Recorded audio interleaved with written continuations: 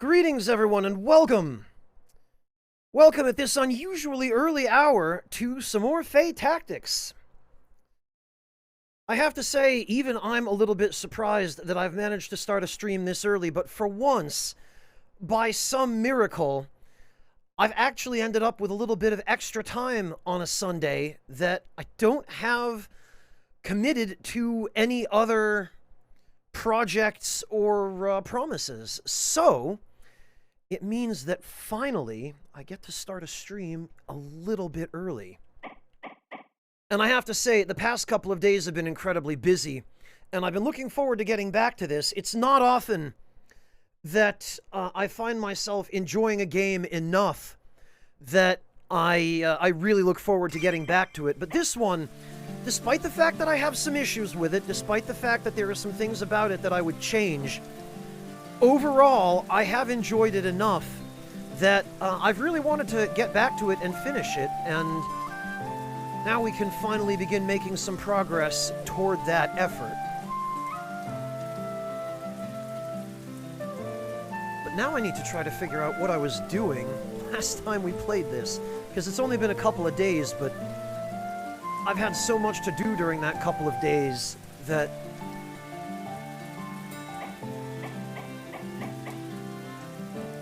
oh, a free battle at Blackwater Marsh. Oh, wait a minute, this was...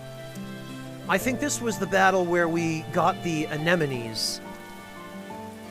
I'm alright, thanks, Dire Phantom. How are you doing? I hope all is well. And actually, it occurs to me that, Dragonab, the earlier stream start time today, probably will work out better for you, because you usually end up having to go to bed within about an hour or so of when I normally start. When I start at the normal time, which is, I guess, not all that normal, now that I think about it. So this should give you an extra couple of hours, at least.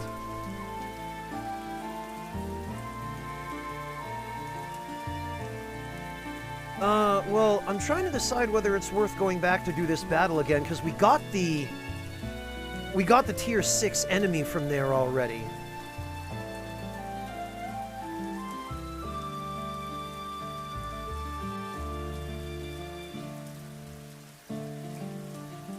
Alright, what else is there? Because we still have to do some of the Stigender challenges, I guess.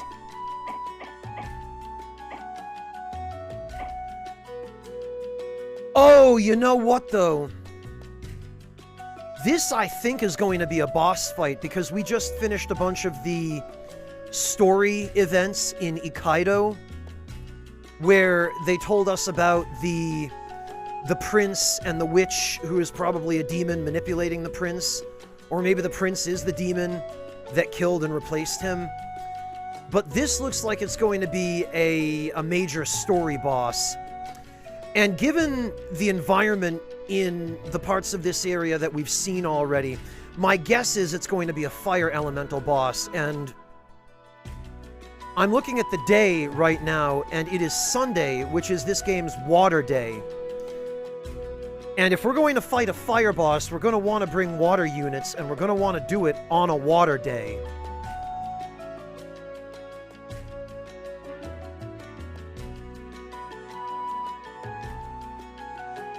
So maybe we should go do this now. The thing is, I'm still not 100% clear on whether each of those sword icons, which represents a separate battle, is going to consume one day.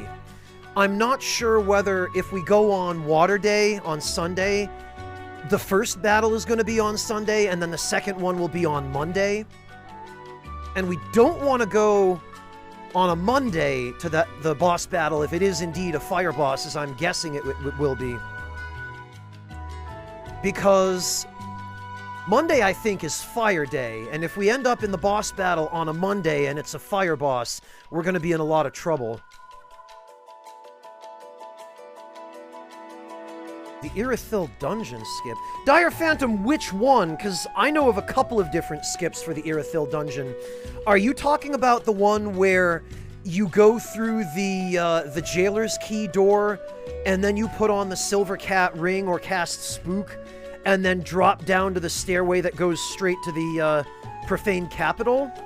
Or are you talking about the one where you clip through the floor?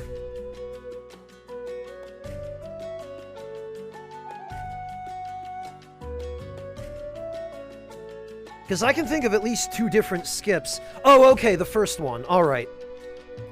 Well, the first one, at the very least, if you keep trying it, you'll eventually get it. It's a little tricky, but it's not horrible.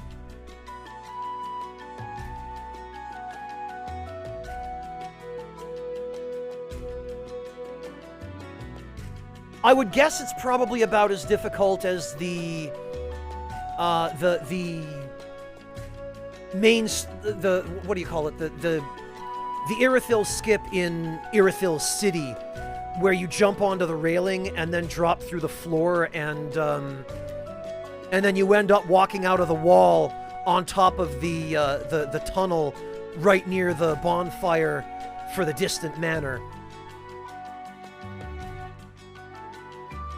Oh, your roll's not making the distance anymore? Just unequip stuff till you get under 30% equip weight, Dire Phantom, and you'll get your full roll distance.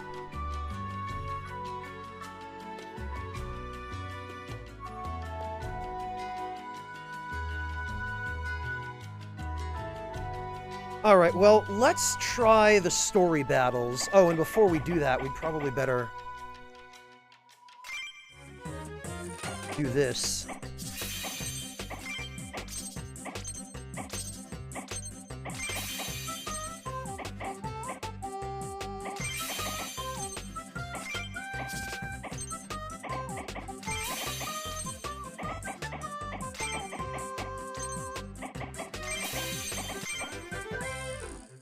What do we got? Plus 10 attack. Burst resist, defense, envy. We probably better double down on the attack. What is giving us the attack? Fish and the wyvern egg. And we've got a couple of rotted meat, so we're going to want early bird.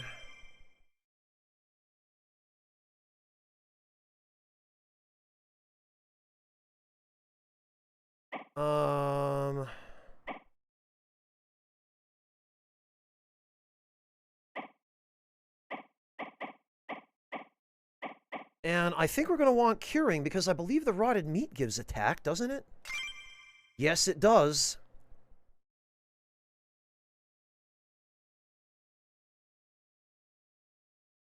Attack and HP. Well, that's not terrible. Hello, Tuna. Welcome. Yeah, it happens, Dire. It happens to me quite a lot when I haven't played in a while.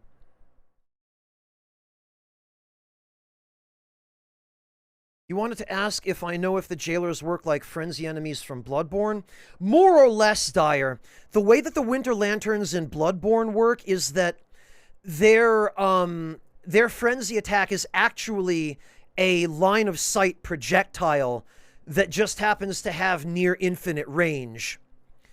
And in Bloodborne, you can actually block with a shield if you have the plank shield or the shield that you get in the DLC.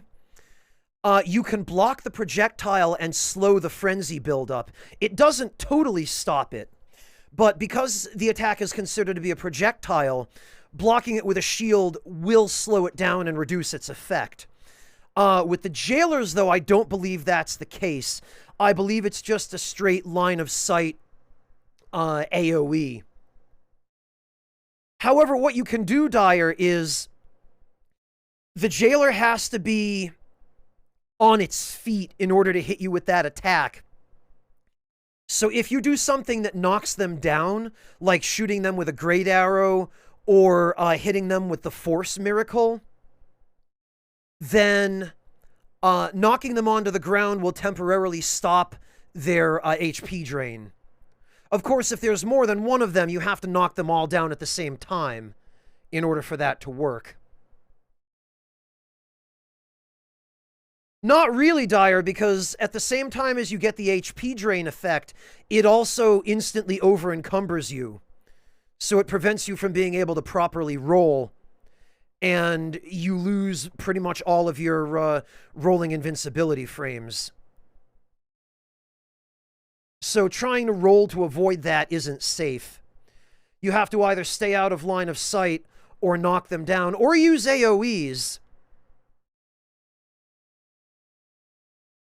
Because if you have something like Wrath of God, or again, even just Force will do it. You can use it to knock them down and either temporarily incapacitate them, or if you have a damaging ability like Pestilent Mist, then you can cast it in their direction from like around a corner.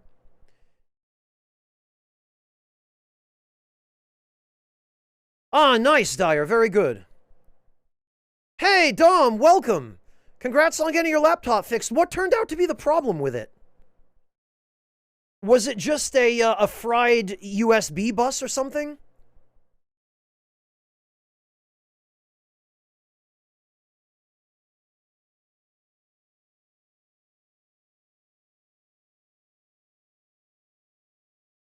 They did tell you, I hope. It got power surged. I was afraid that might have been the case, yeah.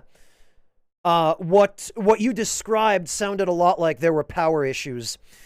What you gotta do, Dom, in order to protect it from having that happen again, is you have to put it on a power strip with surge protection. And I'm talking like good surge protection. You want probably at least 3,000 joules of surge protection if you can get it. And ideally, you'll want to put it on an uninterruptible power supply, because those will have surge protection as well. And a good one will have a lot of surge protection. And it'll also prevent your computer from suddenly losing power if the power goes out, and then being shut off quickly and damaging your hardware or your data. Hey, Tramer.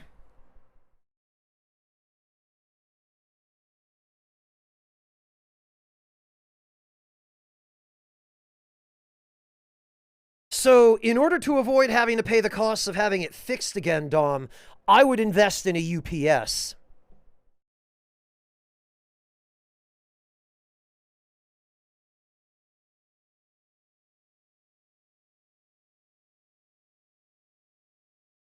All right, well.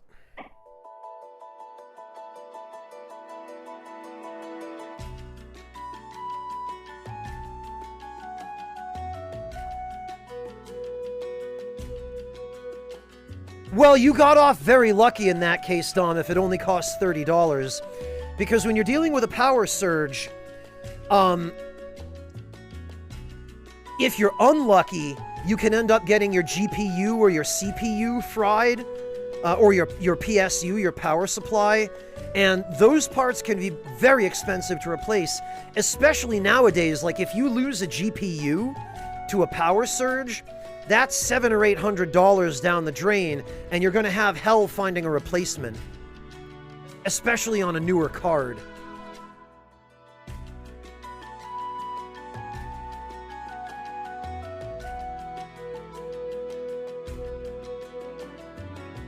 Yeah, Dom, I use a couple of uninterruptible power supplies in my office, and I've only had them for about 6 months, but they've already paid for themselves many times over.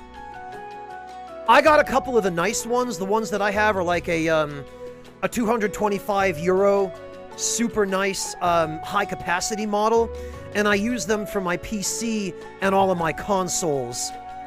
But you probably don't need anything that fancy unless you're, protecting thousands of dollars worth of equipment with them, which I am. I agree with Cream and Sugar that if you're just protecting a consumer-grade PC, you can get a UPS for like $100, $150 US that'll do the job just fine. And you'll be able to plug other things into it as well. You'll want to make sure that it's rated for the amount of voltage your PC is using, but usually a model around that price range will be. And it'll have enough surge protection as well to prevent stuff like this from happening again.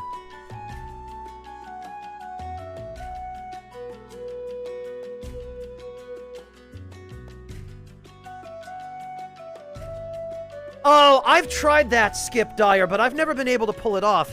You're talking about the one where you jump off the ledge onto the wyvern's head from the ground during one of his attacks, and then you get the jump attack from the ground.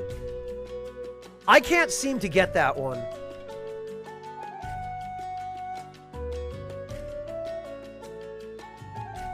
Although I guess there are a few different setups for it, and I haven't tried every setup.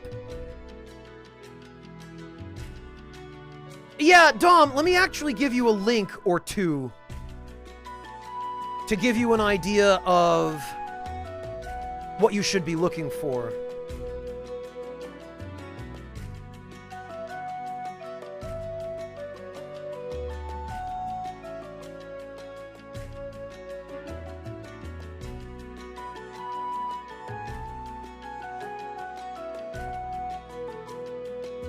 Okay, here we go.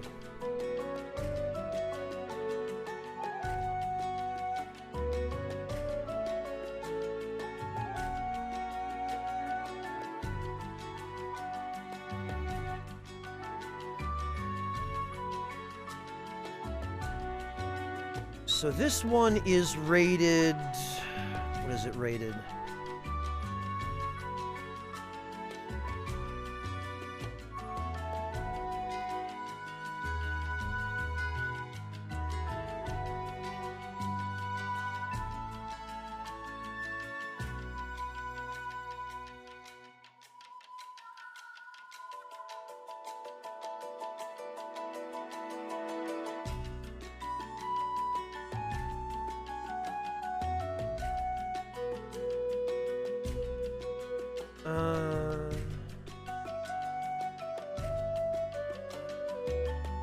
Okay, here we go. This one's rated 1500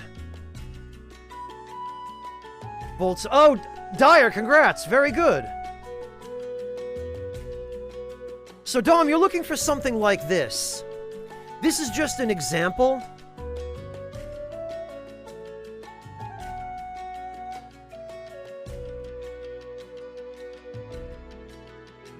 Oh, yikes, Cream. That's pretty sketchy wiring indeed.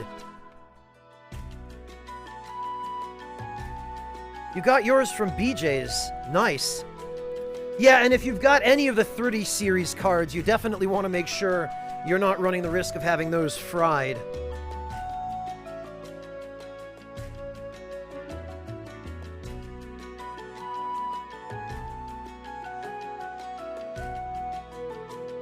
Oh, that's almost the same model you got from BJ's, no kidding.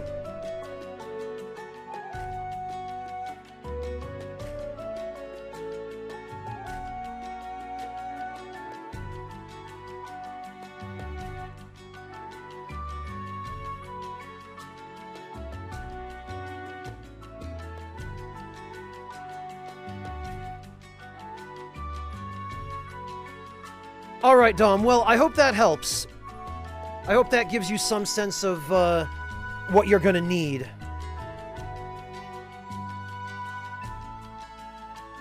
Yeah, the more times you succeed at those skips, Dyer, the easier it becomes to understand how they work, and consequently to reproduce them.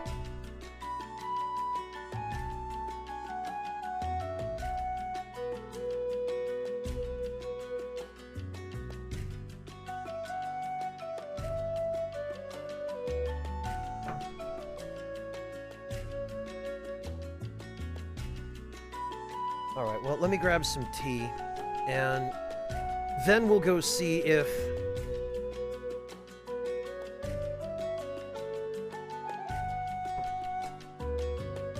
we can do both of these battles on the same day. Oh no, it's not a power strip, Dom. An uninterruptible power supply has its own battery built into it. The way it works is that you plug the UPS into your wall outlet, and the battery in the UPS charges, and then you plug your PC and any other sensitive equipment you want to protect into the outlets on the UPS. And when or if your power goes out, or if there is a surge, the UPS stops drawing power from the wall outlet, and it starts supplying power immediately to whatever is plugged into it from the battery. So the instant your power goes out, the UPS switches over to battery power, and your PC continues running on battery power. And if there's a surge, the UPS absorbs the surge and doesn't pass along the additional current to your devices.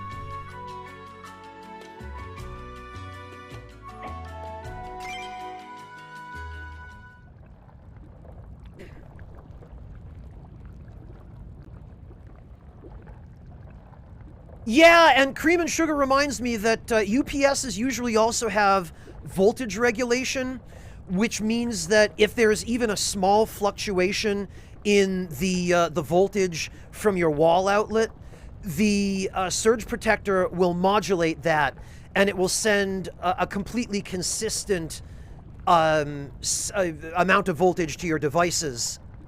So if you get over voltage or under voltage for whatever reason, the UPS will just it will homogenize that to whatever you set it to output. So it's really helpful, Dom, if you live in an older building that has maybe like older copper wiring or something that's corroded and you're not getting consistent voltage through it. The UPS can help with that. Ah, hey Breakfast, welcome!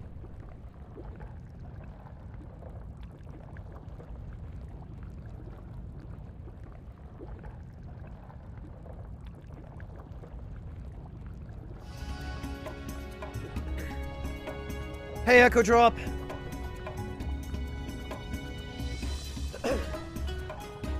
It's the witch! She's come to kill Prince Mercury just as Bellona said. Cardia, why are you with the witch? She has betrayed us just like her coward of a brother. Frederick, where is he? You'll be with him soon enough.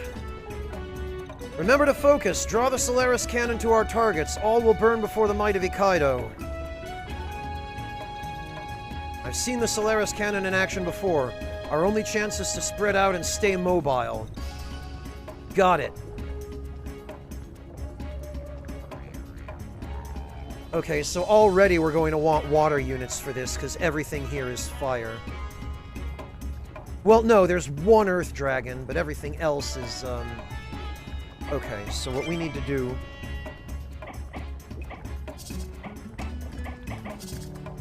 is we need to bring Pyachin. And I'm pretty sure the only other water unit we potentially have is Claudia, and Claudia's water form is really disappointing.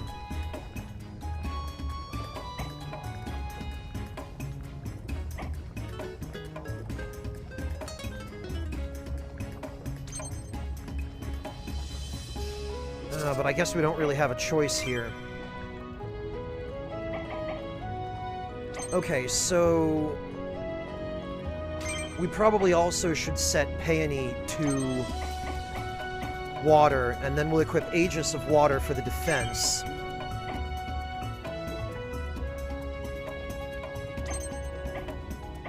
And we should probably give...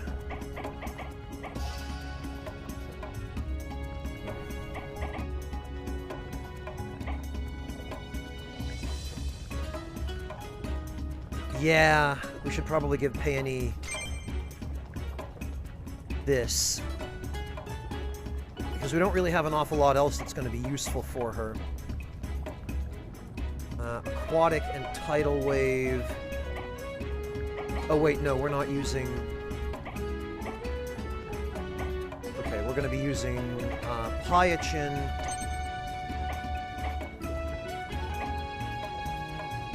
So actually, Pyachin probably... well, what could we give her? Pyachin is already aquatic, so this is going to be superfluous. Defense, evade, and fireball, that'll be worthless. Oh, plus 15 reaction and stone skin would be good for Pyachin, because her reaction with the teamwork ability have a massive range. Hey, Meowtroid! I mean, it's relatively new, but I've been playing it for several days now. And Monotone! Monotone, are you home? Welcome home!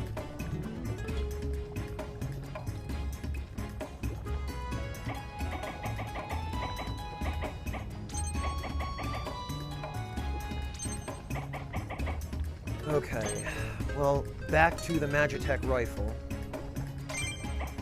Okay, Witch Ward, teamwork. We're gonna, I guess...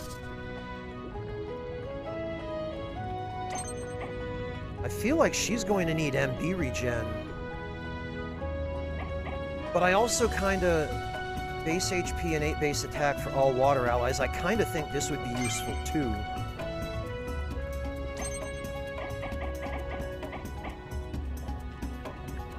Ice allies...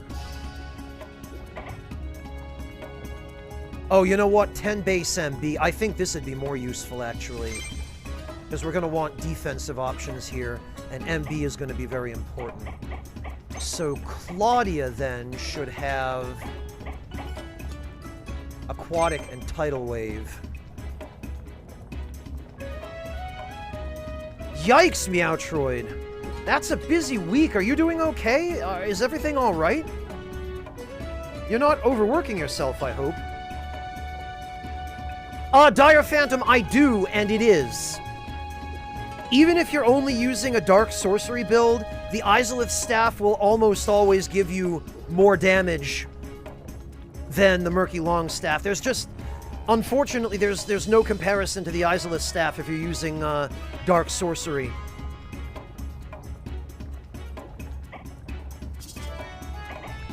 Okay, and for summons... Oh, we've already got the Anemone ready to go, so that's fine. Alright, so let's do this, I think. Oh, wait, spells. Right. Okay, so we're gonna probably want to get rid of... Oh, I know exactly what we're gonna want to do here. We're gonna want to swap that for Grace of Nixie.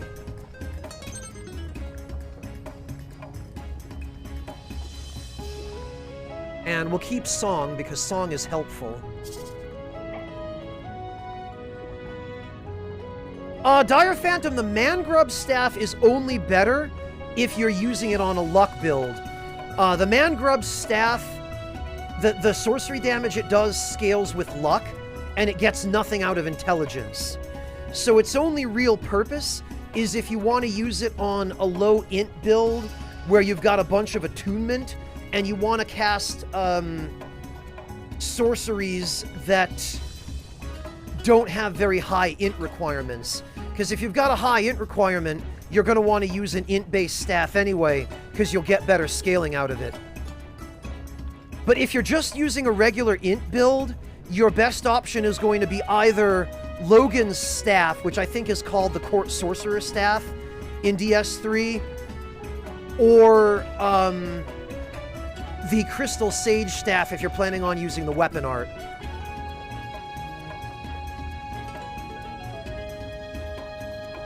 Oh, yikes, Meowtroid. Yeah, any kind of retail is hell. Get out of there when you can. Jeez. Oh, Monotone, you got altitude sickness? You poor thing, you must be used to having plenty of oxygen. I'm sorry to hear that. Well, Meowtroid, if people would start practicing social distancing and wearing masks and getting their damn vaccines, maybe it would end. But look on the bright side, Meowtroid. It's going to end soon enough one way or another, because eventually all the anti-maskers and anti-vaxxers are going to die of COVID, and then we won't have to worry anymore.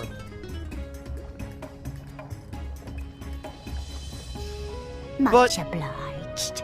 Zyric, welcome back! Thank you so much for the resub! But Meowtroid, you should still get out while you can, when you can. You did day 2, Monotone? Ouch. I'm sorry to hear that. Kind of ironic, isn't it, Monotone, that you got altitude sickness when you were carrying around all that scuba gear and those oxygen tanks. You could have just walked around with an oxygen tank on.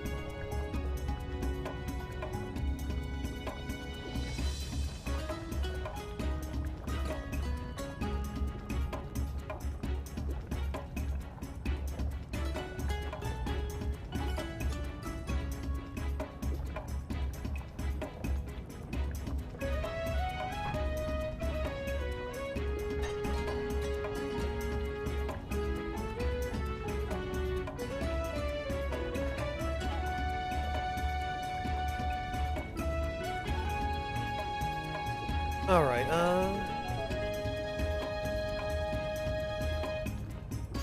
Oh, really, Monotone? I was under the impression they were much deeper than that.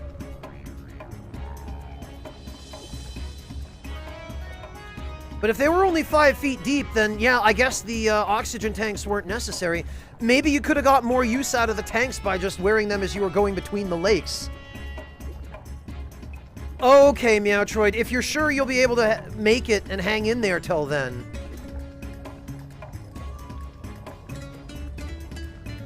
Probably not, Dire, no, because the Court Sorcerer staff still gets better scaling for int than the Mangrub staff does for luck.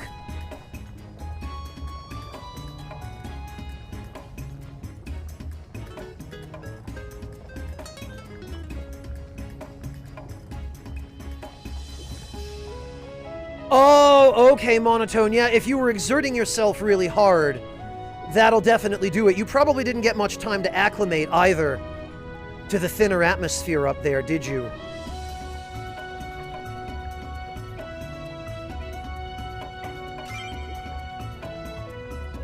Yeah, Dire, there's just really no practical use for the Mangrub staff. It's just a gimmicky, pointless reward for rank 3 in Rosaria's fingers.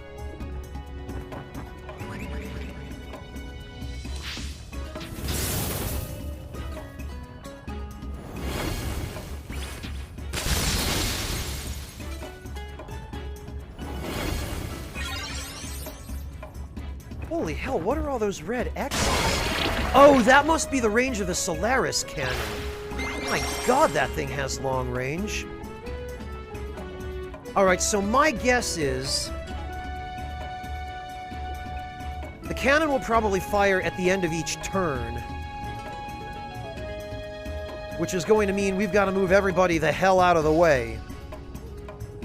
And we can't have anybody stop on one of those spaces. Claudia's gonna hold off, actually.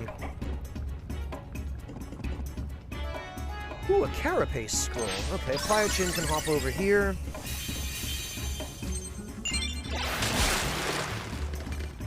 Zap.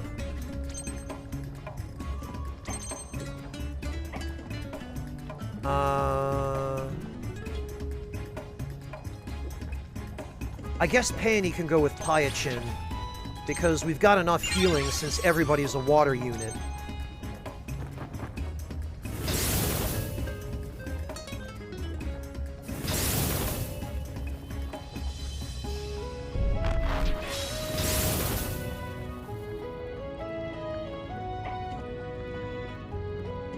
Okay, we're gonna move him over here so he doesn't get hit by the cannon.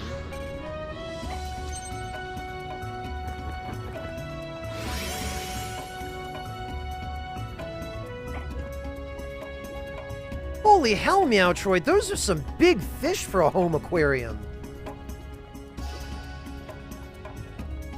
How big is your aquarium, or are you keeping them in a pond outside?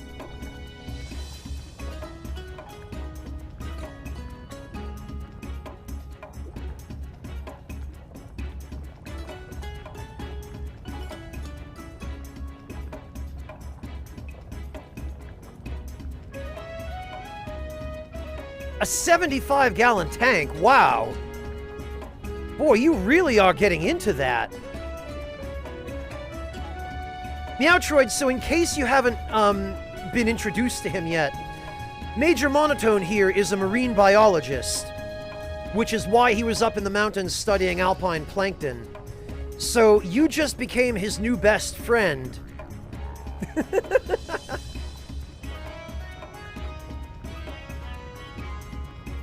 Yeah, the goldfish is a big, big fish. That guy or girl is going to need a pond.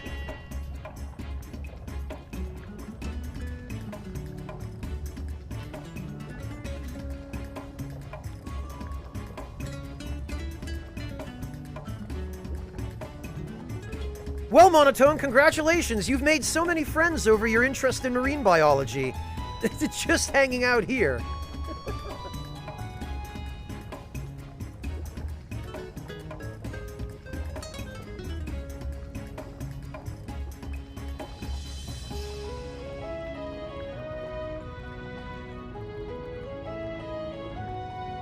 Now, Monotone, how do river tanks work? Are they just tanks that flow water from one end to the other?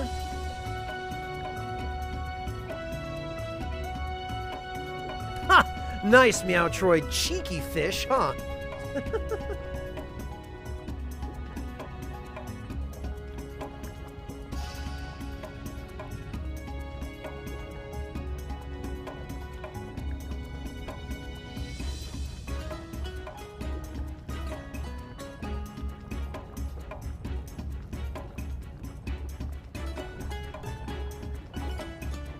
I kind of imagine a river tank as like a smaller version of a wave pool for people to swim in.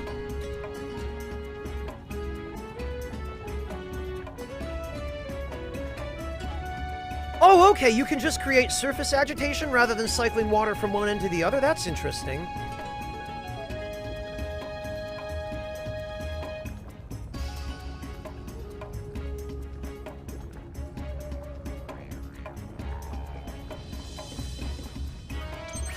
Let's... God, Claudia's damage is pathetic. Oh, okay, we can't, Wait, yes, we can. No, you know what? We should probably move this one up ahead to help protect Cardia.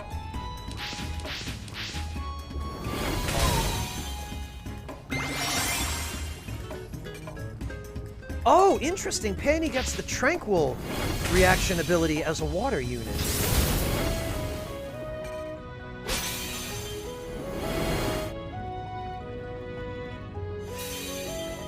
Oh, okay, Monotone. That makes sense.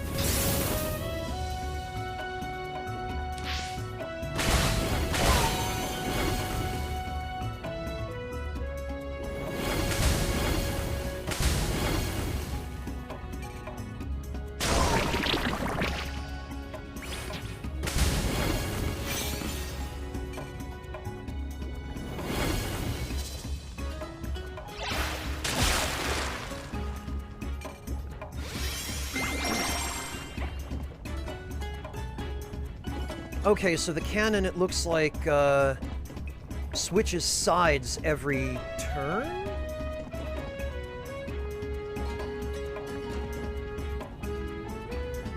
Wait, what the hell? Is this thing the cannon? Because it originates at him.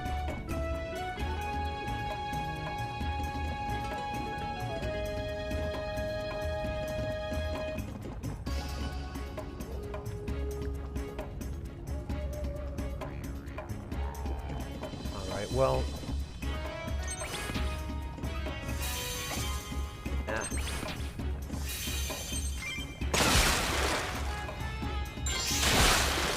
Ah, nice! Later, loser. We just knocked one of the bosses into the lava.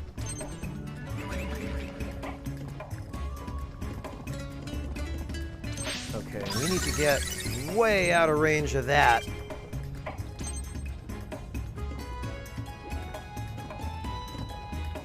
Is this hex safe? It looks like it is. So we're going to... Wait a minute, this is... Oh, the anemone is already level 60. Okay, so we don't even need that. It looks like that salamander is going to get fried by the cannon.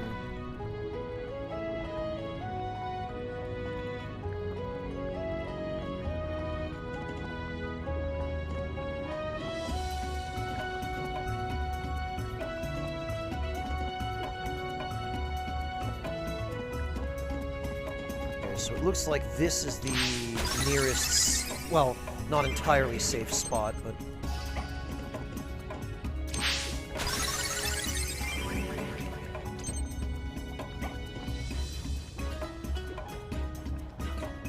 And we gotta get Peony the hell out of here.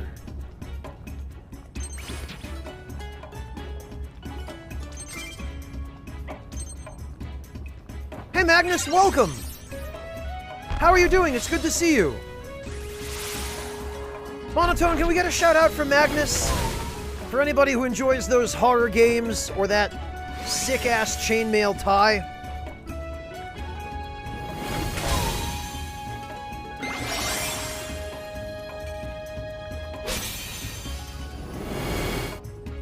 Wow, okay. So that's what the cannon does.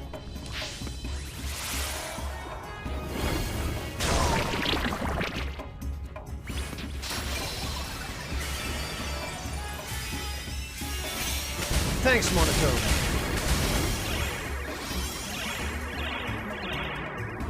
Well, Cardia just set pretty much the entire enemy team on fire.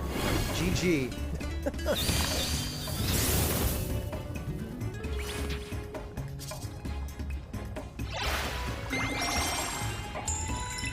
Oh, very interesting, Magnus. What exactly is a crunch burger?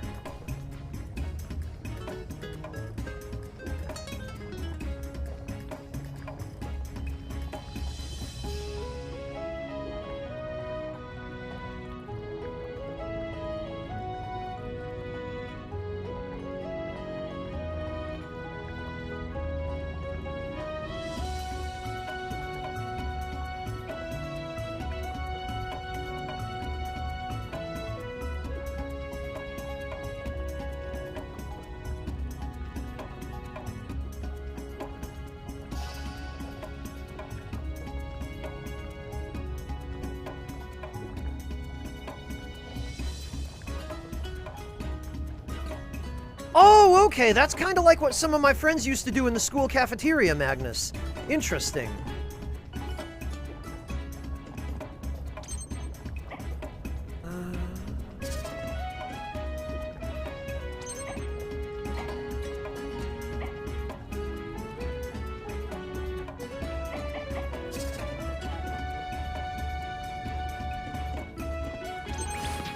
Well, how about...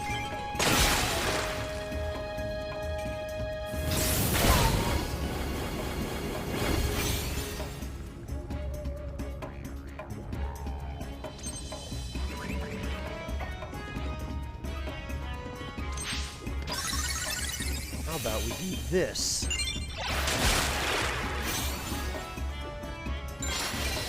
Because Claudia should be... Yeah, there we go. She should be able to assist. Because maybe the one good thing about Claudia is that even though she's a ranged unit, she still gets a melee counter.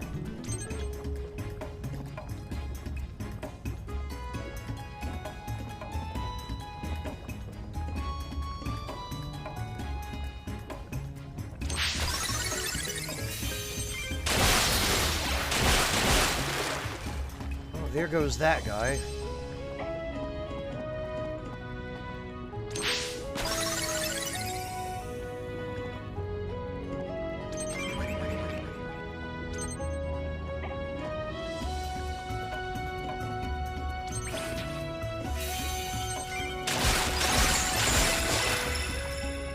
Ah, come on, that's stupid evade. I knew that was going to happen. That's fine. We'll be able to get these guys with AoEs.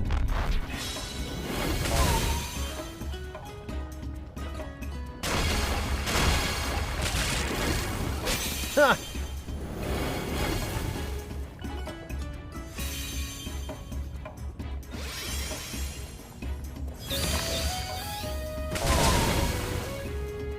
Oh, fantastic, Dyer! I'm glad you had an opportunity to check her out. She just yesterday started Dark Souls 2 for the first time.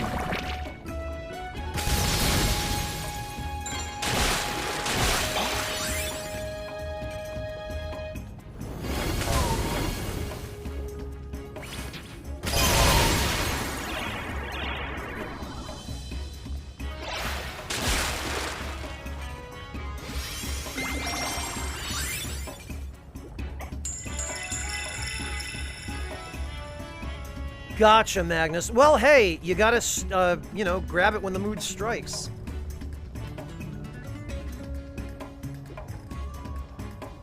Oh, poor chicken, Dyer.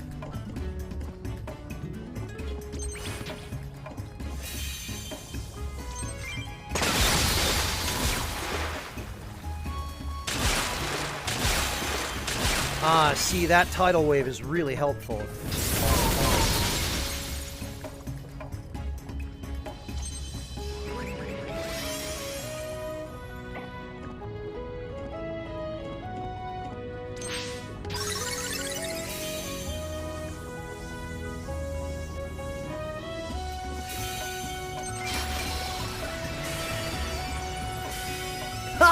Monotone, I'm glad you're so enthusiastic about that.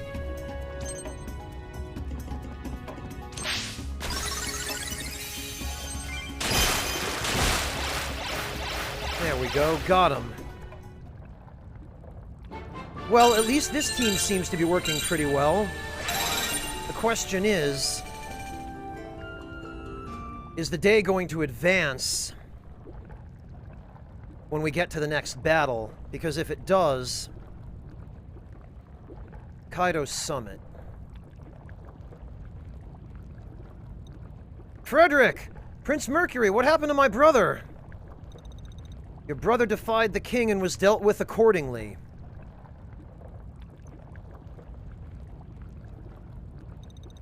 I wasn't speaking to you, witch. The prince doesn't have to waste words on a traitor. Silence, Bellona.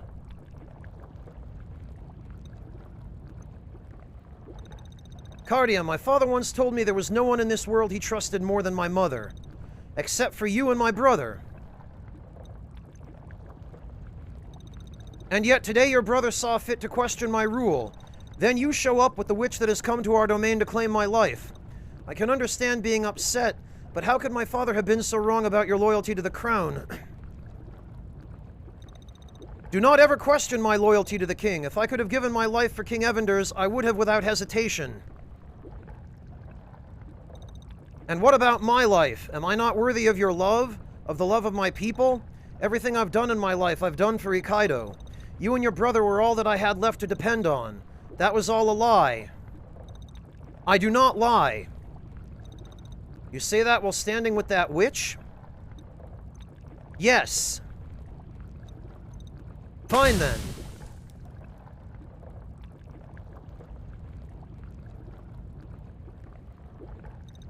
Prince Mercury, what? I don't know what manner of creature this thing is, but we must strike now. So you figured me out, did you? You let your true mana slip out when you attacked Frederick. It's cute that you think this could hold me. I knew it. One or the other of them would be... Okay. Oh, snap. Wow, these expressions. What on earth are you? What's this? Would seem that most of my mana has been suppressed. I may have underestimated you, half-breed.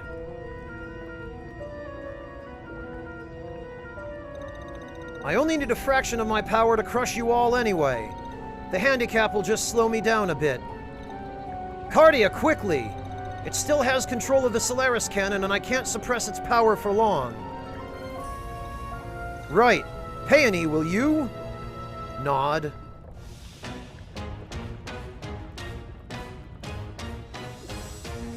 Okay, it is still Sunday, so the day doesn't change from one story battle to the next in a sequence. Good, because if it did, we would have gotten here on Fire Day and we'd have been in real trouble. Alright, do we have any reason to use teleport here? I suppose we probably do, actually. Because we're going to have to get rid of these well, actually, the monototems will destroy by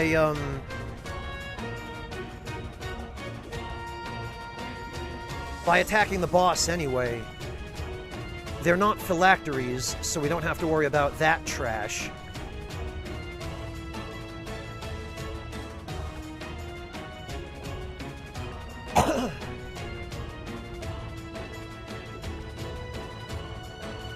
Well, Meowtroid, I think Mercury is every bit as devious as he looks. The problem is, it looks like he's an actual unit that we're gonna have to protect. Yeah, he is. And he's got a good amount of HP and mana barrier, but the boss probably... Yeah. The boss probably has quite a lot more. Alright, what are we dealing with? Leap. Quick. Exploit. Counterattack. Attacks hit all enemies in range. Great, so we're going to need to spread everyone out again. This gimmick of the enemy having a range of 3 and having attacks that hit all targets in range is getting really old. They've been overusing this quite a lot. 34 MB regeneration each turn. Oh, after one attack, the next will deal crit damage. Great. 50 durability Apex. Jeez. Well, we'll deplete that pretty quickly with our water attacks, so... Creates a destructive wave when landing, steals defense. Well, we've got Apex, so he shouldn't be able to lower our defense. 50% chance of burn, but we'll have regen, so that won't matter, because regen makes us immune to burn. Blade Aura, multi-spell, of course, and mana burn, so he's just a typical cheating boss. Thank you. Thank you dearly. Aratos, thank you so much for the resub. Welcome back. Great to see you. Okay, so, we don't really have a use case for teleport here. And I'm not even sure we have much use for song.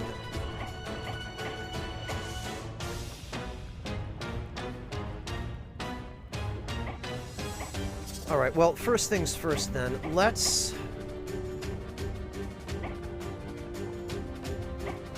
switch out teleport for...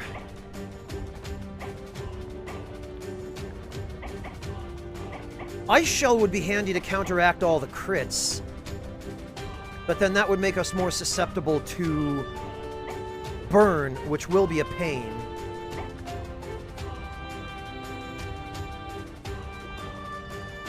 Acid Rain might be handy for lowering defense, but I feel like we want to be able to drain his Ultra, because we don't need him spamming an Ultra, so we'll use Dull Power. And actually, it reduces his resistance, so... Dire, it depends on what pyromancies you intend to use. The regular Pyromancy Flame has more raw damage, but the Parting Pyromancy Flame creates a close range combustion type effect on almost any spell you cast with it. So if you're going to be using a spell like Great Combustion or Black Flame or anything that's like really close range, you're better off using the Parting Flame because you'll get more total damage out of the spell plus the Parting Flame's unique combustion effect. Additionally, the Parting Flame can recharge your Estus Flask. For every, I think it's 10 or 12 enemies you kill, the Parting Flame will start to glow, and if you use its weapon art when it's glowing, it'll recharge 1 HP Estus Flask charge.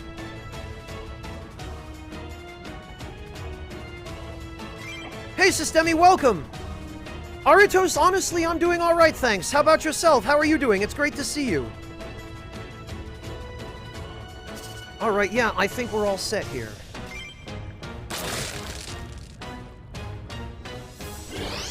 The glitch, Dire? I wasn't aware that there was a glitch that utilizes the Parting Flame.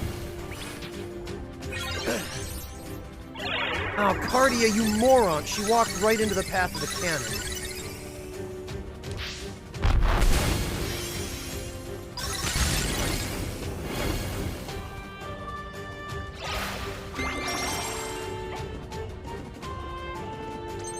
Alright, well...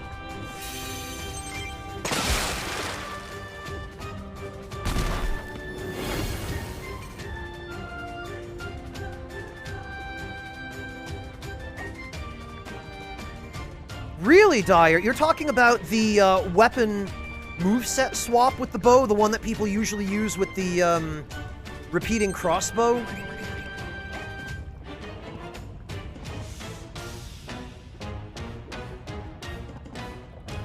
Much obliged. Meowtroid, thank you so much for the Prime sub. I really appreciate that. Welcome back. Yeah, I don't know why... I mean, I do know why. The Twitch mobile app is garbage, that's why. Yikes, Aratos, I'm sorry to hear that, but I'm glad it didn't damage anything you cared about from the sounds of it.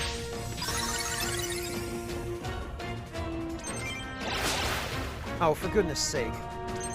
Right, we need to get somebody over to Mercury, because I am very worried that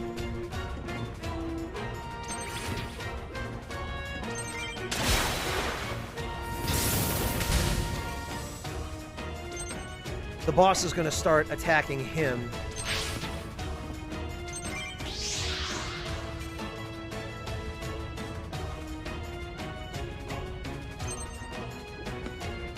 Floofin is assuming Aritos had flood insurance. Because if not, then it's going to be a pain.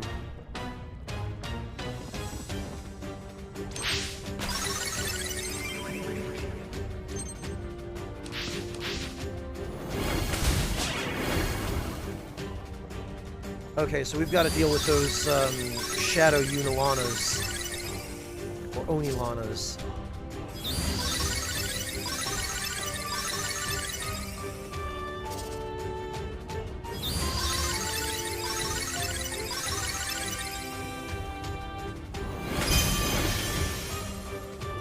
Oh, and they're attacking Mercury, the monototems. Okay, well, we've got to deal with them quick then.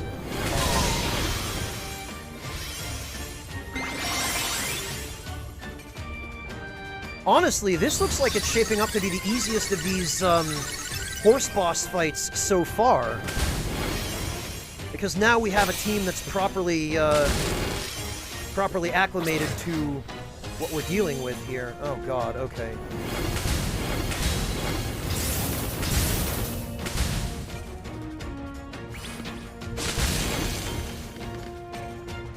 Oh, okay, she got one of the squirrels. Oh, it looks like Mercury's spell is taking away the boss's apex. So in 5 turns, the boss will have no more apex. Alright, well, we'll send Claudia to go deal with those monototems.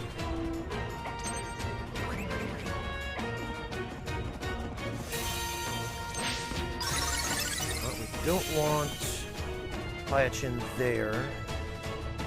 I think this is a safe spot to stand. It looks like it should be.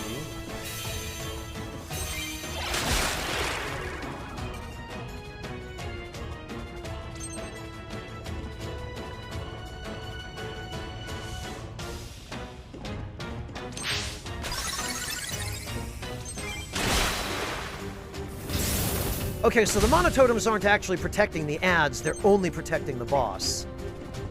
In that case...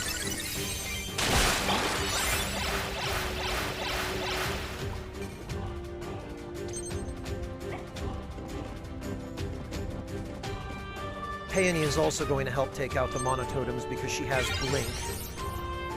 Oh, whoops, damn it. I made her stop on a space that's going to get hit. Whatever. She'll be able to tank it. We've got plenty of protection.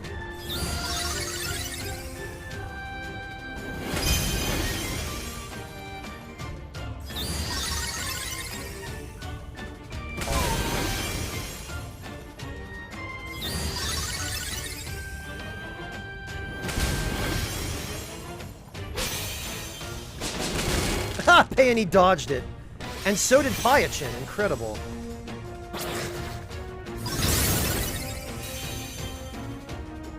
Alright, so it looks like Mercury is just losing MB and health every turn. I thought something was attacking him, but...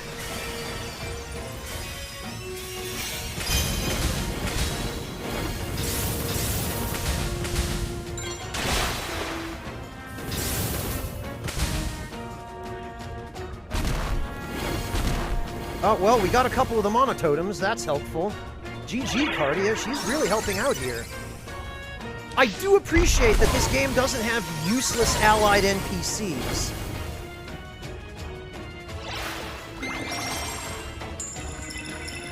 Alright, so what's the deal? Weight skill Wrath. Okay, yeah, he's losing Mana Barrier pretty quickly.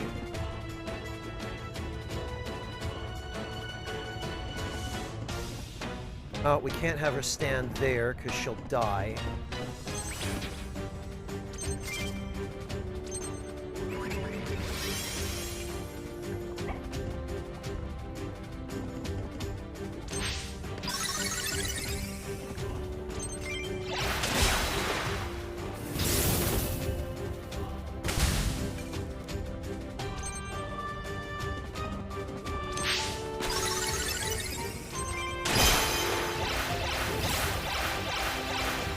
Ah, it wasn't enough to get that mana totem. Blast it. Whatever.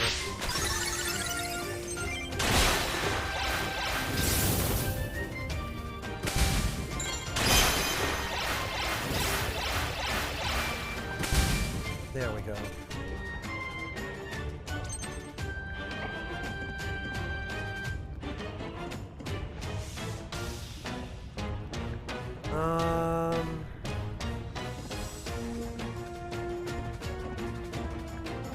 Is this square safe? I don't see an X on it. Right, so Peony can take care of Mercury if need be. She'll have the ability to heal him. Now we just need to deal with those mana totems. Yes, it is an indie RPG, Meowtroid. It came out last year, I think? So it's been out for a year already. Dear God! Why is he taking so much critical damage?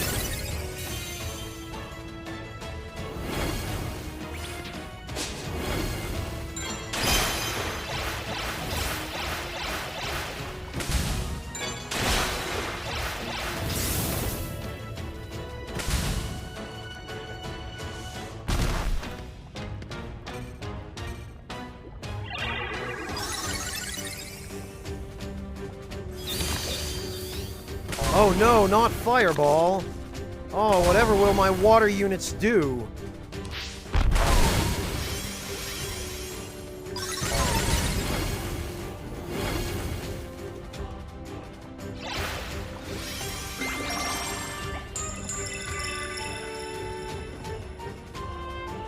Okay, Claudia can... Oh, you know what?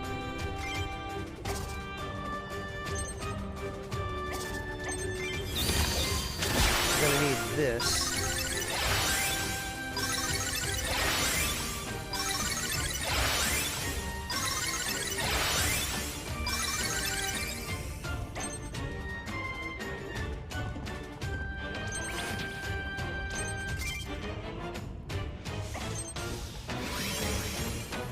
Okay, and you know what? Let's get rid of this mana totem.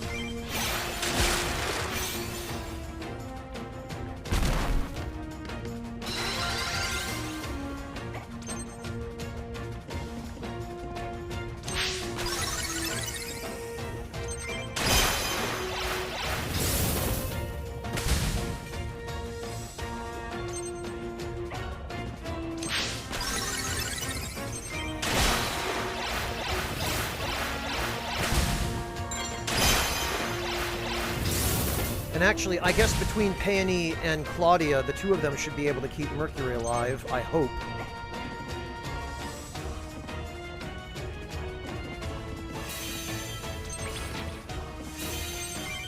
Alright. Last, fire totem down.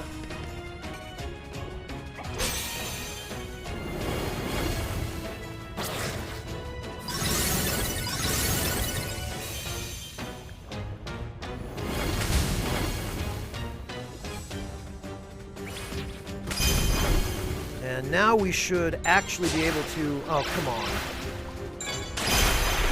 Okay, well now we're dealing damage at least.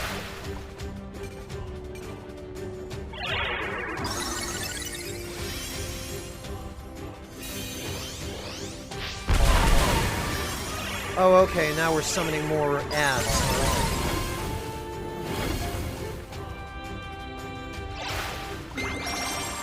Wait, hang on a minute. We just saw something on him called Unseen Color. What is that? Blade Aura, Multi-Spell... There are down arrows on him.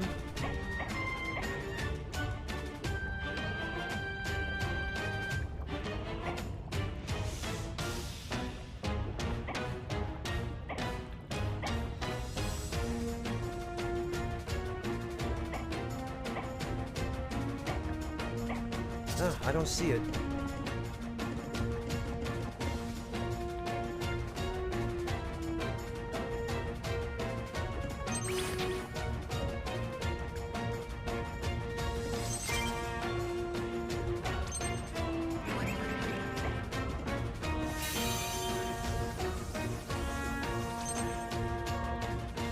Alright, well, we'll give this a shot then.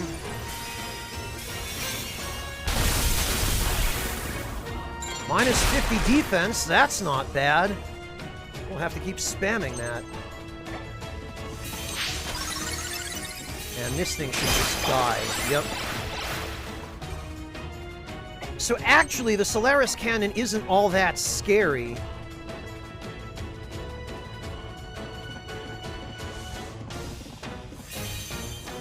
We'll do 160 damage to him. No, you know what? We're gonna get out of the way of that cannon.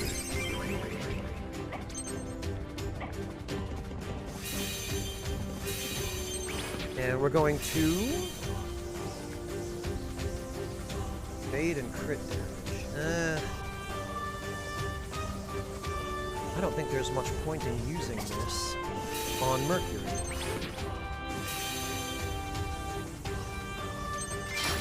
We could, however, give it to Claudia. I'm doing all right, thanks, Red. How about you? How are you doing?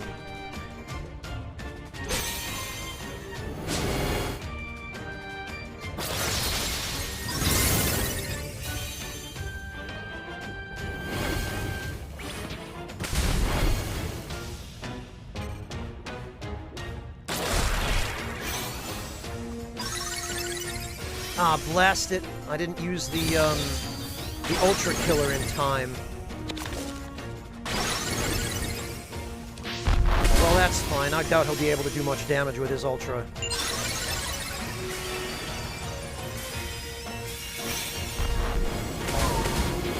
Yup, 19 damage from that.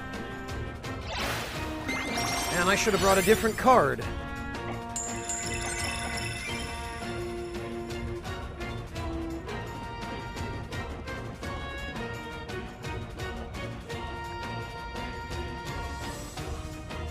Now, they've all got Rage.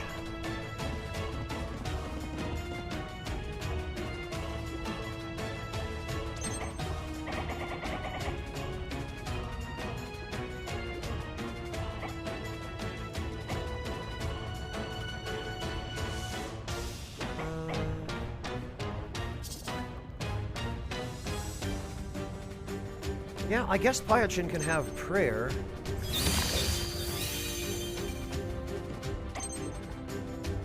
Glad to hear that, Red. Yeah, it's on Steam and Switch, I think.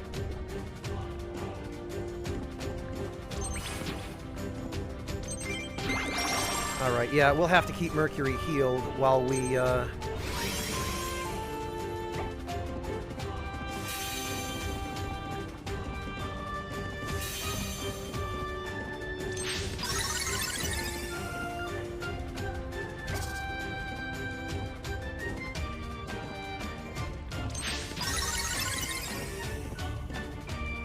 What? Oh, her range is 1 vertical. Damn it. Fine. We'll eat the hit from the Solaris Cannon, because we've got plus defense, and fire, not exactly immunity, but near immunity.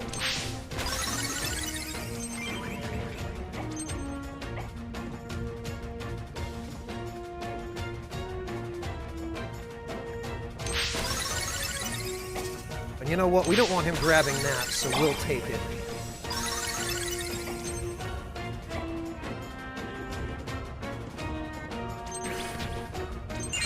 We'll grab that, too.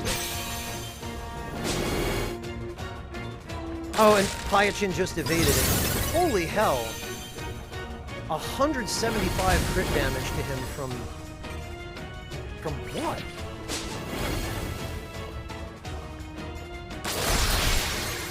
Oh, dear God, he's taking crit damage from something, too. Oh, from Mercury's spell. Okay, so...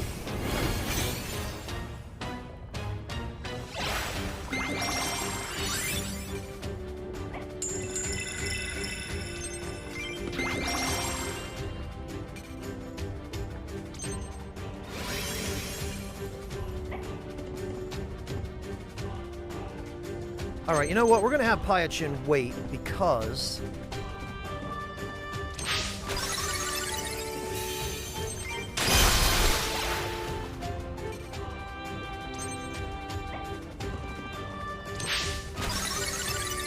we want to get everyone in positions first. Ah, come on. Alright, fine.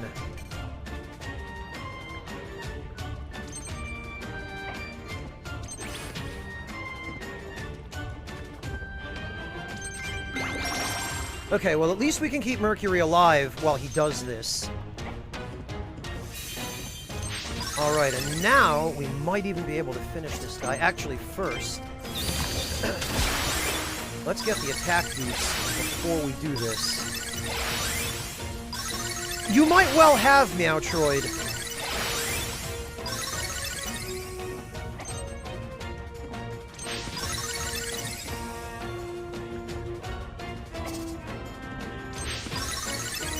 Oh, right. Pyachin doesn't have enough vertical reach. Okay. Well, he's gonna get hit 3 times by this, and all of them will be crits. And he loses 50 defense. I think... he's 100 HP.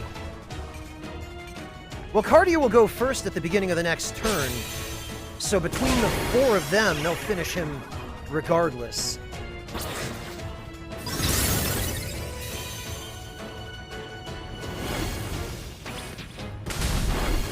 Yep, there we go.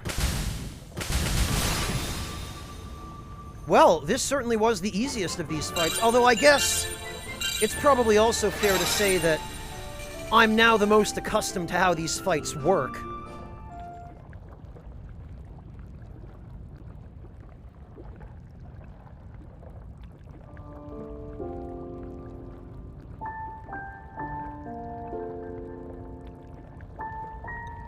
Frederick, you were supposed to wait for me to come back with the witch. You knew that was the plan. You knew. That girl at the hidden camp has your child in her now. Oh, great. How could you leave them behind? Cardia, I'm sorry we didn't get here sooner. Frederick had not forced its hand, I wouldn't have detected the creature until it was too late. Cardia, know that I never questioned you or Frederick's loyalty. I had to play along until the creature let its guard down. Are you alright, Prince Mercury? I know you avoid using magic because of the damage it does to your body. Oh, that's why he kept taking damage. It hurts, but I'll be fine.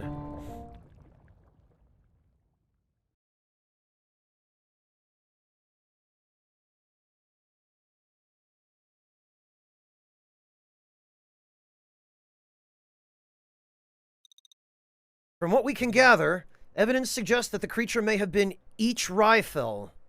I mean, we did find that out during the fight. The Primal Elemental? Yes. Who is each Ryfel? Of the 4 Primal Brothers, he was the first flame from which all fire was born. Do you know what he was planning? He wanted us to go to war with the nearby kingdoms. Under threat of the Solaris Cannon, they would give us a share of their resources or burn. I'm sure he also planned to kill me and take my place at some point. We are in the process of dismantling the Solaris Cannon. So you don't plan to use it? No good can come of something made by that creature. We have to take it apart slowly so it doesn't go off. In its current unfinished state, it will only pose a threat to Ikaido. Bellona, or Ryfel I should say, was the only one who knew how to complete the cannon. There are many who will not be happy with this. It is time that I accept there is no way I can please everyone. I will find my own way to protect Ikaido. A way that does not dishonor my father's memory. He would never have agreed to create such a thing. I believe you were right. So what will you do now? First, we will bring in the Shialans from the hidden camp. We must officially acknowledge their presence in Ikaido. The one carrying Frederick's... Frederick's? God... I know I say this every time we play this game, but... whoever wrote this text probably didn't even pass elementary school. Frederick's child will be brought to the palace. The mother and child will be safe here. The endorsement of those saved by Frederick should help to re-establish relations with the humans. Prince Mercury, I understand you feel responsible for my brother, but allowing more humans in after what happened with Bologna won't sit well with our people. I have a plan to temper their doubts, though admittedly it's a long shot. I will ask that you marry me, Cardia. What? I've known you my entire life. There is no one I trust more than you. You are a war hero from our time sealed beyond the gates. And you protected all of us from each rifle's plot. No one in the High Court would dare question your commitment to our people. You have earned the love of all of Ikaido. Being half human, I will not live anywhere near as long as a full-blooded elf would. If you become queen, no one can oppose your claim to lead Ikaido when I am gone. I'm not asking you to love me. I'm asking you to protect Ikaido as you always have. Prince Mercury, if you accept, your brother's child will be kin to royalty. As such, the child would be afforded the same protection I had. It would be the least I could do to honor Frederick's sacrifice. Now they spell Frederick's correctly with the contraction. The text in this game is written like the person who wrote it just had no concept of how punctuation works. Random words are capitalized with no rhyme or reason to them. Punctuation marks are just sort of thrown in.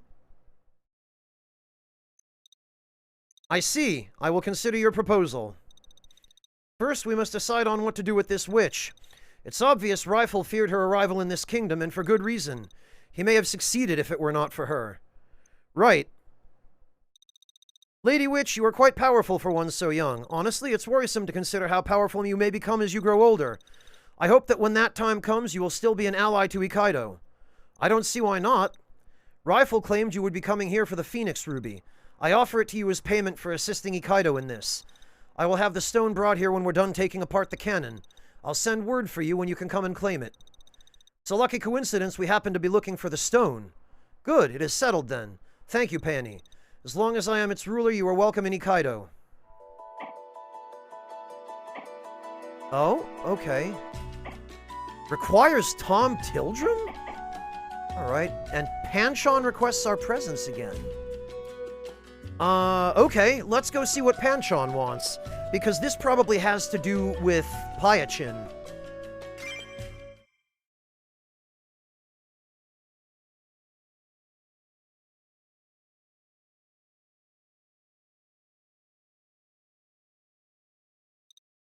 Hey, Panchon, what did you want to see us about? It's regarding the nobles involved in Atri's assassination. I have some good news and some bad news. What have you learned? While there were many nobles tangentially involved, the main person that worked directly with Kikin and influenced the other nobles has been identified. We received the information from someone who claims to be a friend of yours. What? Who? Ruby? Oh, this is the thief lady we rescued from the prison. It's been a while. Ruby is a known smuggler in Obanon. Was. Kikin put an end to that, remember. Right. She worked only for the most elite of the nobility back then, so she has a unique insight into the events around Atri's murder.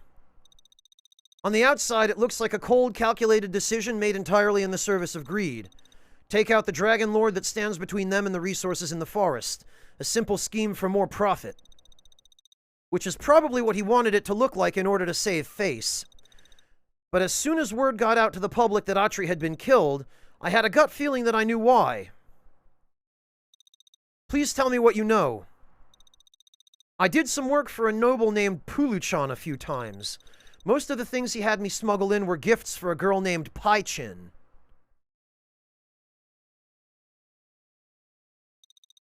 Turns out she had rejected all of his gifts and advances. I remember the day Paichin left to work in Atri's forest. I happened to be on Puluchan's estate making a drop-off. He was saltier than a pirate's seat cheeks. He's convinced the other nobles this was about business. If you had seen him the day she left, you would know all of this was to get back at her for rejecting him. Where is he? That's where the bad news comes in.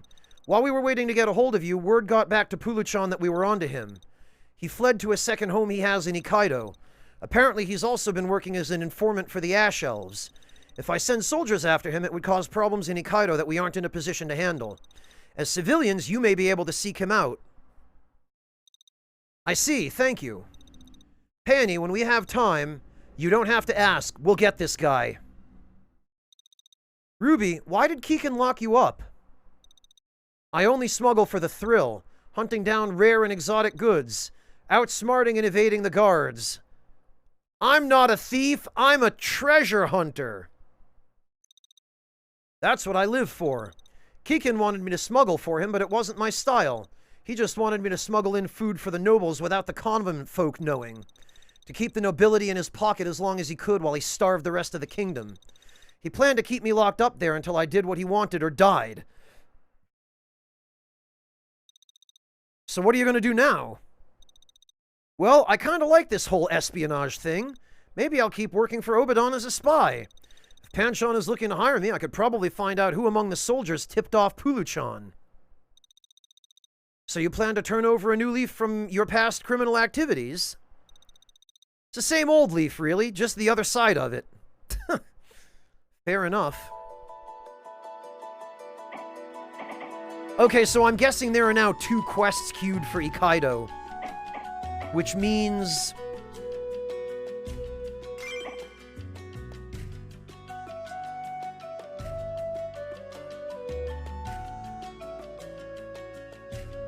that it is time to swap in Tom. And I'm going to leave the water set up on everybody, because we're going to want Pyachin anyway. And I have a sneaking suspicion we're going to be up against fire enemies again, so...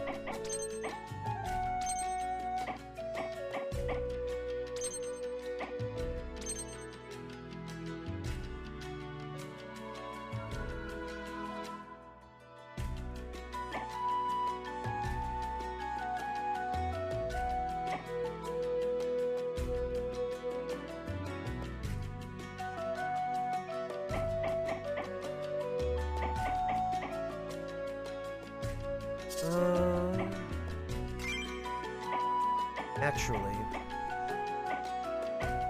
Water Apex.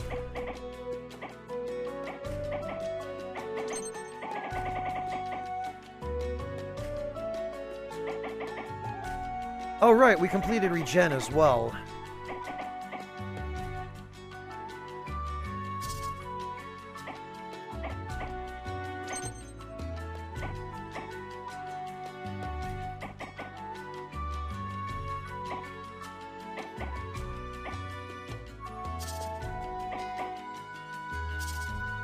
Alright, well that should do then.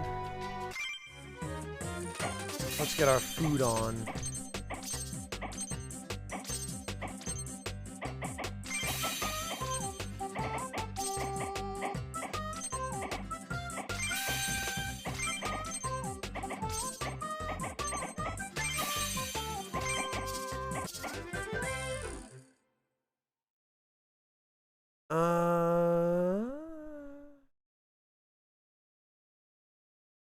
Oh, we didn't even get a movement ability. Well, whatever.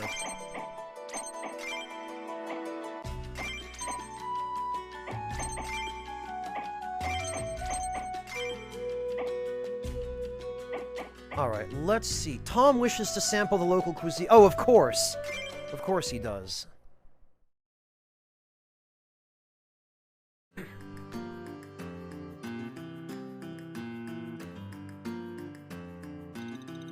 I've heard that the elves of Hokkaido are masters of heat and meat. They use special enchanted blades that preserve and enhance the flavor of the meat butchered with it. I want one. Oh ho ho. So you've heard about us, have you? Well, it's no surprise word got around about our spicy meats. The power of our flavors is known to bring tears to the eyes of kings, after all. Was it because it was too hot? Spicy food makes me cry too sometimes. Then my nose gets all runny. Yeah, that's the worst part about spicy food. I love everything else about it, but the runny nose is the worst. No, they were tears of joy. Joy that can only be attained by traveling through the flavorscape that is elven spices. Is this guy just Guy Fieri? One knife, please. Sorry, but our meat cleavers are not for sale. Trade secrets and all that.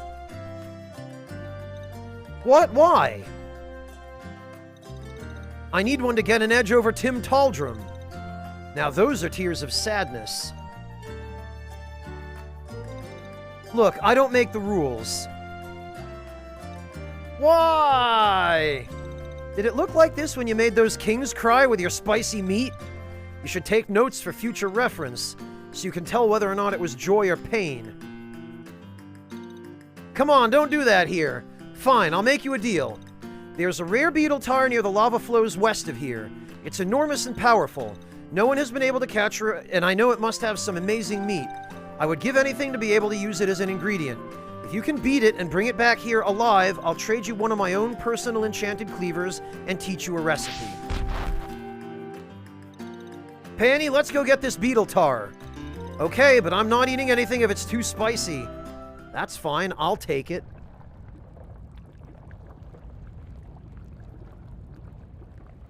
Apple pie hot dog, Zaratos? No, I haven't. But I'm glad he's still being Guy Fieri.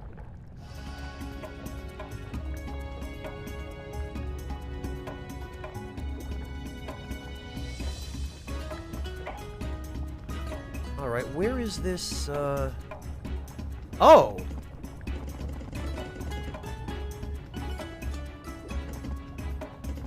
Jumbo beetle tar, huh?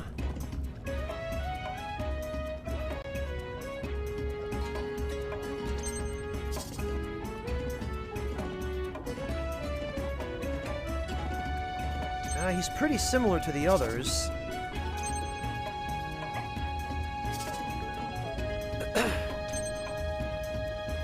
Alright, splash, wrath, counter, teamwork. Okay, this isn't too bad. I think we should be fine.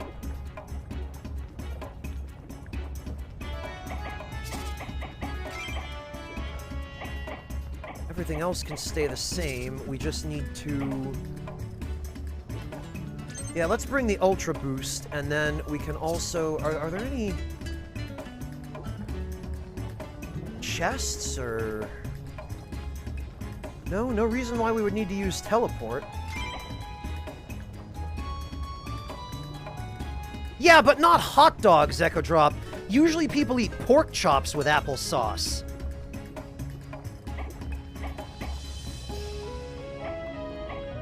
And hot dogs are no pork chop.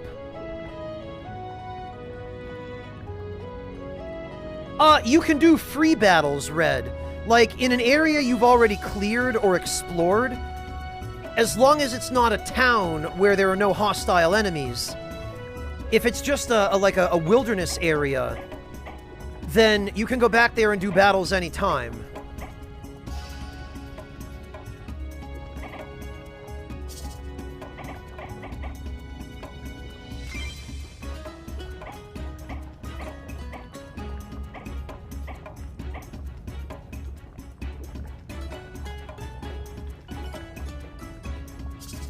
Alright, well, this is the best we're going to be able to do. Tom is not going to be ideal here, because he's an ice type, and pretty much every enemy on this map is fire-based.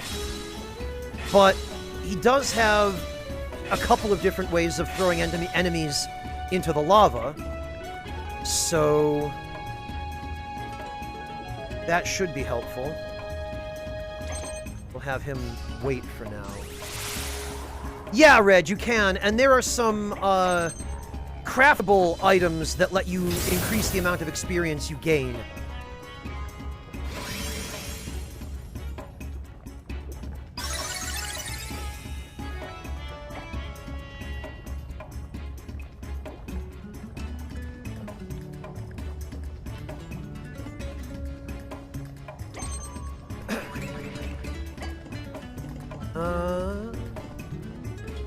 You know, in Pyachin's case, it might make more sense to have her go over to the cauldron and get the rage buff.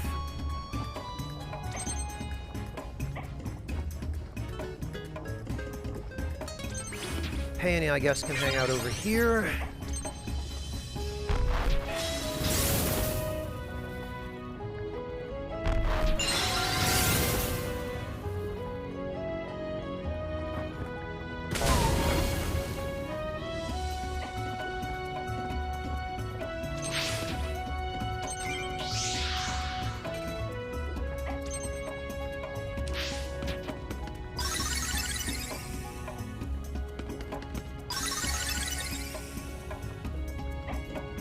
This is Tom again. Okay, yeah,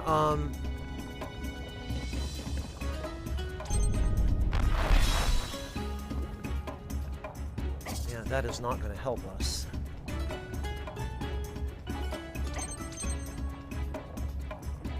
Oh, you know what will, though? We can use the anemones to knock these guys into the water. Or just kill them. That's fine. Hey, Windar, welcome!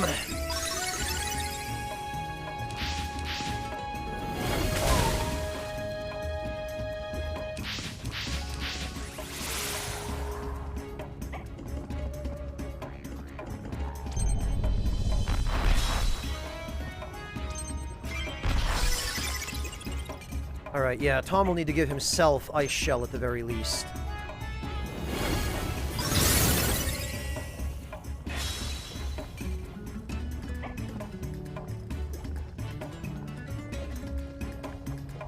Oh, you know what? And now he can use the fishing rod to throw this salamander into the lava. Check this out. Oh, we didn't have enough. Damn it.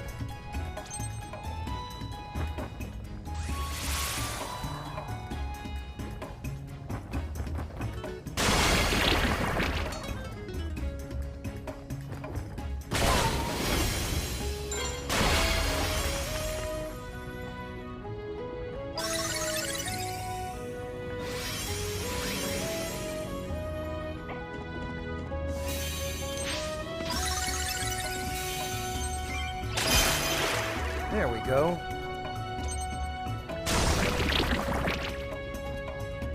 Right, we'll have that one wait, because we're going to need this one to come over here and cure that poison.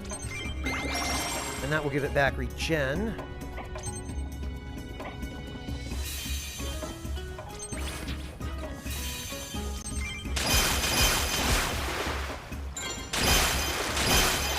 There we go. Nice! Very good.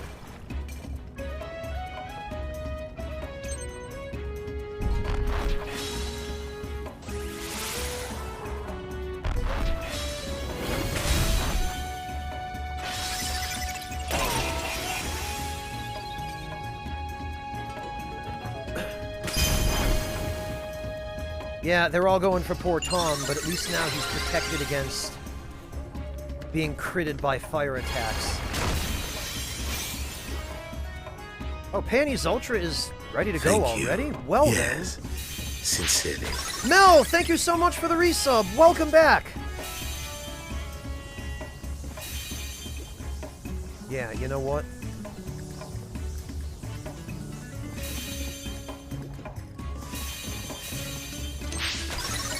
We should get rid of this dragon.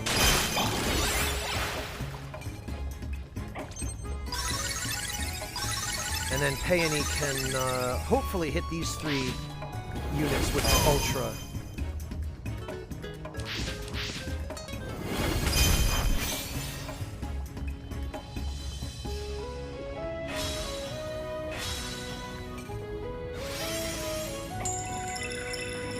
Ah, you know what? Tom can... Yes, indeed.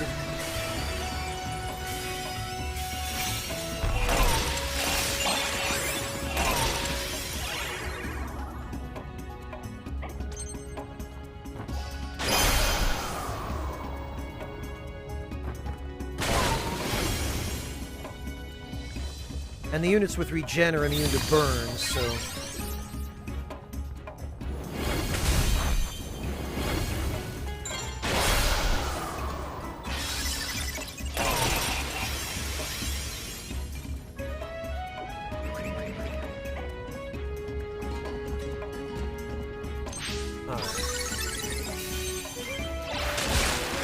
Well, that's one down. Pyachin honestly is doing a very good job of taking out the small fry here.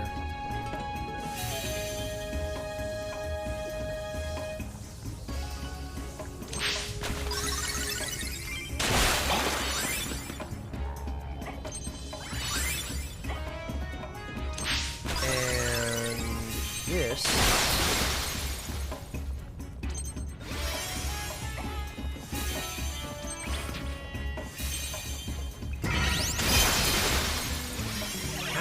nothing. My god.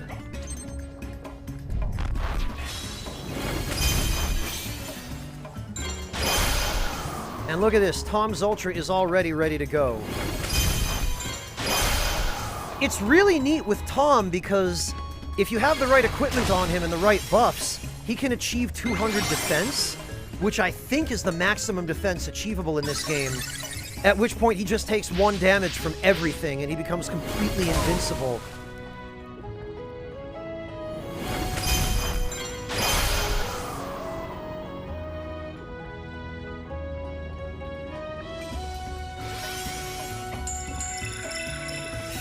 Right, if we were to move over here, how many of these could we hit? Okay, we could hit a few of them.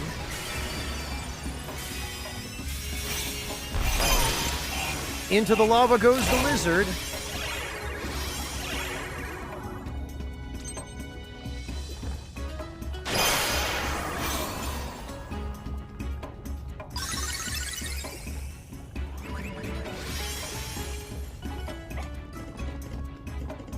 Oh, that's a wind type.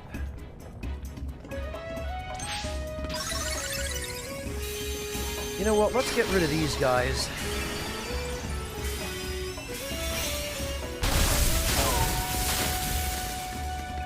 Not bad.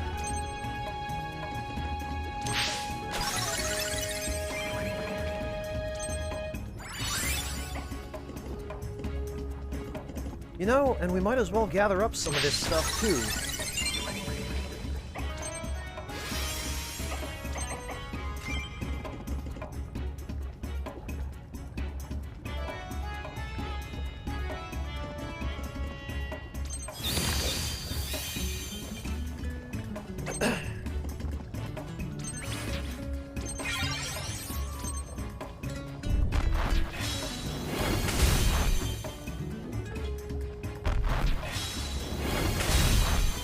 Echo Drop, it's the same sort of deal. I have no idea why personally, because I would never eat an apple pie with cheddar. But if you order a charcuterie platter at, like, a brasserie or another fancy restaurant, a place like that, usually what they'll do is they will serve slices of different kinds of cheese with fresh apples or sometimes apple jam and other kinds of fruit as well. I don't understand it personally, and it's not something I would ever eat, but apparently people do.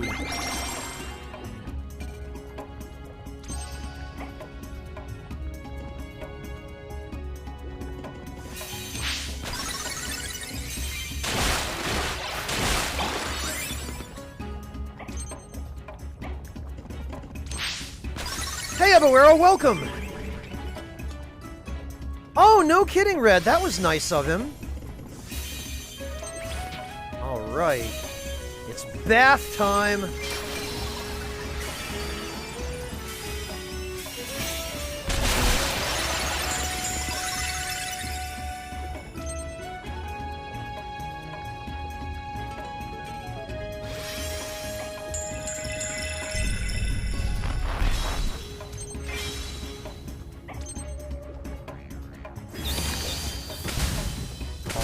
I'm alright, thanks, Ebuera. How are you doing?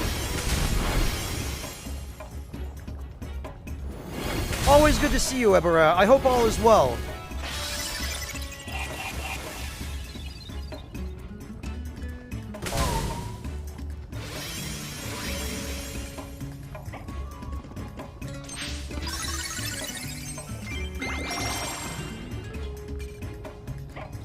Awake, making coffee? Very good, Ebuera. I hope you're enjoying your coffee.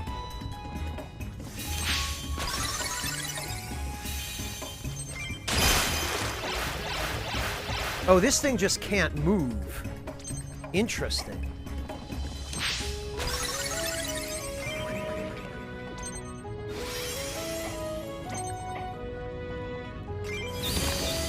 Well, let's get everybody's ultras charged again.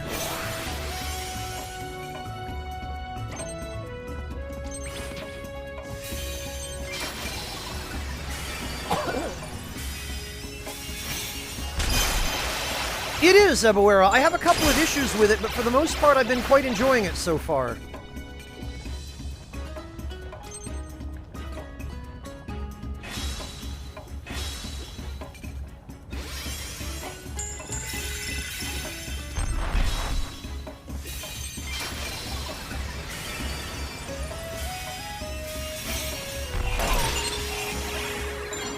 Oh, and we stole a mana crystal from it. Incredible.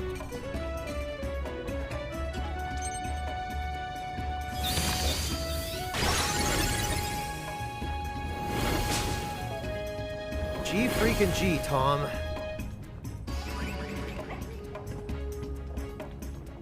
Alright, actually, these guys are gonna hold off for a minute.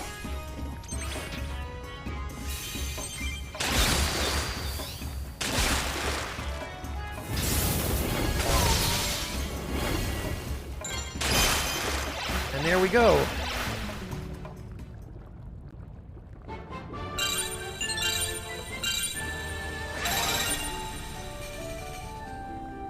We didn't get a lot from that. We did it! Let's hurry back and trade it for the cleaver. You've acquired new equipment. Use the traits menu. Oh, okay. New food items have been added to camping. Cool. Wait, we got new equip... That's a weapon?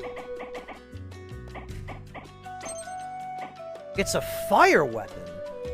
Fire element, 25% chance to taunt enemies, and cascade. Fascinating. We will have to try that out.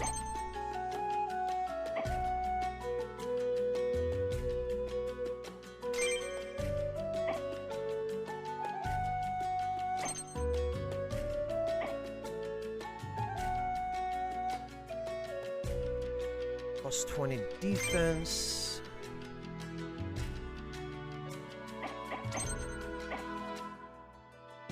Yeah, we'll have to give this a try. This is interesting. Okay, and now we can go fight a boss in Ikaido. Confront Pulu-chan.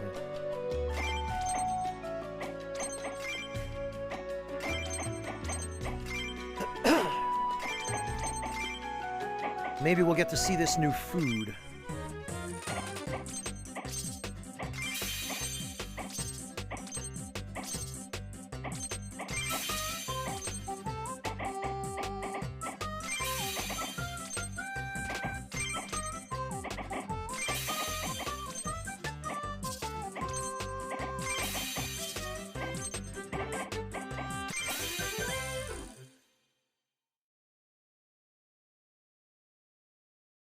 We only got one camping skill, so we'd better make this work.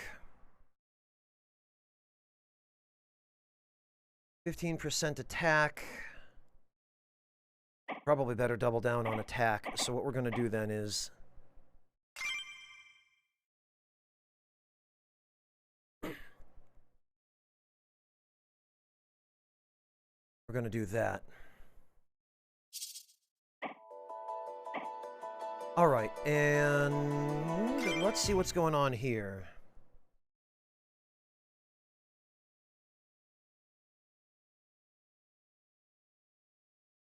Aha! So it was true. Paichin really did have a child with Atri.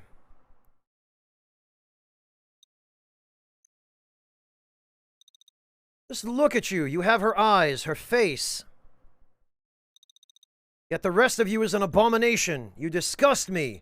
That she chose to love that dragon instead of me is unimaginable. Here you stand, proof of her sins. Perhaps the weight of Paichin's unmatched physical beauty made her mind weak and sickly. That can be the only reason for her actions. Are you done talking? My mother rejected you because you're a coward. You didn't even face my father yourself. You had to hire someone else to do it. Their legacy in the forest will live on with me, but yours will end here. You dare talk down to me? Kill this filth. Kill them all. Welcome back, Monotone. Coffee and pancakes sounds fantastic.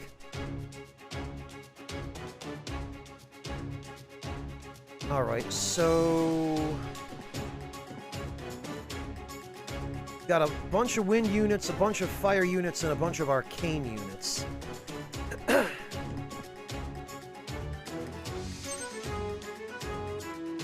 Leap, melee, pierce... Oh, passing blade, huh?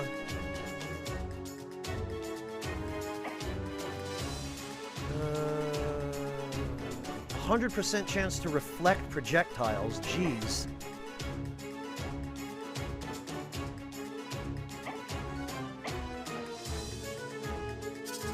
Okay, well...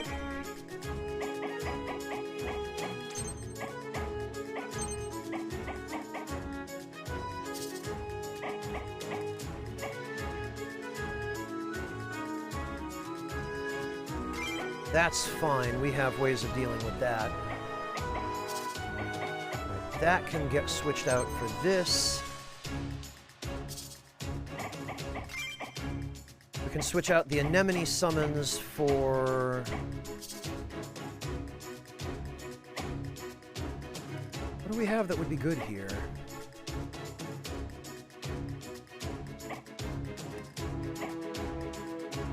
This might be a time to try out the Phantom Dragon. It is Wind Day.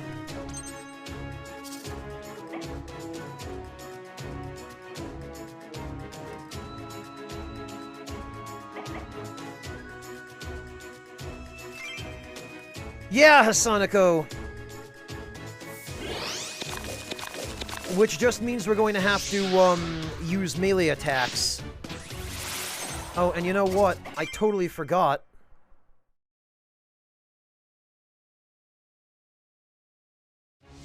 Foolish of me. But I totally forgot that, Peony...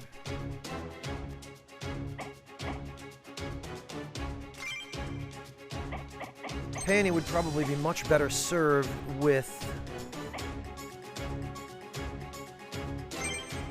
this weapon.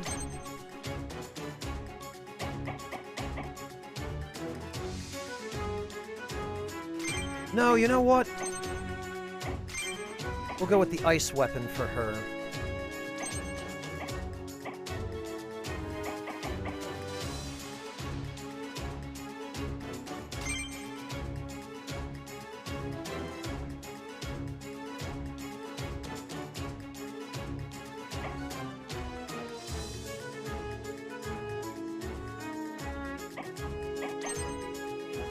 Although, actually, Chico would be good here, and he doesn't have a ranged attack. So maybe...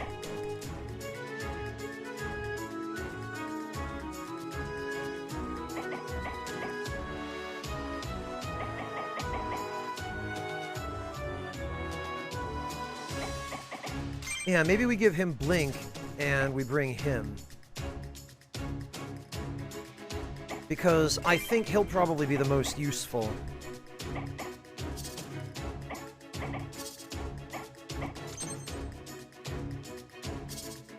Hey, Chopin, welcome!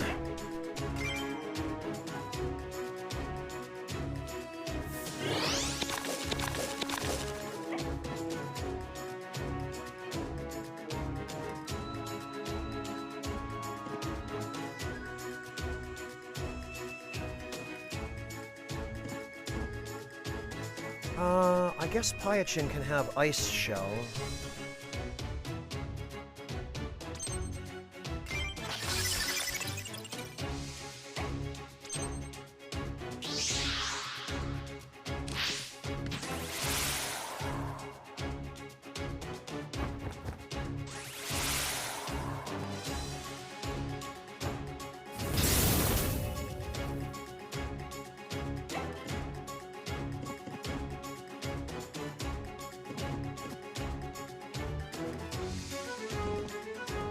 Peony can have Dance.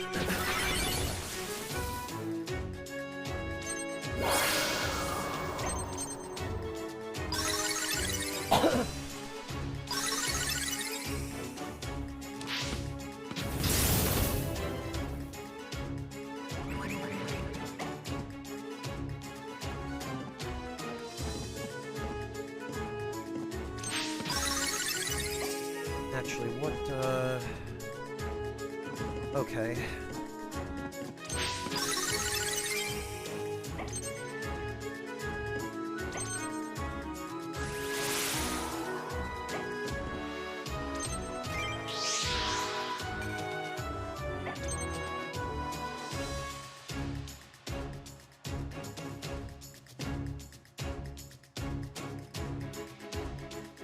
Haste, huh? I think that might be useful for Chico.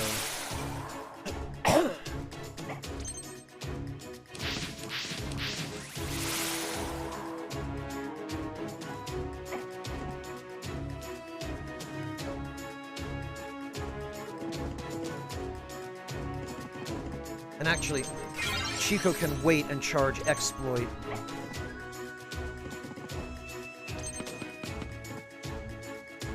Oh, that's not going to help, is it? Okay.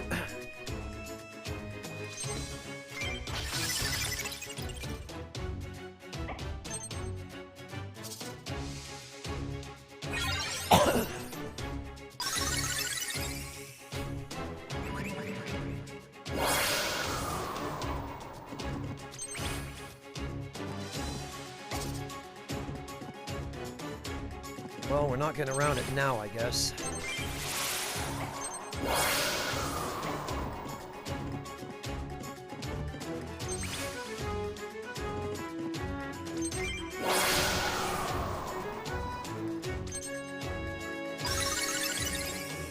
Hey, the Doctor, welcome!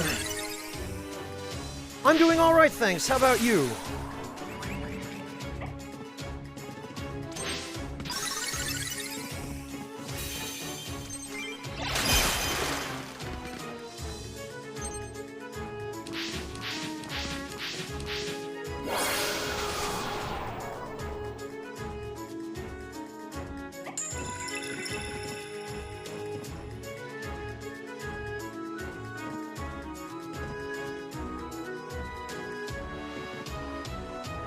Actually, Chico should wait, because...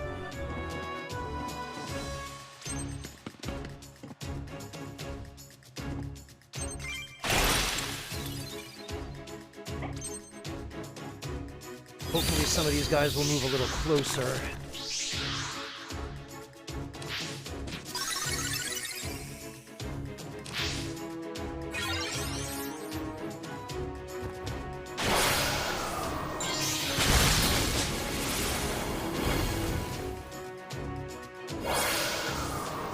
Geez, maybe I should have brought Earth Peony.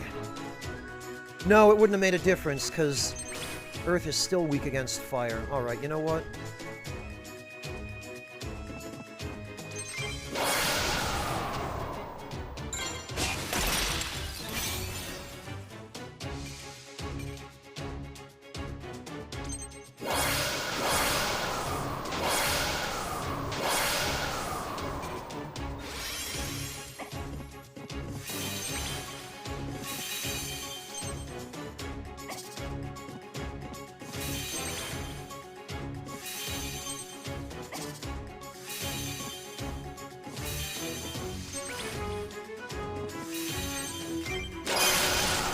There we are. And now Penny can use Ultra. Oh good, and we froze that boss. And I think we hit Puluchon.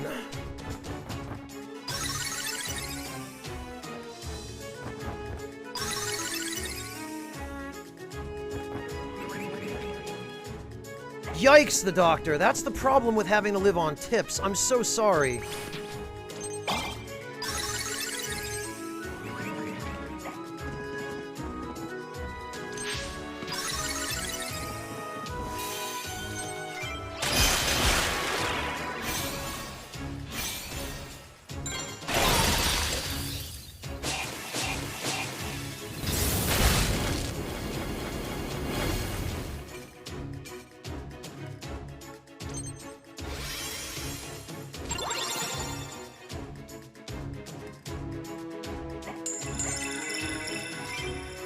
Well, how about we drain these guys' ultras, first of all?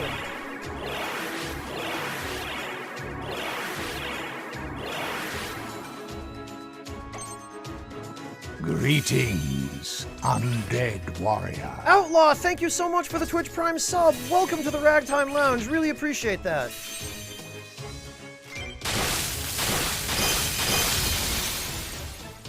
Alright, those guys are down. Now we just need to deal with Pulu-chan.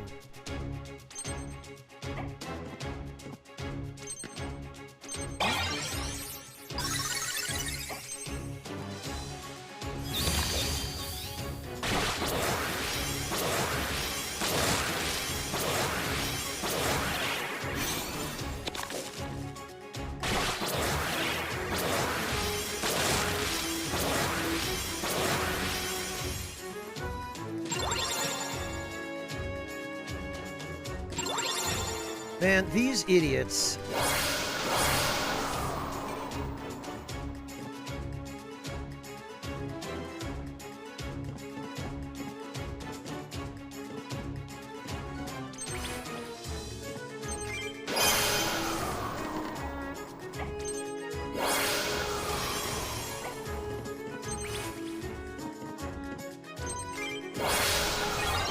Blast it. I should have used it on the front guy. I thought for some reason it would pierce all three of them, but it would have only done that if I'd used it on the first one, I guess.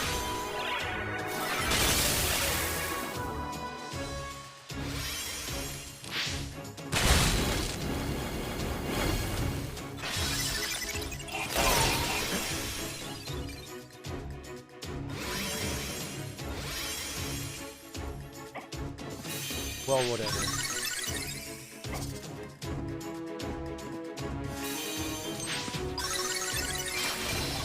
You idiots are dead anyway.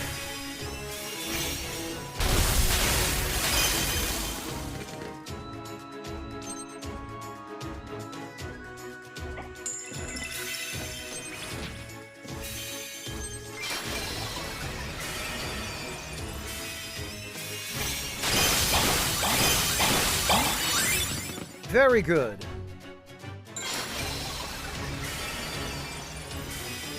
Really wish we hadn't used that, though. Oh, no, we hit Pulu-chan with it, so that's fine.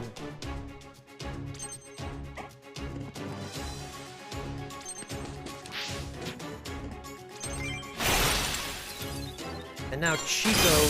Yup! We got him! Oh, and he dropped something.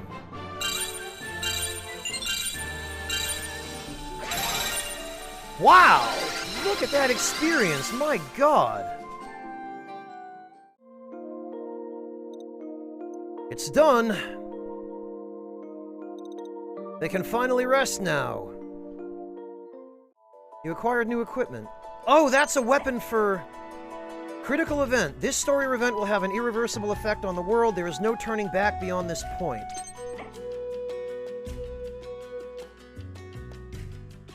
Oh! Okay, there's something really important going on at Ikaido. Retrieve Claudio's memory fragment. Well, I appreciate that they're decent enough to... warn us. But yeah, clearly as soon as we get that fourth gem, something bad's gonna happen, so...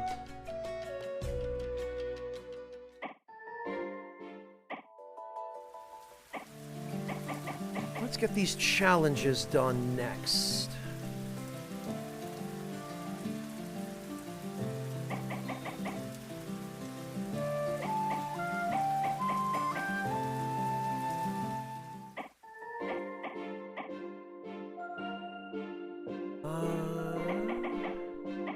First, though, let's see what that new weapon is.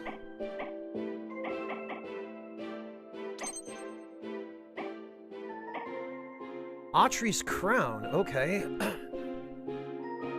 Oh, it's a melee attack.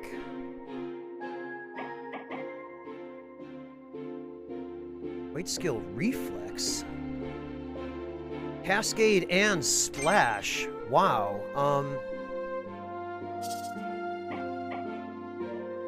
I hope it's good.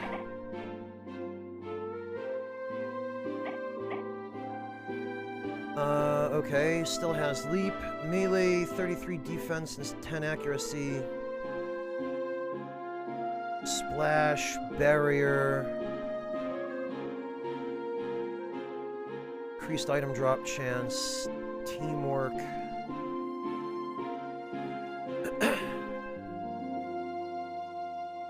Attacks continue in a straight line for 4 spaces, that's not bad.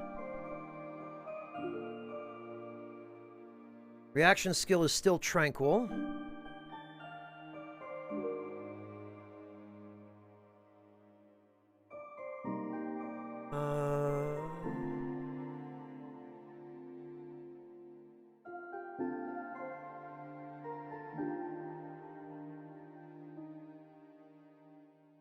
Why does the weight skill have an EX icon?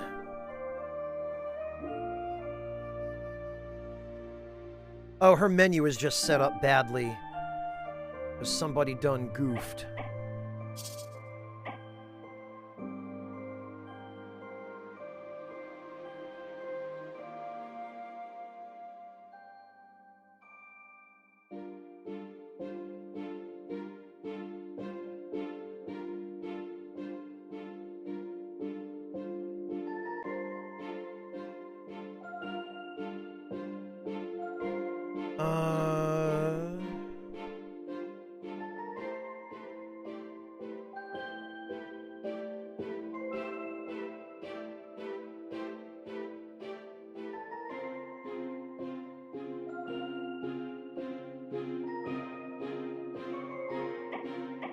Well, let's see if...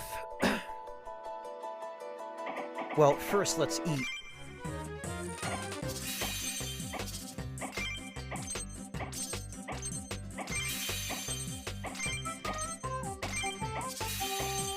Wow, make it easy for me, huh?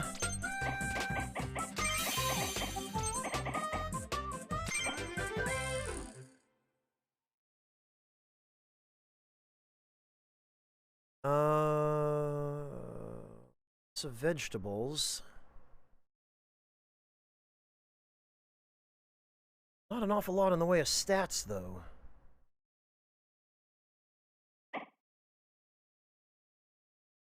Three rotten fruit. You know what? We're probably better off just turning those into wine. Yeah, because look at this. Quite a bit more mana barrier, somewhat more defense.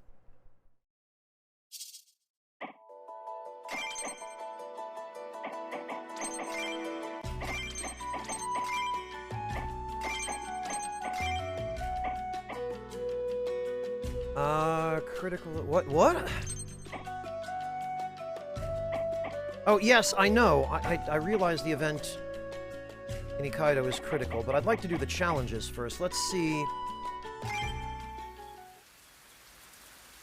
Let's see what's even going on here.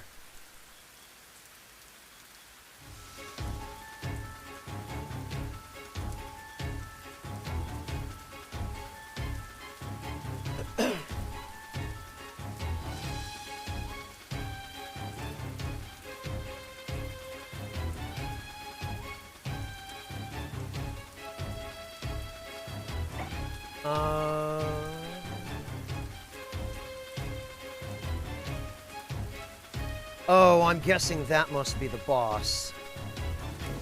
Okay, so what do we have for allies? We have a monk and a highwayman. Alright, we've seen both of them before. Lips! Holy hell.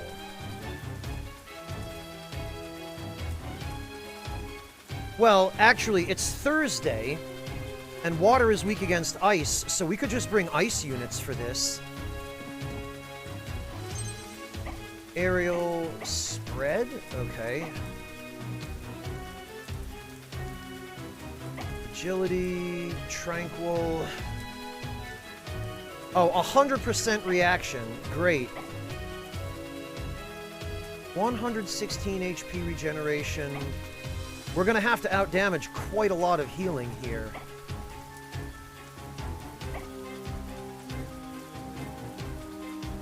Critical damage taken is... Oh, okay, this is just Apex and it has 1 durability. Gains 1 Apex durability each turn, I see. So we just have to use burst damage here. Attacks can push targets away. Minus 10 defense, 40% chance to silence.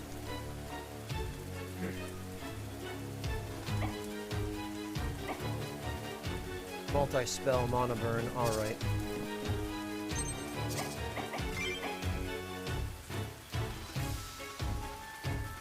I don't think we have an ice unit at rank 6 that we can use here.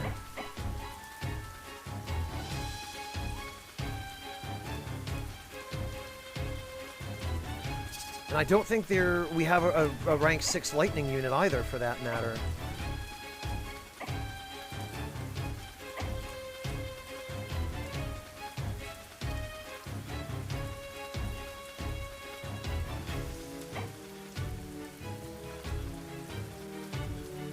Hey, nobleman, welcome! I know, we were able to start a little early today.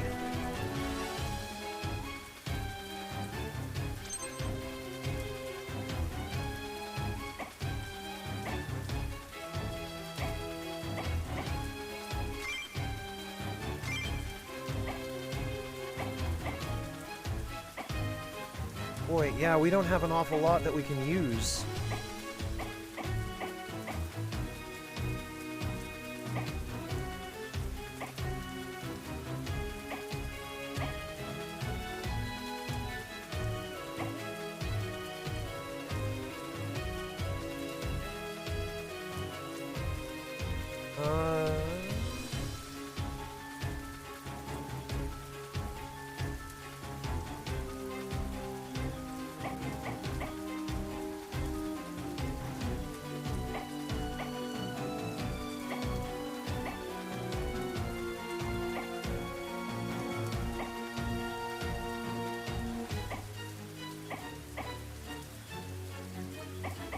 Yeah, our options are limited here.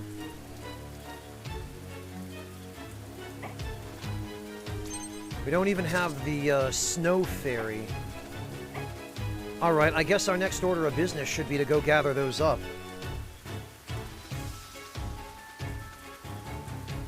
Pure DPS? It depends on what you're using it on, Hasanako. Strongest single target ultra? Probably red. Or maybe Chico.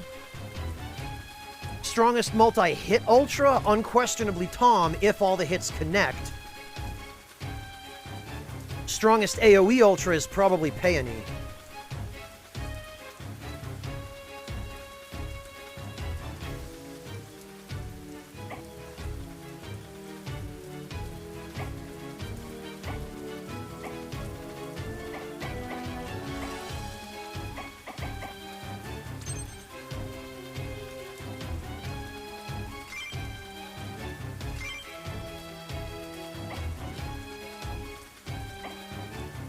Yeah, we don't have a lot to work with here.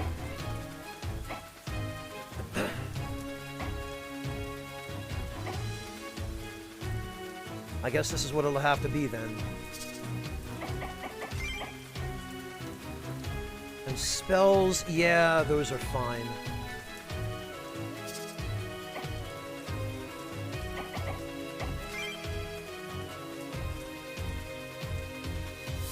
Oh, whoops! I forgot to switch out my...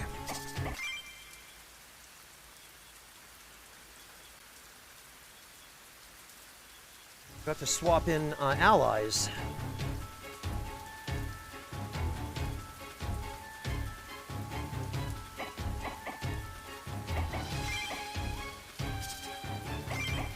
Okay, so we're gonna want... I think we're gonna want Orowantis. And probably Red with his ice weapon. Or maybe Tom.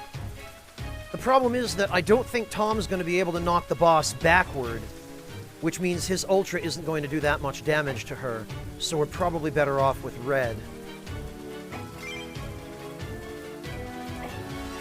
Peony is fine as she is. Orowantis... Going to need aquatic and tidal wave, and that'll protect her from being knocked into the water and killed.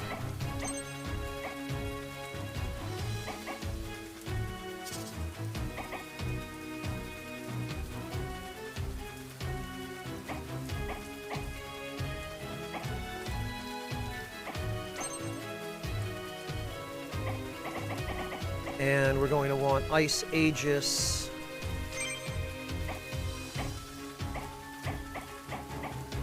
And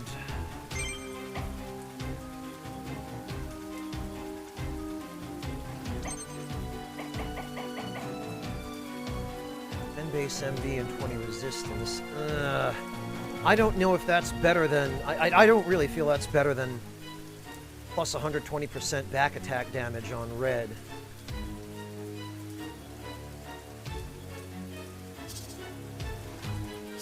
Then again, we could double check base MB and resistance. So she's got 244 MB, 44 resistance. Red's got 191 and 44, 242 and 48. And if we give Red the Glacial Scroll, suddenly we have 288 and 64, 286 and 68, and 229 and 64. Hey PS2 girl, welcome!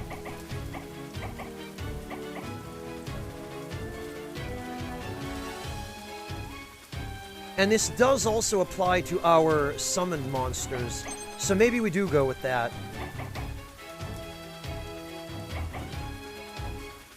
And then Red can have this.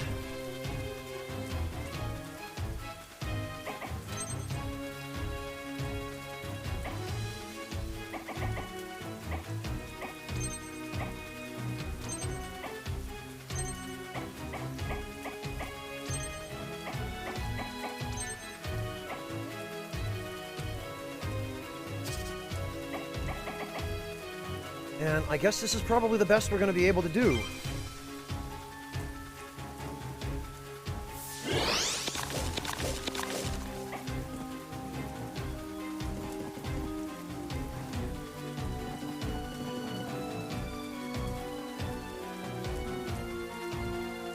Okay, yeah, so Ice is going to help us against the Fairy Cavalry as well, because they're Earth. I guess we'll have to cross the boats.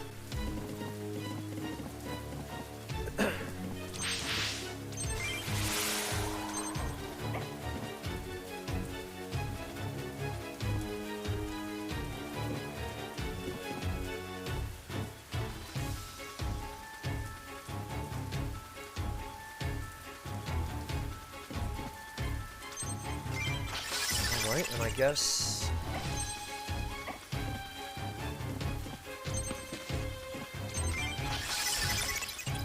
guess everybody's going to need... Ice Shell.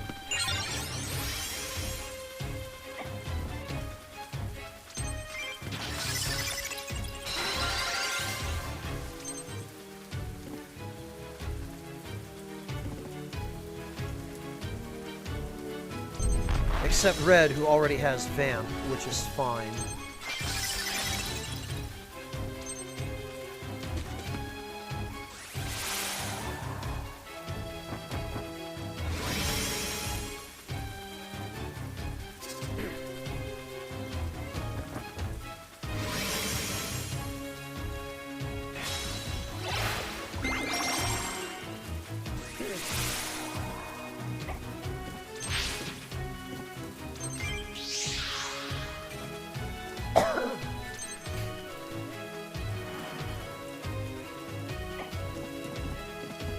Holy sprint! My god!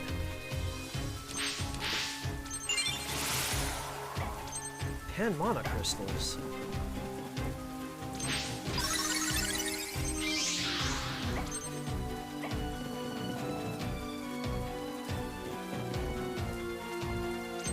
These guys don't have push, do they? No, they don't.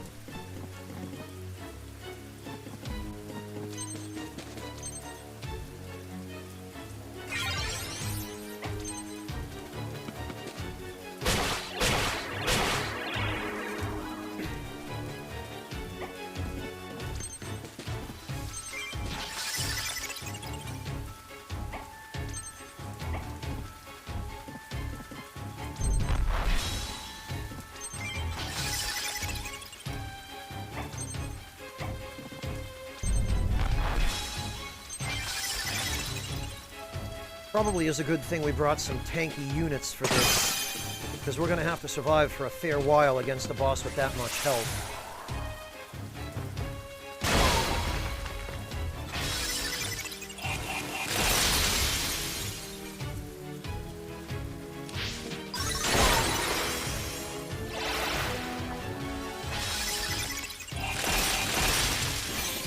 Well, there goes that fairy.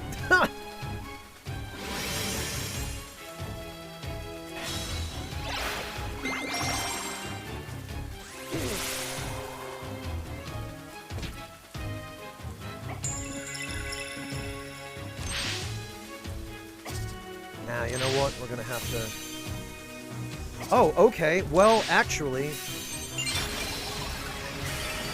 Didn't realize he'd get his Ultra that soon.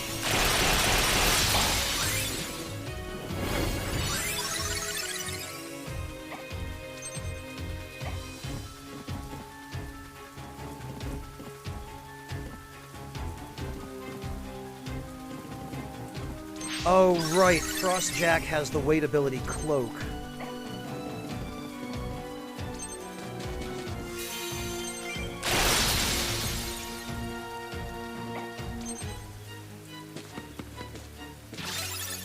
Well, hopefully our friends over there are going to be able to hold out till we arrive, because...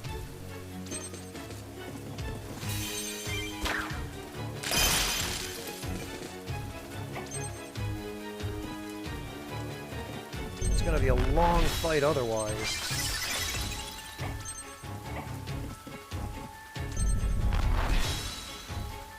Actually, we probably should move them across the boats. We're going to have to be careful of getting pushed into the water by the boss, but Orowantis at least won't have to worry about that. And as long as we stay away from the shoreline, we should be okay.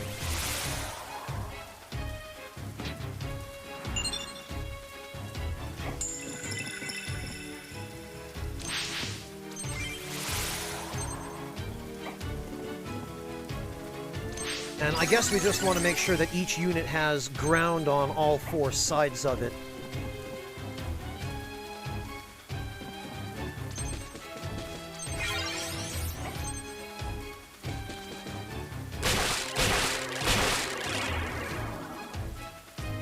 Because I think we were shown that the boss could only,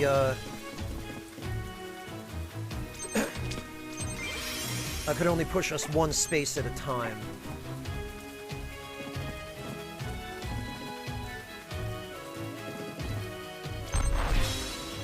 And actually, maybe we should leave the spiders to handle the ads. We should leave a spider to handle the ads.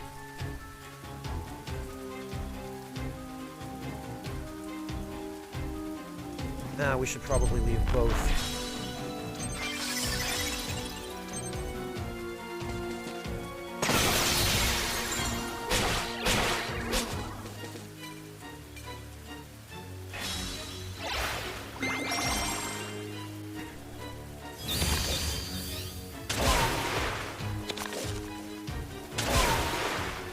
Nice.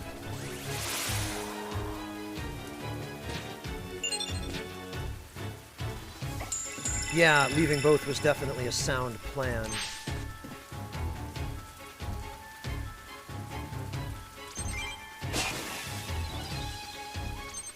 Goodness sake. Alright, well...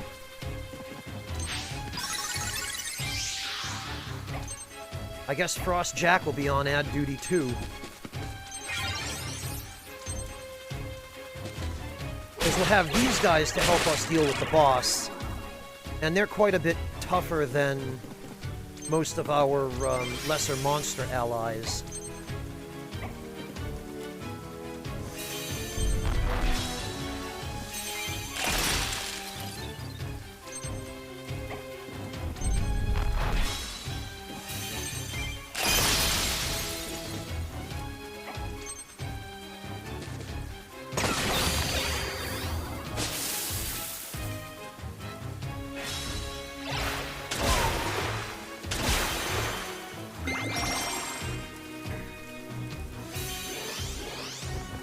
Oh, good.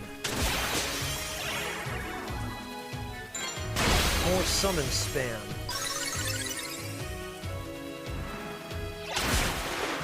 Actually, if we could have our monsters block the spots where enemies show up,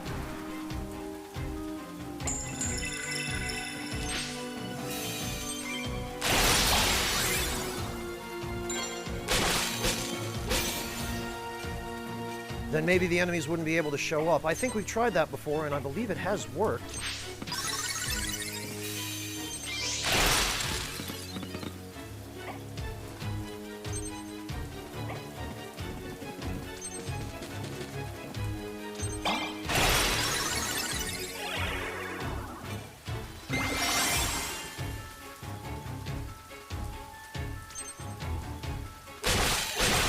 I imagine the stupid boss is going to hole up in the corner. Unless we can get her out of the corner.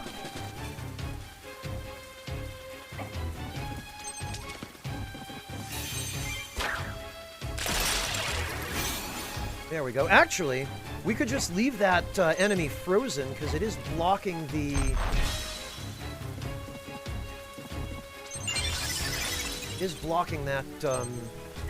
that entrance.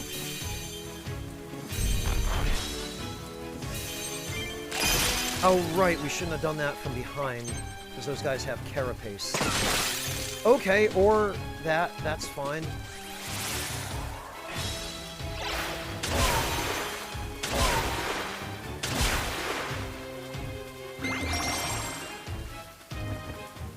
Okay, we did get her out of the corner.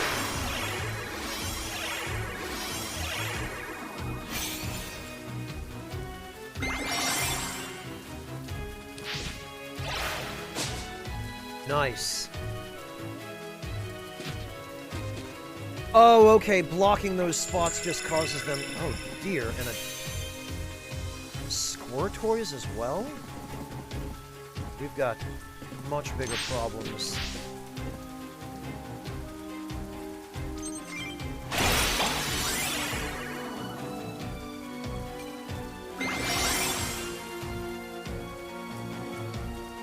We need to get rid of this boss's apex.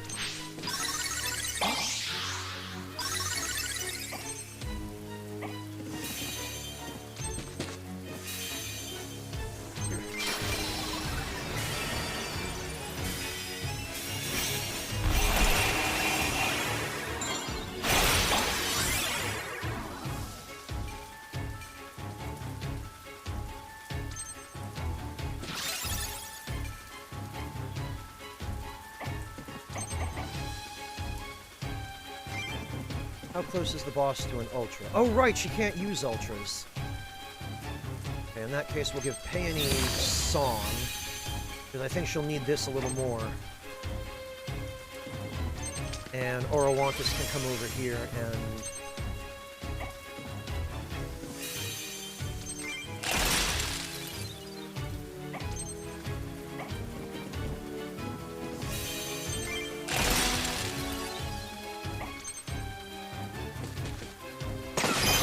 Yeah!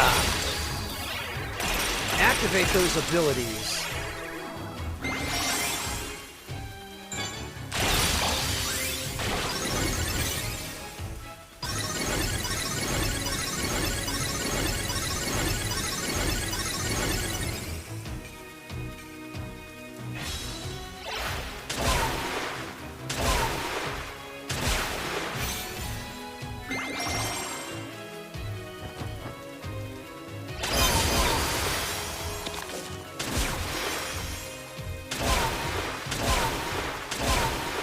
Well, at the very least, the boss is doing pathetic damage to us. That's important.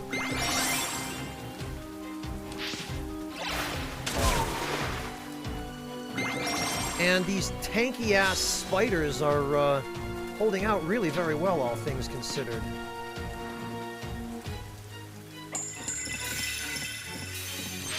All right.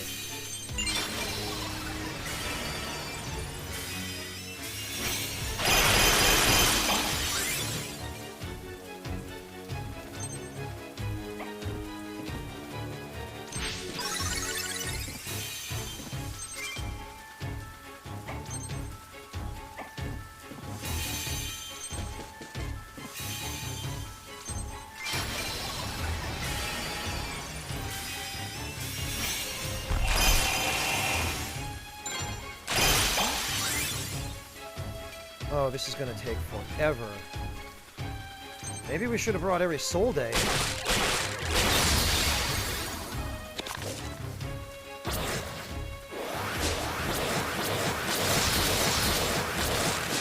Well, that sucks. Huh.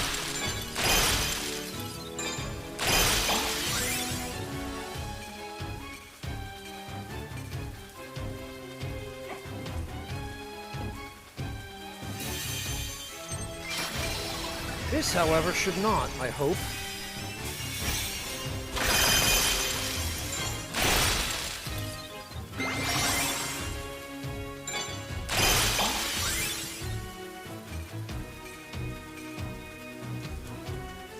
We basically just have to surround her.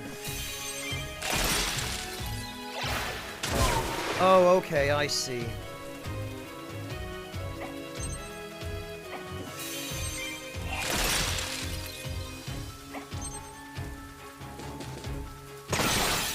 Man, why didn't you attack the boss? We would have been able to do so much. Okay. Fair enough. And that evade.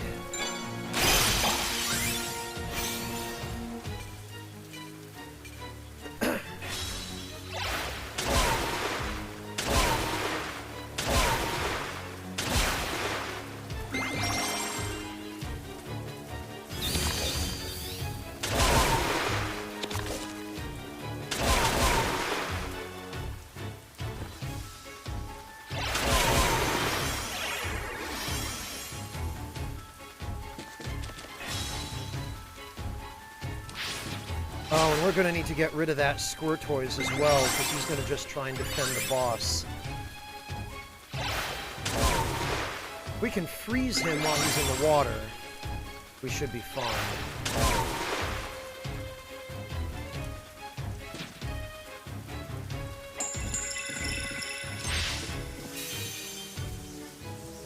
Okay, or this.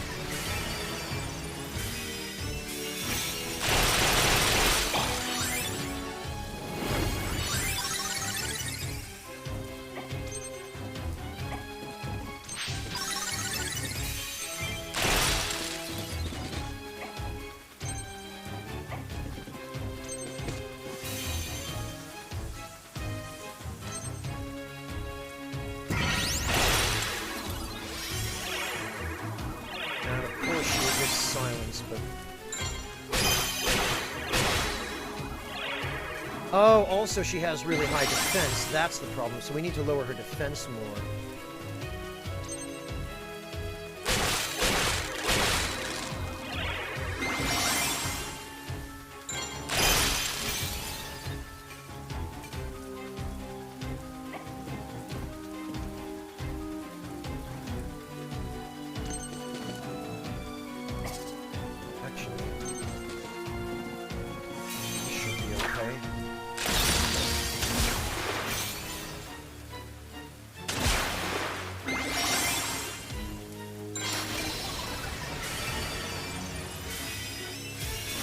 Any tips if you spilled a glass of water on your laptop, villain? Oh no. Yeah, my first tip is don't drink anything anywhere near your laptop. Second tip is turn your laptop upside down, open it up, position it so that the water will hopefully drain out.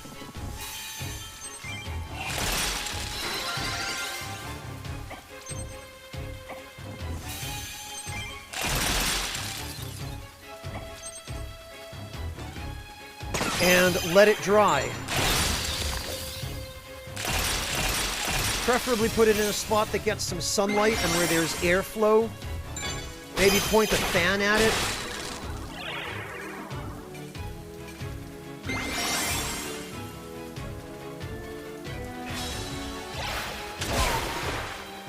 And definitely take the battery out, villain, and don't try to turn it on until you're sure it's dry.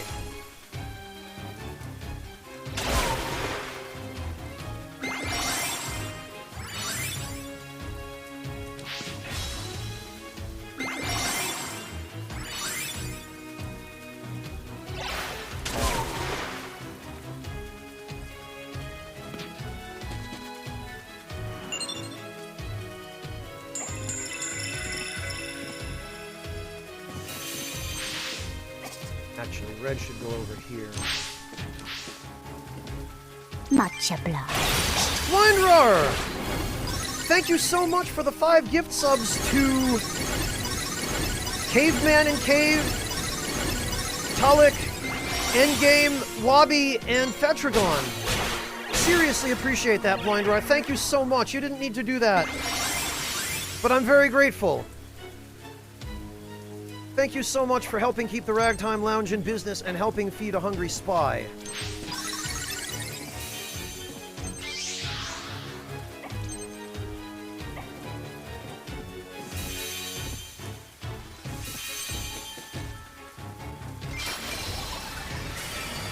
I know, Blindroar, and it means a lot to me. Thank you. I really appreciate it.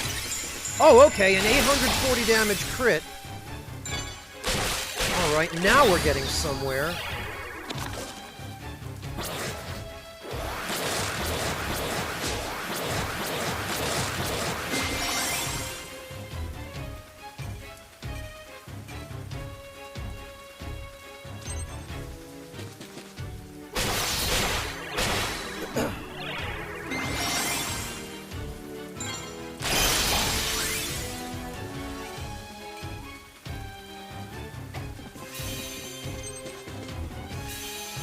There we go.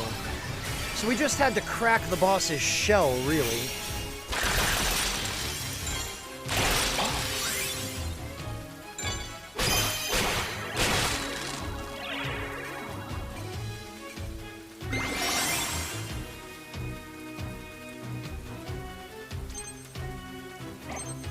And while we're at it, since we just blew a bunch of ultras, let's get some more.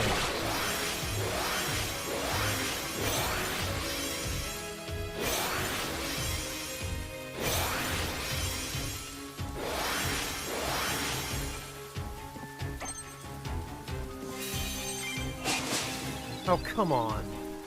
Both of them evaded?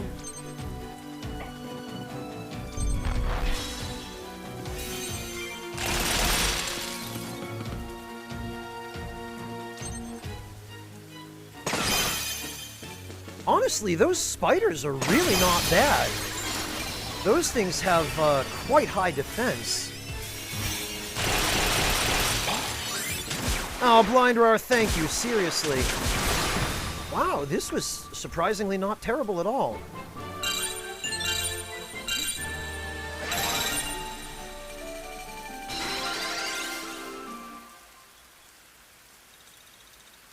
Each one of the Anemoi we kill brings us closer to their leader. Anemoi? The Anemoi brothers are the Fae that lead the Deadly Winds. The eldest brother is their leader, but none of our scouts have even seen him. I feel we will meet him soon enough with your help. Have this gem voucher as our thanks, and take care of yourself, little witch. Warlock gem and Alchemist gem. Let's see what those are.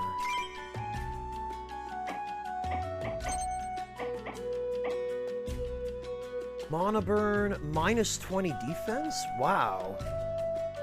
And Starfall. I don't think that's worth it at all. Starfall kind of sucks. Plus 5 base MB and Doombolt. Okay. That's not bad. And Orowantis is maxed out now.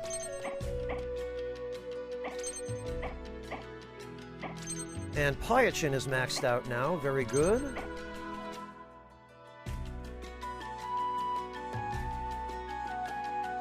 C-Jack, there's a fair bit to learn about how its systems work. And the game itself does a very poor job of explaining those things. So I ended up having to look up external resources for explanations on some of the systems. But once you have that information, it really is a lot of fun to play.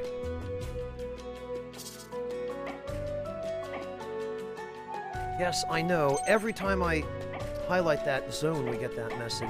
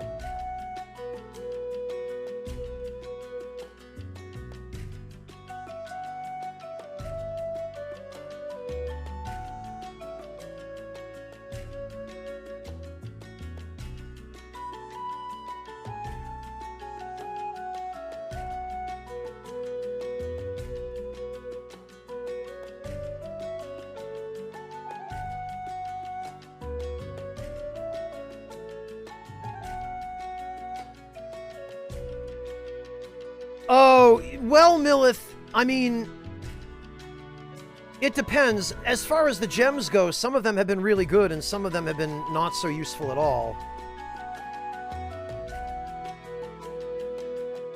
And hello, Millith, welcome.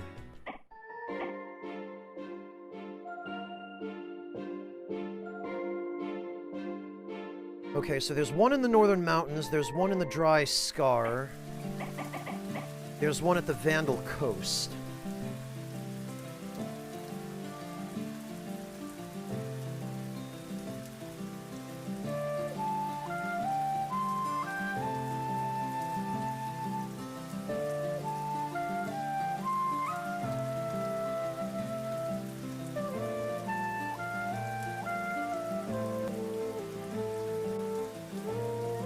Which one do we want to do first?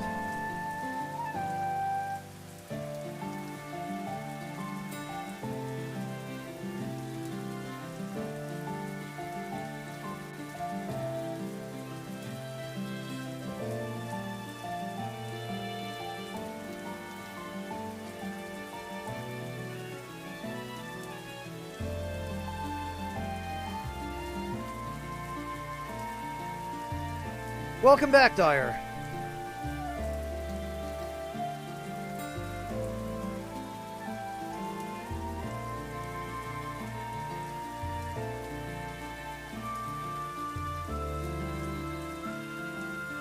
Well, Dragon, yeah, that kind of game design is very typical of JRPGs, and it is god-awful annoying.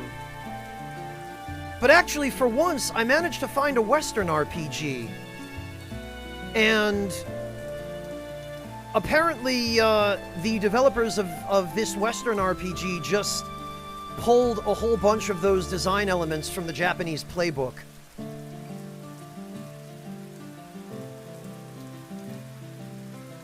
Well enough, thanks, Dyer.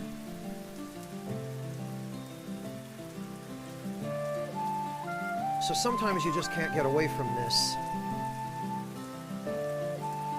Well, Dropout, it was made by a dev team based in New York, so that's about as Western as it gets. Complete with bad spelling and punctuation and everything in the game text. I'm alright, thanks, Ninetales. How about yourself?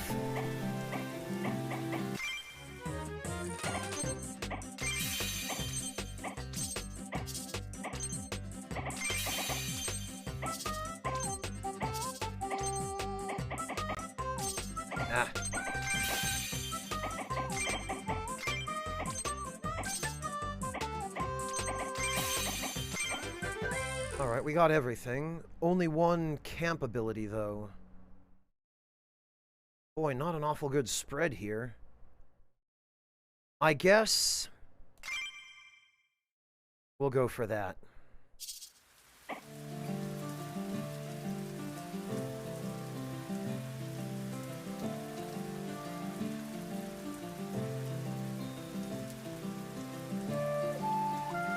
No, Vec Machine. Apparently it's made by primarily, like, the main devs for it.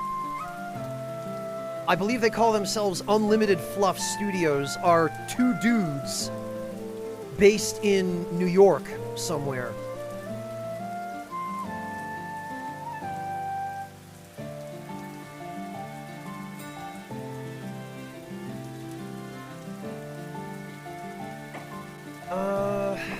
What do we want to do?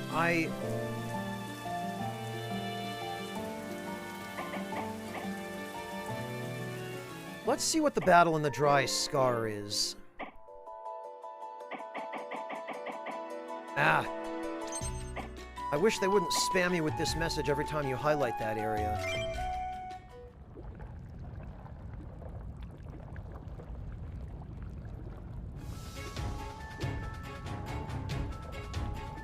Sticks? Alright, who is our target here?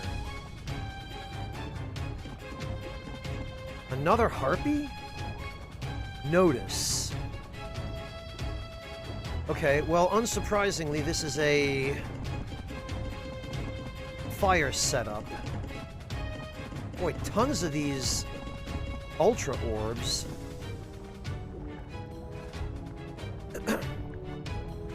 4,000 magic barrier? Jesus.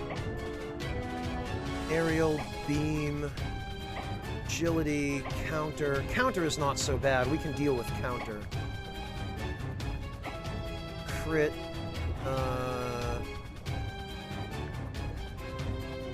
After 3 attacks, next attack will cast Jackal's Mark on hit. Well, that'll be annoying, but we can deal with it. 1 durability apex, and I'm sure he recovers it, yeah, every turn. Minus defense on hit. Burn, Drain MB, Witch Aura, Multi-Spell, Mana Burn. Okay. So we want to come back here probably on a water day.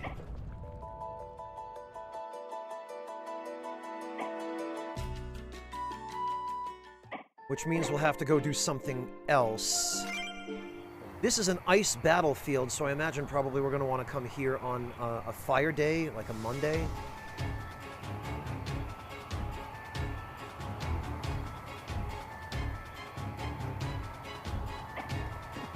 What about here?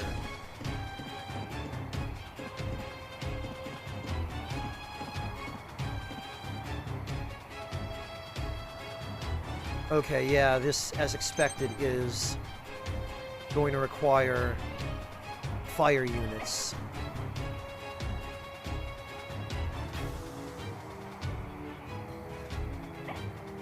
And this is another 4,000 mana barrier. Jeez. Does it, Vec Machine? I'm not sure I've even heard of Eurojank.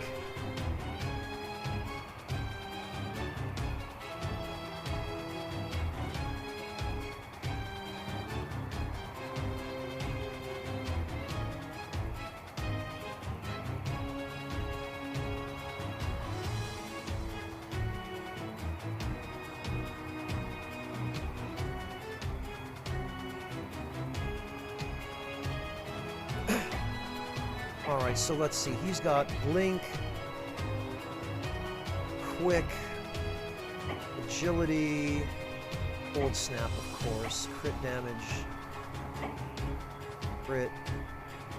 Oh, and he's got the Stone Skin enchantment, which is going to be a pain.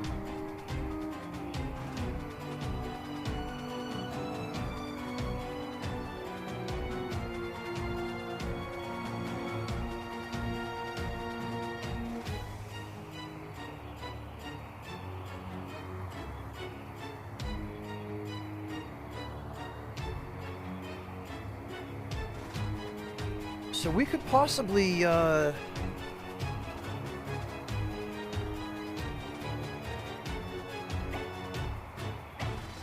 to think of how we would deal with this. It looks like we're going to need Peachon to deal with his defense. Freeze, Witch Aura, Shield Aura. Yeah, he's got a bunch of ways of raising his defense. We'll have, what do you call it, Fire Apex, so that won't matter that he can lower ours. But lowering his is going to be a problem.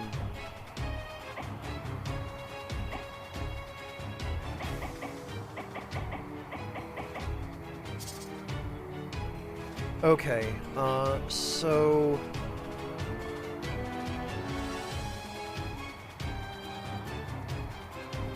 animated games that are kind of flashy gameplay-wise, but not much there. Flashy is in progress. Yeah, okay. You're talking about Flash over Substance Dragon. I gotcha. It's a dude and his wife. Okay, Fetragon.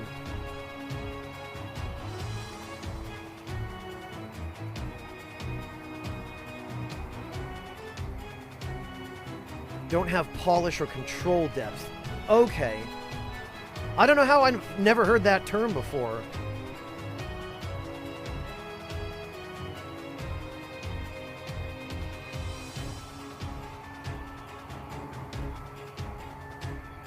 Oh, okay, games like Biomutant and Mountain Blade, okay. Alright, well it looks like then we're going to need to... we're going to need to pass a day or two. So let's just do a free battle at the Dusty Ledge. Yeah, thanks, Fetragon. I'll have to take a look after the stream, but... I'll have a look.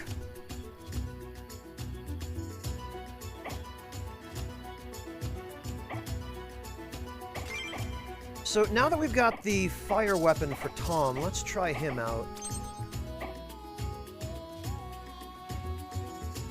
Because I am curious. And we also did get this new weapon for Pyachin.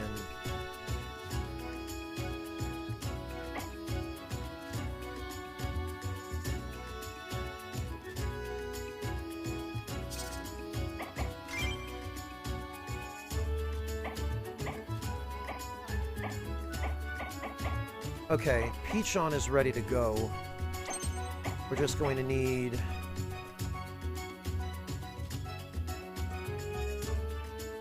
he'll have Mana Burn, I guess, but... Doom Bolt... Asthma... He's probably going to be better off with this.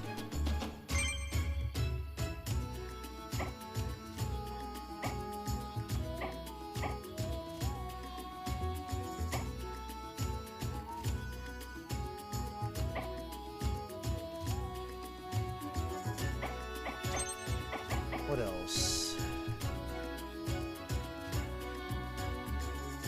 You know, this might be okay for Pyachin. Give that a shot, I guess. Fire Element, MB Regen, and...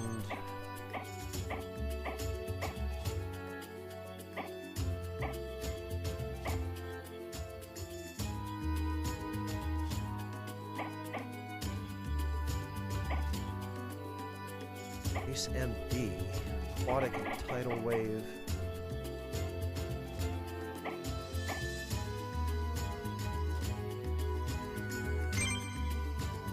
Okay, yeah, let's see.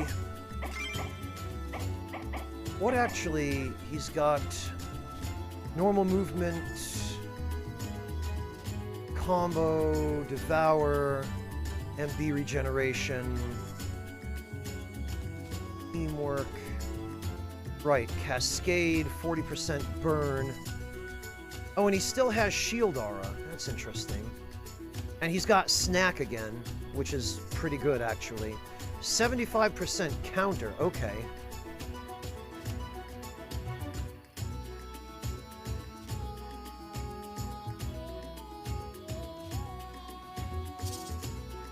Alright, well, let's try these out then, and actually... since we have no use for dull power because the enemies we're going to be fighting don't have any ultra.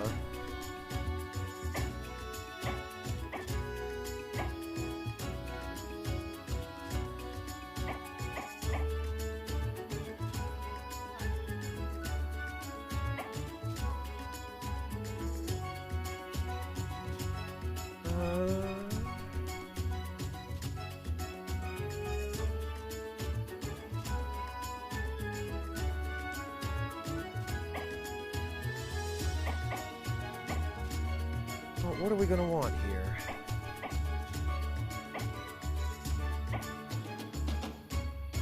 Plus 59 MB is not bad.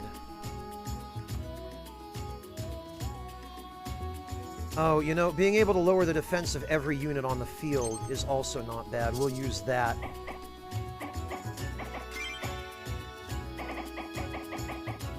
And these guys we can just unequip for now, because this is an easy map, and we just, we want to be over and done with this.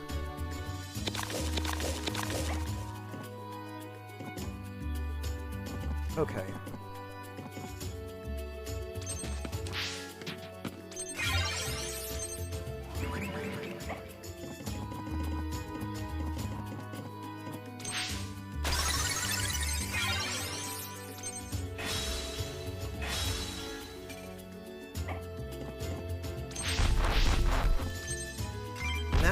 Rage? Yeah, okay. Actually, having the ability to give rage via teamwork is pretty helpful.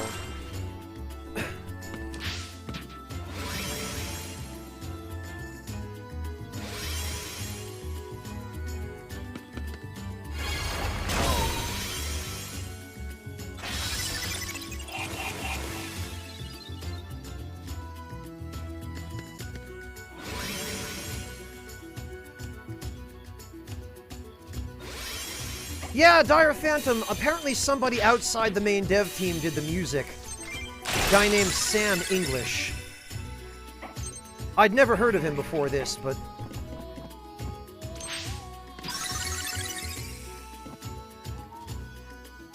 Alright, let's see. Oh, okay, that's interesting.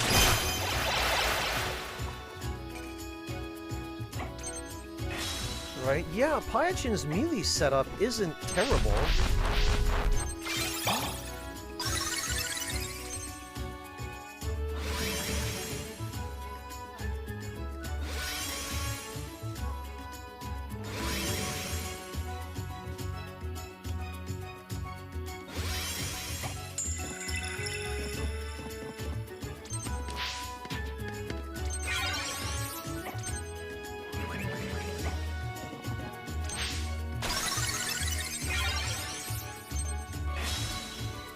Actually, I'm really curious about Tom's Ultra with this weapon. I'm curious as to how it behaves, because abilities like Splash do appear to affect the target range of his Ultra. So it'll be interesting to see how that shakes out with the Cleaver.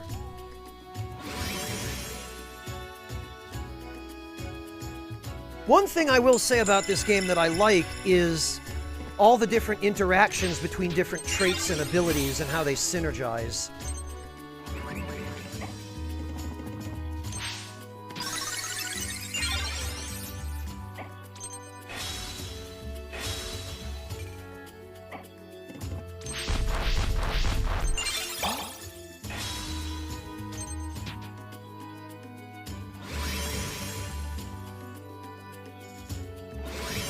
I'm not familiar with either of those, nobleman. Vagante I've heard of, but I don't know anything about it. Dungeon Hearts I don't think I've even heard of.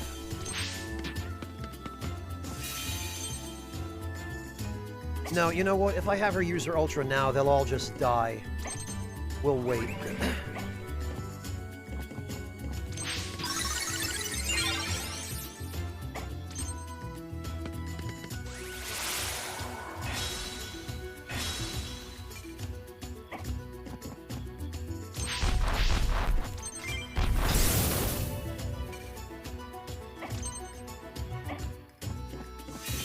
What she can do, however, is come take this guy out.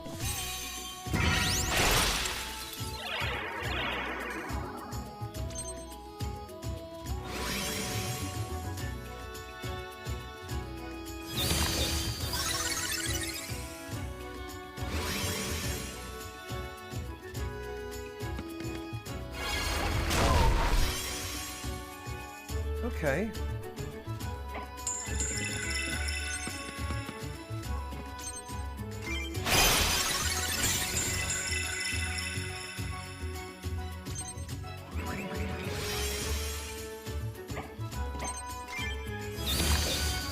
I guess we might as well use this too. Boy, minus 39 defense is no joke. That's a lot of defense.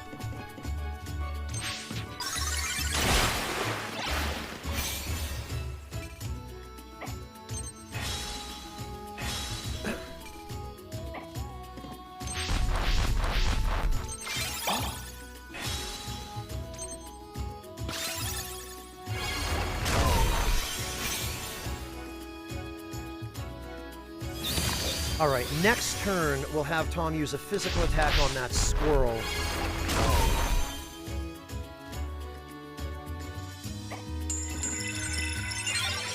And then we'll have him use his Ultra. Well, actually, maybe we'd be better off having him use his Ultra on the squirrel, because otherwise we won't see it very well. And I would like to get a good idea of what its range is.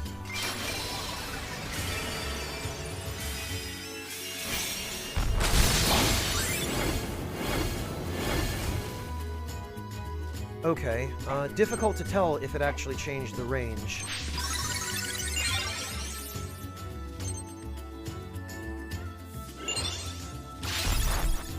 Oh, really? You're gonna put an enemy there and steal my item?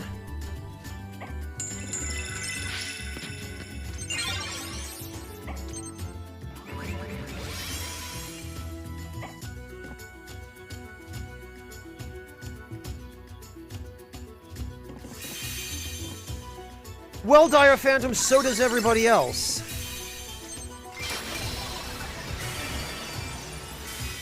But you're just gonna have to wait, unfortunately. Oh, okay, it actually drops the item that... Alright, fine.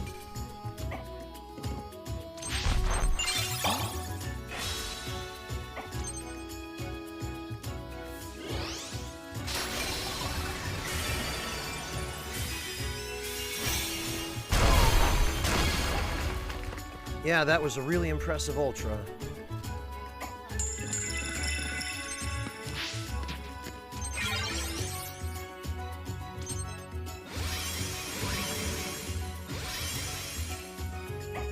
Well, try to hang in there a little longer then, Dire.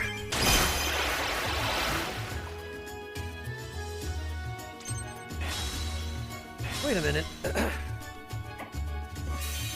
she have the,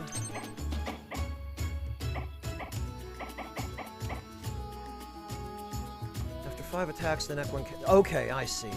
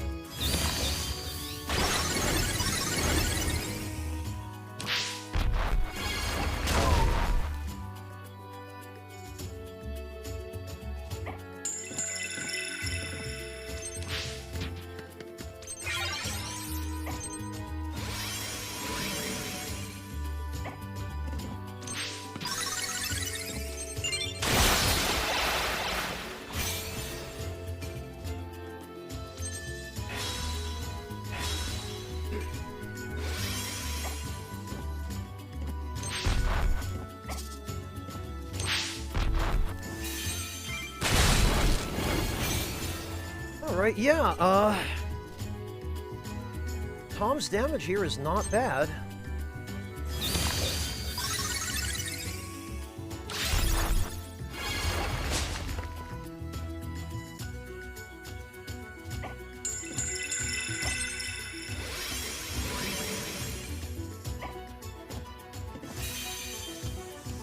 Pyachins, though. Better off using this on him, probably. 81 attack, 157 defense.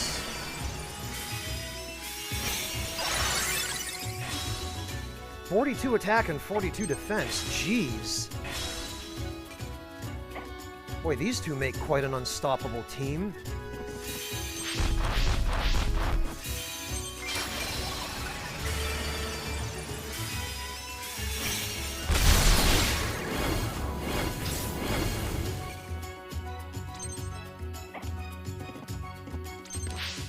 Well, he's trapped now. I wonder if he can even get around us. I don't think he can.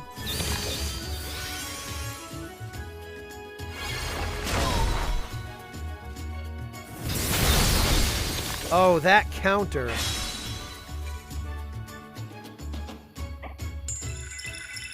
Alright, well... that's not bad.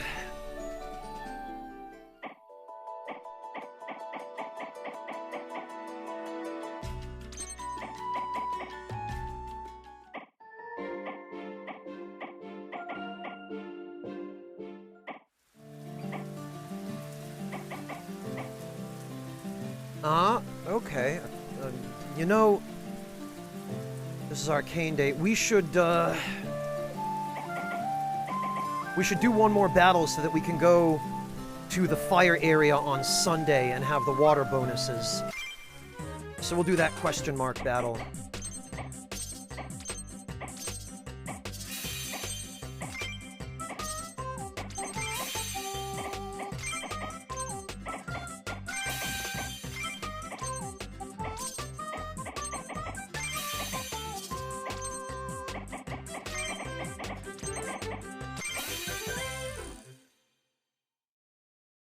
All right, very good. Actually, we can get 75 luck with this because we go Sweet Tooth and then Glutton for another 25.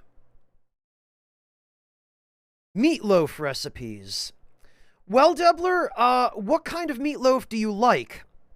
Because there are all different sorts of meat that you can make it with, but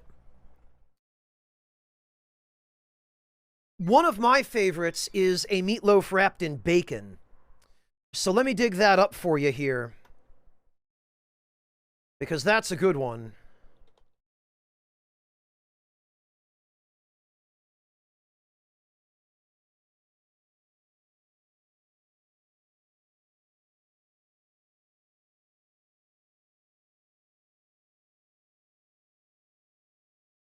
Debler, there you go. This one, I think, has a mix in it, Debler. This one has some beef, some chicken, some pork. Yeah, watch the video, Debler, and you'll see what I mean. It's a very nice recipe. And meatloaf wrapped in bacon, the bacon on the outside, just, it makes it so much better.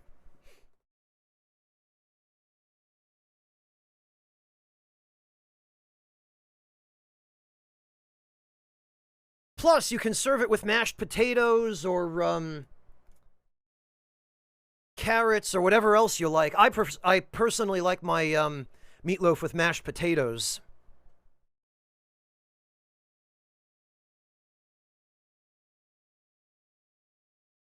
And when I make it, I usually also make some garlic mashed potatoes to go on the side. But try that recipe out, Debler. I think you'll really like that one. It's pretty easy. And even if you don't have a meat grinder at home, you can just go to the butcher and pick out the cuts you want and have them grind them there.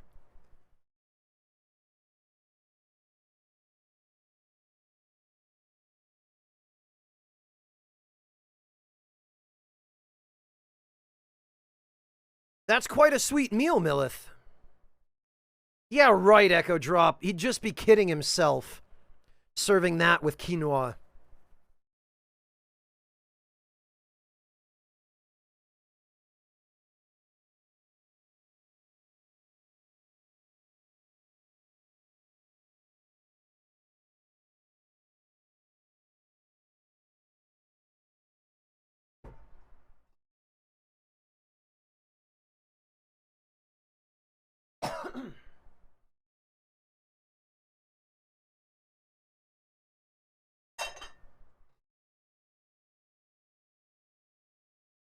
Okay. PB&J baked potato Echo Drop? I don't know about that.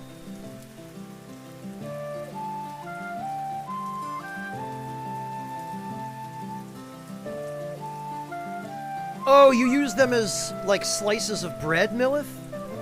Interesting.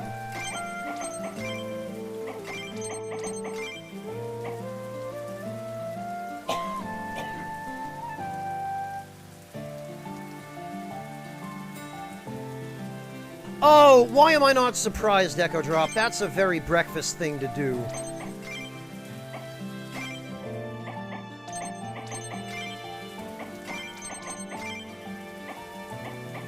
Okay, this, I think, is an arcane battle. But there is still one enemy type here that I need.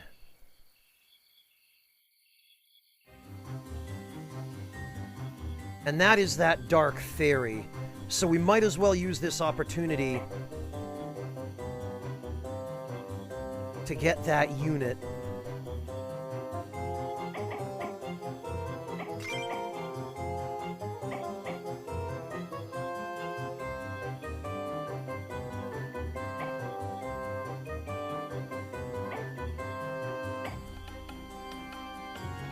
And I guess we could use this opportunity as well to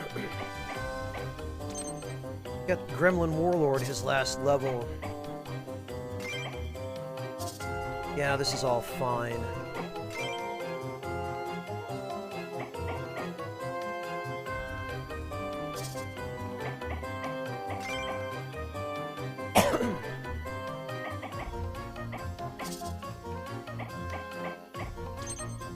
Yeah, we'll bring Orowantis for this.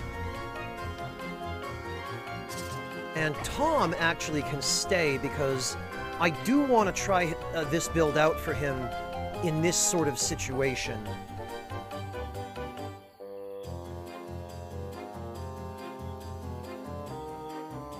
Echo Drop, is that Breakfast's idea or yours? Because that's a terrible idea.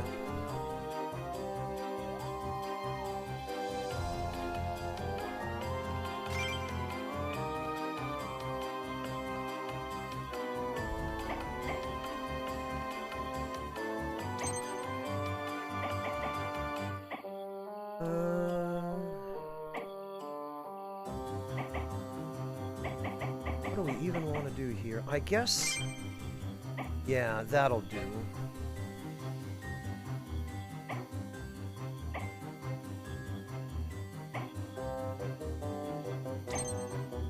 Orowantis can have that back.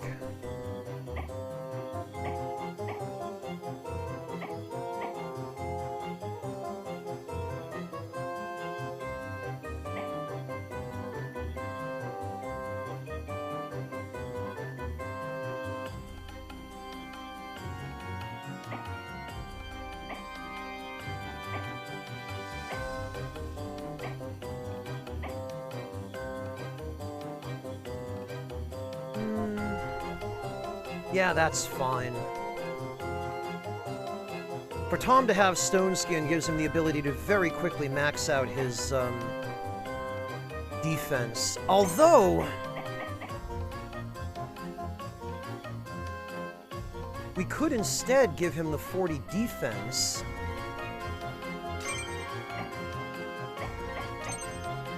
And then give him a different ability. What if we gave him Blink?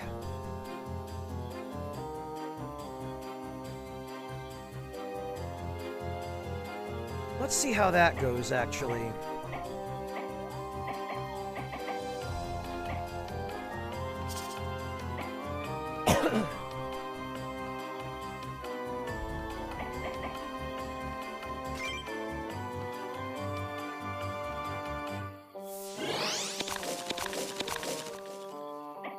And that puts him at 157 defense.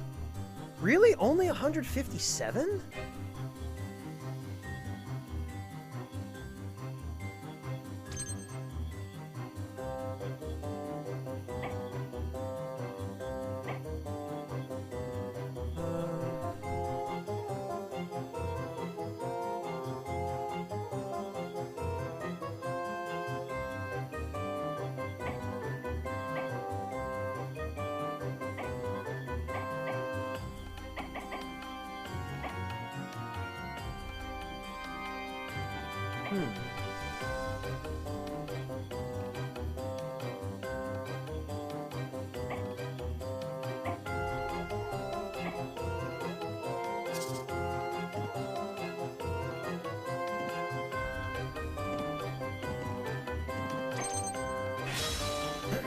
Well, I guess we'll try it.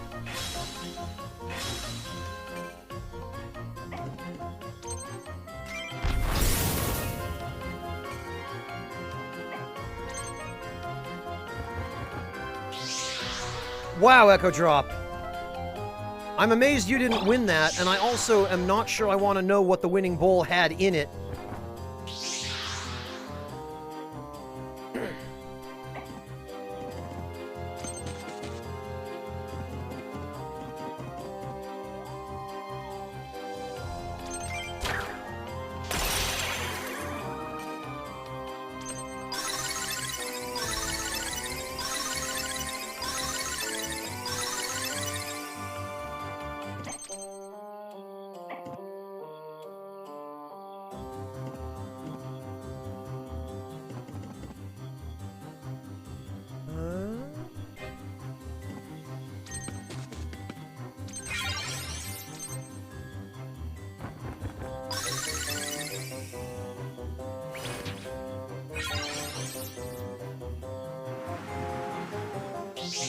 Oh, go figure.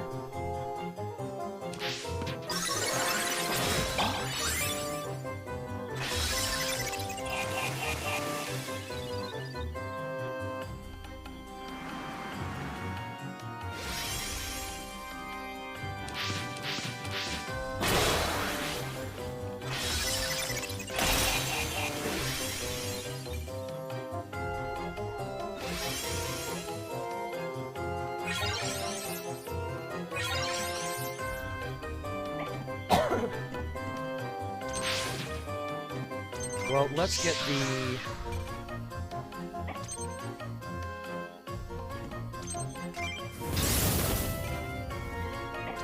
Let's get the Mimic going.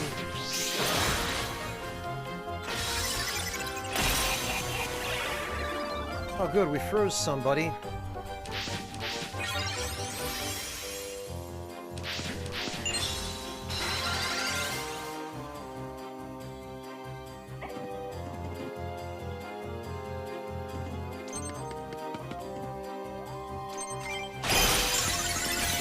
Not bad, jeez.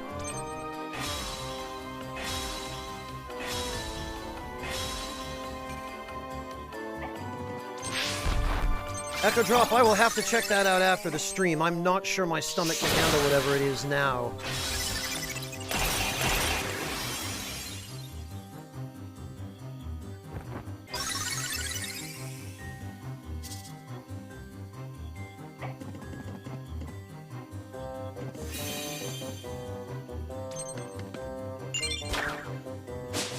Oh, come on.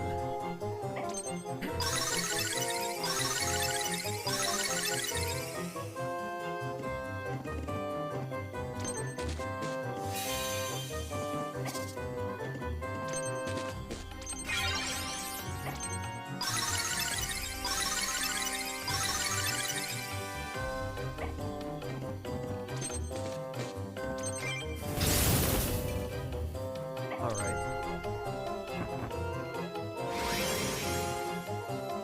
Hey, Darieth, welcome! Oh, I'm sure he is, Echo Drop. I'm sure that whole contest was just for the memes.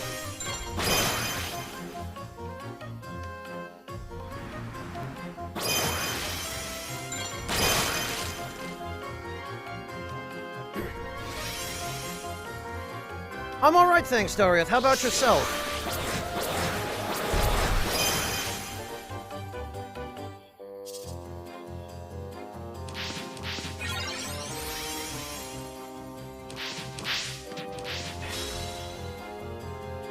Very good. Glad to hear that.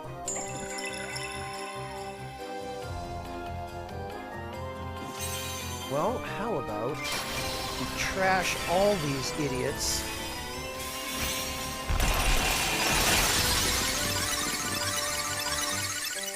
Very good indeed. Oh, he covered somehow. Oh, that won't last long. Not if I have anything to do with it.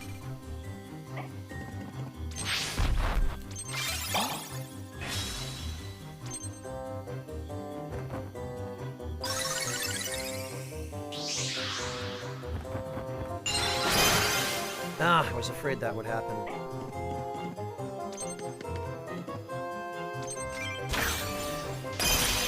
No evading that.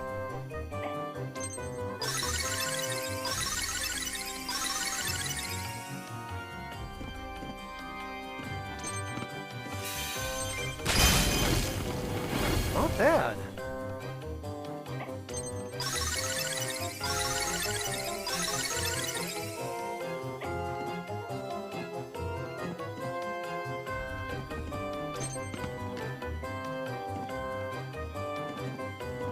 We need to get rid of her first.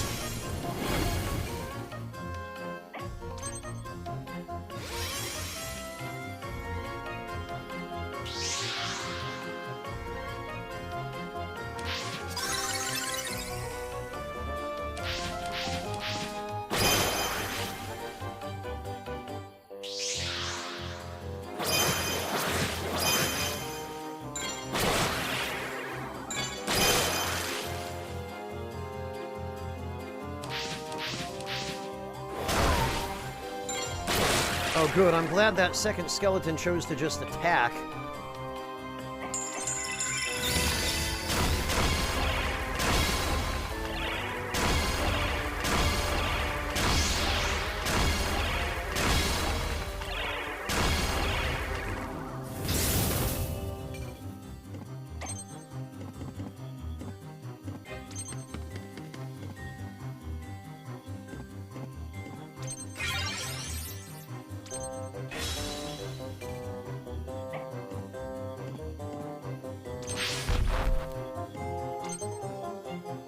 Oh yeah, you know what? This is great.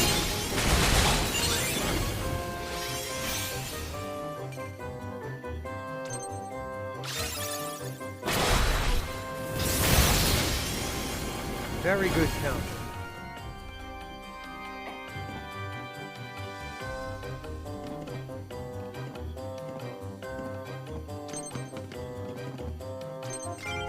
You need to go. Oh, very good. And look at this.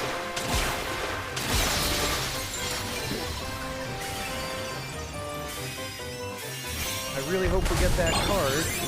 Yes, we do! Excellent. And nobody is close enough to steal it from us.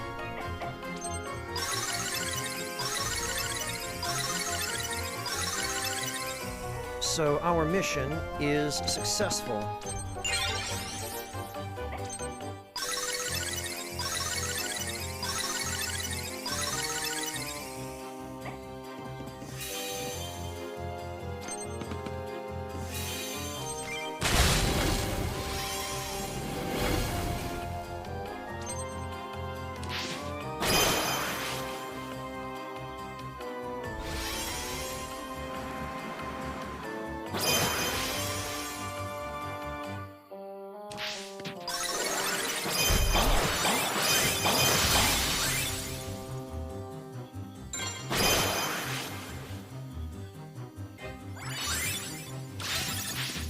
What? When the hell did you get regen?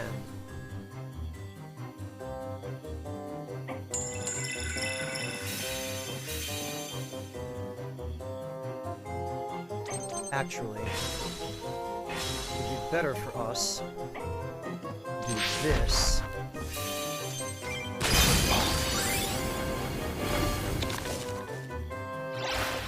Well, that was a bit of a waste.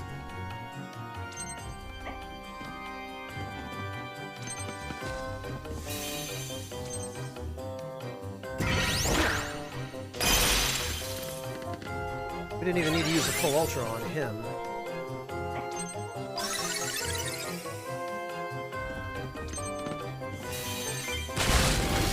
Boom.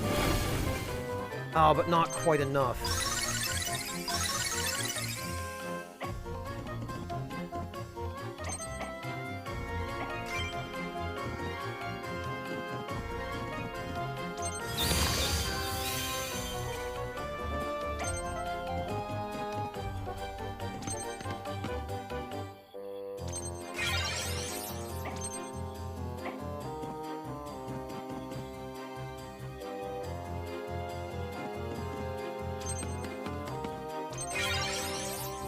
All right.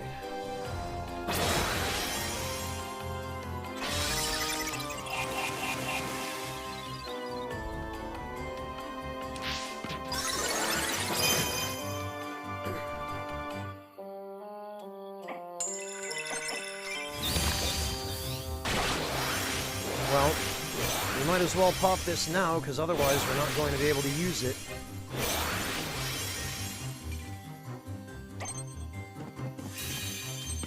And now I think we can get behind... Yes!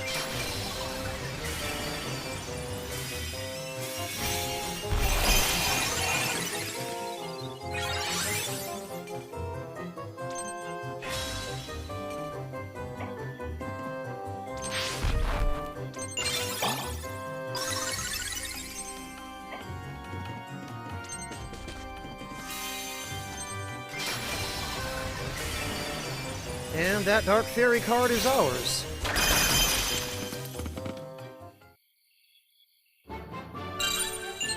Oh, and we got a scroll, which I'm guessing Tom must have stolen. Yeah, okay. Oh, there's a free battle in Blackwater Marsh, but not... Okay. Not the battle we need.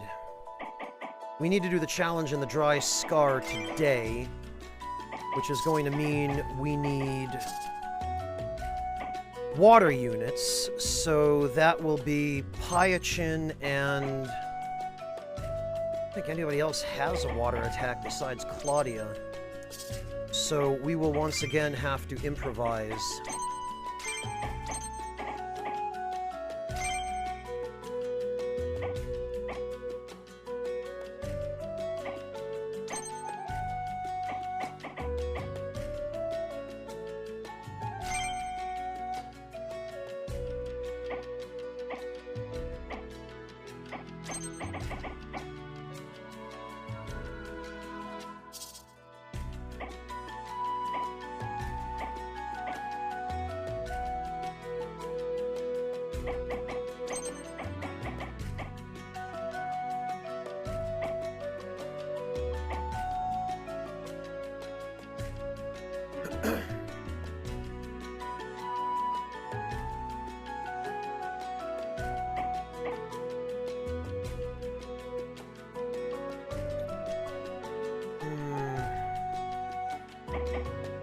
That's still probably better.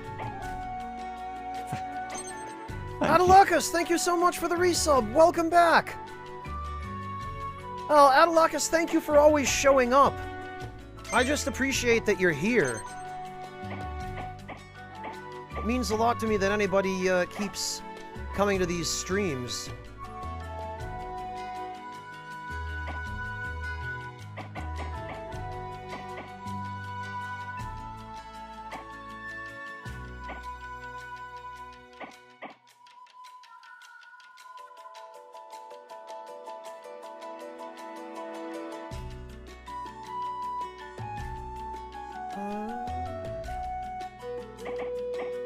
I think this will be quite a lot more useful.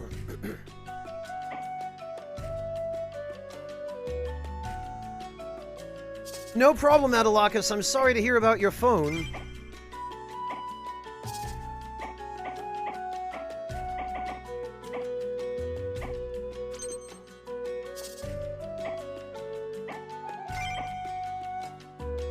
Okay, this'll do.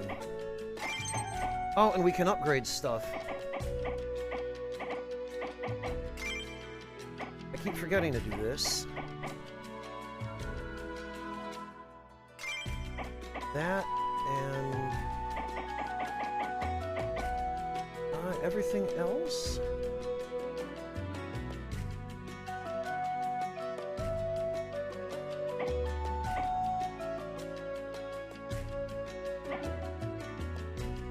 Everything else appears to be maxed.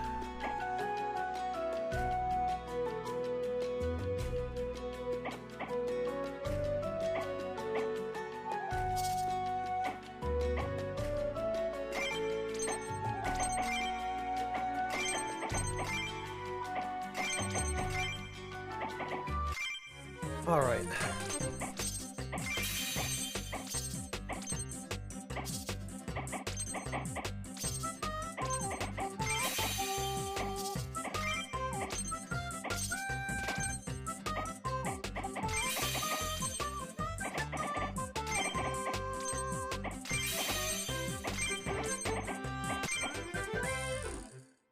Boy, by the skin of my teeth.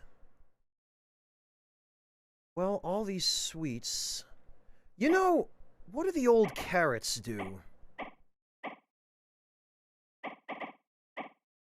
Converts old carrot food items into a potion. HP regen. 60 HP regen? Holy hell. Actually, if we use Glutton on top of that, that's 90 HP regen. That is some redonkulous regeneration.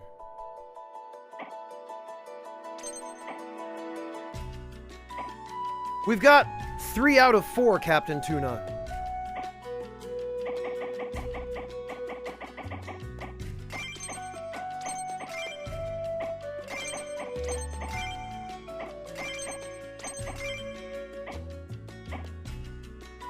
God, I hate how this message plays every time.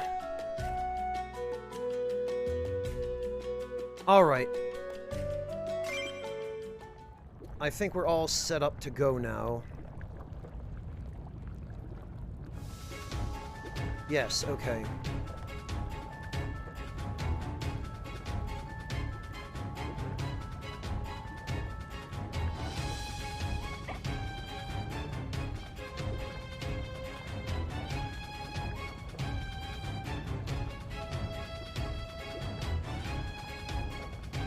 And who do we have assisting us? We have a wanderer and a hunter.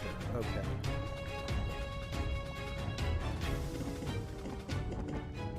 Yeah, my guess is we're maybe kind of close to the end now, Zyric, only because that battle telling us that if we go there, the world map will irreversibly change.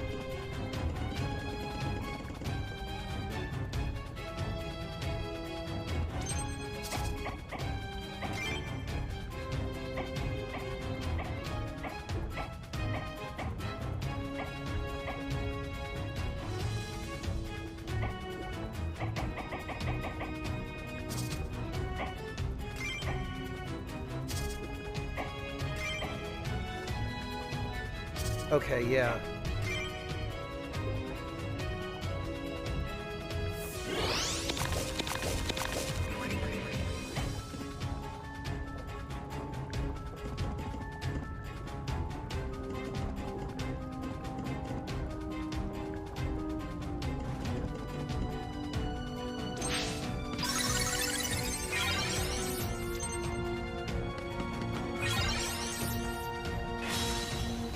I guess they'll be relying on the,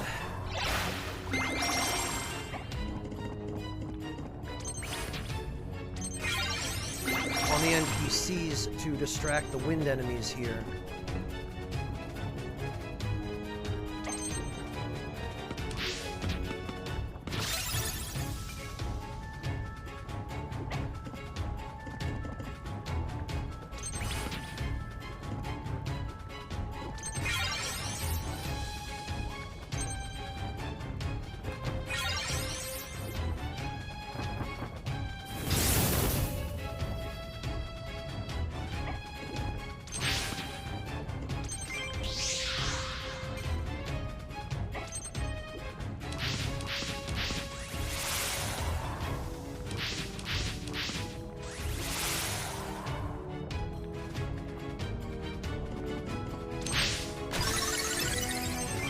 So we want to get to the boss as quickly as we can to prevent him from building up charges of Apex.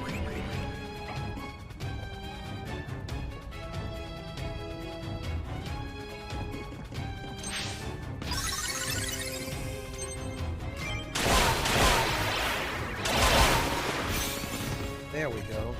Yeah, honestly, if you can line your enemies up, Bayachin's new weapon is pretty good.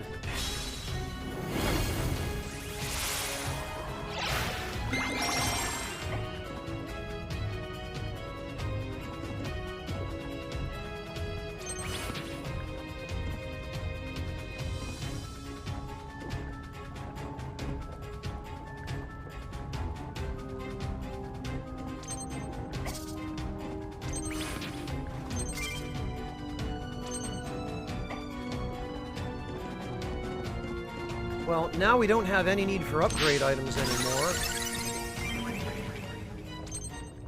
So we can just ignore them.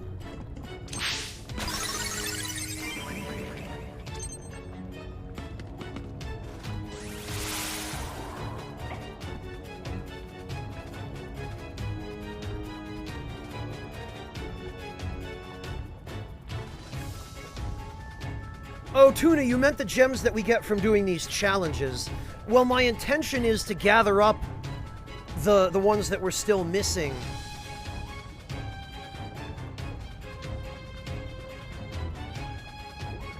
Before we go do whatever that very conspicuously final boss-looking fight is.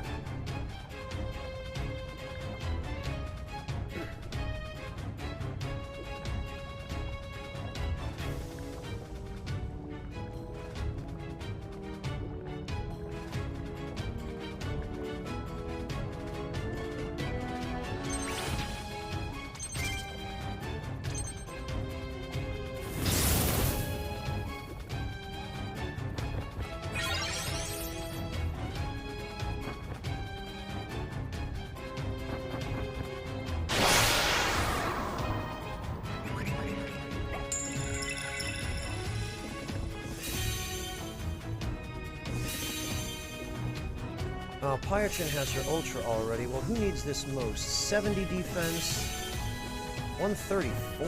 Wow. 70, 75, 128.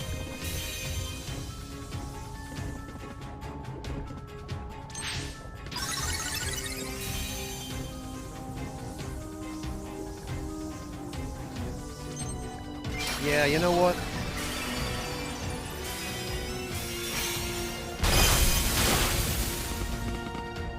That'll just make the going a little easier.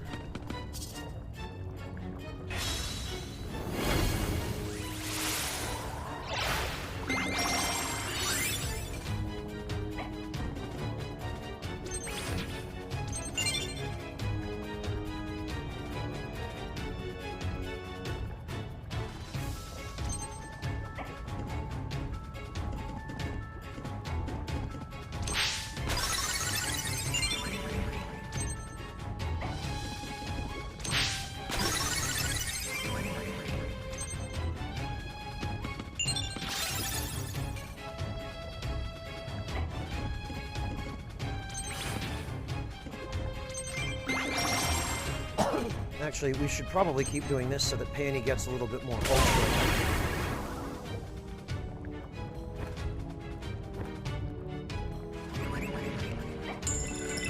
How are these things removing our apex? They're fire, we're water.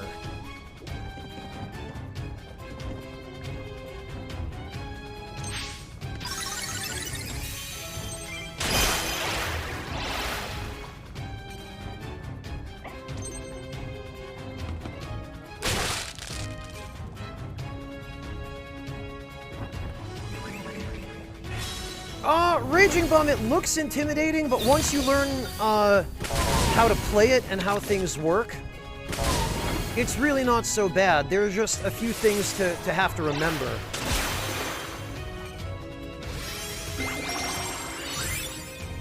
That I sometimes forget because my memory sucks.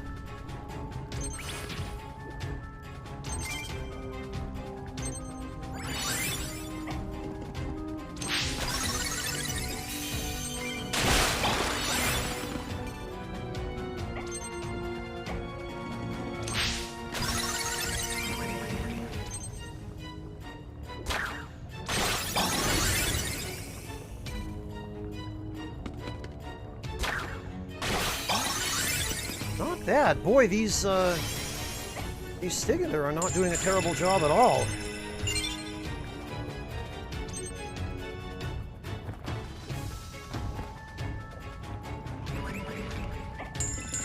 Now, however, it looks like we are going to have to deal with ads. No, you know what? If we move over here and we hit him, it'll hit that other one too.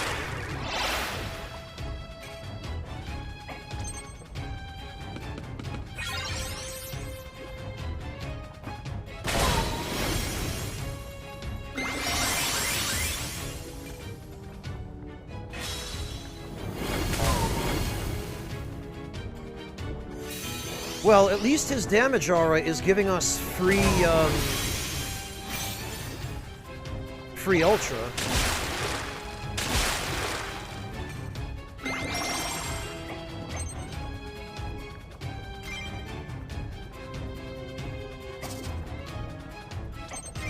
Yeah, you know, we might as well use this while there are a bunch of enemies on the field.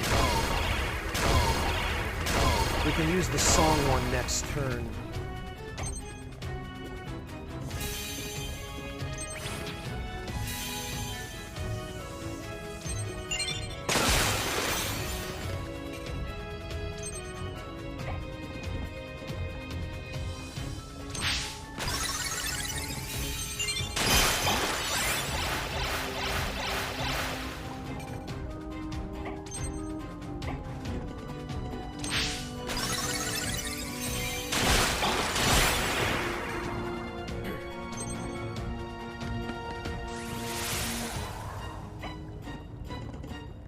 Man, Peony went from being one of the faster characters in the beginning of the game to being one of the slowest now.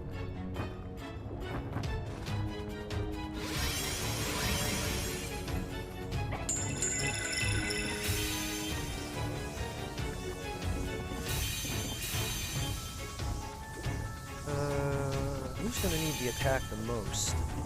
Looks like probably Peony.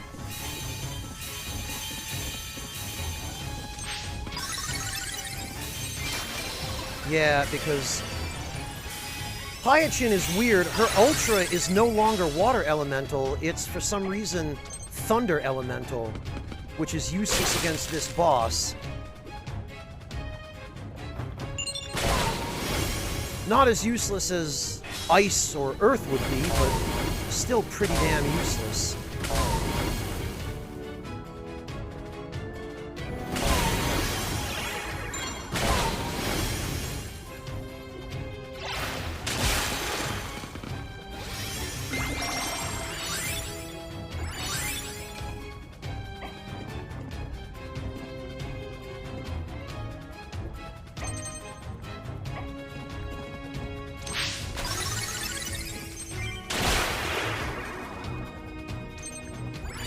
And actually, he seems to want to just back up into a corner, so if we let him do that,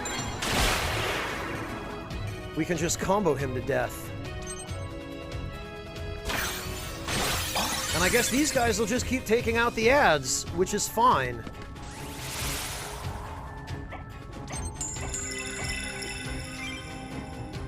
Alright, Pyachin can have Song.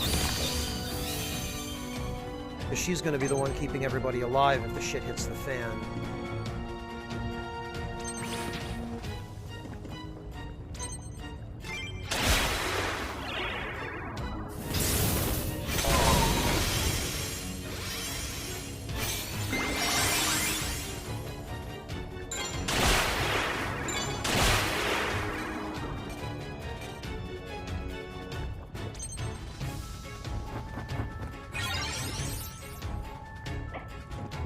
Well, that's an NPC assist.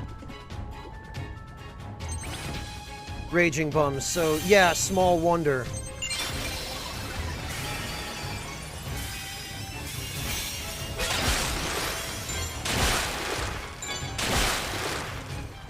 There we go. Well, we've blown away his apex. The question is he going to try to leave?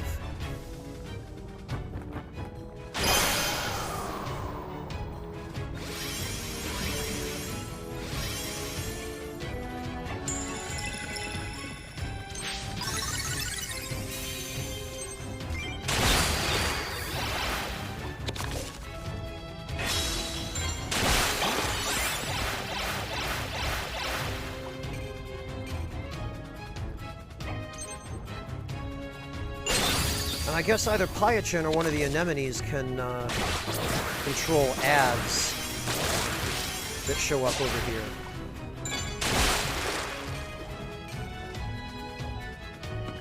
Oh, you know what? We need Pyachin to be attacking him because we have to lower his defense. So one of those anemones can deal with the...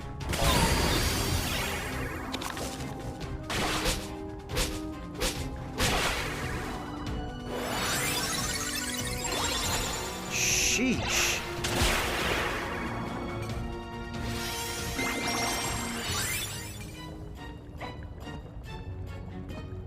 Okay, well, not sure what just happened there. I guess he gave Jackal's mark to somebody.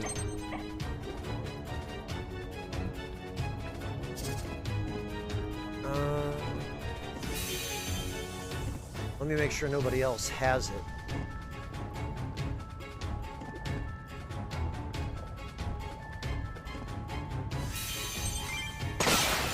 Oh, for goodness sake.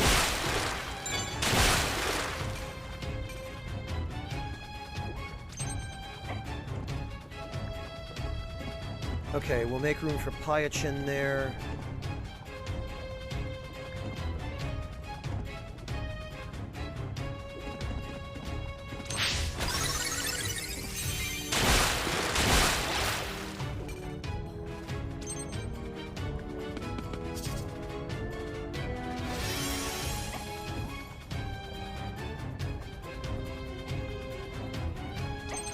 Okay, Panny can hold off.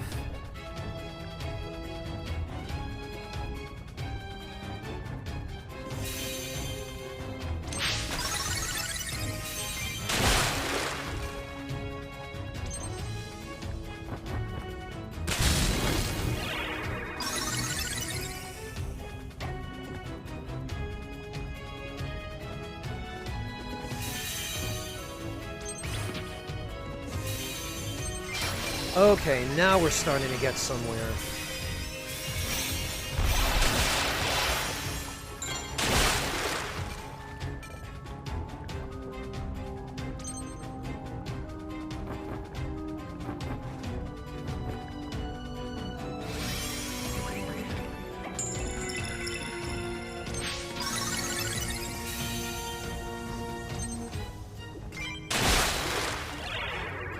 Yeah, okay, we need that defense down.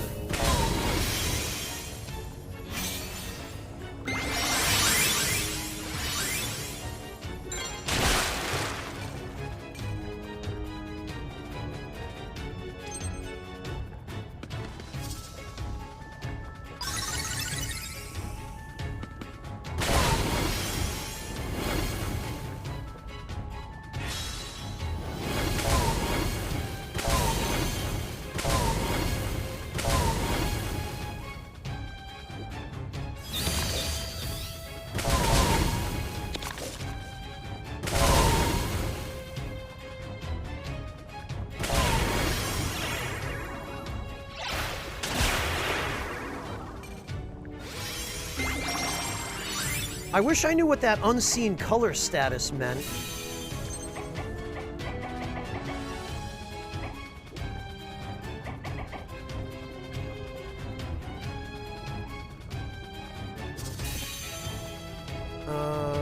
This is Claudia? Okay, yes, it looks like it is.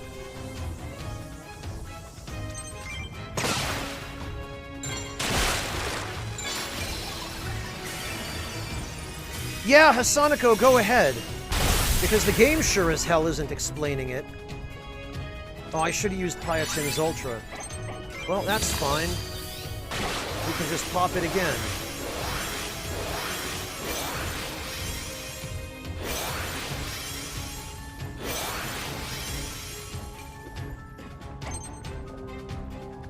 Minus resistance and strips away one layer of it. So what, Hasanako? Are we removing his resistance? Is that it?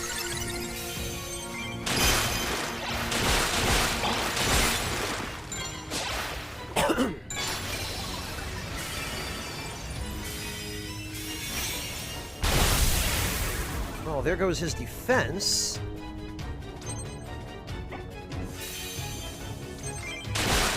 So now we're doing a decent amount of damage, but I don't know if we're going to be able to get through all of that mana barrier and HP before turn 20. Actually, though, having Pyachin in the thick of it means that if she gets hit, her counter ability triggers.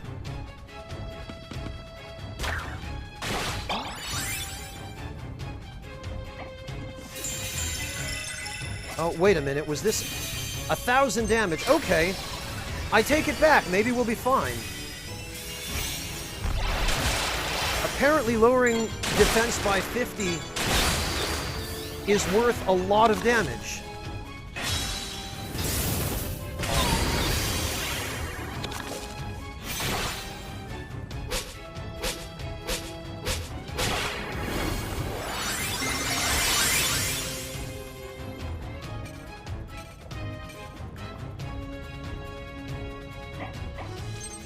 Wait, we didn't just lose a Stigander, did we? Because I can't tell who he's casting Jackal's Mark on. No, we didn't. We're fine.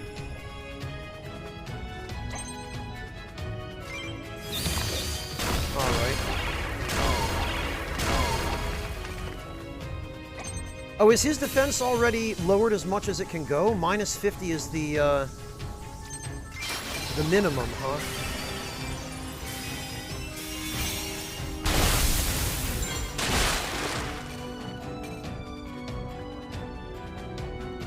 Jackal's Mark can't hit leaders? Okay.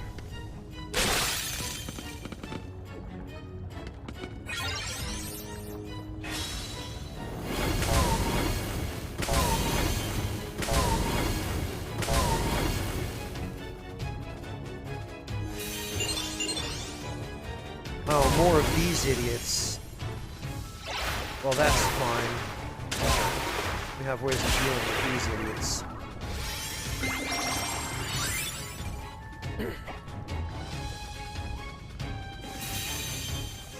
Such as this.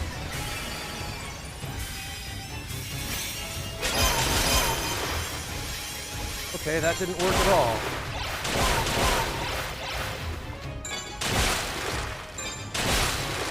Huh! But it did trigger quite a lot of, support attacks.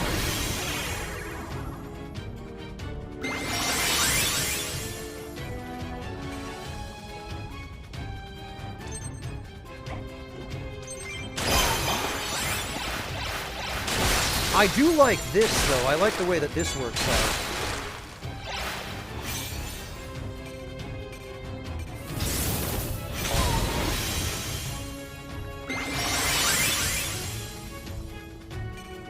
Yeah, see, and Pyachin's reaction ability just fully heals everyone. And now the Ultra should hit that fairy.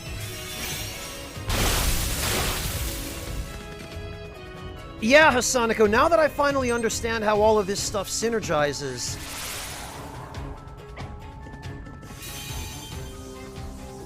I'm actually having some success in these crazy challenge battles.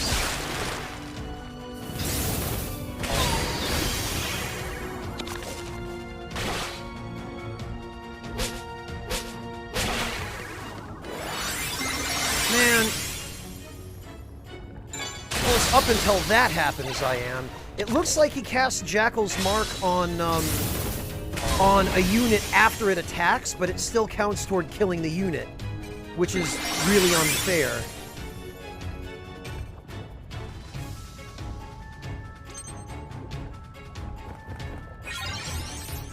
That's fine. We'll just move, Claudia.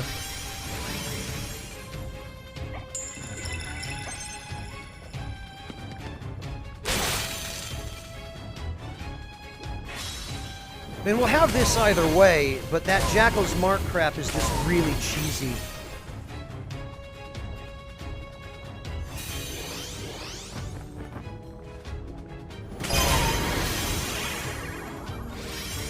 Oh, and now he got out.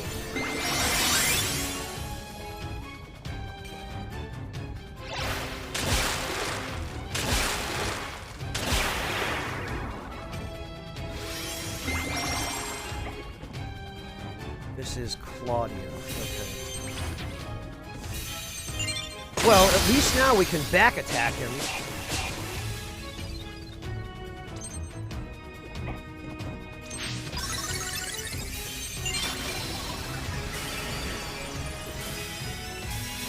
Well, that's all they're doing, Hasaniko. Literally, it's just there for the random kill. The buff is worthless, it's just a cheesy way of insta-killing a player's unit. But like I said, we got it, just not flawlessly because of that cheap crap with Jackal's Mark. Taking Notice down is a big deal. He was probably the vilest of the Deadly Wind's upper ranks. He seemed very focused on me during the battle. Notice has a reputation for being incredibly cruel to young girls.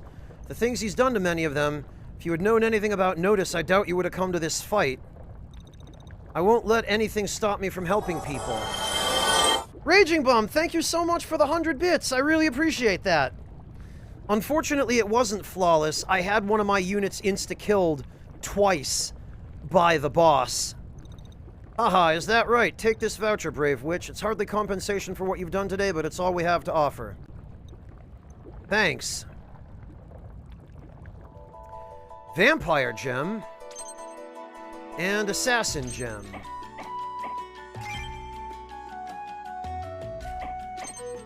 Okay. Vamp and Silence. Interesting. 15 Evade and Midnight. Which is, I think, Darkness.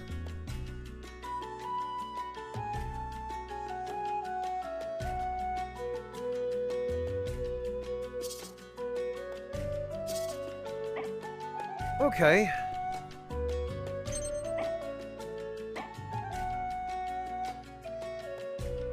And now that it is Monday...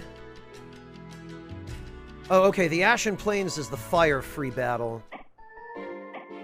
Now that it's Fire Day, we need to go to the mountains and do that one.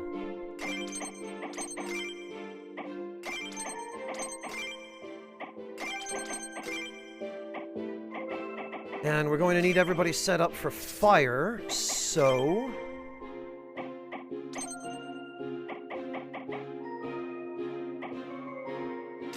Fire Apex...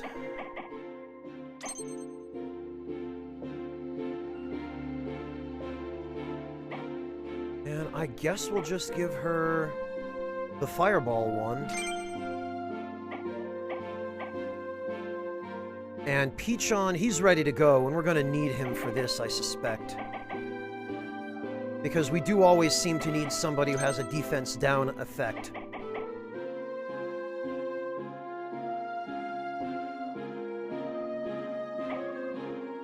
And...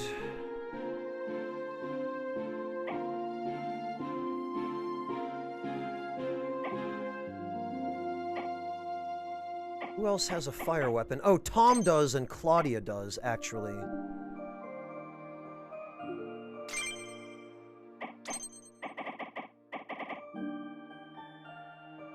SMB and 20 resistance. I think we're better off with the attack here.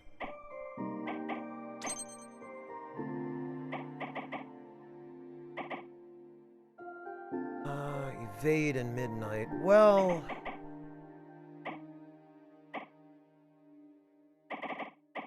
Midnight might be handy for making the ads less annoying.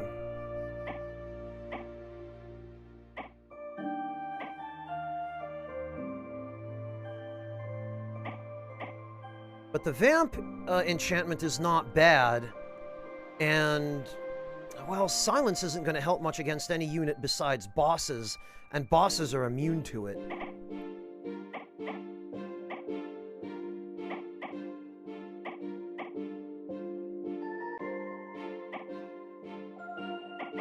So the +1 move is still probably the most useful.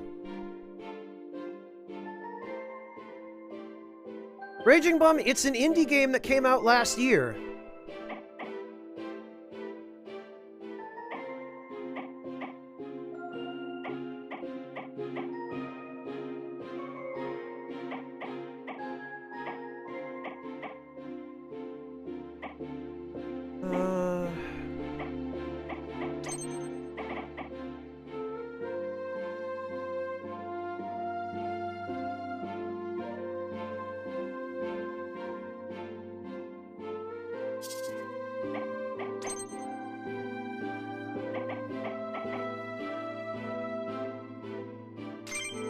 We could give Tom that, I guess.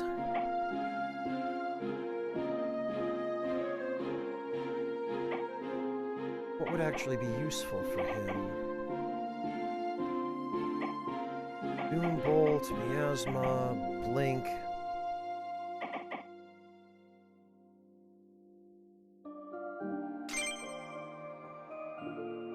Evade? How much evade does he have by default?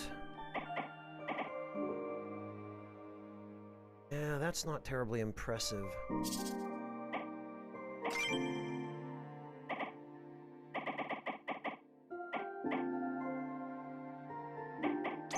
$175. What if we were to give him back this?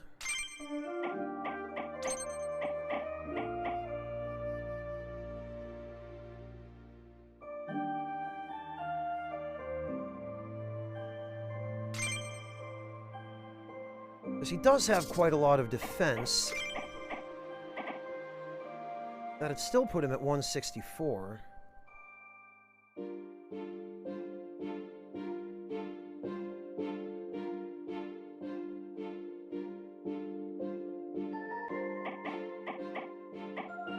This is a tough one. Who do we even bring?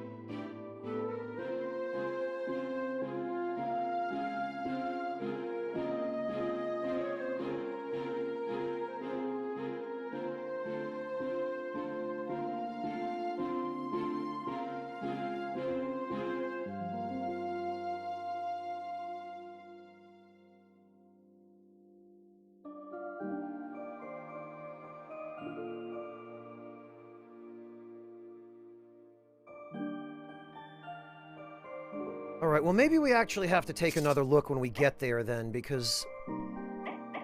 Yeah, let's eat first, and then we'll go...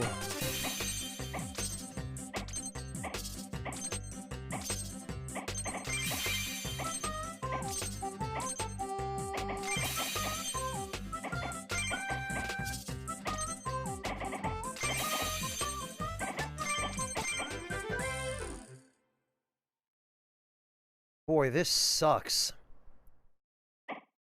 We're better off probably with Oenology, because we've got 3 rotten fruit here.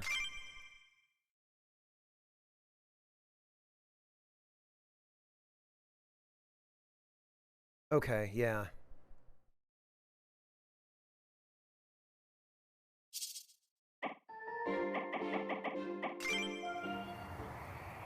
Alright, let's see what we've got.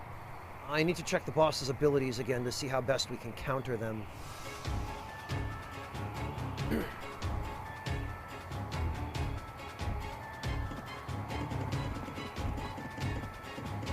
So we are dealing with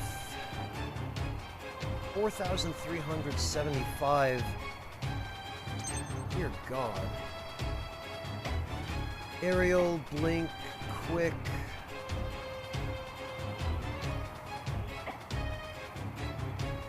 Agility, cold snap,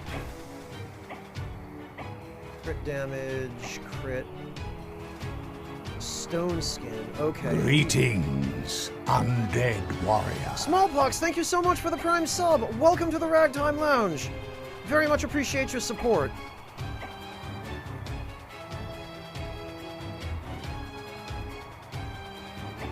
Freeze, Witch Aura, Shield Aura, Multi-Spell, and Mono.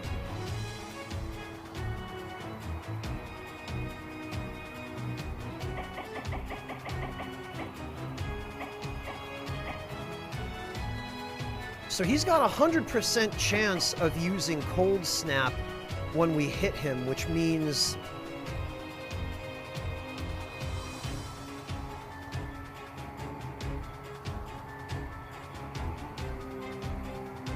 Which means we are going to need to... Well, there are one of two things we could do.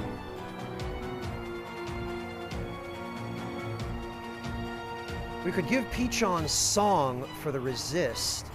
And I mean, we do have the... Yeah, okay. I think I figured out what I'm gonna do.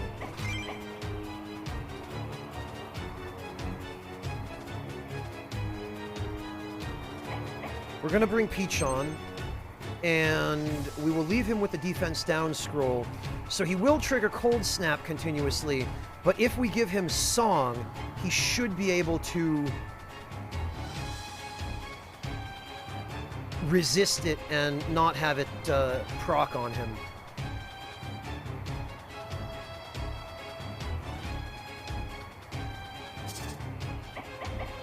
And then our summon, of course, will be Gremlin Warlord.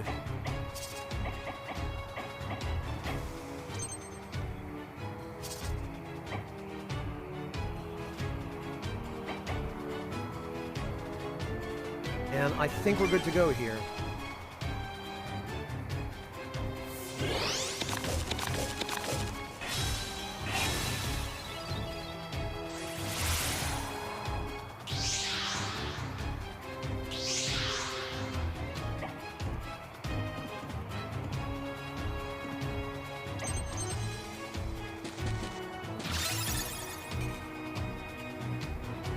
Of course, the problem here on this map is that grounded units suffer a movement penalty during snowstorms. Or rather, units with normal movement types, I think.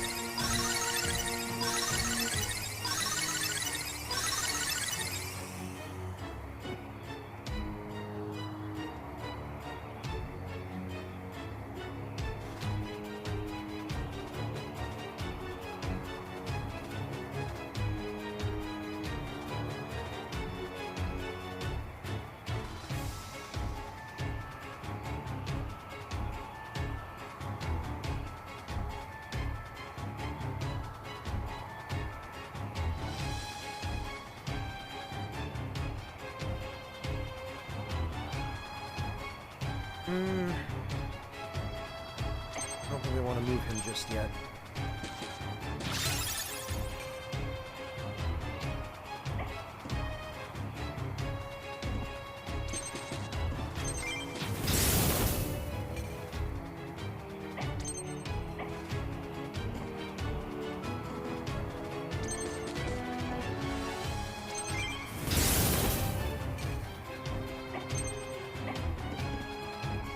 Oh, that guy does have magic barrier. All right.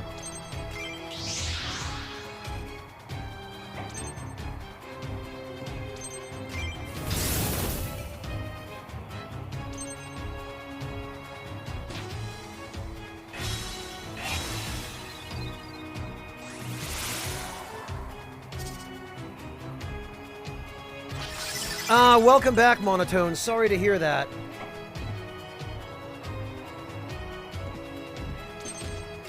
Maybe I should have brought Teleport for this, because it's going to be a pain getting to him.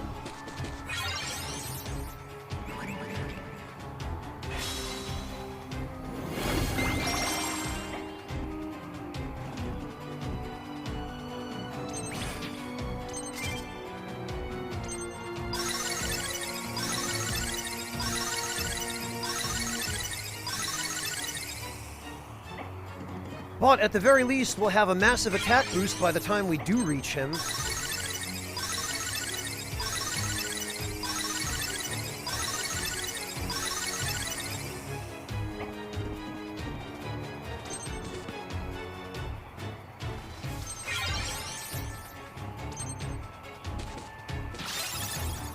Well, thanks, but I was going to give Peachon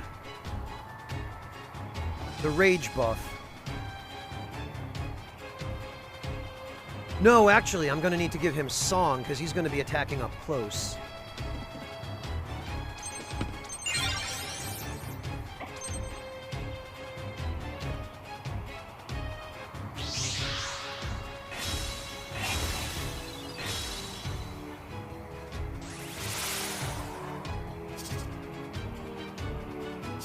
Ooh, oceanography sounds fun, Monotone. I really hope you do get a slot.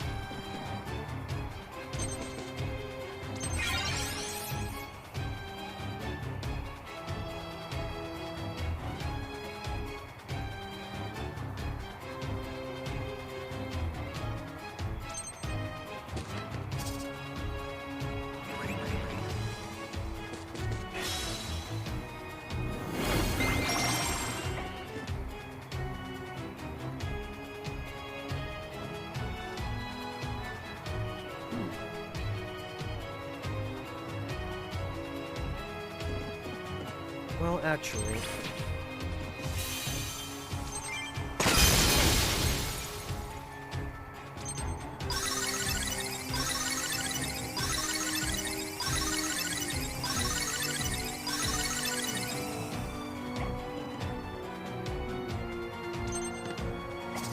first, we need to give him Song. Much obliged. Raging Bum, thank you so much for the 3 gift subs to Alexander M, Ultra Chibi, and Froduck42. Raging Bum, you didn't need to do that, but I seriously appreciate it. Thank you. That was unbelievably kind of you.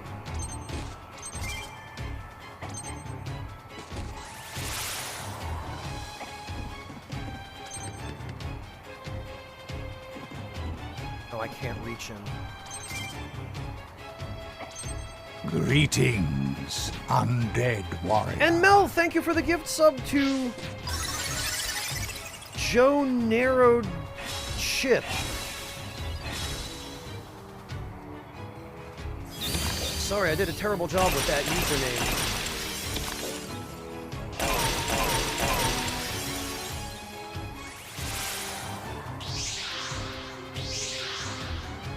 Okay, Smallpox, thank you so much for dropping by. Have a good one. Take care of yourself.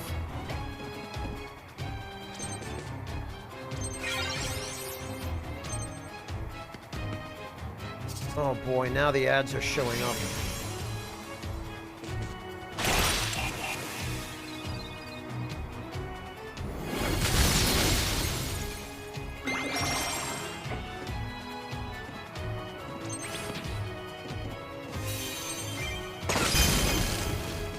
Well, there he goes.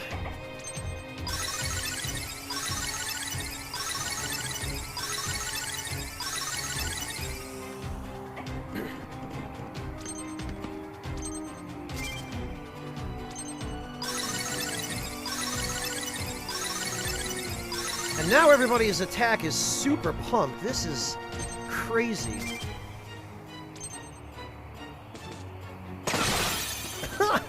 Alright, to the point that our NPC allies are now one-shotting ads. Boy, what a happy coincidence that we ended up bringing the Gremlin Warlords.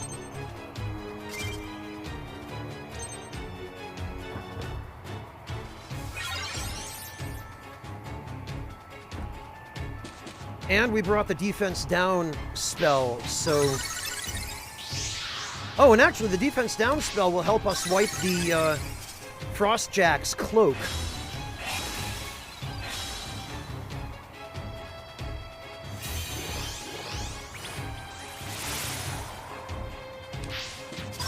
What the hell? What is that?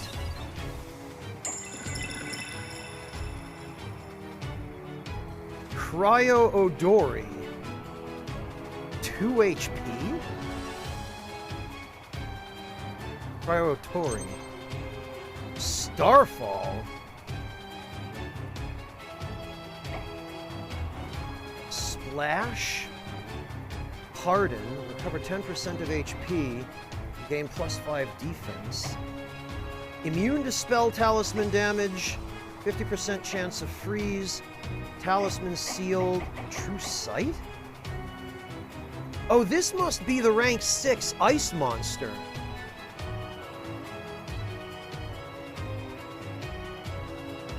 Why is it inside an ice cube? And why does it only have 2 health? I guess because we can't use spell talismans on it.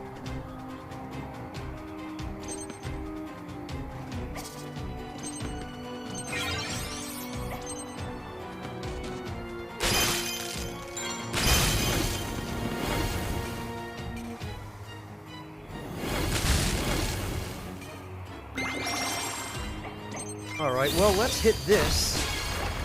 Of course, I started waiting.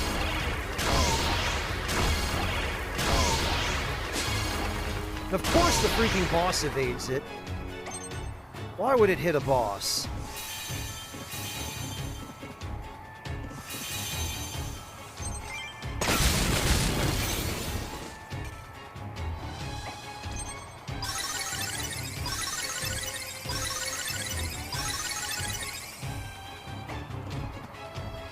And it did, in fact, wipe the cloak from those frost jacks.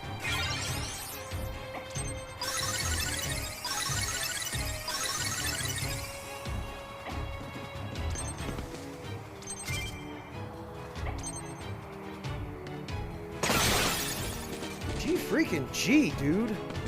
That highwayman is really putting in some work.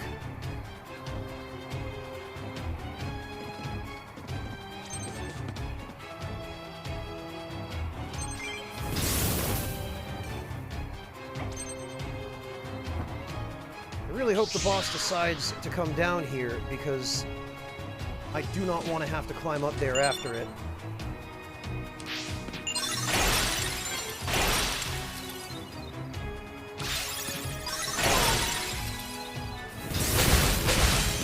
Holy hell, those counters. Jeez, Peachon. Oh, he did come down.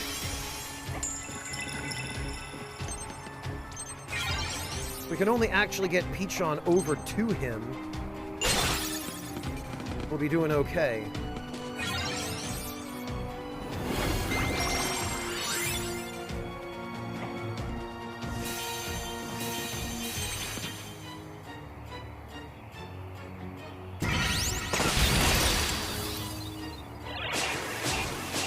Oh, of course.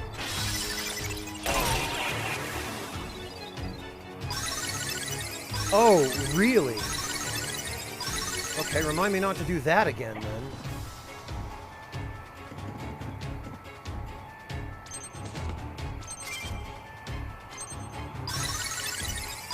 Or we'll just have to keep the Gremlin Warlords close by to unfreeze people.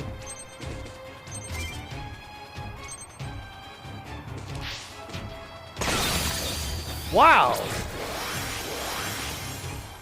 443 damage, huh? Well, that's fine.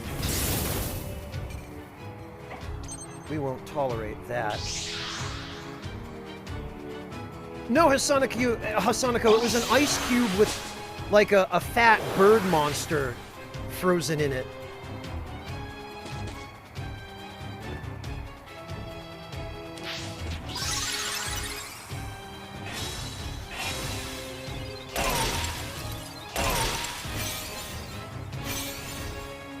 Okay, well, they've got their ultras.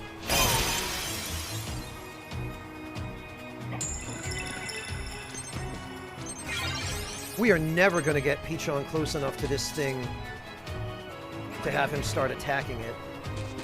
We're already in round 7. We've already wasted so much time getting to it.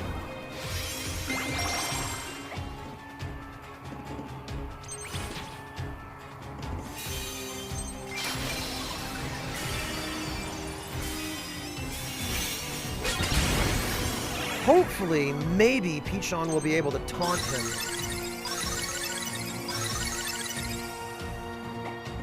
And get his attention. There we go.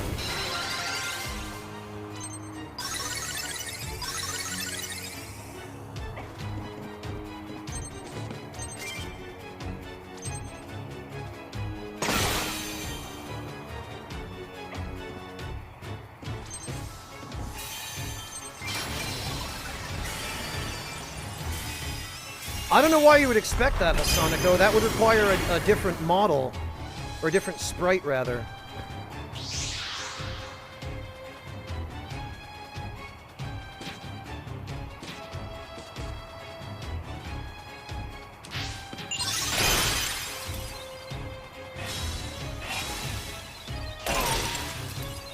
I really hope we can get Peachon to taunt the boss and get the boss to Peachon.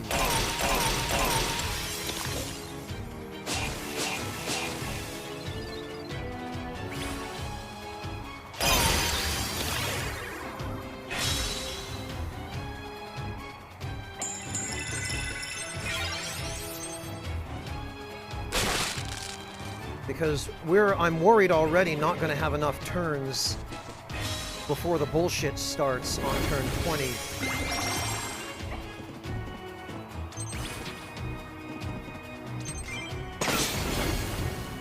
Of course.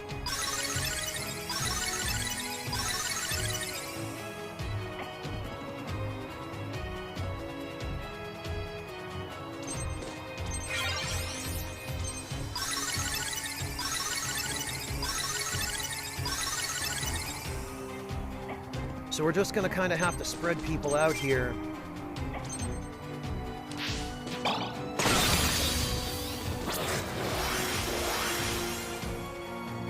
And hope that this highwayman can drive the boss off the cliff.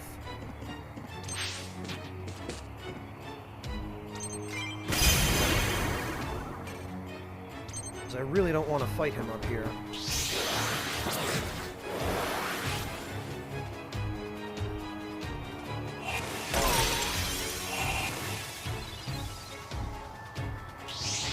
Wait a minute, what is the Cryotori's range? Because he just threw that at us from quite a distance.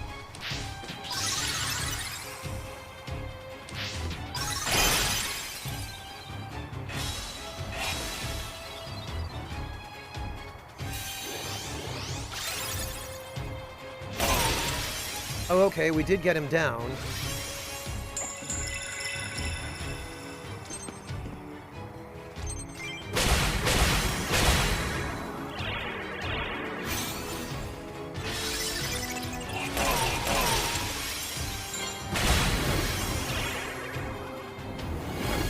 Now we're going to have to deal with a whole bunch of Apex.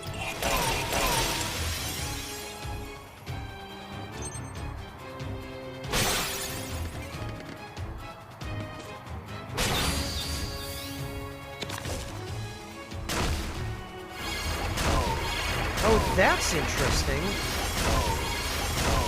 He has the Vine spell.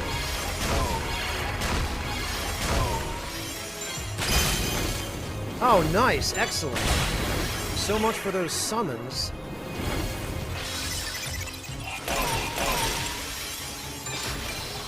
Yeah, get him, Peachon! Okay, now we're able to start decreasing his defense. That's good.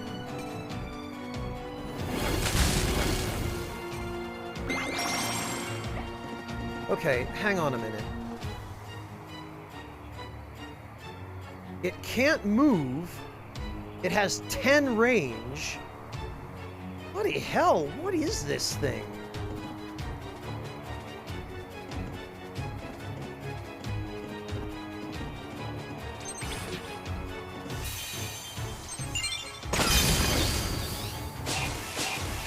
Of course, he always evades these spells.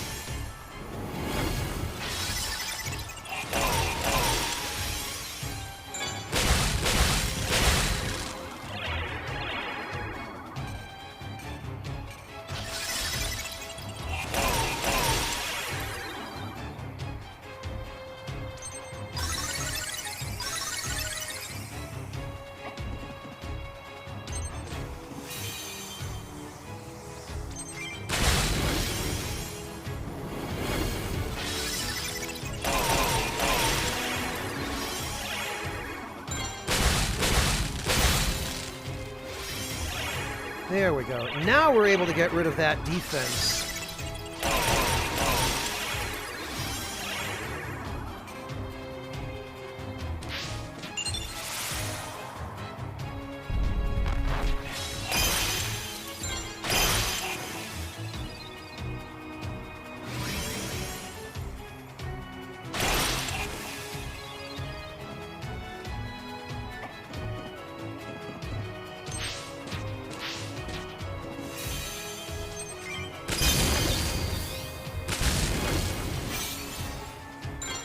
we've done that, we just need Peachon to,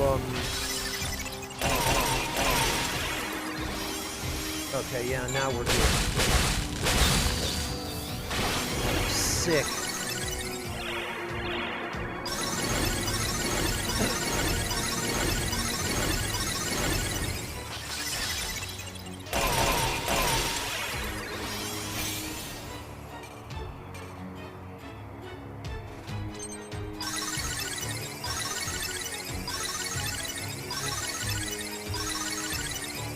And then this should, this will trigger Peachon to use his Ultra.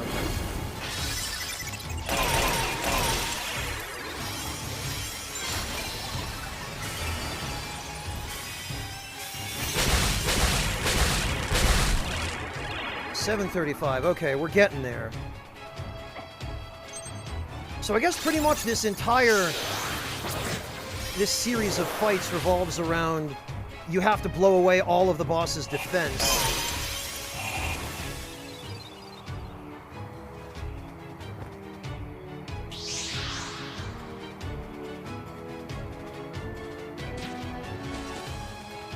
Oh good, more of those ice cube guys.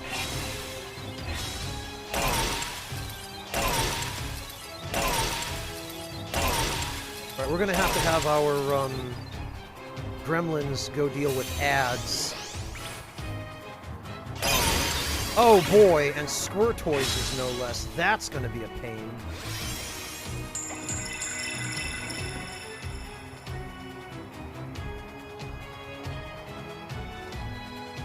Water, huh? Oh, great. Okay, in that case, we need to finish this ASAP.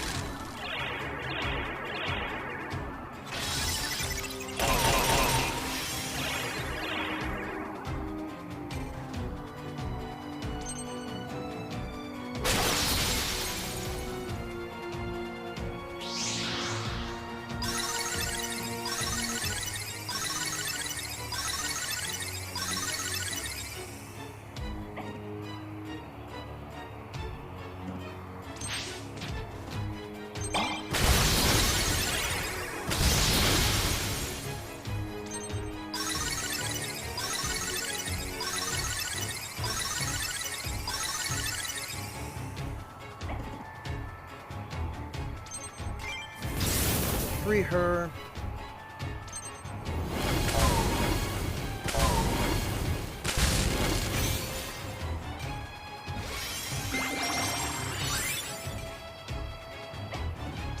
For free Peony.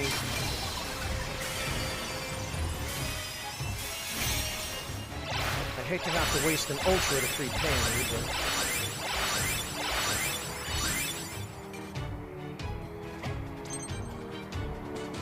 But fine.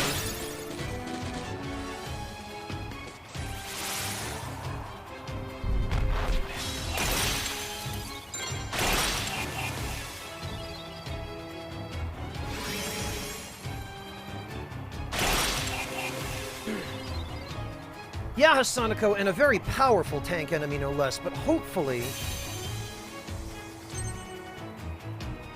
this will do enough damage to them. They're strong against it, which is very, very mean.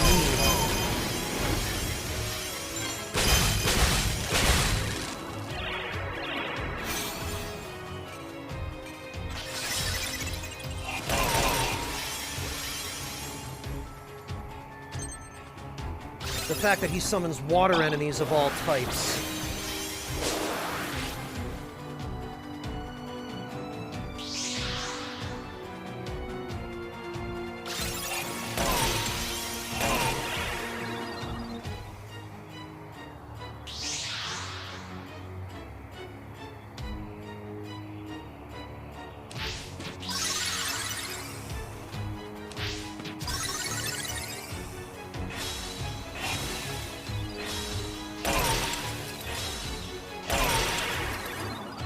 Well, he freed my Gremlin Warlord from the ice, at least. Oh, and anemones now. God. This guy's a bastard.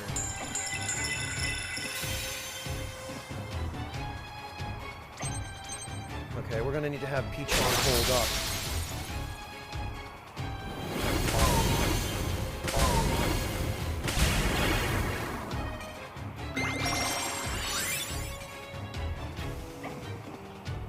This is getting really stupid.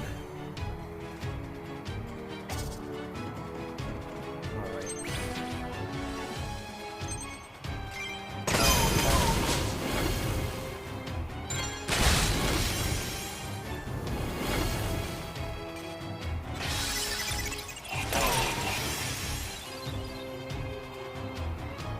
Thank you. Phone number, thank you so much for the resub. Welcome back.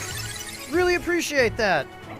How are you doing? It's good to see you. Now, we are going to need some ultras and fast if we're going to deal with all of these stupid summons.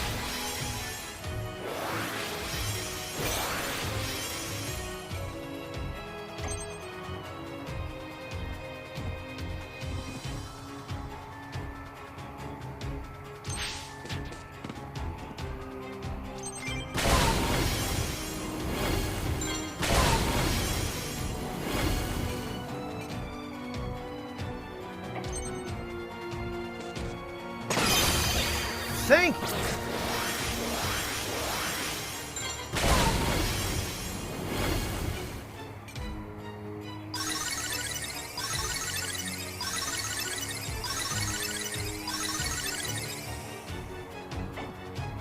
He can't really go much of anywhere, so we'll have to send him over here.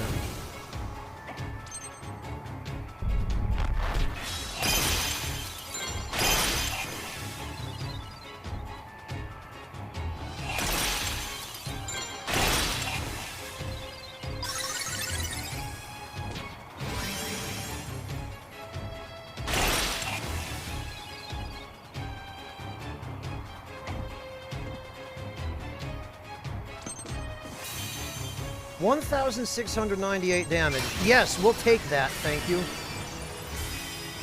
We hit him with one more of those and we're good.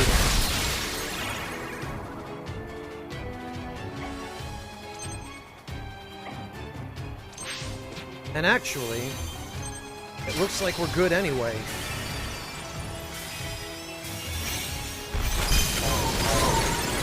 I love how everything else is taking 40 damage from that. And the boss takes 2,000. Oh, and we're not even done. Oh my god, wow. Oh, wow. That Look at that. Look at that. Look at Claudia's Ultra just glitch the hell out. Nice. Freaking awesome. Good riddance. Yeah, no kidding, Highwayman. Amen to that. Now we can finally get out of this place.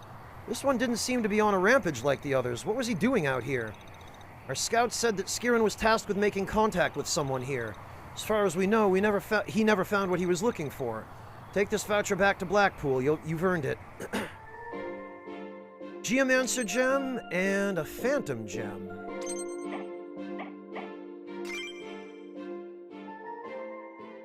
No, the Hollow. You should get some experience with tactical games first. Play Final Fantasy Tactics or Vandal Hearts 1. Or maybe any of the Tactics Advanced games, the Hollow, before you play this, because some experience really is necessary for this.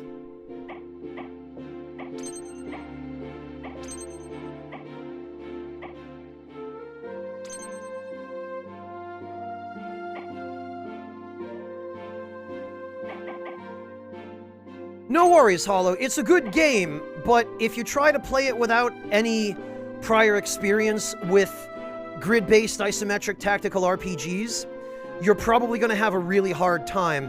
And this game is not good at explaining its own mechanics, and it's not good at teaching you how to play. So you really do need some prior experience coming into this. All right, good luck, Zyric. Have a great time. Hang in there. Song and Earth's Wrath. Okay.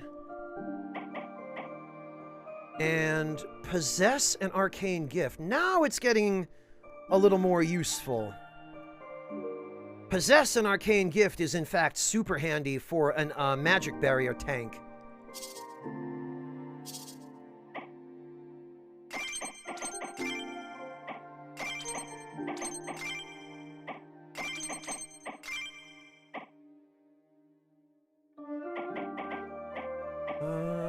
Okay, there's a free battle at the Stone Gardens. But I think we have that one already. I believe that one was the... I believe that one was the Archpangolin, because it's Earth Day.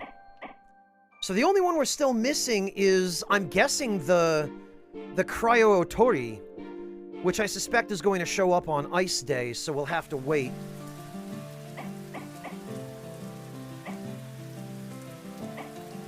And the Vandal Coast was... Alright, hang on.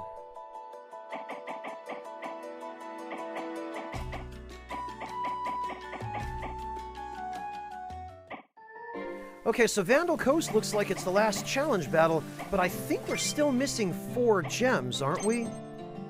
Yeah, and we've been getting 2 per mission, so my guess is when we're done with this last challenge, there's a final one that's going to unlock that'll give us the last 2 gems.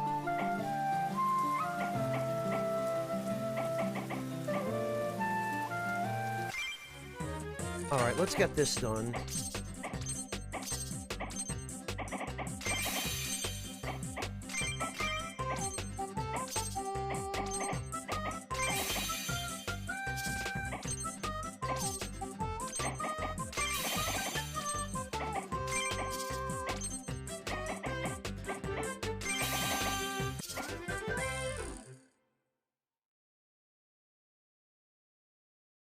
Alright then.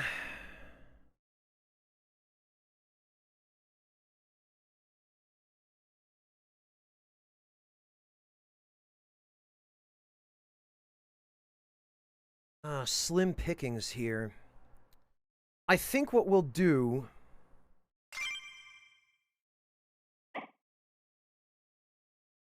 is... Since we did just save... Well, no, actually, hang on a minute. We can't check.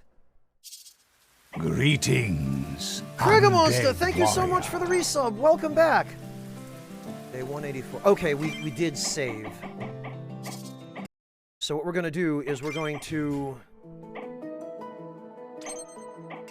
do that again. Whoops, no, not new game. Jeez.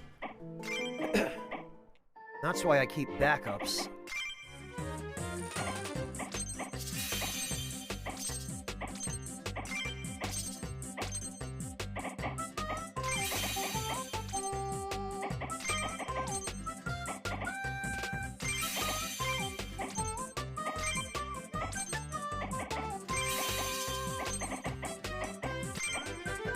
Well, that's no good.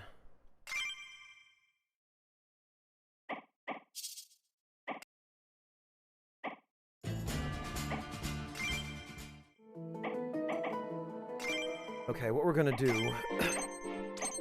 we're gonna save back over that, and I want some luck.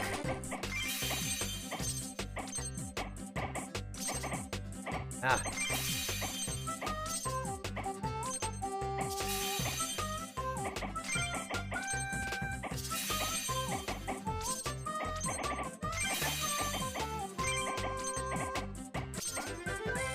Well, that's fine. We got 25. We'll double it to 50. 50 is enough.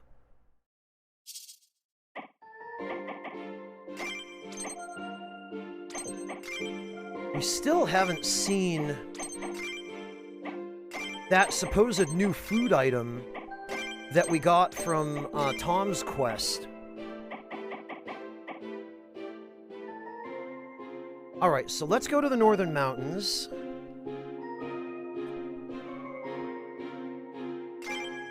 Because I'm still missing the Snow Fairy, and we need to do another free battle before we go to the Vandal Cove, because I'm pretty sure the enemy there was Earth-based. And we do not want to go on a Tuesday for that.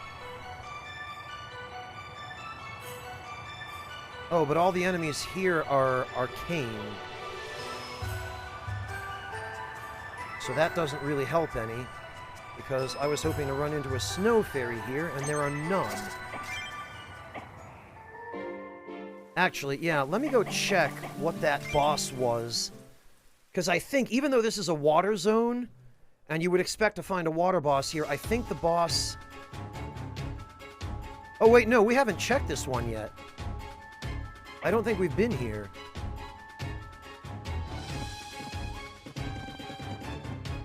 Ah. Okay, no, it is Earth.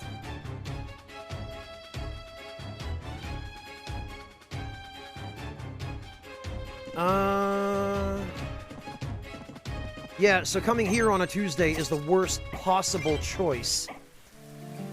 We want to come here on... What is Earth weak against?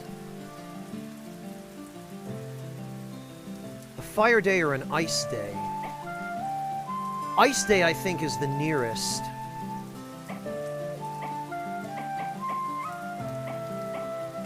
What's in Mirara's Den? Let's see.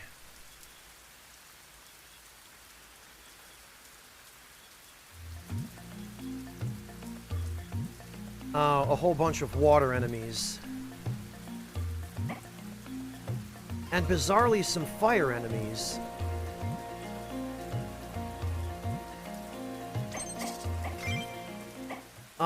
Well...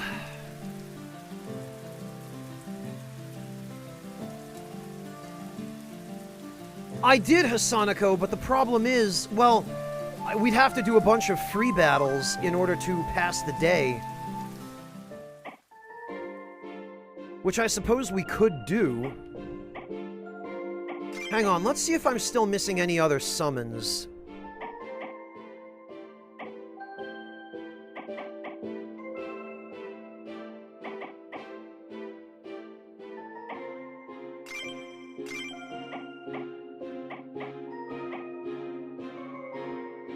We're still missing the Ice Beetle Tar. We're missing the Ice Fairy.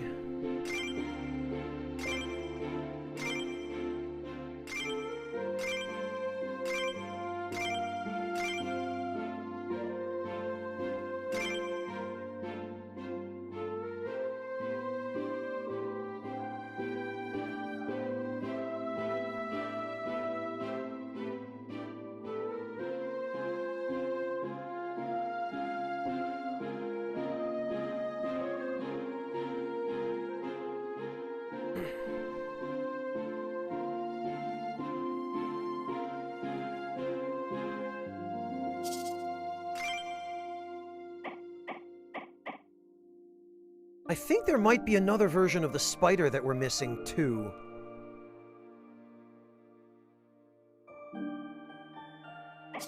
Whoops.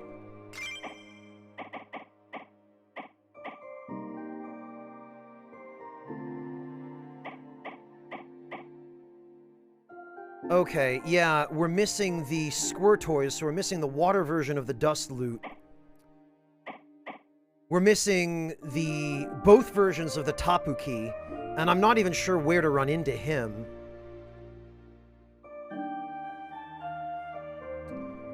And I'm guessing the Cryo Otori comes from the Northern Mountains on Ice Day. So I guess our only real option here is... we just pass days using the easy battles at the Dusty Road.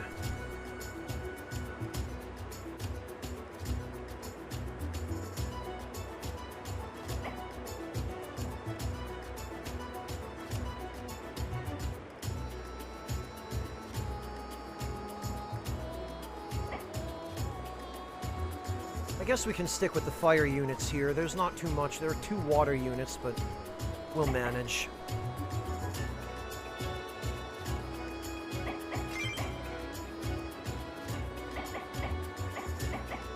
Let's get Claudia out of here, though.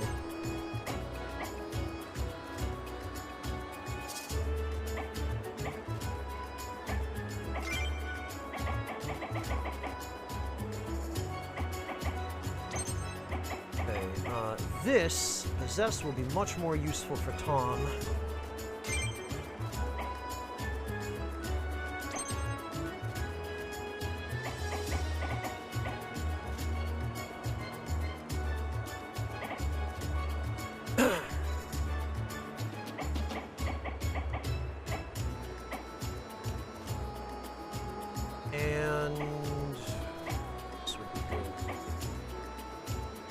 I guess if we're going to give him that...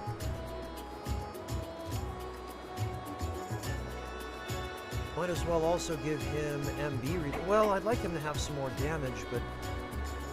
honestly, he doesn't terribly need damage because he's all about massive AoEs. Fade, accuracy...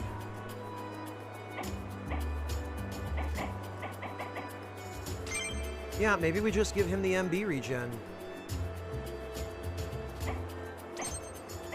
So I don't really think anything else here is going to be extremely useful for him.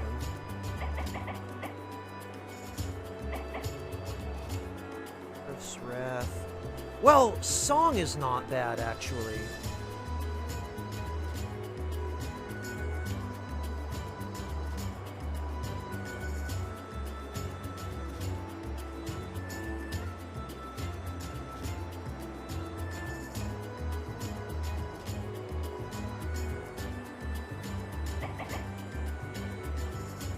But honestly, Earth's Wrath is nowhere near as useful as Arcane Gift, so we'll keep him as he is, and we'll try this.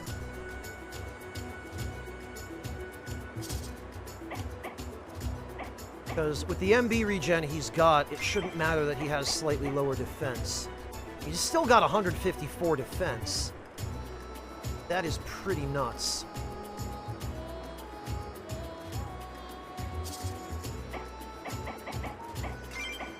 And I guess if we really wanted, we could...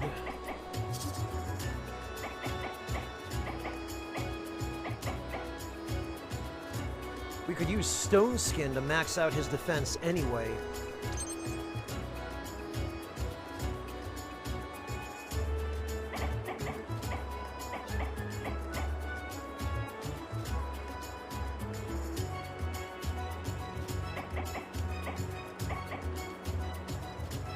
Oh, it looks like we're only actually missing 3 more of these.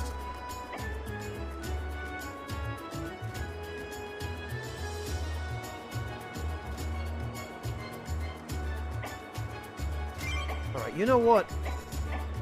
We should just switch over to the...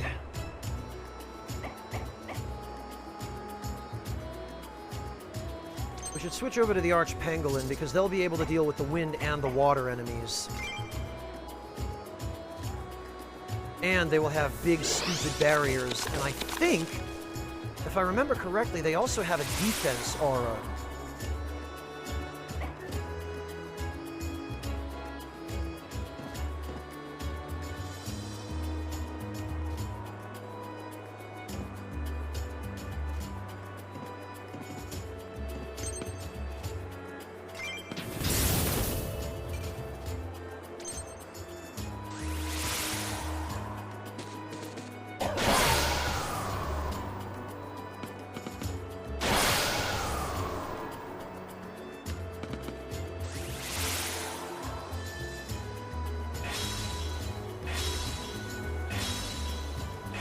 Which Tom does as well, so that's handy.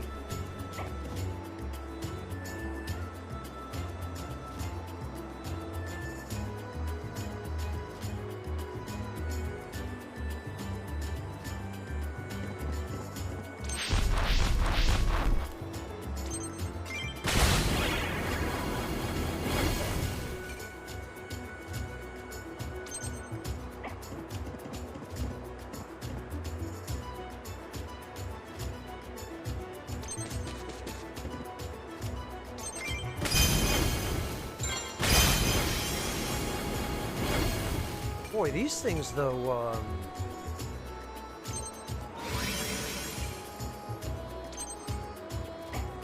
suddenly they have really high defense for some reason. Oh, they have a barrier aura, not defense. Okay.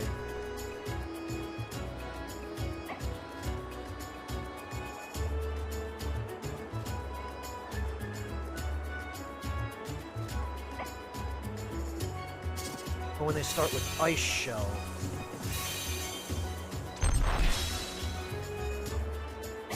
Actually, what if we were to do this? That wouldn't...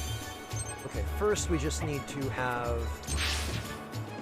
Mimic copy him.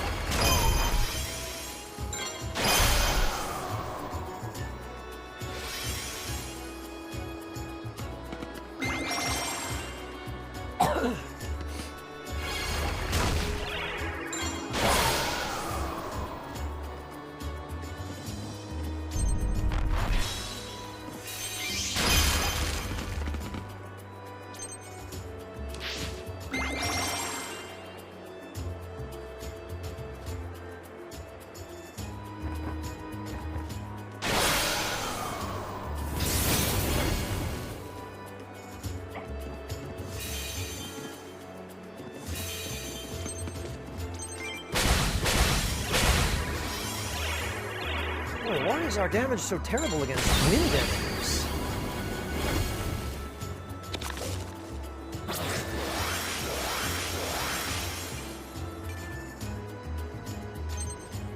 Yeah, the ability to cast Arcane Gift on physical attacks is really nice. This free MB regeneration is great.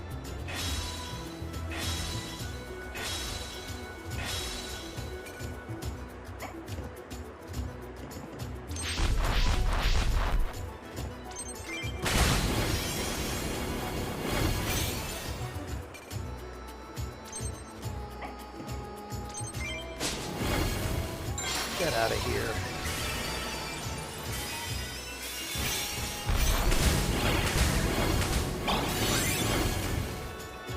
There we go, we even cooked it.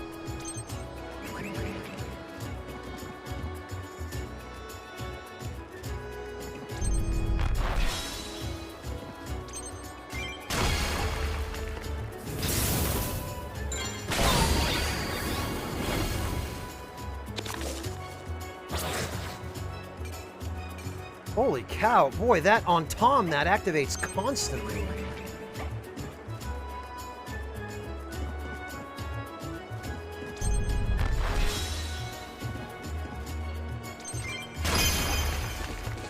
Okay, no more bunny.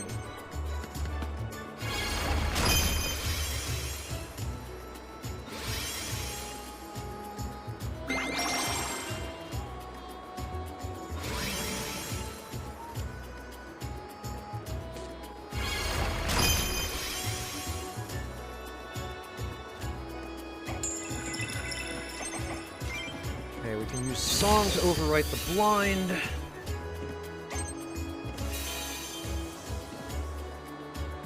Sean can handle this, actually.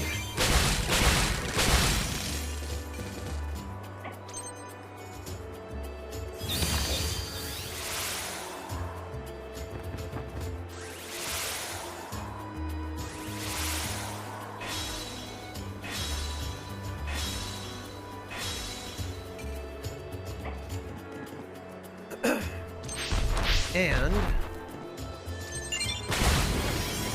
she can't dodge this because it's a melee attack.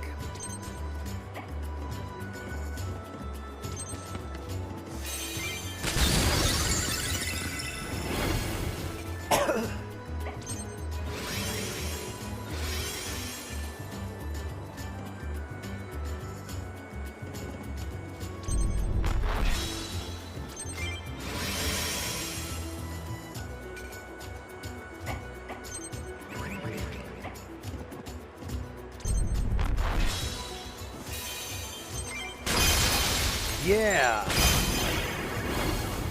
And there goes her shield.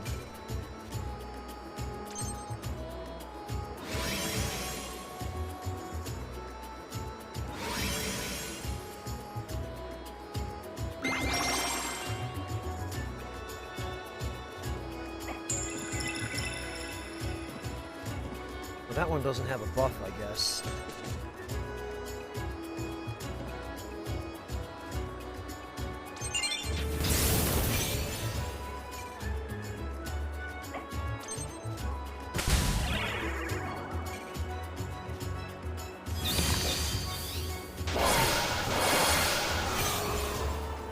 Well, thanks for the free Ultra.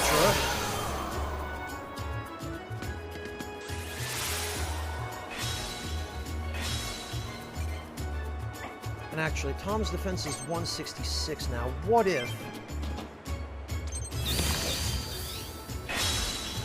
Yep, that puts him cleanly at 200. So now, he's basically unkillable.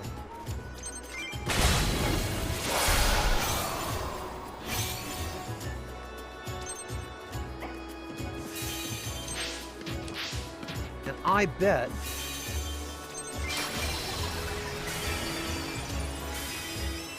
Yeah, this should kill the Harpy and knock her off the edge when Tom uses his Ultra, and then she'll fall in the water and die.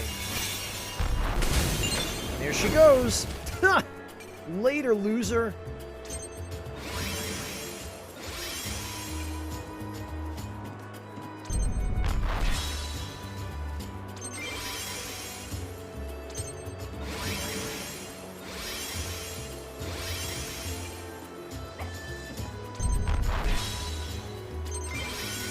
Oh, monotone, jeez.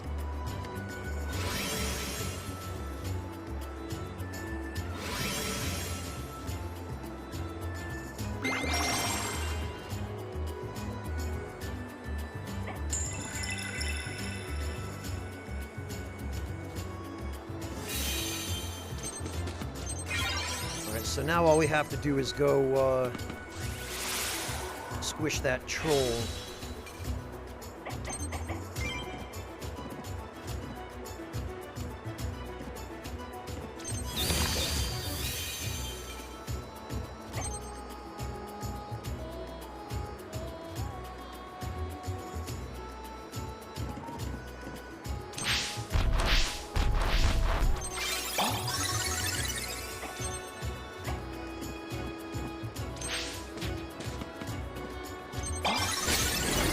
Aw, come on.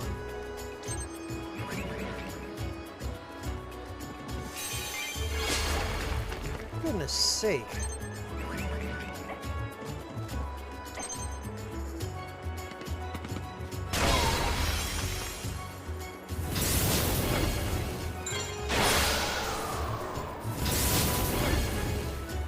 Boy, we are never going to hit this guy.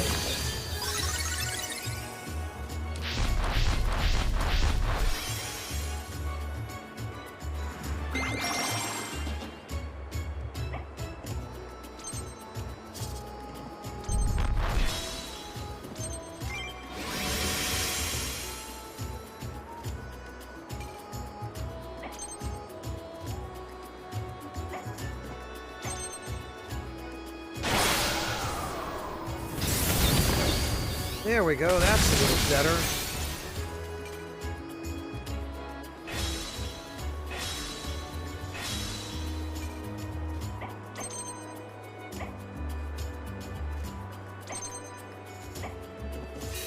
All right.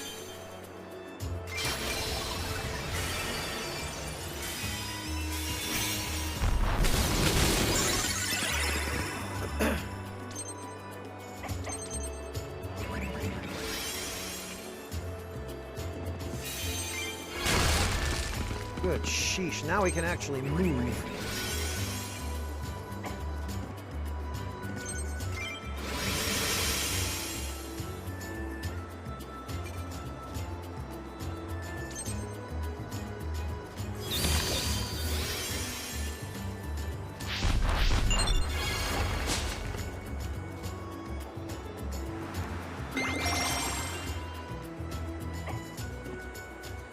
All right.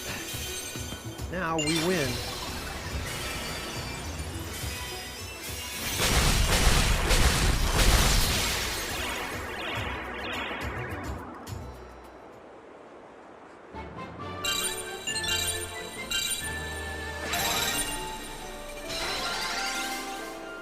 Oh, an Archpangolin leveled up. Good. Free battle on the... Oh, this is the wind... What do you call it? The Phantom Dragon. Well, this is not going to help us.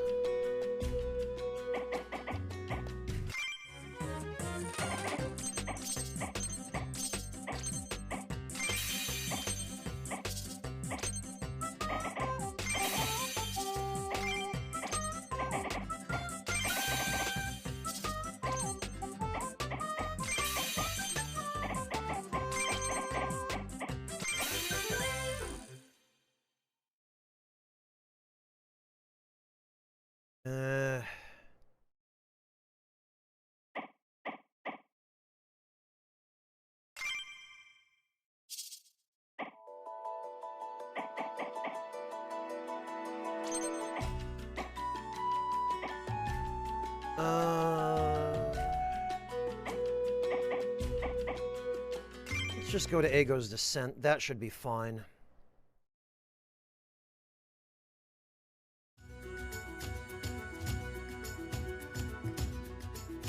Oh, right. These are going to be mostly water enemies. Let's not go here. What about barren fields?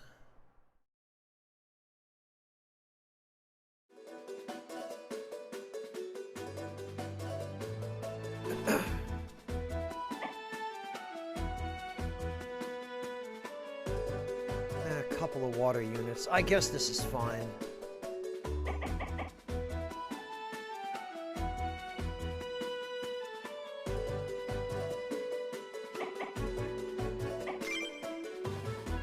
Actually, though...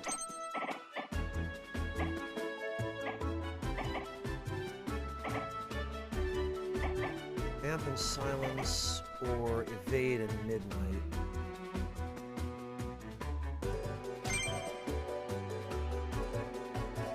What's her evasion with this equipped? 60%. Eh. We'll give it a try. Maybe the blind will help.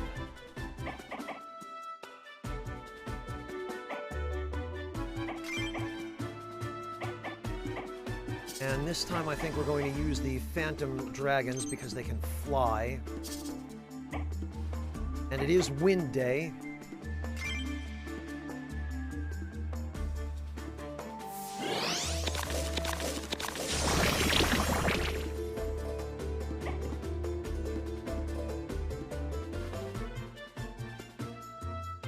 I love how the first thing that happens before the battle even starts is the boss who's standing in the back gets poisoned by a mushroom that he's standing next to.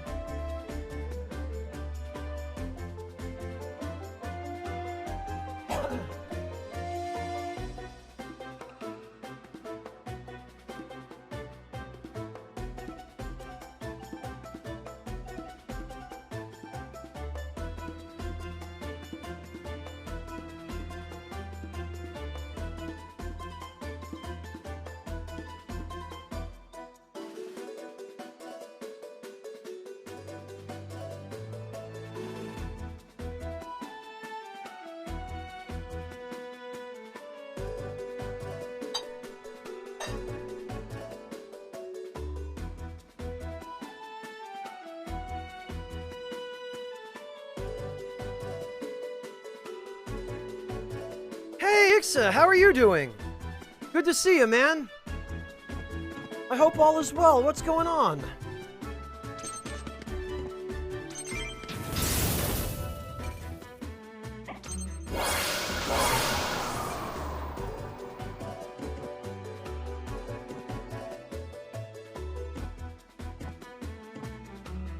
Okay, we'll send him over here.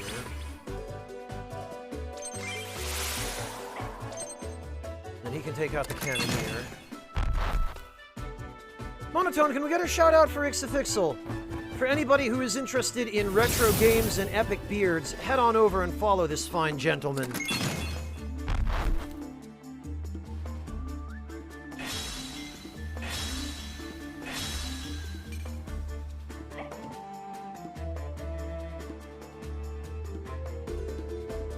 Yeah, well enough, thank you, Ixa. I think we're fairly close to finishing this, which is at the same time nice and also kind of depressing because I'm gonna have to play something else, and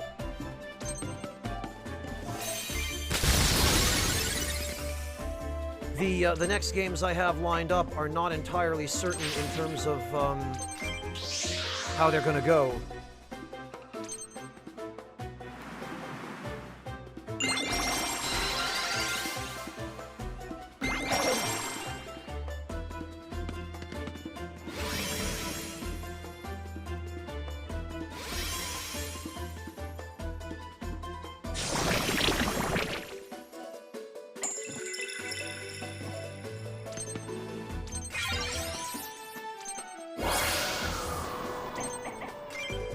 This guy is going to need a song, because unfortunately we had to overwrite his original buff.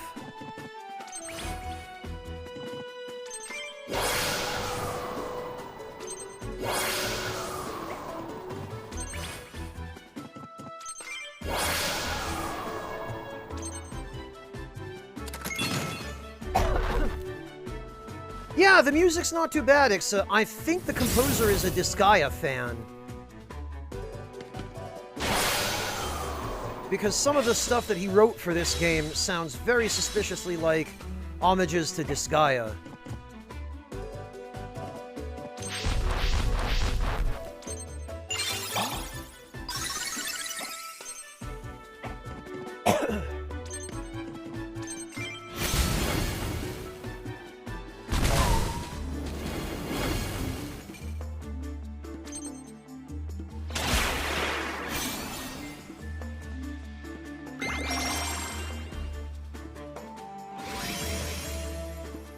Oh, shush, breakfast is terrible.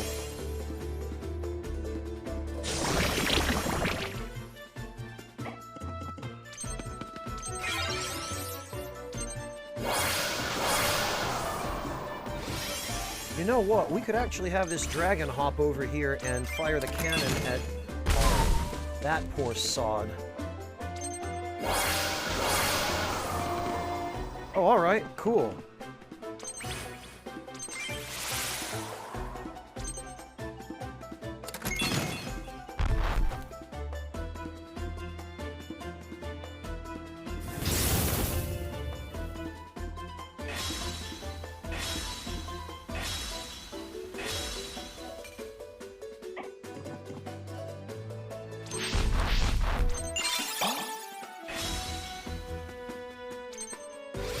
Actually, how far does that cannon reach?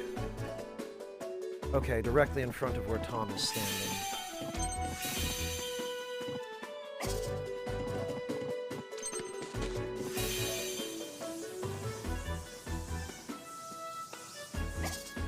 You know, Panny should save her Ultra.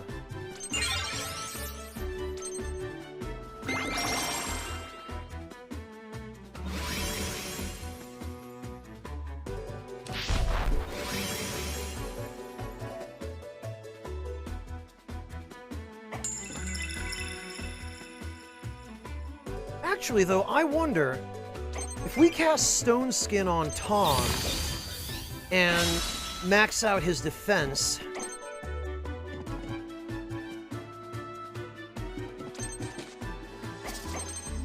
sure I can hold off for now, actually.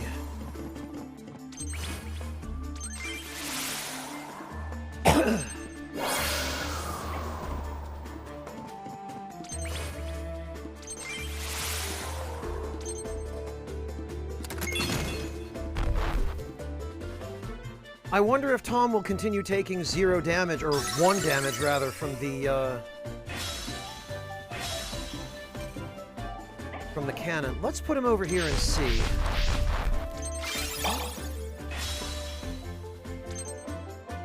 Because goodness knows he's well enough defended.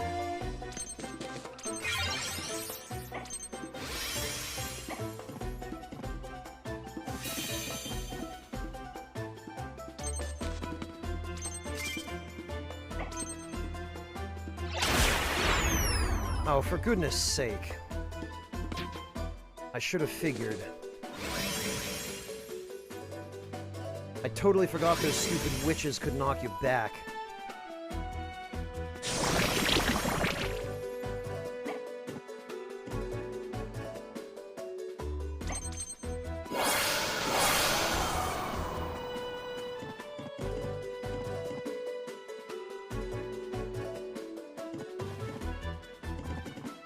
Actually, he can grab this.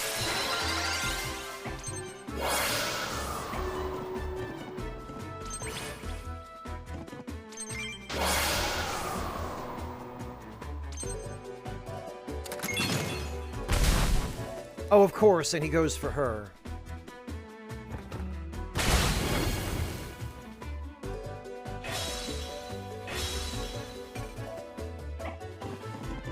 Fine, then.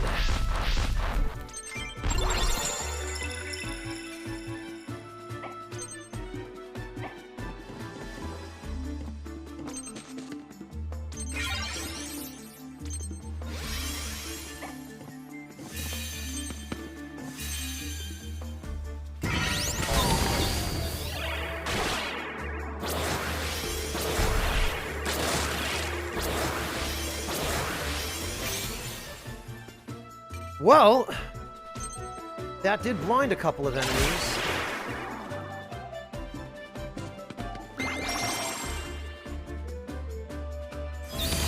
And it silenced the witch. Oh, it blinded the boss. Not bad.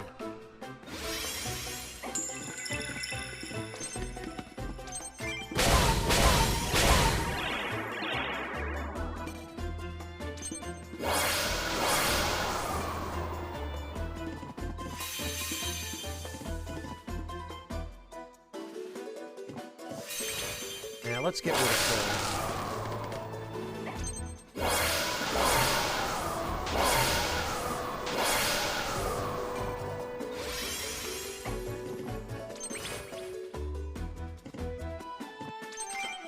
and let's get rid of that idiot. Or not.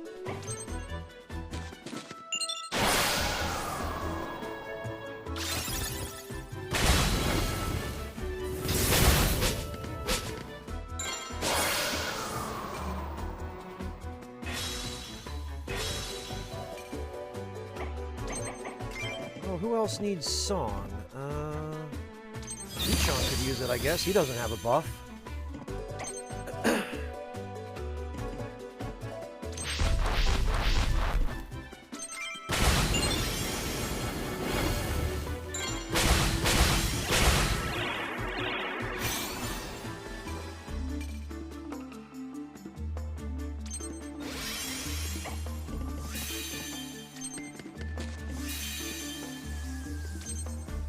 Yeah, you know, let's hit both of them.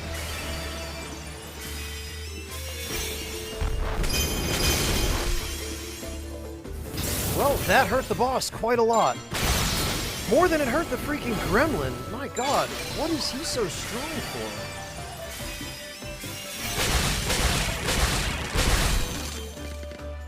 for? Well, now he's gone.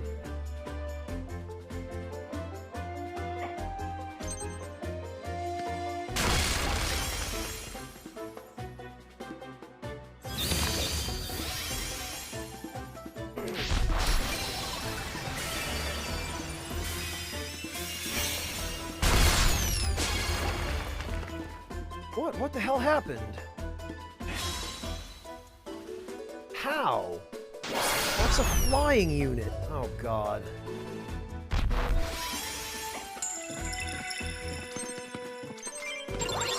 Ridiculous.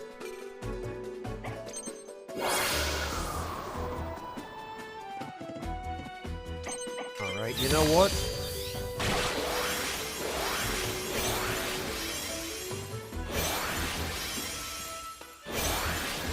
That wasn't a cannonball, Hasanako. It was the Troll's Ultra. And I think it's supposed to inflict Root, but Root should not have taken effect on that dragon because he was over a pit. And under any other circumstances, Roots are not supposed to work unless the target is above solid ground. So I don't know what happened, but it seems to me somebody was cheating.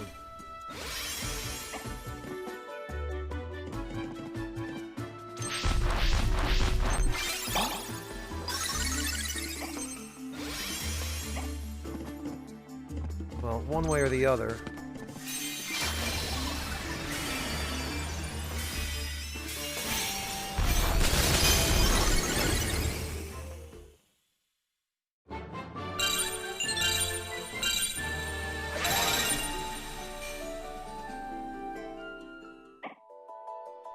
Okay, now it's Ice Day. Good. So, yeah, alright, I knew it. We're gonna have to just do this. And then do a few more battles to get to Monday.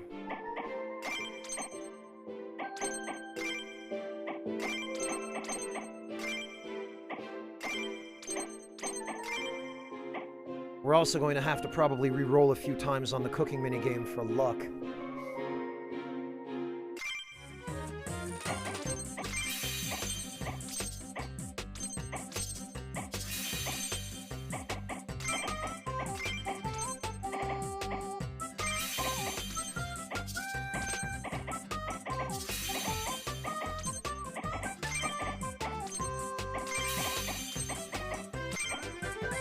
Or not. We might have just enough.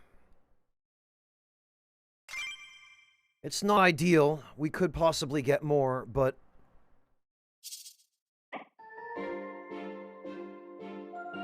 we're gonna give it a try as is.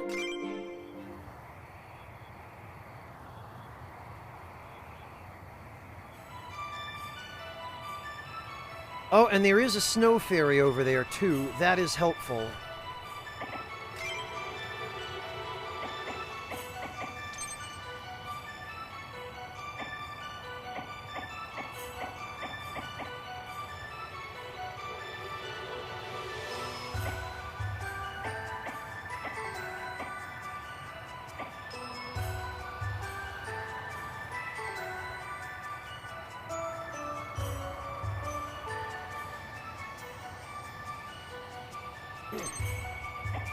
Whoops.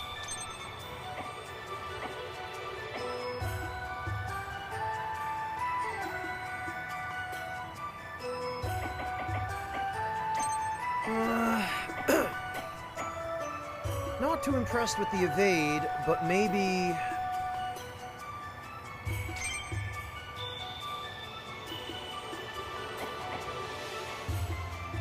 I don't know, I feel like this is maybe better for Arisolde.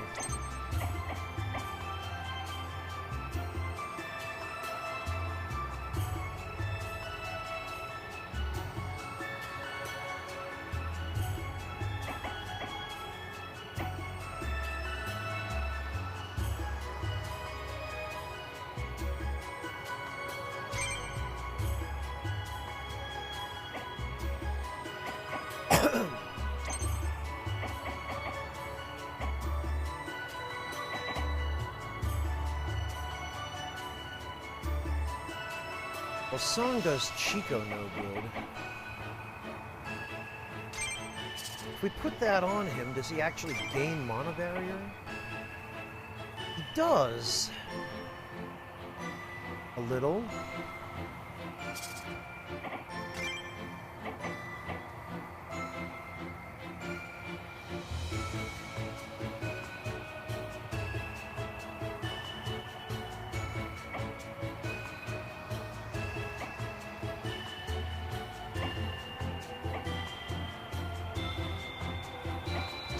Okay, yeah, I feel like maybe she should have the vampire enchantment.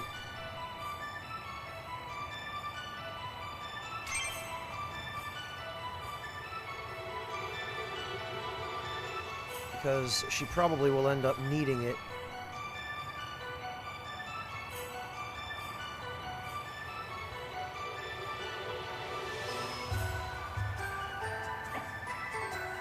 Since she has garbage defense and is not good at staying alive.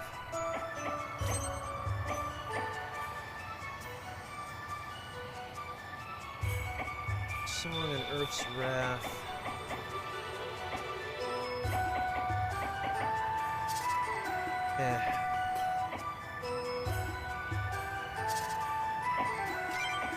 Okay, and for summons... clearly we're going to want Gremlin Warlords.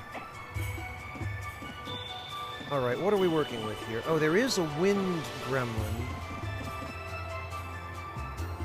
Of course there's a freaking Aqua Toys. 2 of them, no less.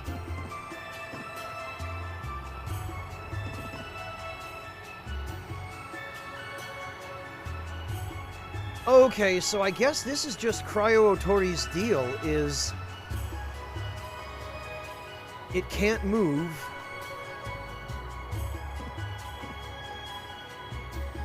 It just ends up wherever you put it.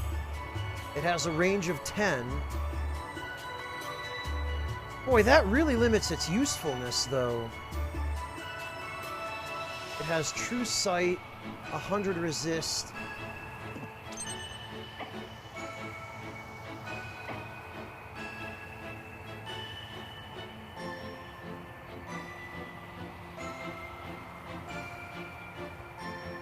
Pointless weight skill, because any hit will kill it, it looks like. 50% chance of freeze. True sight. This is a severely handicapped unit. Its range and true sight are supposed to make it good, but they kind of don't.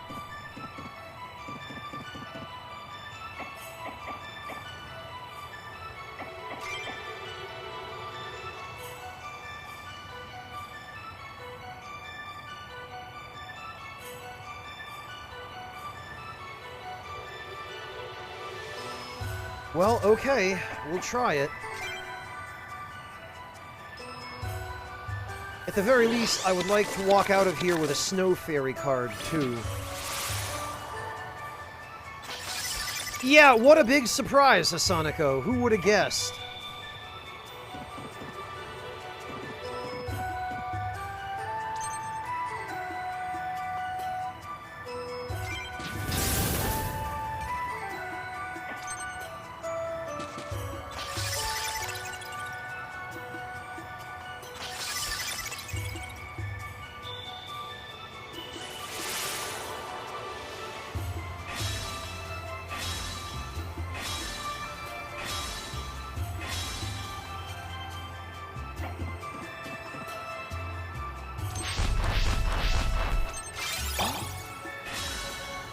God, the movement penalty is really mean. Really, really mean.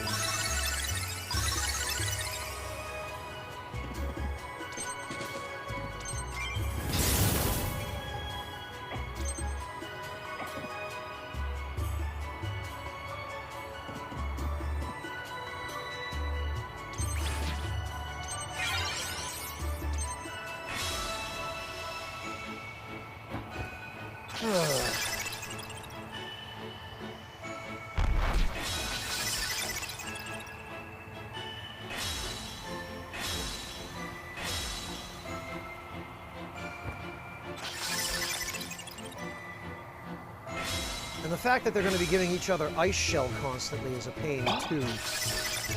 I really hope we're able to overwrite that with Burn. Tom can, but I don't think any of the others can. I'm not even sure the Gremlin Warlords can. Oh, no, they can. Okay.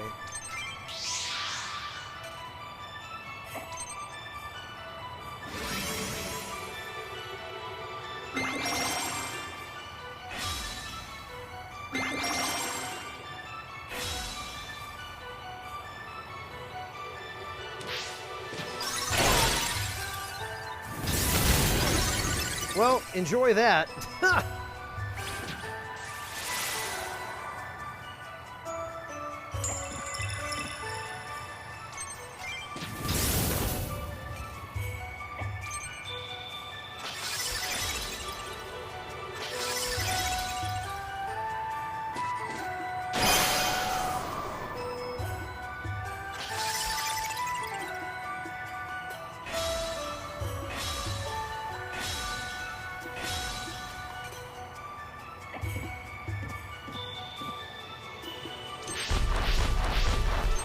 Alright, I guess we'll just move Tom up and let him counterattack dudes and see what happens.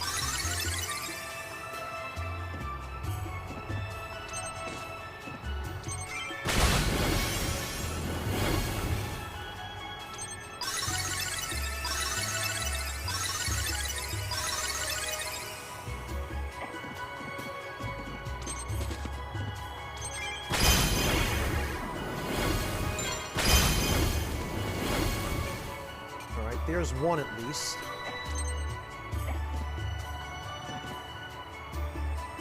Oh, okay, and he doesn't have a buff.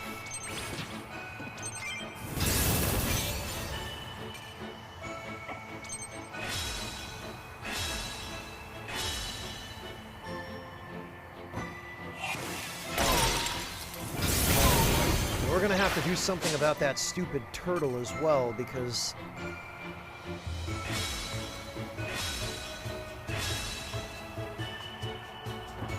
with him protecting those fairies, it's going to be impossible to get any damage in on them.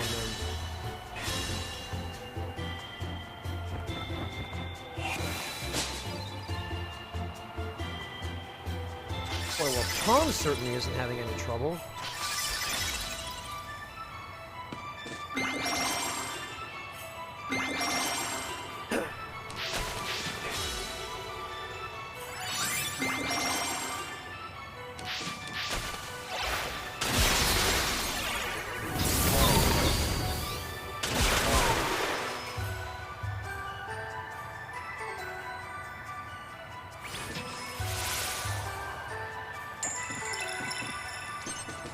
God, having only 2 move on these maps is the worst.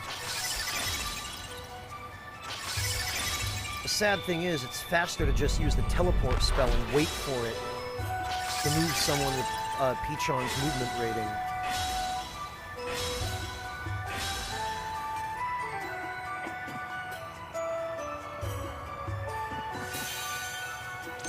Well, alright then.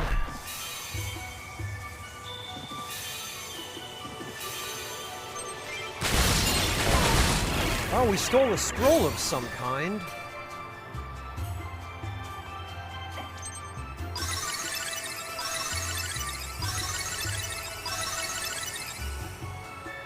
Oh, and we'd better get everybody away from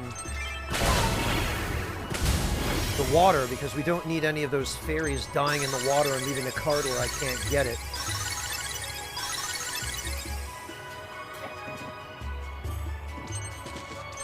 So we'll bring everyone over here. Oh, yeah, especially with Panny with her Ultra ready.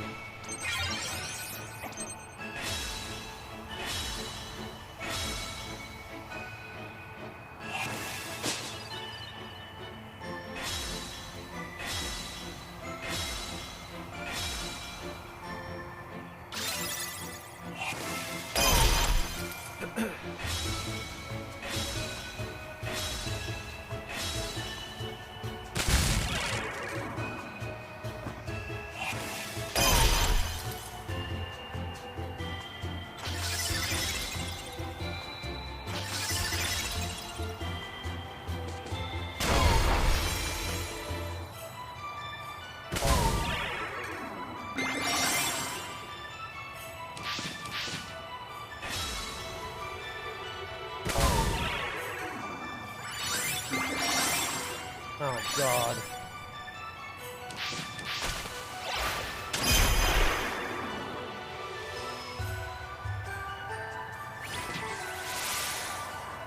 That turtle and its stupid regen.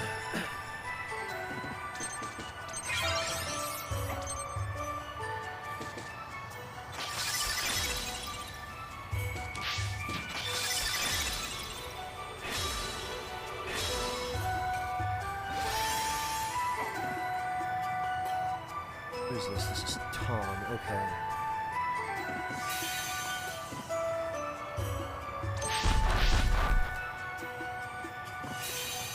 That is terrain. Alright. Actually, we're better off doing this, because this will get a bunch of them.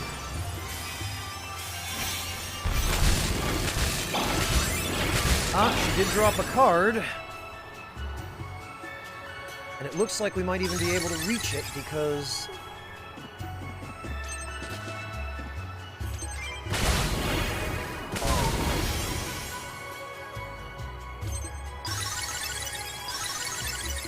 we've got a Gremlin Warlord right near there. Excellent.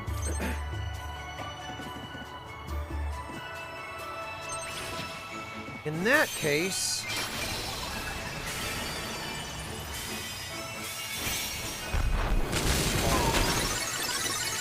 oh, there goes the turtle.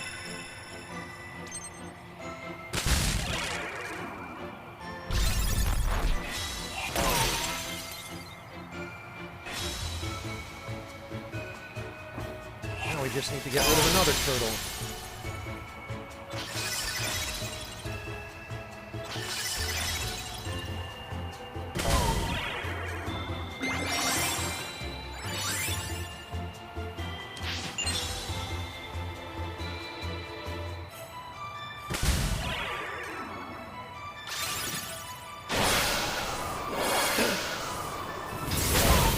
Peachon is really,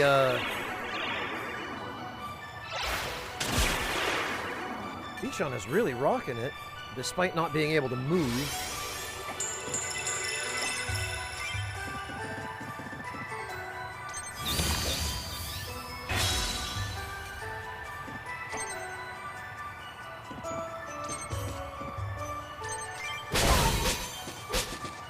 And there goes that other stupid turtle.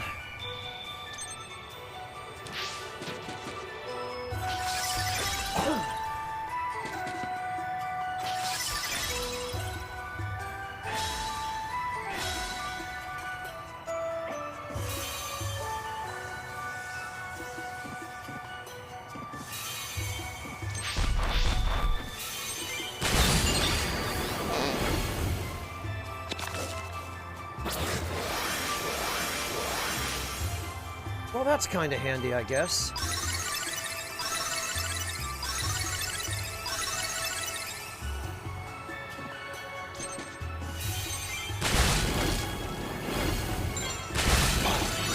Whew, and another scroll.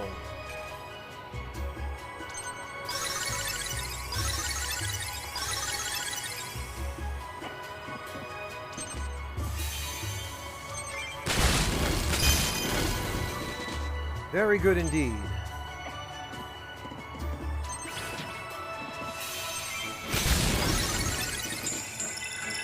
Boy, those attack boosts from the Gremlin Warlords really do add up after a while, don't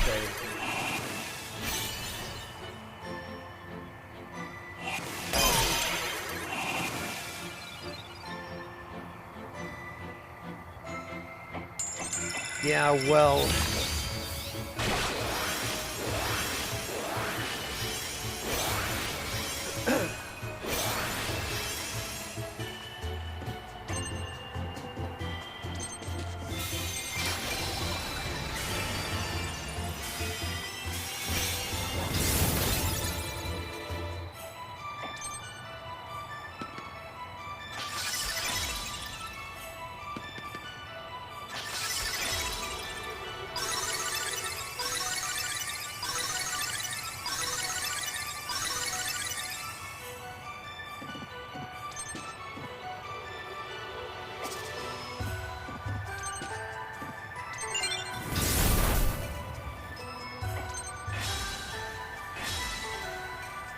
Alright then, I guess we're going to be counting on one of these guys to drop a card. Because if we kill these idiots...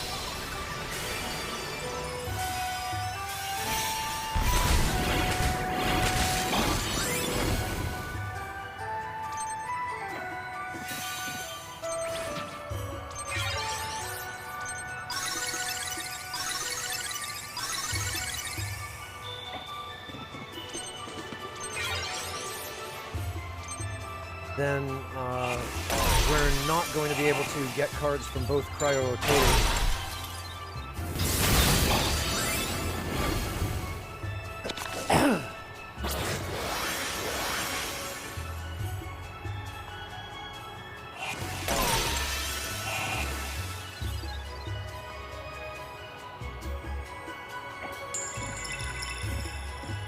So it looks to me as though the only way to move a Cryo Otori will be with the teleport spell.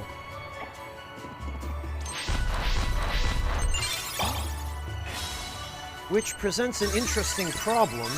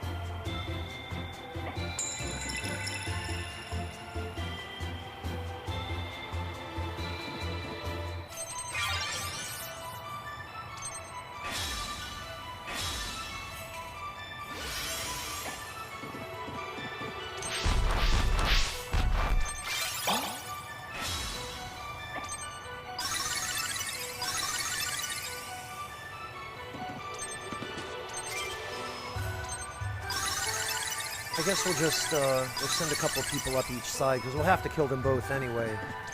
We just have to cross our fingers and hope that the first one we kill drops a card.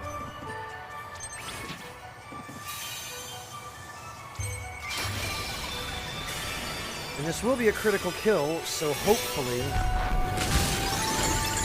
Yes, excellent.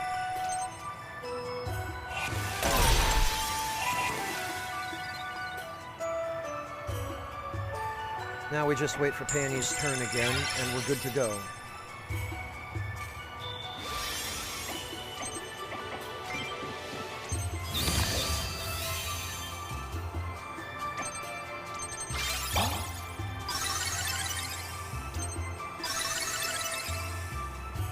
No, Hasanako, she only started going last once everybody started leveling up. I don't know what happened. I guess everyone else ended up just with higher speed than hers.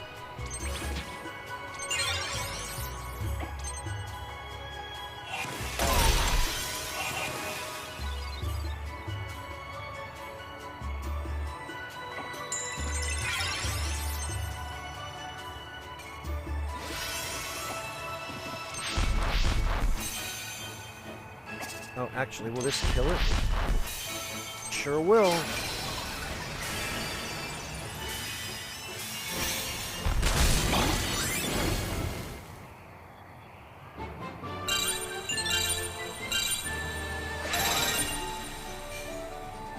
And what did we get? We got a couple of ward scrolls. Okay.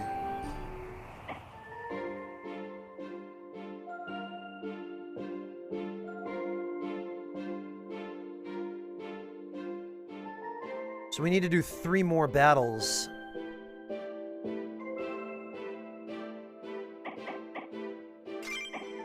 First, though, let's see what this thing is. A strange foreign fae that somehow got itself lost in the northern mountains. It's still alive inside there, I think. Yeah, you think?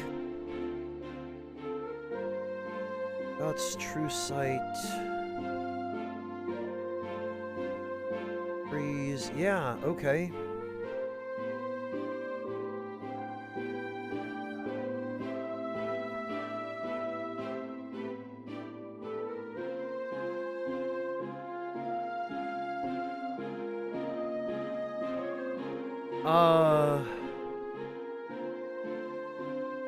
So even the player version still can't move. It's immune to status ailments. I don't know, we'll have to try it out, but I can't... Yeah, I was about to say, Hasanako, I can't imagine this thing being even remotely useful without teleport, and even with teleport, unless you can find a really high perch to put it on where nothing can reach it. I don't know.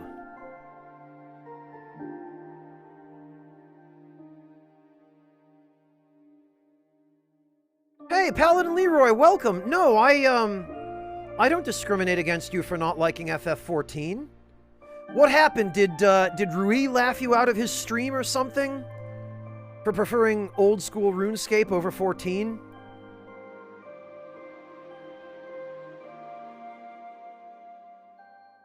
Well, I can assure you that won't happen to you here. Don't worry.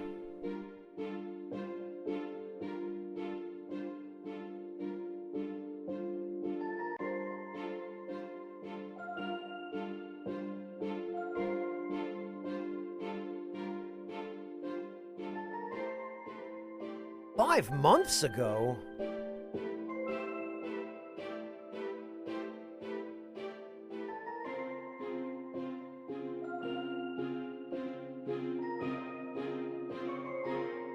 Leroy, what it all boils down to, when all is said and done, is you play what you enjoy.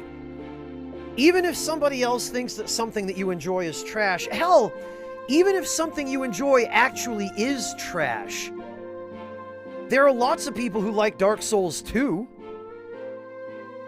So, don't be ashamed. Play what you like, and whatever everyone else says, be damned.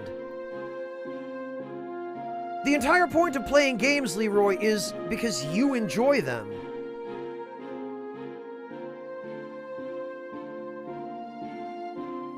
Leroy, I'll tell you a secret. Even people who don't have autism often remember everything negative. Ask anybody that has anxiety. You know, autism or not. And even plenty of people who don't have anxiety remember everything negative. I remember everything negative. That's why I don't watch horror movies, because I can't get the imagery out of my head, ever. You have an anxiety disorder as well. Well, Leroy, all I can tell you is play what you enjoy, and remember, if you can, that you're playing it not for somebody else, but for yourself. Unless you're streaming games, Leroy, unless you literally are playing games for somebody else on Twitch or in that sort of situation, the games you play are for you and you alone. So it doesn't matter what anybody else thinks. You play what you like for you.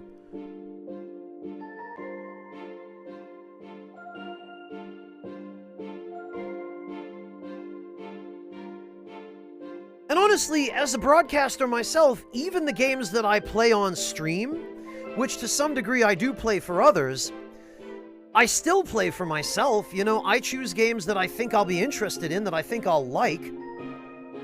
And I go out of my way to try to avoid games that I think are going to make me miserable and that I'll be frustrated or angry to play.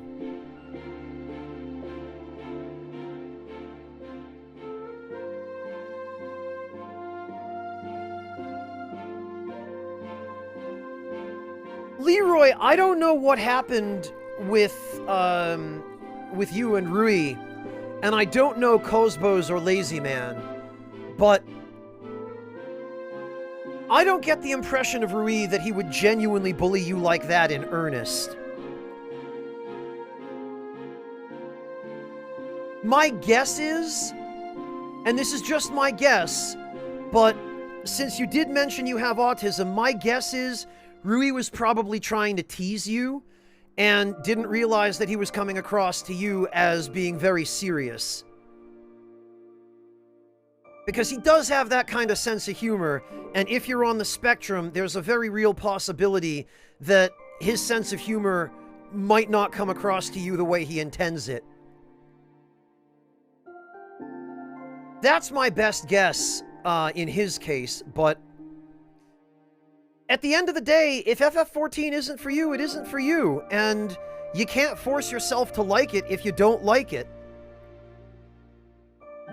You know, you can sit there eating chocolate ice cream until you get brain freeze, and no matter how much of it you eat, if you don't like it, eating more isn't going to make you like it. And it's the same with games. The fact of the matter is, you just stick with what you like, and if somebody else has a problem with it, don't interact with them.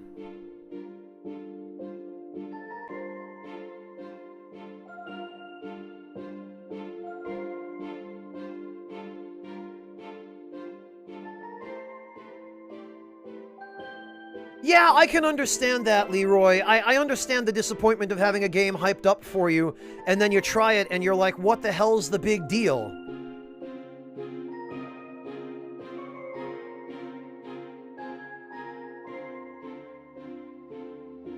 Now every time you see FF14, you feel the compulsive need to complain. How do you stop that? Well, Leroy, you might not even need to worry about stopping that. Every time I see Dark Souls 2, I feel that same compulsive need to complain. But in my case, I've already said everything I have to say about Dark Souls 2. People know what my opinion is, and there's no real point in my rehashing that, because it's already out there for people to watch the playthroughs I've done of that game, and, you know, to get my opinions on it. So, Leroy, I mean, my recommendation is, if you feel compelled to complain when you're in some way involved with FF14, just stay away from FF14. You know, if you see other people enjoying it, maybe try to hold your tongue and not just shit all over it in front of them to their faces. But it is perfectly alright if somebody tells you, hey, check out FF14, it's free. Just tell them, nah, that's alright, I've already looked into it and it's just not for me. That's all you have to say. You don't need to get into it, because if you start complaining about it in detail, the people you're talking to will interpret that as an invitation to debate it with you. And you don't want to start a debate, you just want to make the point that you're not into it, and you want to move the conversation on, so that you don't end up in a situation where somebody is pushing you to complain about it. And then will get upset when they hear your complaint, even though they put you in that position.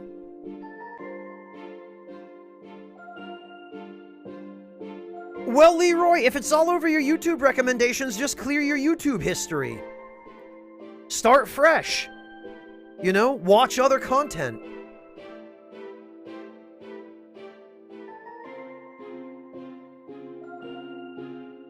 Yeah, you can, and as a matter of fact, Leroy, you can turn off YouTube's, to at least some extent anyway, you can turn off YouTube's history tracking.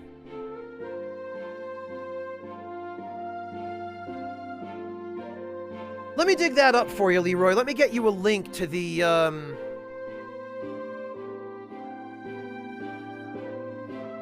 Or I might not be able to get you a link because it'll link it in my channel, but hang on.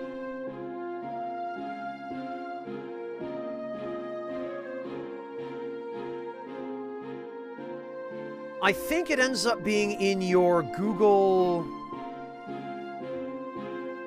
Here, hang on.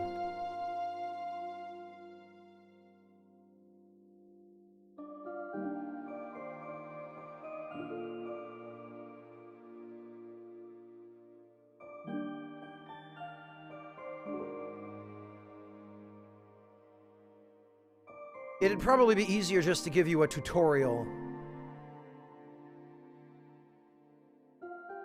Okay, this one is from 2020, so it's recent enough that it should be mostly the same.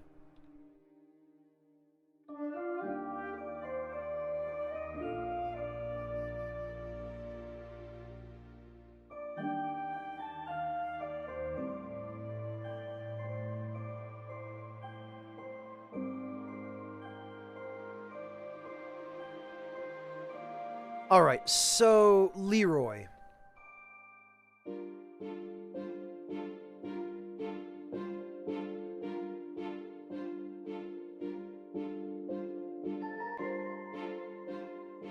This is what you're looking for.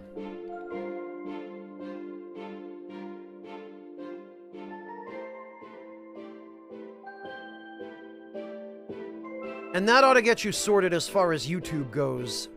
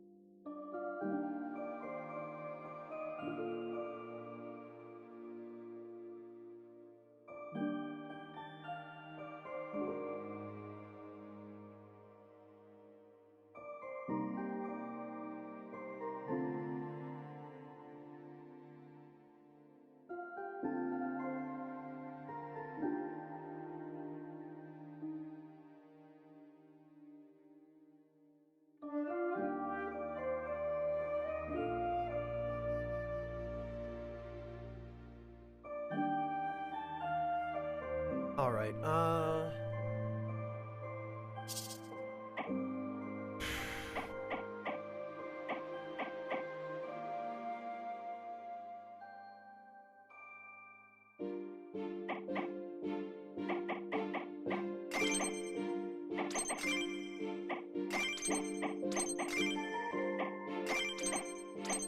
It occurs to me also, we are still missing... We're still missing weapons for...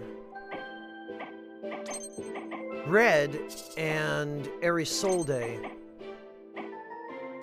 And as I understand it, I'm fairly certain that we are supposed to just put them in the party and kill enemies with them.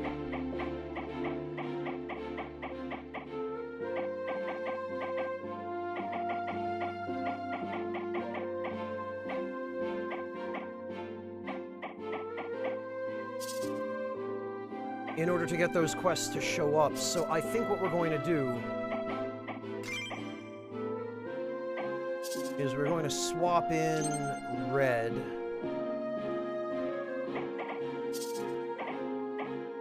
And we're going to swap in Isolde.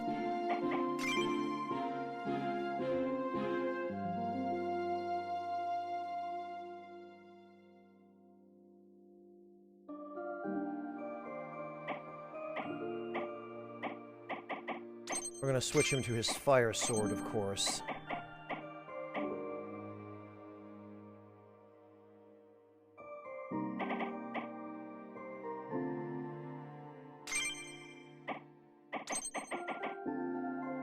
You know what? We're going to give him the back attack damage bonus back.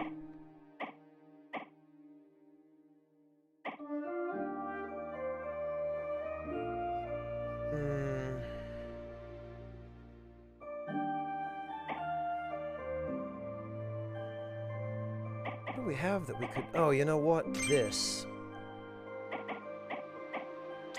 Well...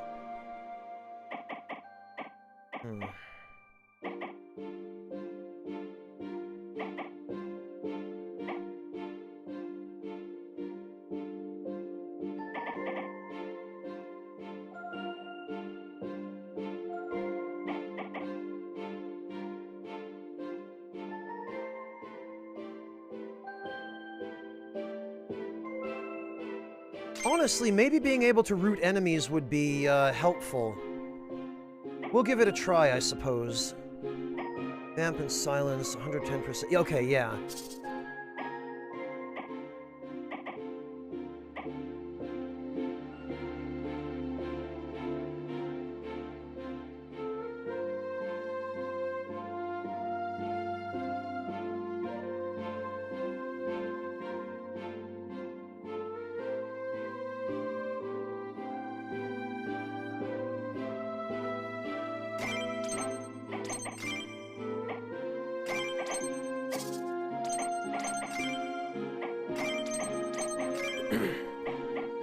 And again, we're going to want some luck.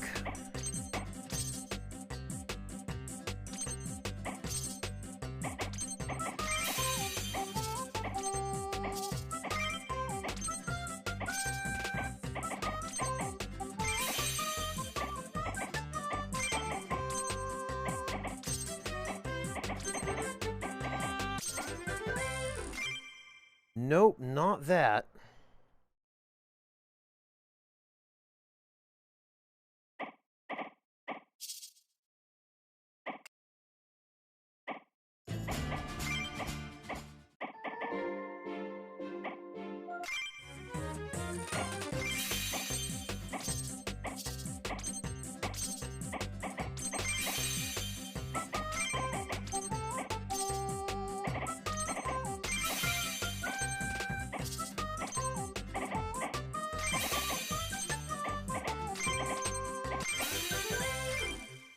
Nor that.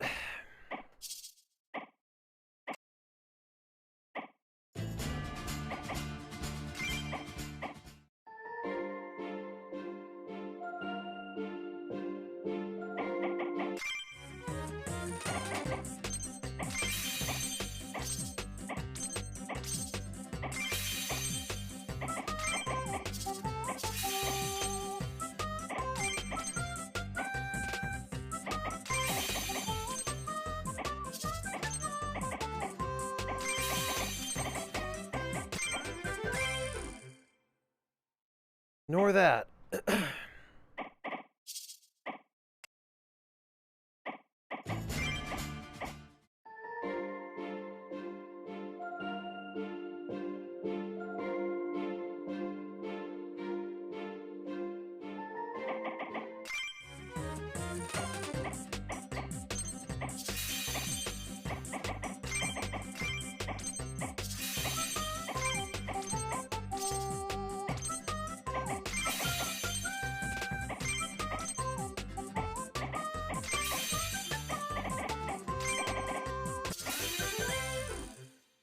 Well, that's not really enough.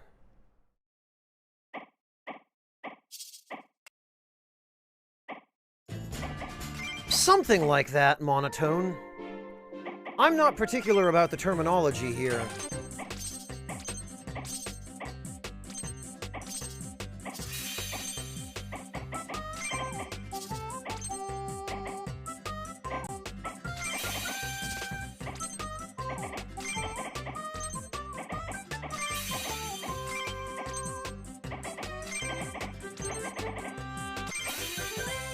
And this is also pitifully insufficient.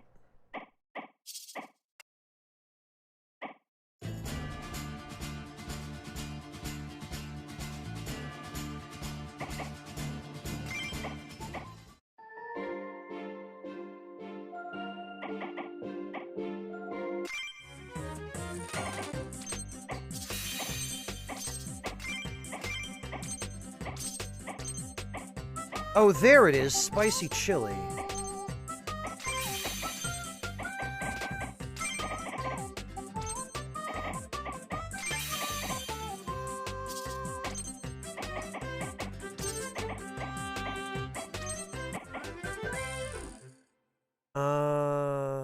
That's terrible.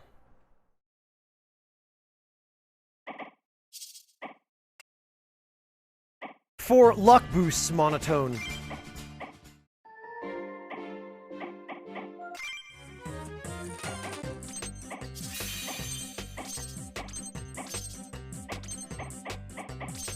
Ah.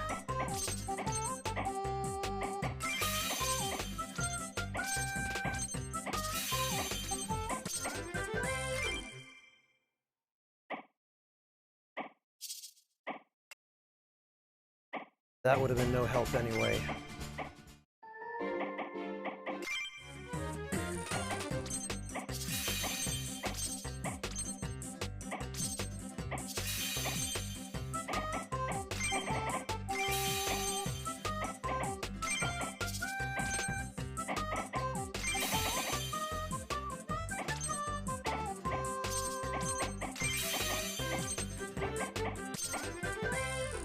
And that is also no help.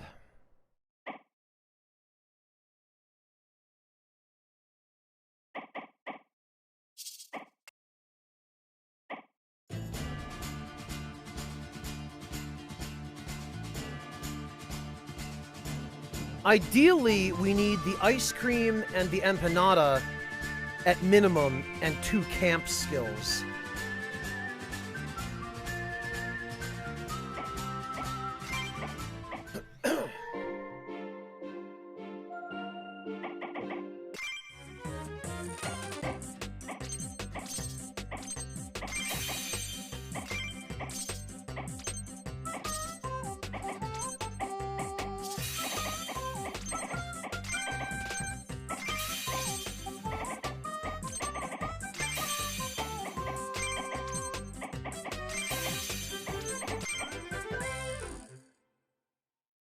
$16 luck, huh? Well, this'll get us 48.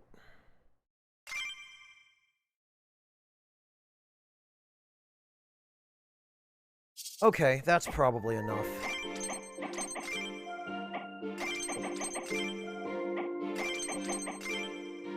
And we'll be going on a neutral day, which is fine.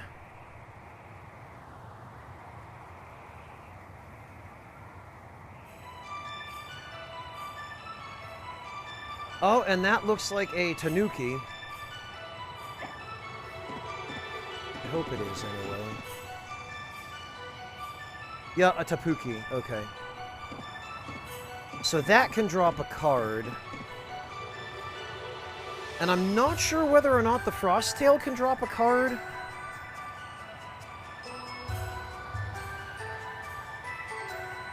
Because I believe I remember reading somewhere that one enemy is the original and another is a variant, and if you don't have the original's card first, you can't get the card from the variant.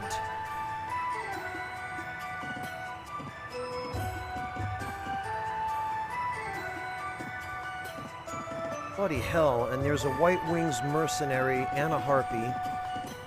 And another harpy. And a troll! There are 4 bosses. Okay, well, I guess it doesn't matter if we flat out kill the bosses.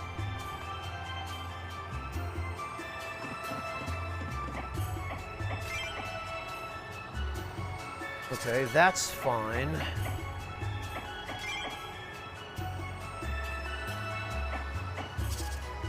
I don't think that's going to help us terribly, but...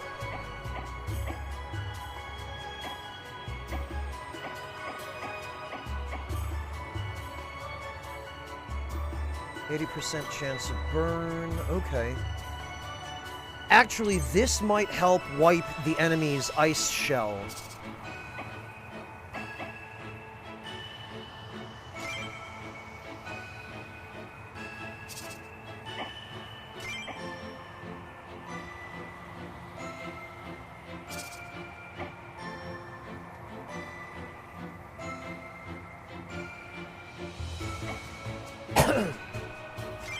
And actually, I'm not sure that isolated damage bonus is going to do much here. Probably better off just having her use it against enchanted or cursed enemies, because they're all going to have a buff at some point. Or a debuff.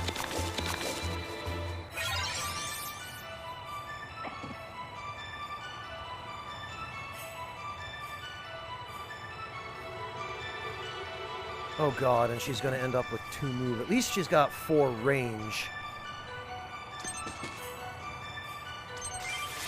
Oh, and she's got sprint. That does help.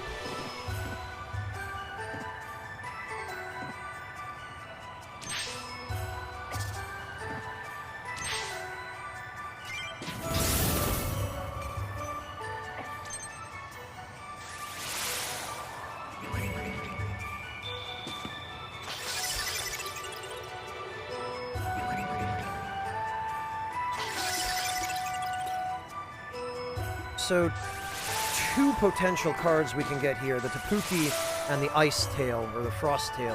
Hey, Mantis Man, welcome! How are you doing?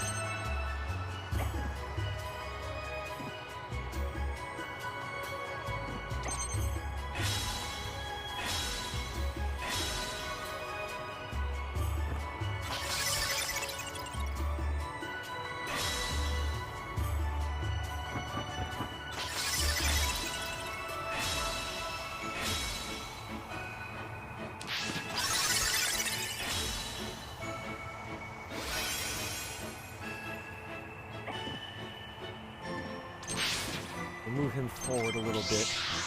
Because we're going to need all the forward momentum we can get in this fight. This is gonna suck.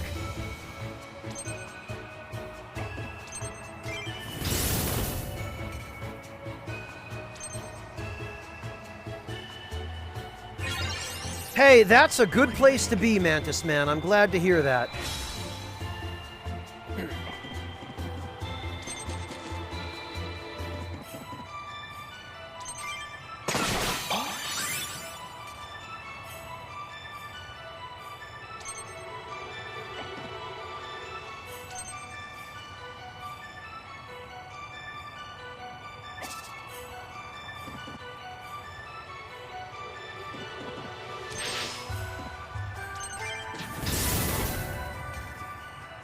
God, and I keep forgetting that Red gets Shadow Step with this build. I should have given him a different stone.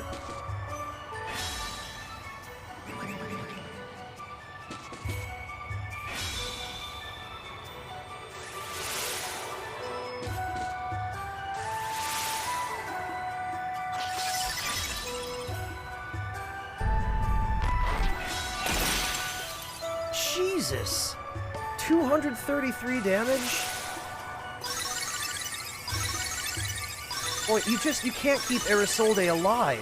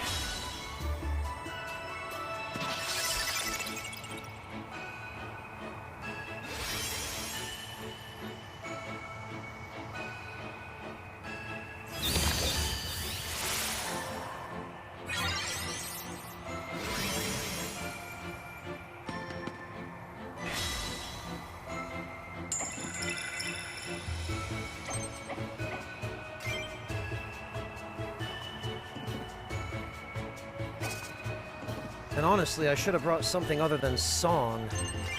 Because it didn't occur to me that it's not going to be useful here.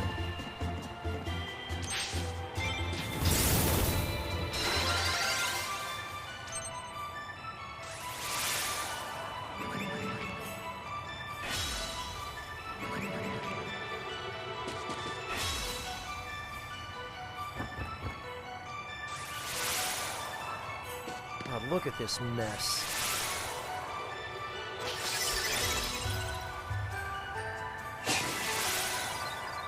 Sheesh, well I sure am glad Isolde evaded that.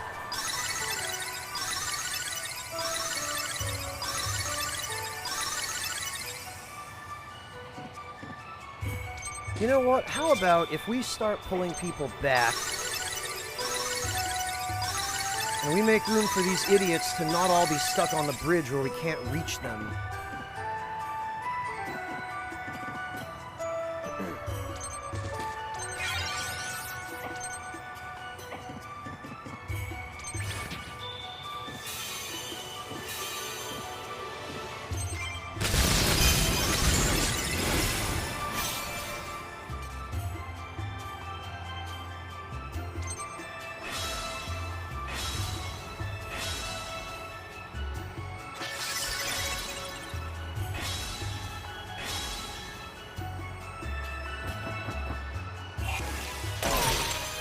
Oh boy.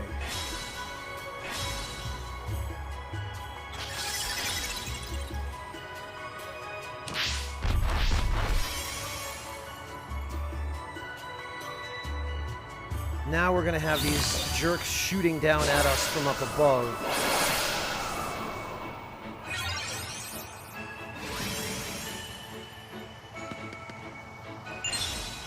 Oh, actually, we got the Tapuki to move forward.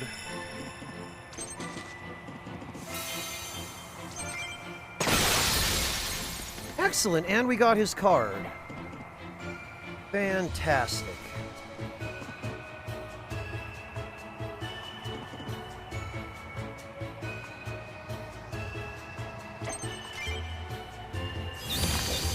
All right then.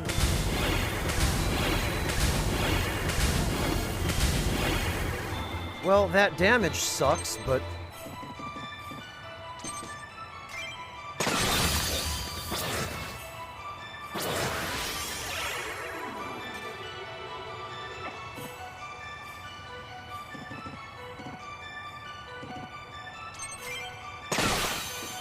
There we go. And we got the Frosttail card. We will very well be taking this.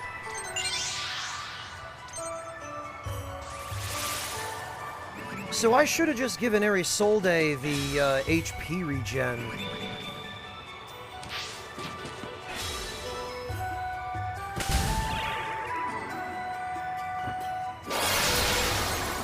Because she can't stay alive without it.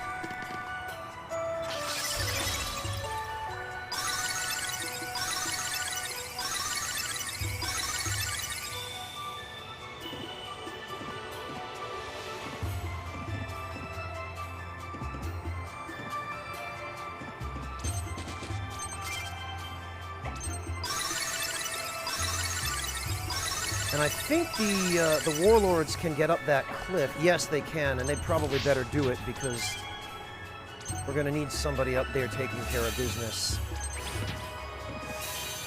Speaking of which...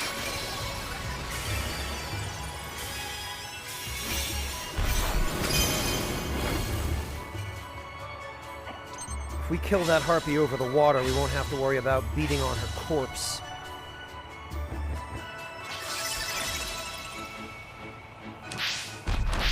I also want to make sure I get that card. Oh, really?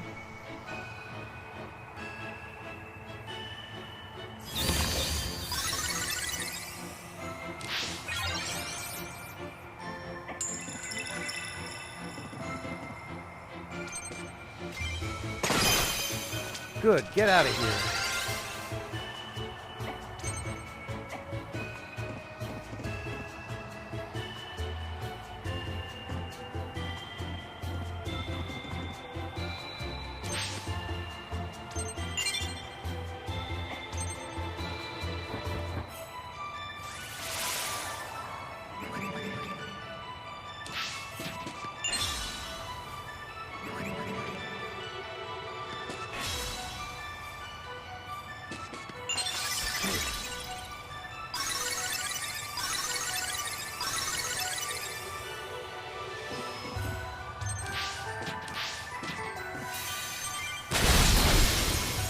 Very good.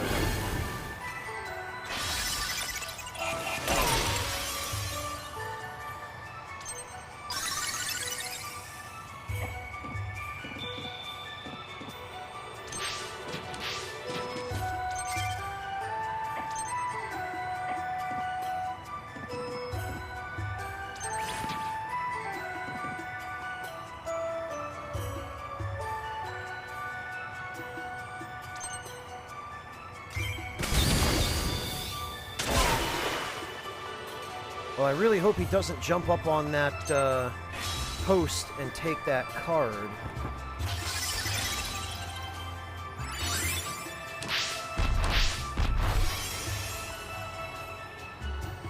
Oh wait, no, the card's not on the post, is it? It's on... oh no, it's on the bridge right in front of Peony.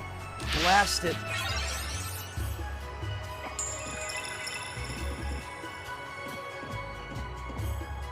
Yeah, it is. It's right between Peony and that, oh, damn it all.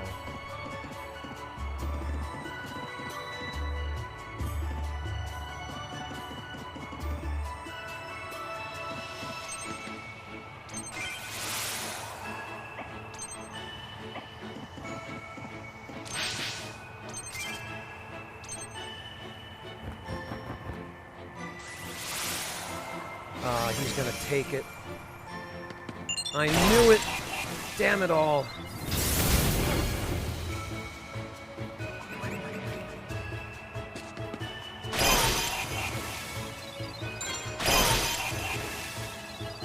We might end up having to restart anyway. Look at this mess.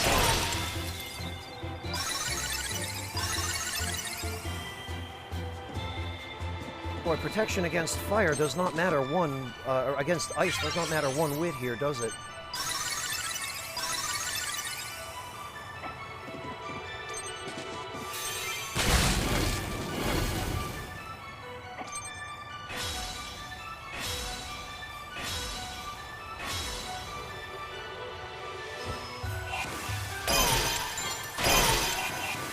Jeez.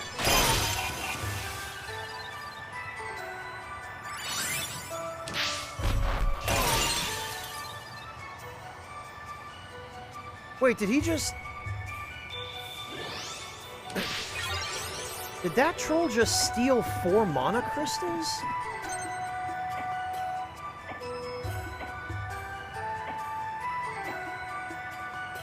No?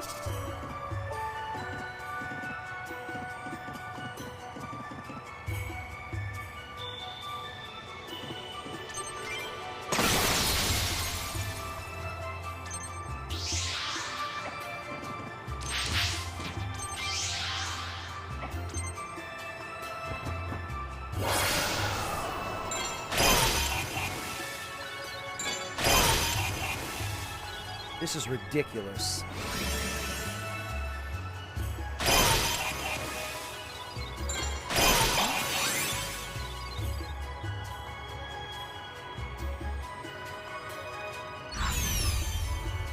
Okay.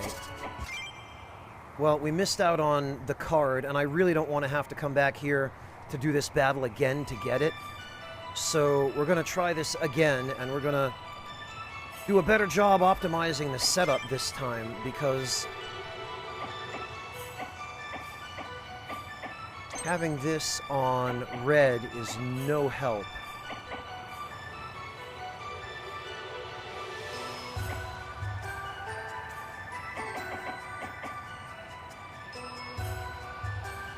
I guess we'll want to give him Rally after all, and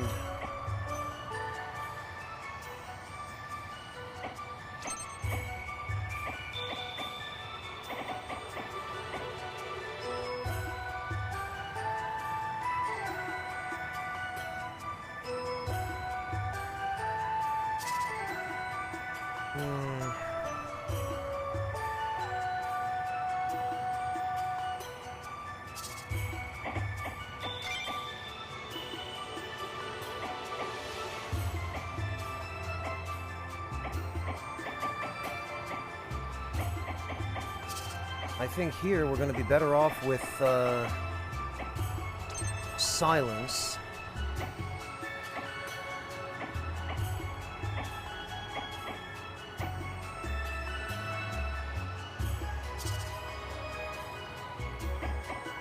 And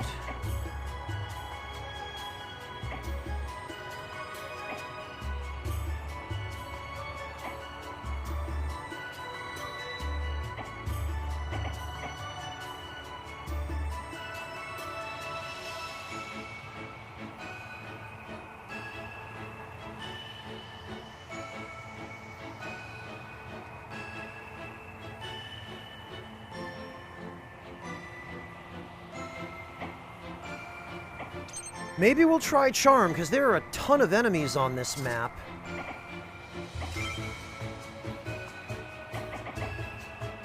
And actually, maybe,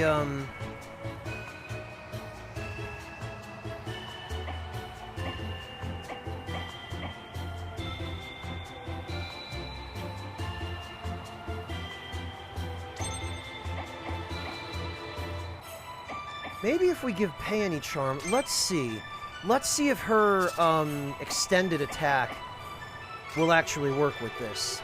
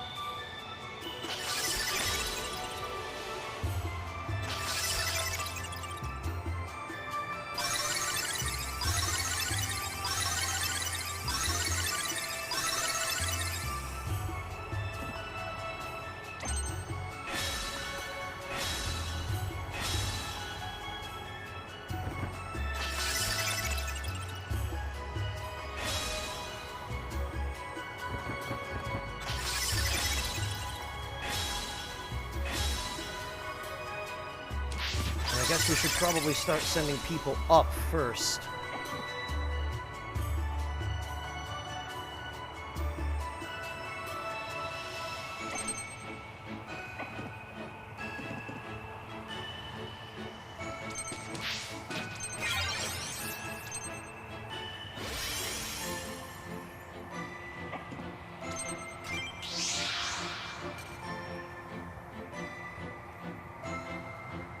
End of days, if you don't speak any English, I can understand German, but very few other people here will.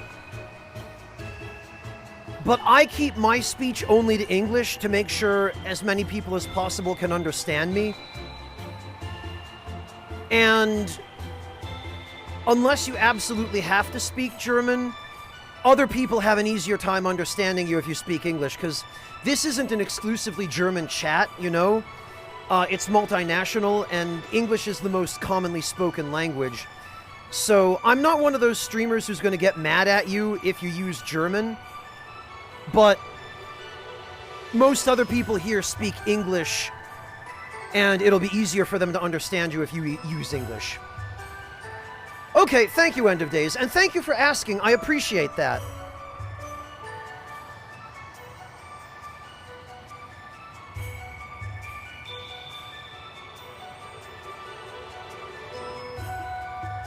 I should also say, End of Days, welcome.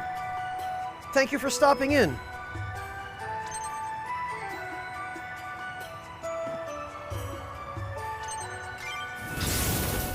It is. This is a similar sort of game to Final Fantasy Tactics or Vandal Hearts or Tactics Ogre.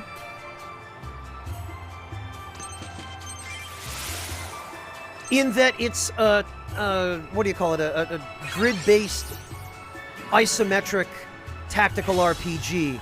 It has some different systems. There are things about it that are kind of unique, but on its face, it's mostly that type of game.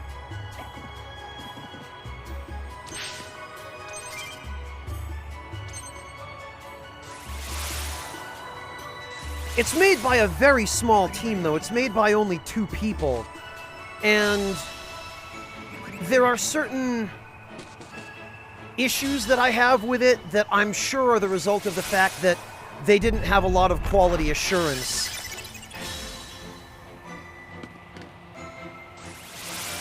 And there were some things with it that slipped through the cracks, I guess. Some balance issues and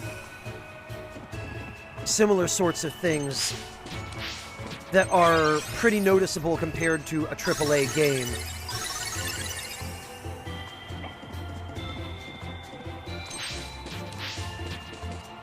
But in general, on the whole, I have been enjoying it.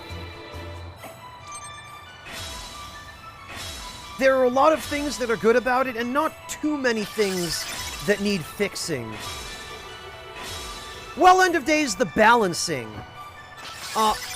The battles tend to drag on for a really long time because just the characters have so little movement range, and it just takes so long to move anywhere. And then the battles have a tendency to drag on, but there's also a mechanic where when you get to turn 20, when you get to the 20th turn in the battle, the enemies, for absolutely no reason, just magically start getting buffs. And they start getting lots of buffs, like really, really serious ones.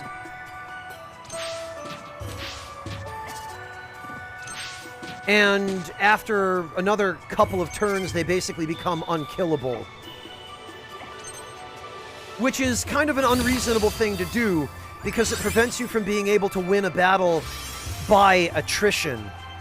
And it's not a very good design choice because it limits your options tactically, and since this is supposed to be a tactical game... Yeah, exactly, Famine, it's like a rage timer. And since this is supposed to be a tactical game, taking away the player's options is kind of unreasonable.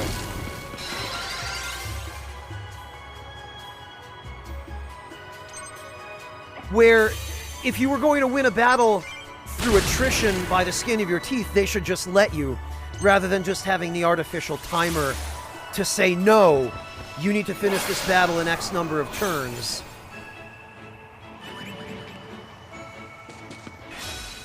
Yeah, End of Days. So that's the kind of thing I mean, where the balancing has problems.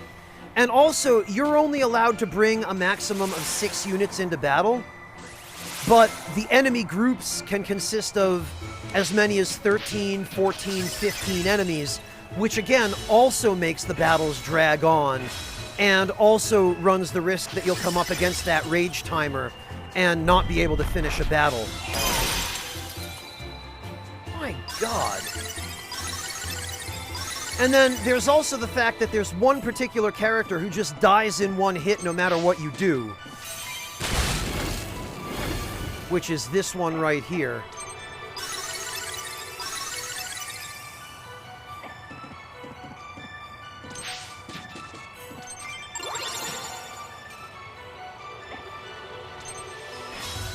And if she gets hit a single time, she dies. Which is also unreasonable, because she's not a good enough character to justify having such terrible defense. Exactly, Mantis Man, and that's precisely my issue with it, is...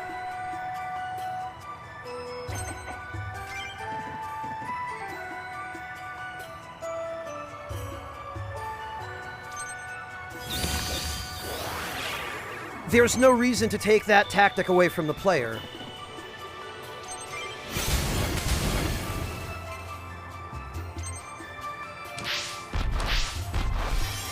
Other than to just artificially add not even difficulty, but frustration and tedium.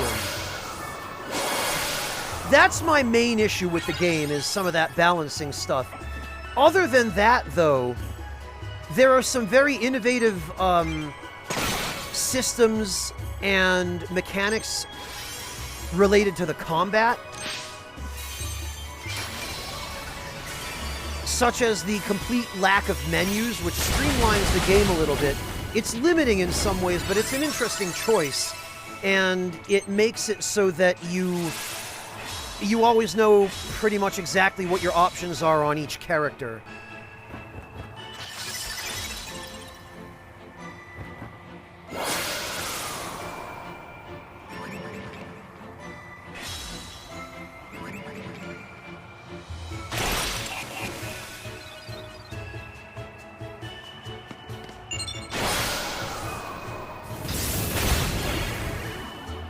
And apart from the wonky balancing, the battles themselves are fun if you don't mind that they take so long.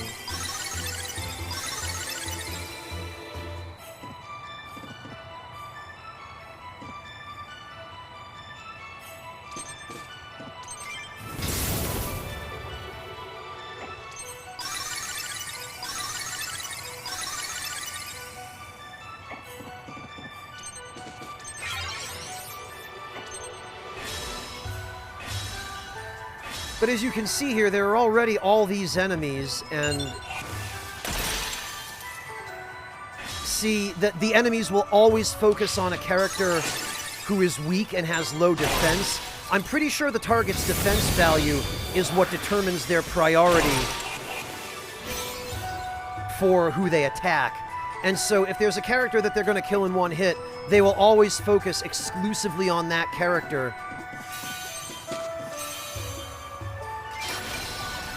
And that character basically won't ever get to act.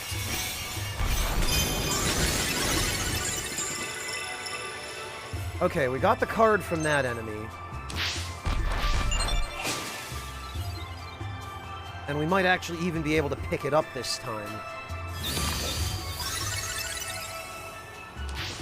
Exactly, End of Days, yes. It means that Isolde is always going to be priority number 1 for them to kill. And if there's an enemy in range of her, she'll never get to act. And it means that somebody else is going to have to constantly spend turns reviving her.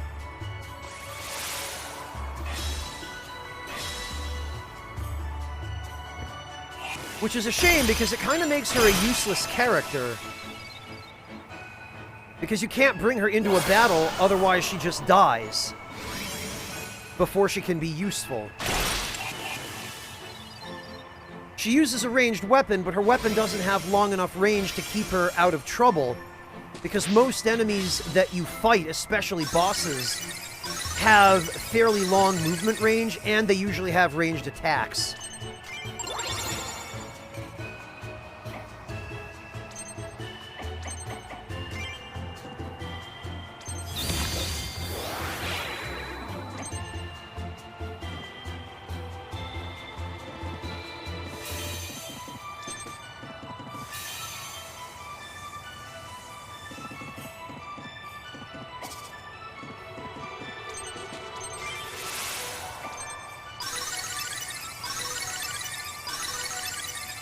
So, there are definitely things about the game that need fixing, but again,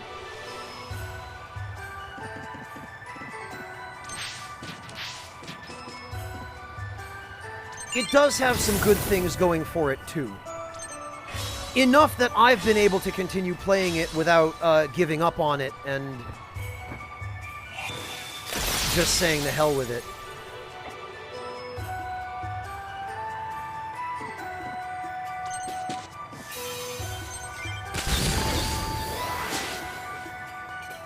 Oh good, and of course he evades. That's another thing, is enemies have a tendency to evade your attacks an awful lot, and you don't usually have much ability to evade enemy attacks. Enemies in this game cheat a lot. They tend to use abilities or tiers of abilities that players can never get.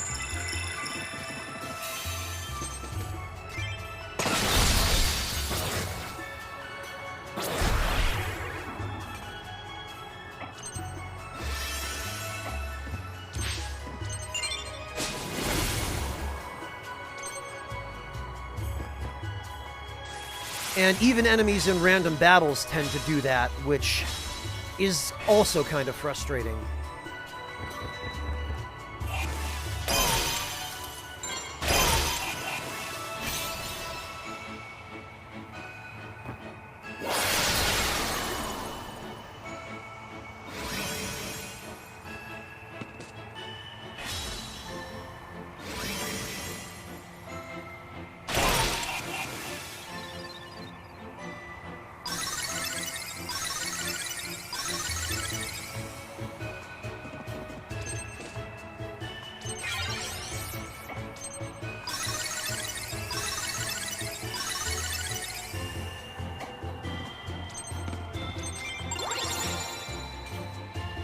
Sheesh.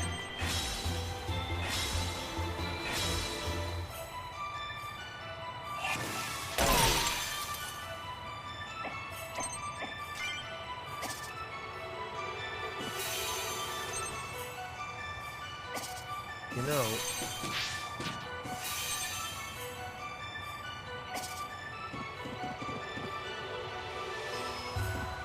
we'd probably better get rid of these guys first.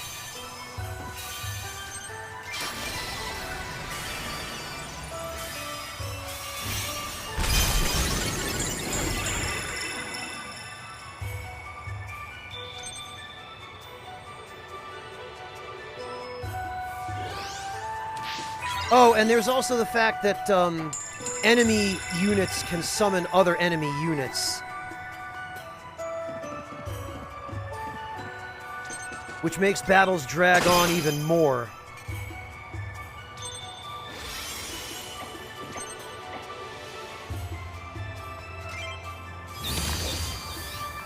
Which you just saw.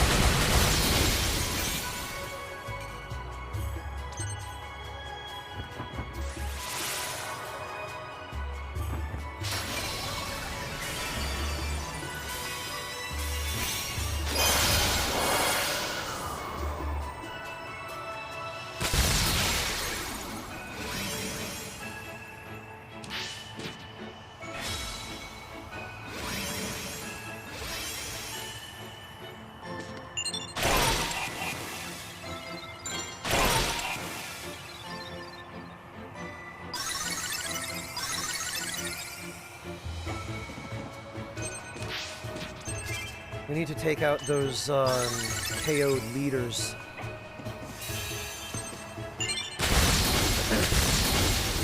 There we go. Alright, well, if we can stop that, that other Tapuki from taking that card...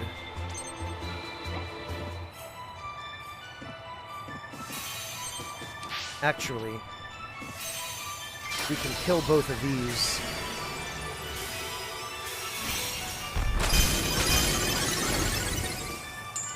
Oh, we got another Tapuki card. What do you know?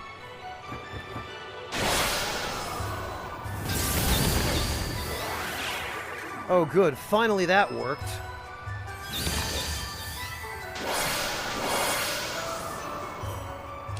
Goodness sake.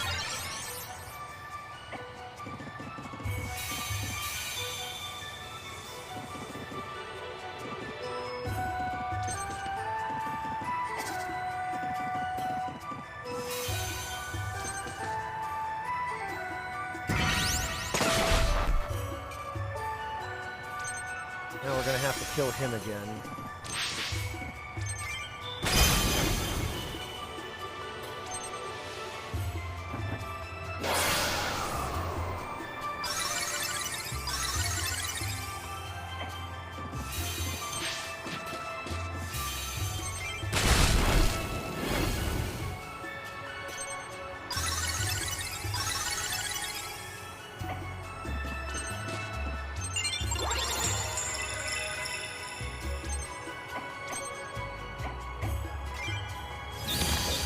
Let's silence these guys.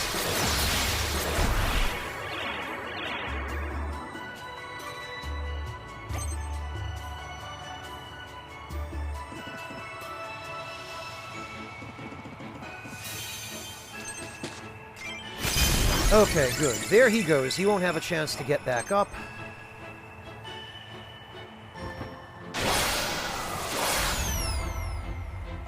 There goes that enemy.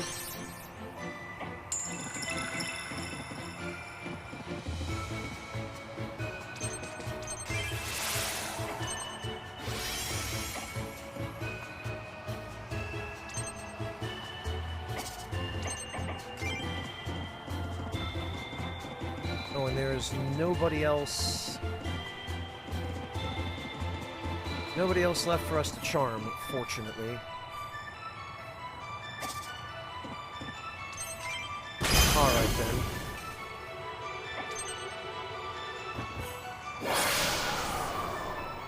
Goodness sake.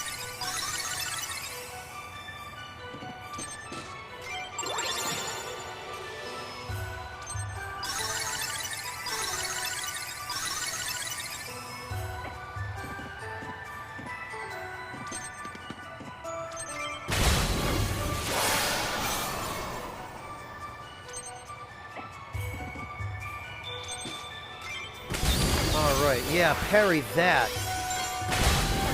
Oh, for goodness sake, again.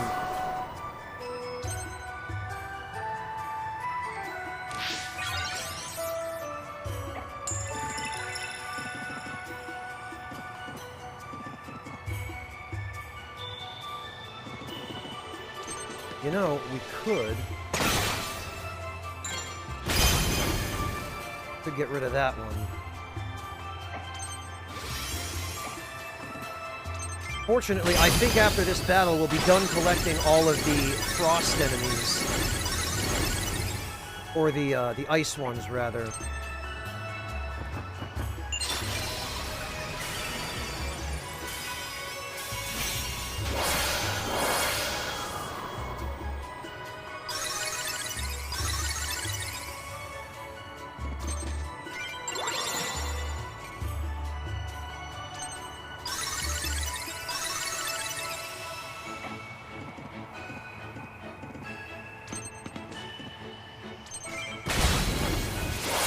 See, 3 parries in a row like this is ridiculous. We can't... This is a relatively simple enemy we're supposed to be able to not have this much trouble with, and it just blocks everything.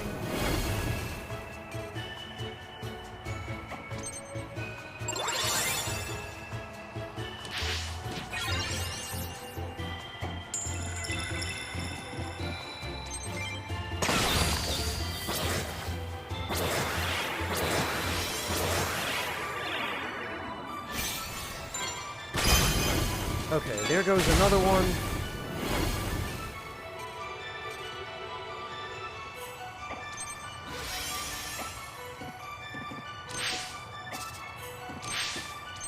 There we go.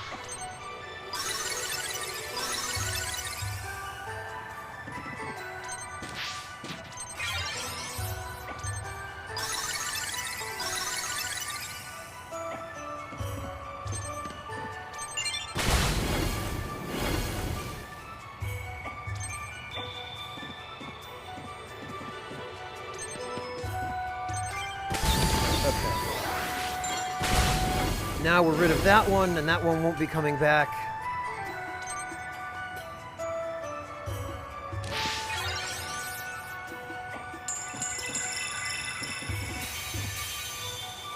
Oh, this will kill him. Okay, so we're gonna hold off.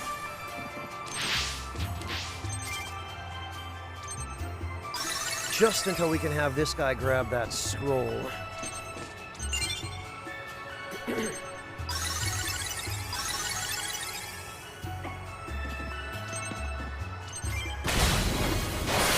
And this crap again, this parry crap.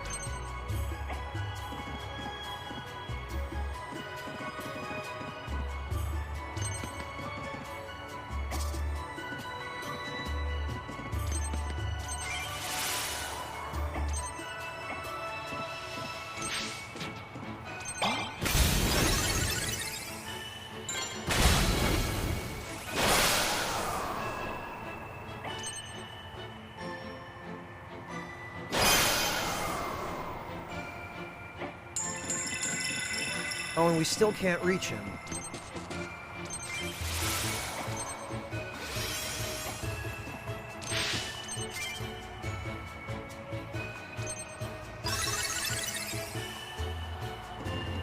We should be able to get him here, because he's got his back to us. Yup, there we go. Sheesh, good riddance.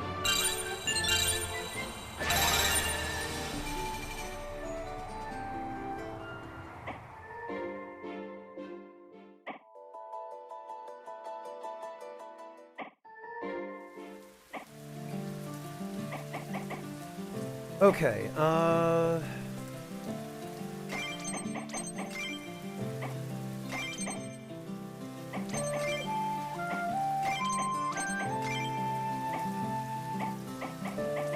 so hang on, let's see, we got...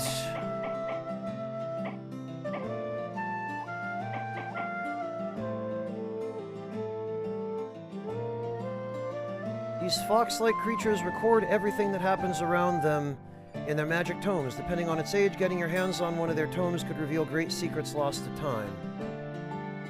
Fox-like? This is a snake.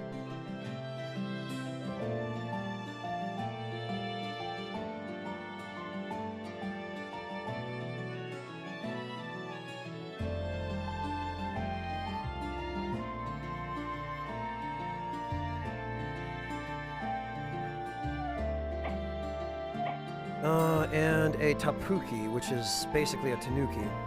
While generally friendly, tapuki are easily manipulated by others. This makes them frequent targets for recruitment by others with malintent. Alright, let's see. Roll, move 3, range 1. Okay, melee, devouring, barrier aura. Oh, right, and he has Cascade and Protector.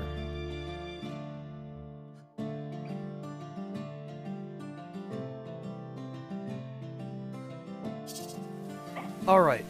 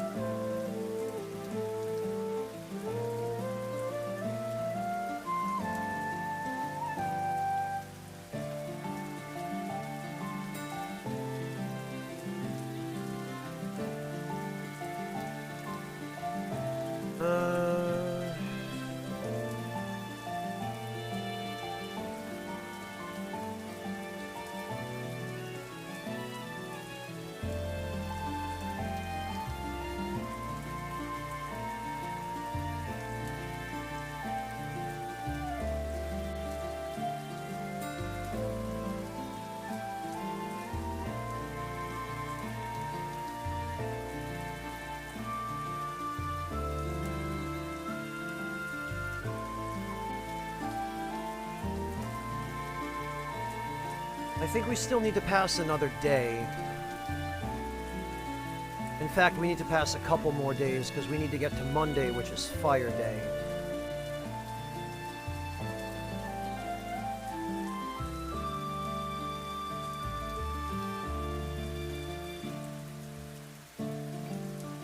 So what we're going to do is we're going to check... Oh, there's the free battle in Raven's Nest again. Let's see if there are any new enemies here that we're still missing. I'm pretty sure there aren't.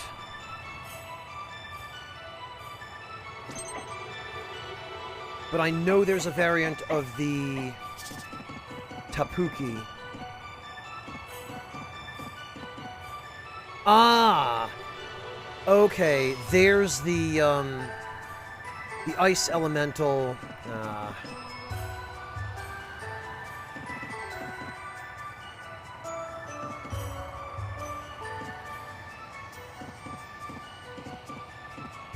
This is the only place we're going to be able to run into him, too.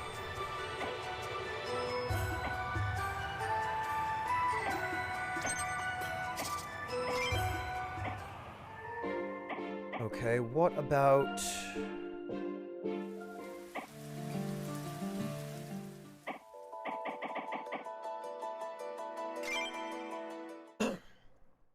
What about the enemies over here? We can check. The nice thing is you can go into a battle, check to see if there's anything there you still need. And if there's not, you can just leave.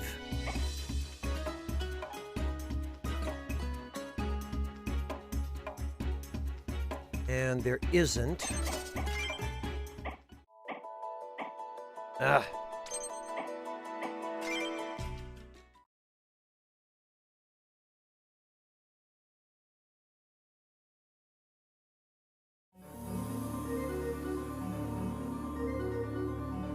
Oh, these are just all going to be corrupted Fae, though.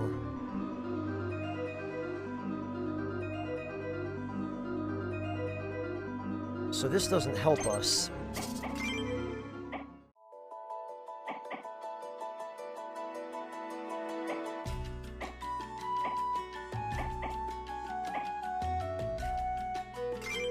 What about here, I wonder?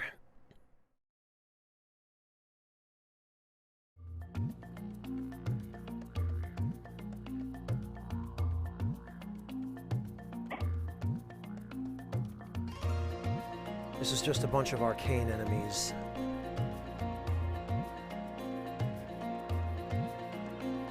I also love how nobody bothered cleaning up Atriel's corpse. Okay, there's nothing for us here either, then. What about the Stone Gardens?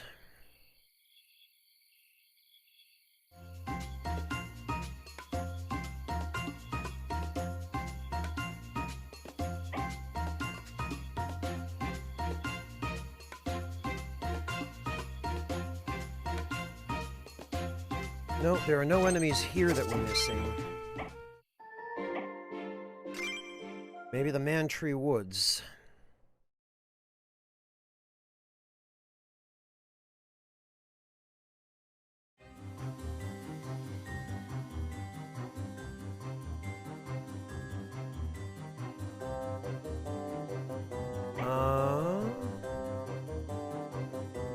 Oh, geez, and now there's a White Wings boss there, too.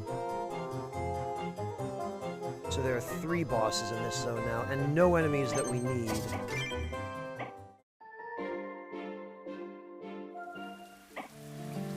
Alright, what about Blackwater Marsh?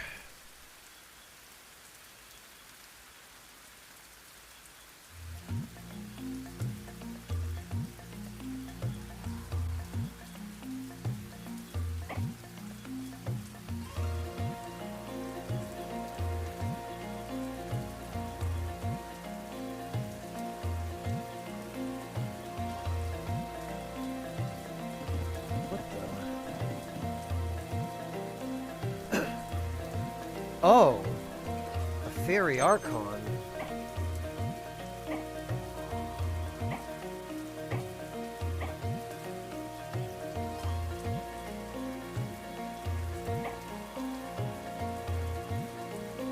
Sheesh. Okay. Unfortunately, there is still nothing here that we're missing. We're missing the, I think there's like an earth or a wind version of that spider. And we're missing the upgraded versions of the dust loot and the tapuki.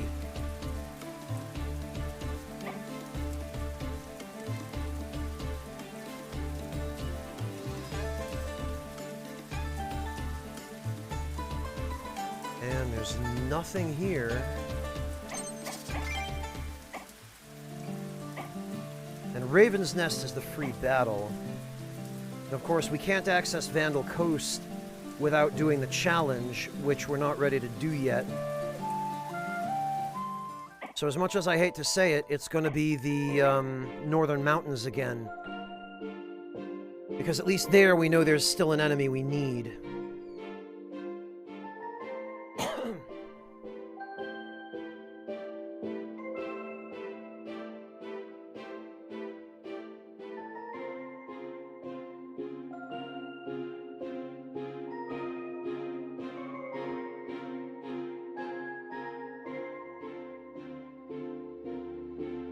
Alright, so what we'd better do then is we'd better get ourselves a good luck boost.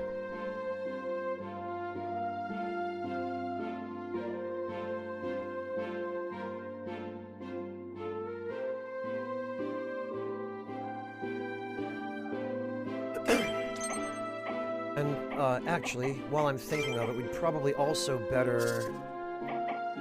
Because that silence spell that we were using was useless.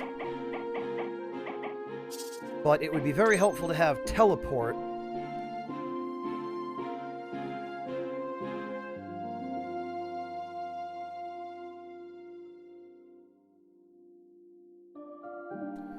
And the more I think about it, it'd also be helpful to have...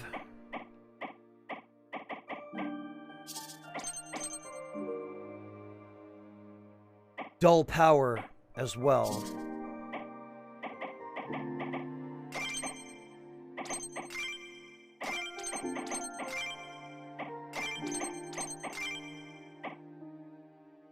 Okay, now we should be good to go.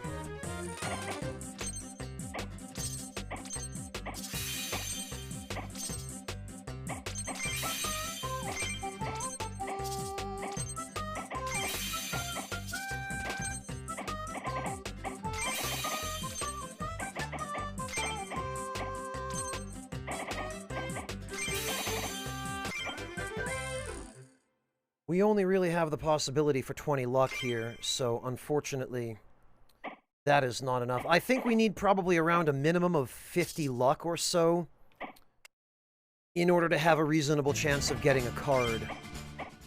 And I really don't want to have to repeat this battle again.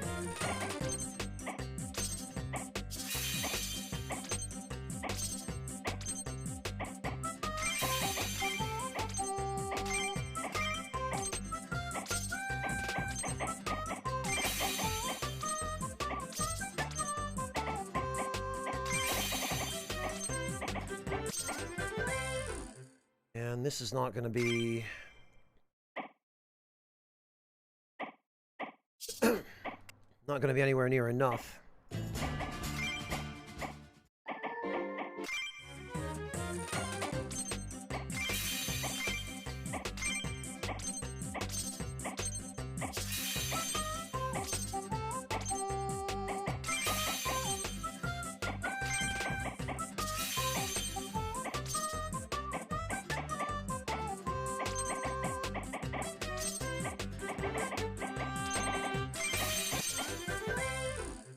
Eh.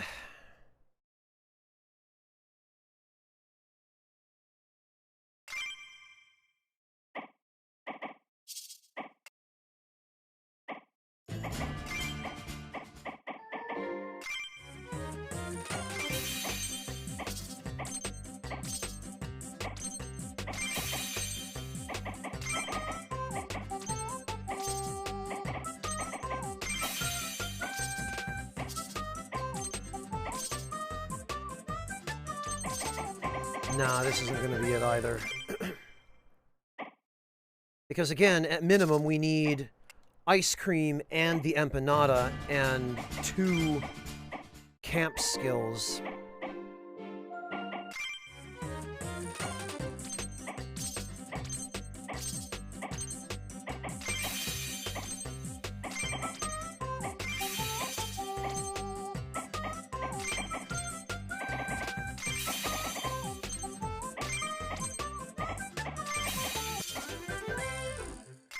Nope.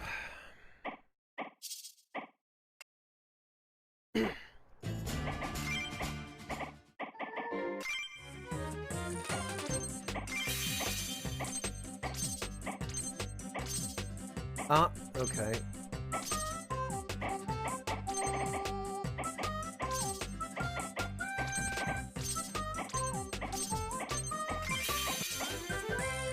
Well, that doesn't help.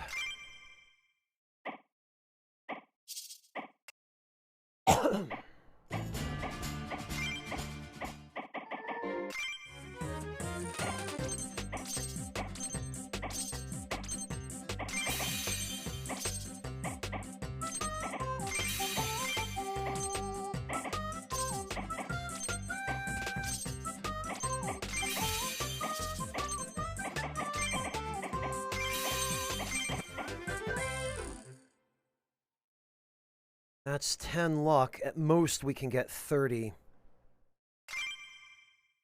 I don't feel like that's enough.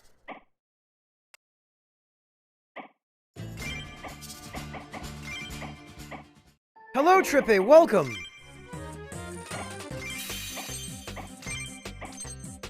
That's already better.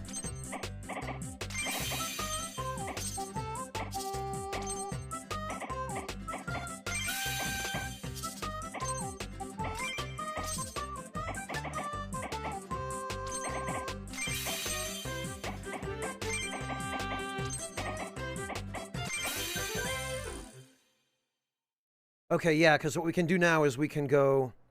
We've got 15 luck. We can go 30... 45. That should be just barely enough, but hopefully it'll be enough.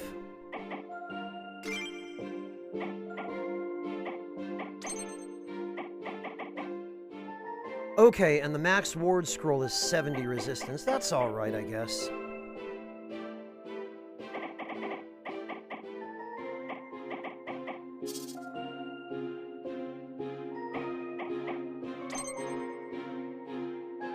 This was not very useful, though.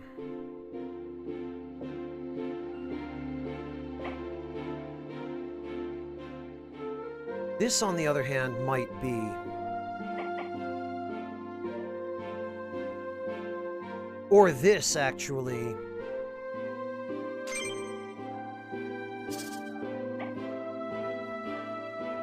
No, you know what? Not against ice units, because it won't stick on ice units.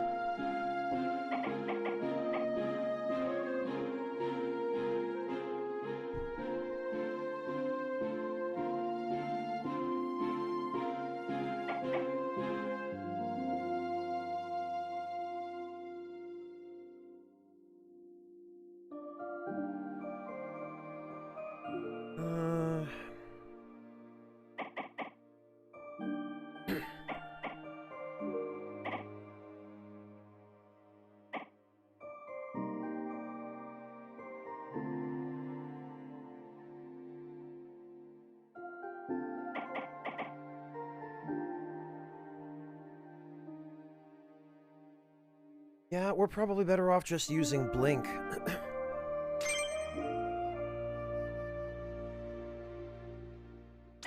And again, 10 defense, 5 evade, and fireball. I mean, the defense wouldn't hurt. It'd certainly help keep her alive a little longer.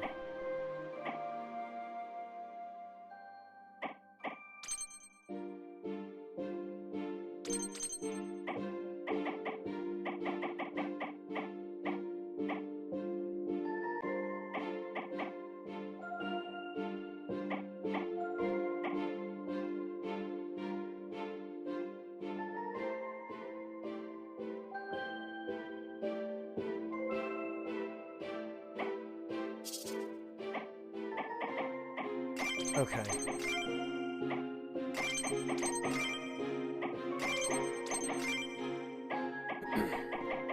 We're gonna go with this then, and we're going to hope the bloody hell that we get that card.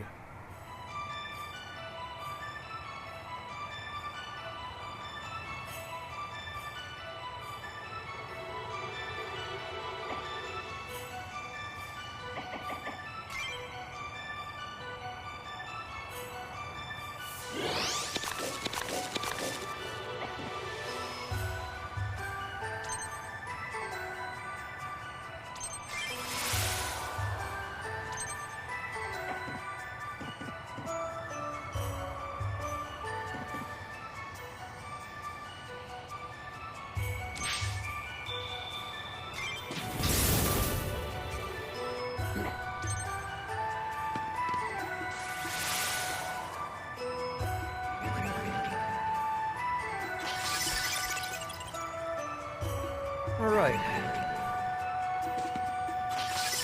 What I really worry about, though, is that that thing is going to be shooting down at me.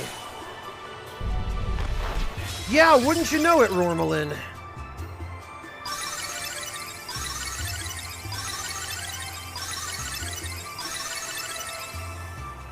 I guess we're just going to have to wait a bunch of turns to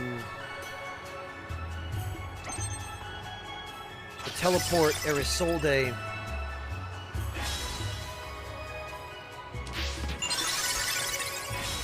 While we move everybody else up there.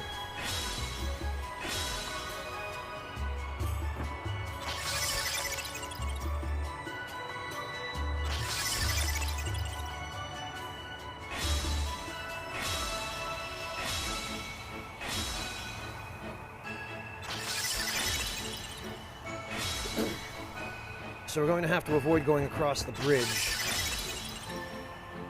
Or really even going anywhere near it.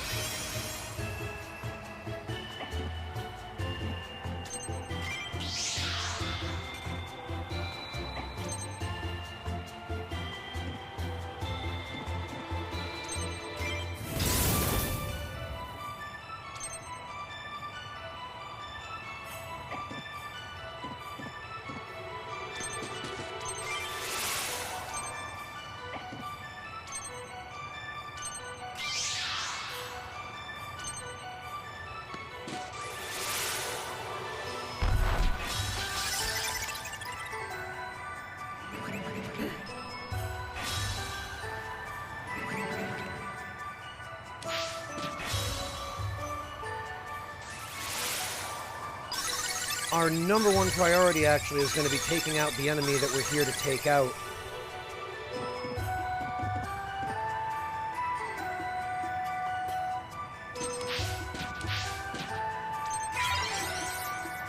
Because if we don't get the drop from him,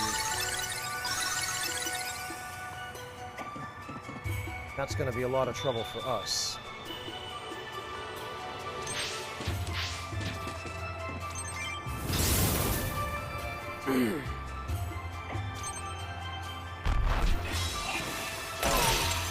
See, and that also is going to be a lot of trouble with him shooting down at us.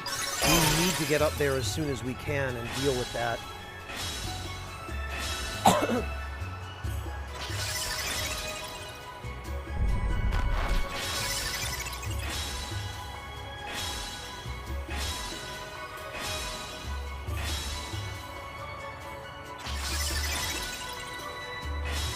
It looks like there's a group of enemies kind of going off the other direction, which is fine.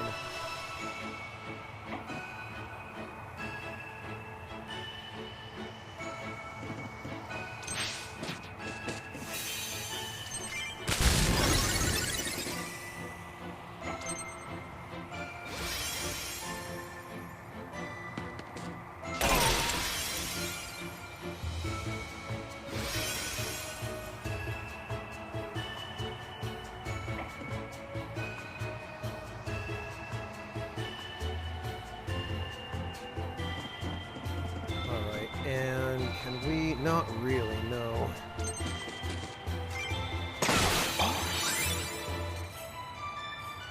We're gonna have to kill that Tapuki in order to get any of the other enemies up there.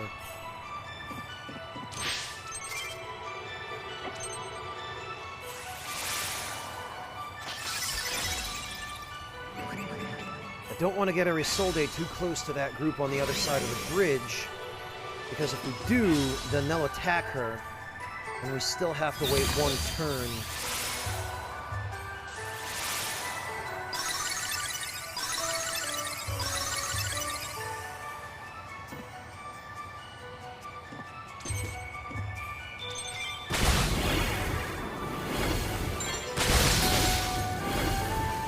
There we go. Well, no ice shell for him.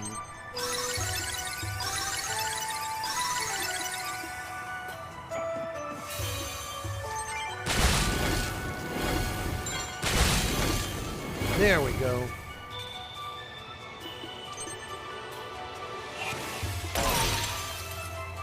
Alright, that guy's next target.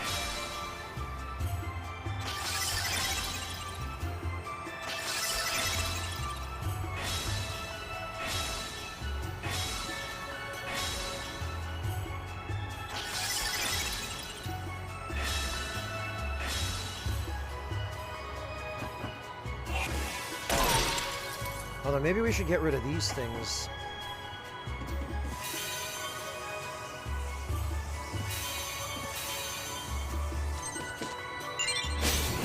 Oh, come on.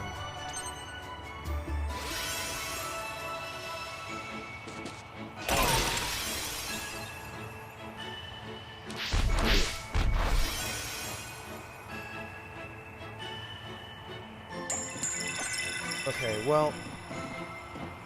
we need to teleport up here.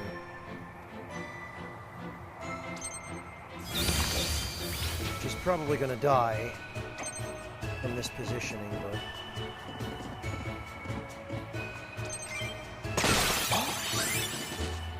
There we go, that's good. But we need her in a proper perch. Okay, we'll delay her turn. Delay his turn. Greetings. Trippe, thank you so undead much for the warrior. resub. Welcome back. I really appreciate that. Seriously, Trippe, thank you.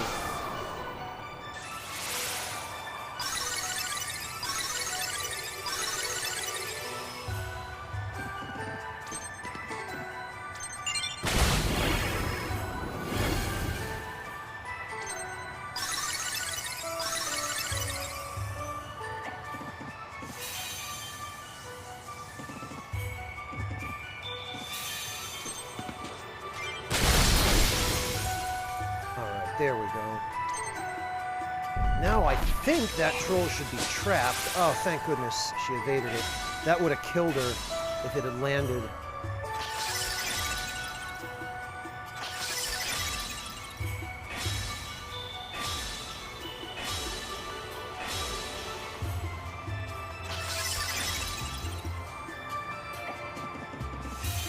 Okay. Now she can get rid of him. She can get rid of... Oh, not nearly. But that's fine. This will still be...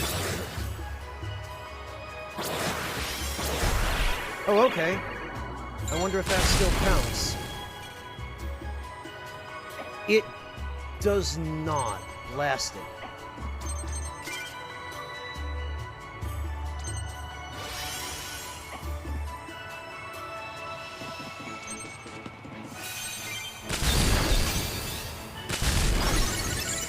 Okay, well now we're rid of him. We don't have to worry about that anymore. That's a relief. So it's, I guess, just always better to deal with the group of enemies up here first.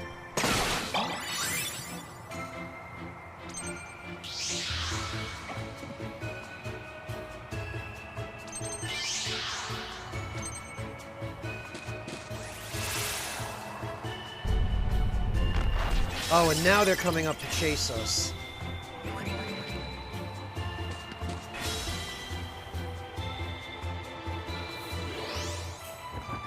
And of course, they're summoning more enemies.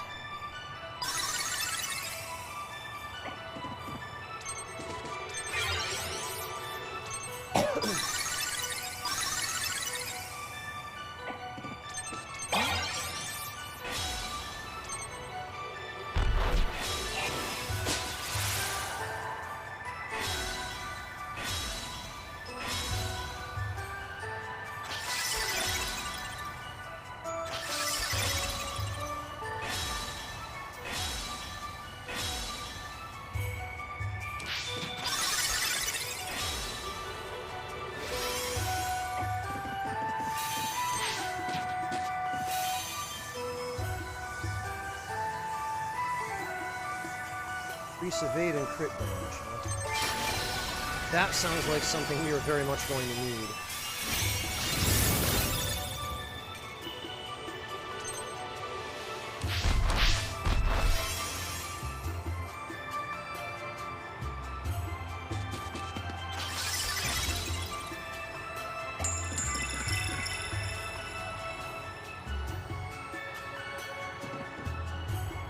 You know, we probably ought to use this now.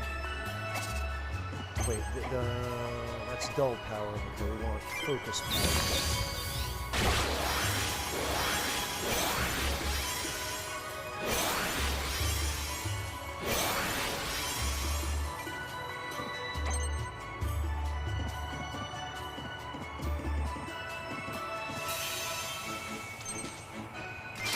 Please drop a card. I really don't want to have to reset this.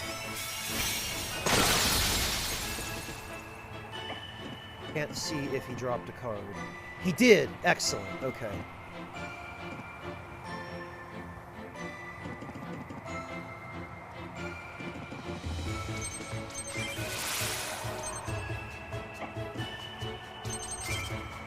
Alright, once we've got that card, we can just kill everybody and be done with this area.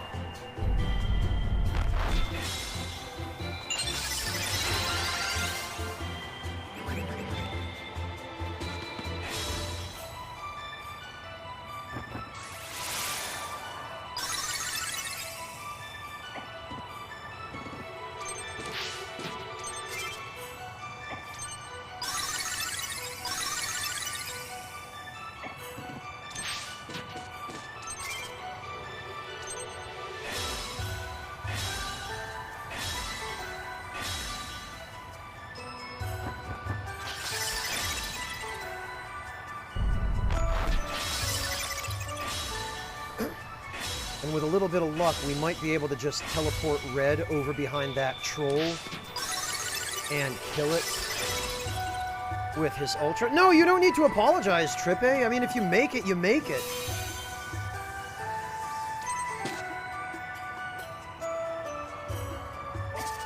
As tempted as I am to give her more evade, I don't think it's gonna bring her evade above 100, so...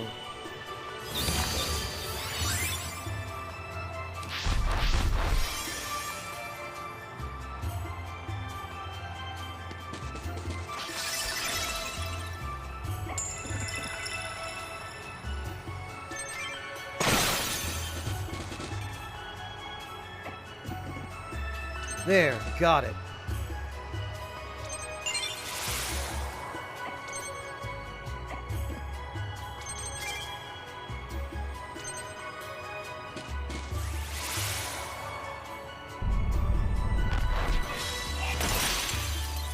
Damn it, I knew that was going to happen. 300 damage to Erisolde. Evade be damned.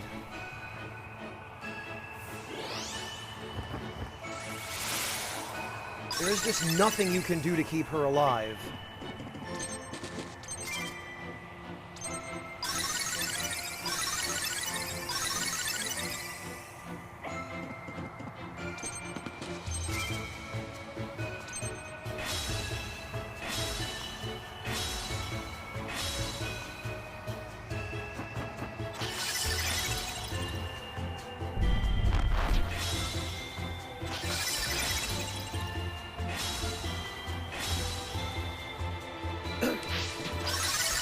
So the plan will be, we have Peony.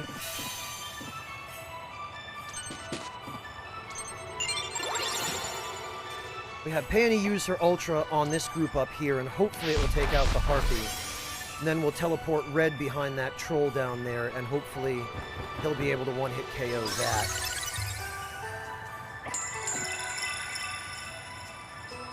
Oh, good. Freaking Aerosolde can't...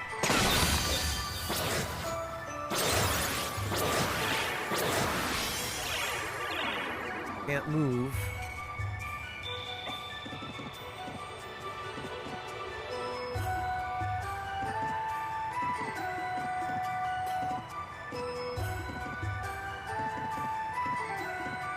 Alright, we'll have her delay that turn. We'll teleport him over here.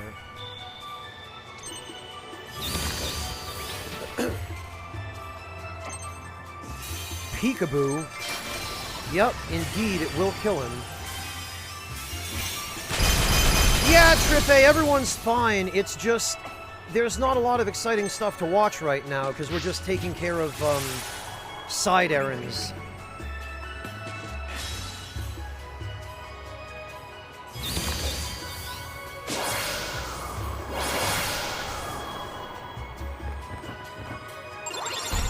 And of course, I knew that was going to happen.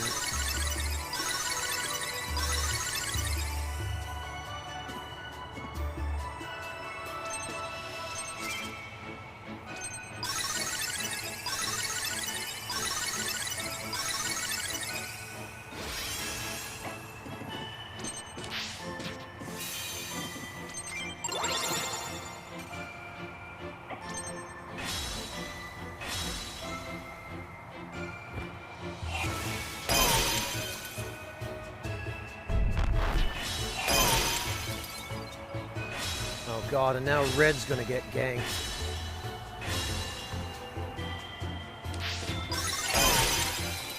I should have waited one more turn.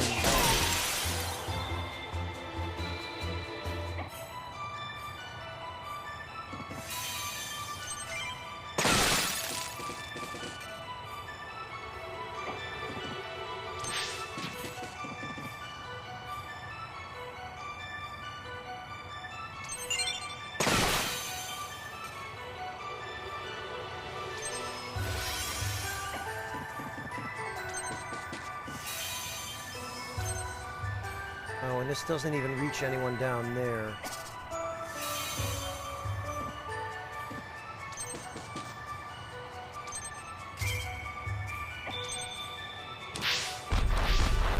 Oh, well, he was kind enough to come back up here. That actually does help quite a lot, because now that stupid Harpy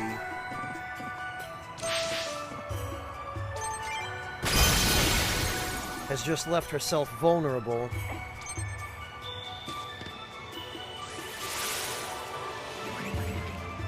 I'm alright, thanks, Yalti. How about you?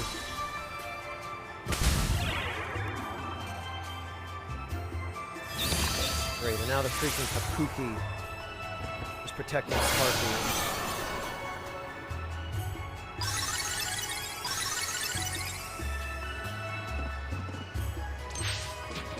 Fine.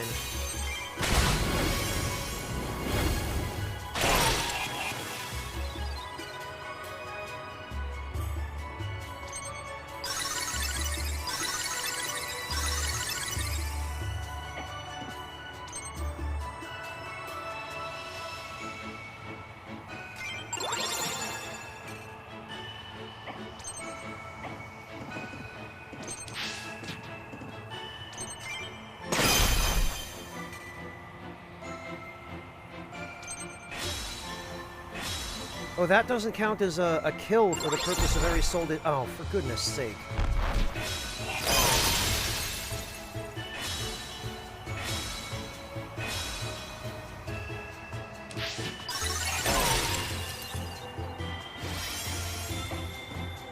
Alright, you know what? This is ending now.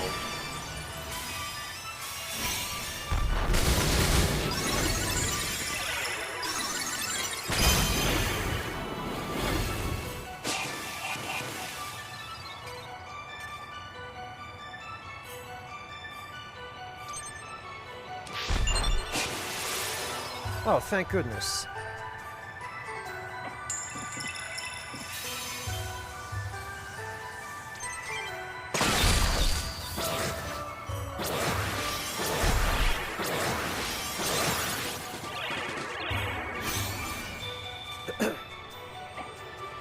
Well, alright, we did it.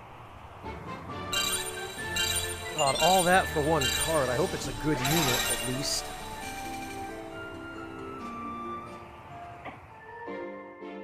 Oh, Great Fairy Forest. Okay.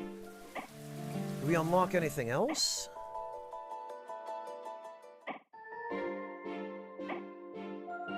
Doesn't look like it, but...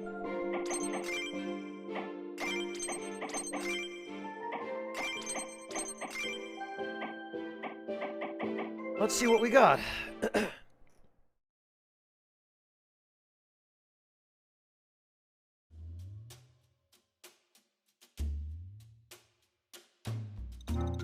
Hey, Annie, may I ask you something? Sure, what is it? I was thinking about the relics we found before. I don't know for sure if there are any dwarves in my ancestry, but if there are, would I be able to use those relics? Probably not. Only a witch or a warlock that has control of their mana can properly use those items. Oh, I see. The mana in natural creatures is in a dormant state. If you do have latent dwarven mana in you, we could make a modified version with some enchants. It could automatically awaken and absorb the mana inside you, though that means it will be quite draining on your stamina. You'd have to use the item cautiously. Really? I would like to give it a try. You're willing to make the modifications? Of course. I'll need some parts first. I'm just going to gloss over the fact that she used the wrong form of the word your. You scrap some metal and rune stones. Oh, and a mana crystal. Then Mama and I can get to work.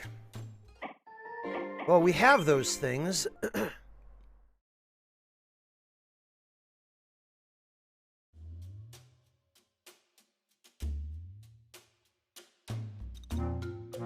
There you go, Eri. Give it a try. It feels strange, like my whole body is vibrating. The device is pulling mana from you. That proves you have some innate earth mana within you. So it's true. How do I load it? You don't.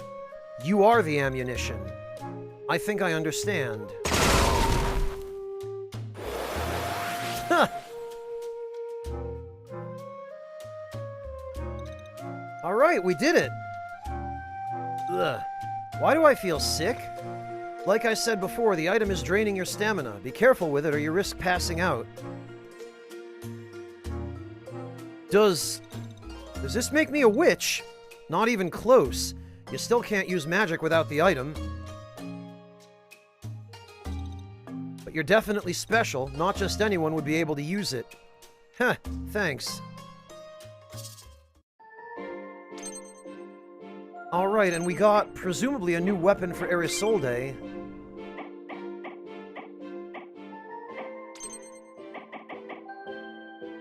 Earth Element 3-round burst. Drains HP each turn. Yikes.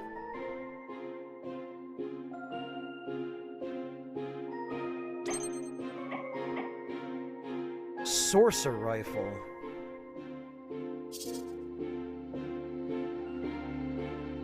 Well, with the Vamp enchantment... Hang on. What's her base attack power? 108.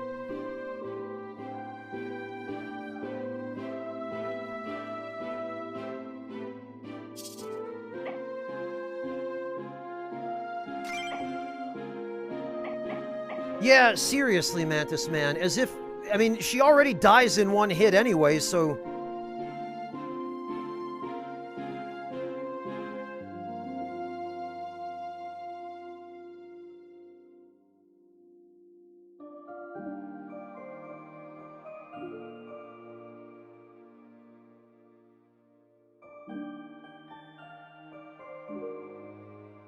Oh, reaction skill defend.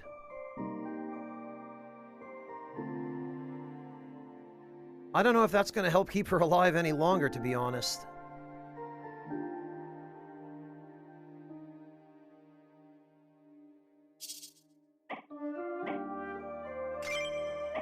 But I wonder if we could...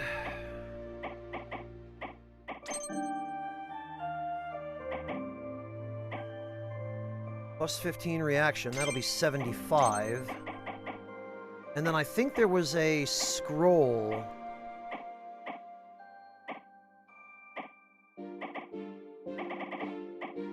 that gives reaction. 20% reaction chance. So this will be a 95% chance to defend. And she can increase her defense. The problem is this way she won't have any healing.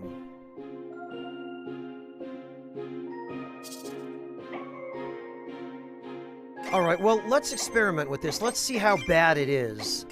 Let's see how much HP it steals from her each turn.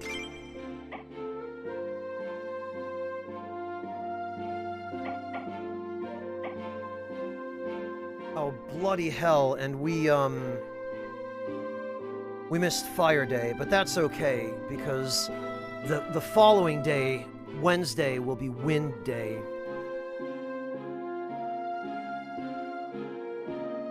Wait, no. We're gonna want to go on a Thursday. So in 2 days for Ice Day.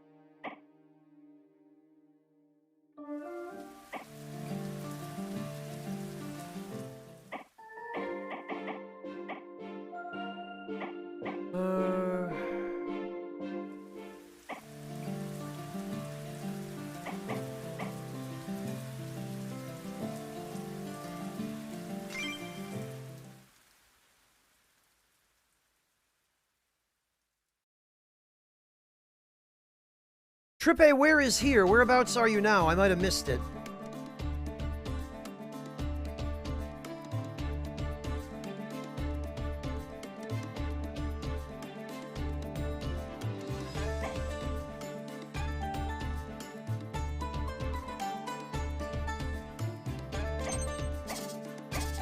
Actually...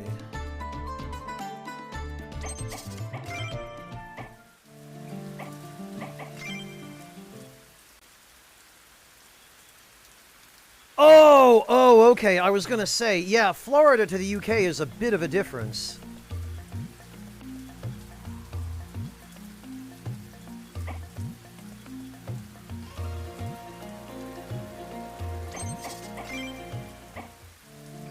Gotcha, Hjalti.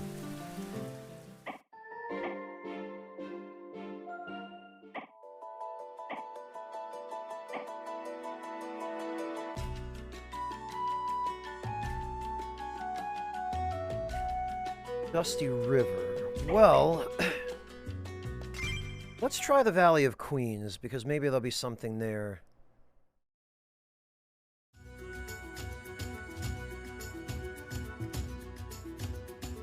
Okay, this is perfect. We've got a couple of wind enemies that we can demonstrate this on.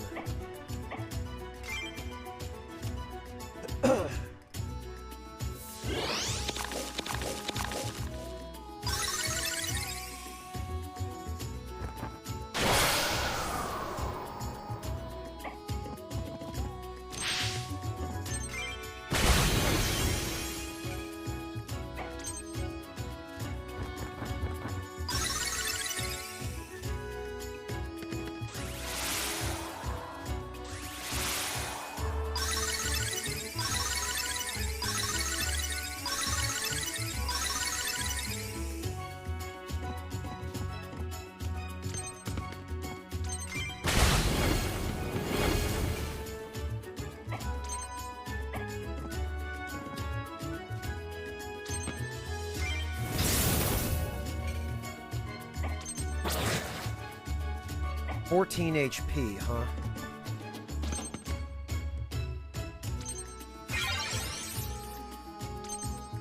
And she's back down to only 2 move.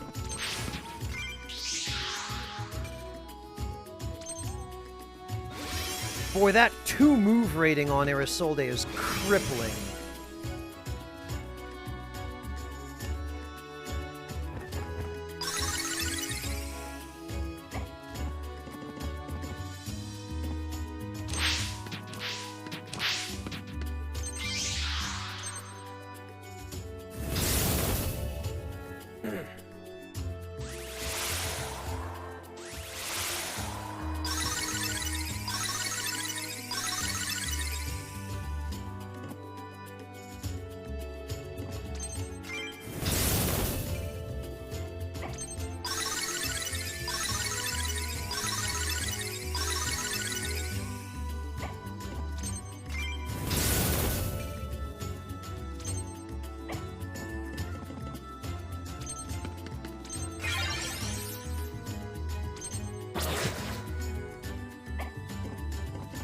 Yeah, alright, that's,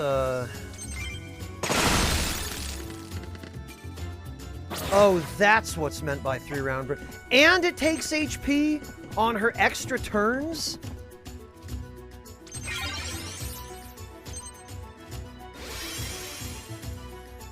Oh, boy.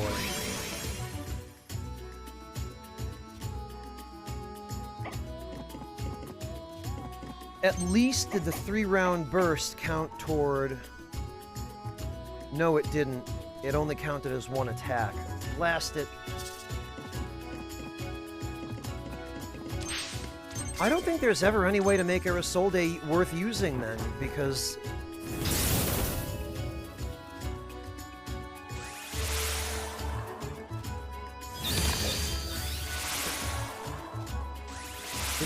This is really crippling for her.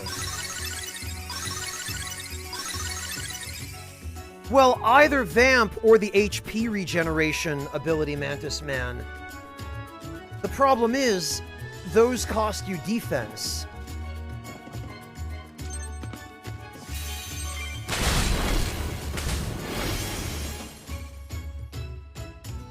So now I'm going to have to try to figure out which is the optimal setup for her.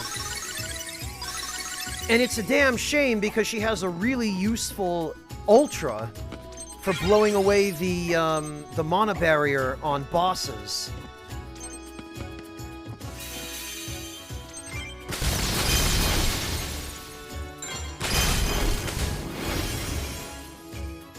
But that's the only thing she's good for, really.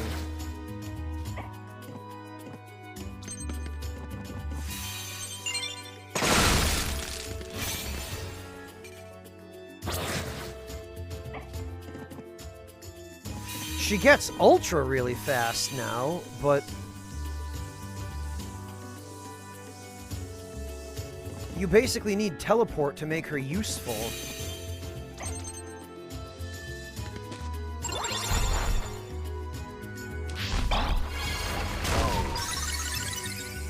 I figured that might happen, so I delayed her turn.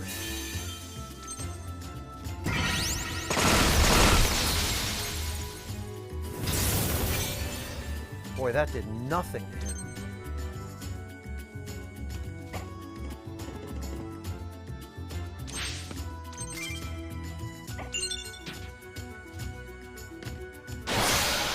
Oh, he has True Sight. Fantastic.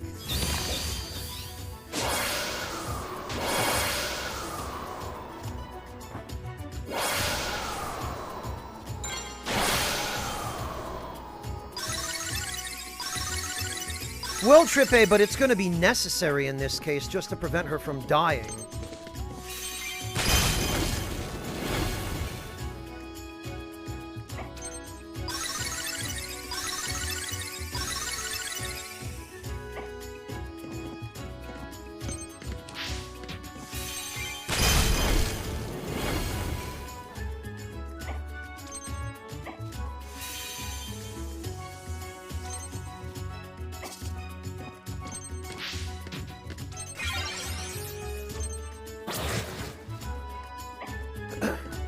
Yeah, this is ridiculous. She can't get close enough to enemies to even use any of her attacks with such garbage movement.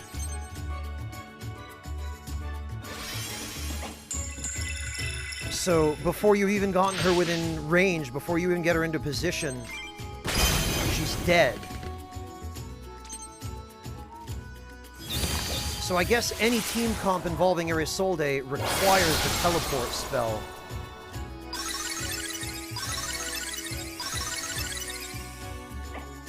And what's her vertical range? 3.5.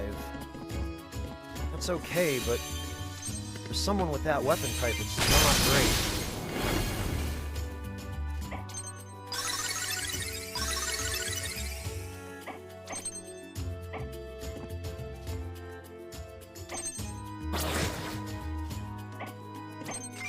But see, yeah, this is what we need in order to get anything.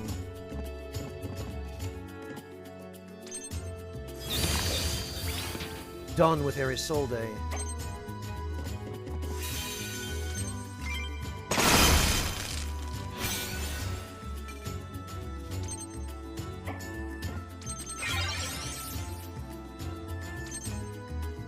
Well, PS2 girl, I want to do a few more experiments first, just to make absolutely sure that I'm not making some kind of terrible mistake about Isolde's uselessness.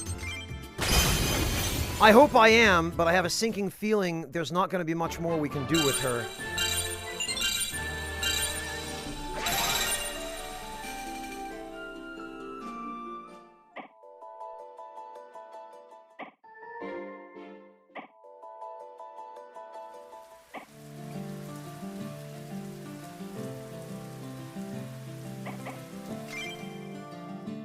So we're going to...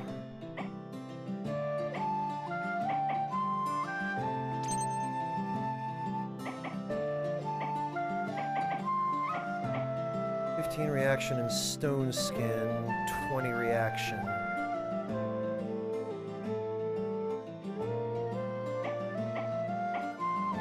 I think it would be safer for her to have the HP regen, because if she can't attack something in a particular turn, then this will ensure that she doesn't just lose HP.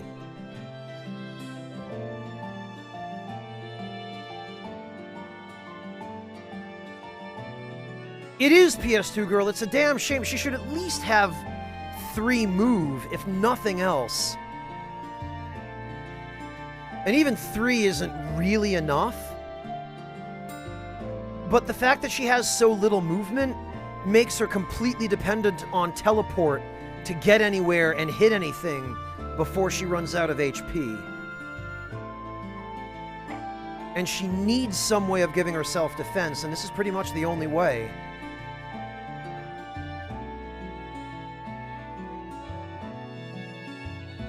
Nothing we can give her, PS2 girl, and nothing else that we can do without wasting spell slots. Let's try this setup and see if it works any better.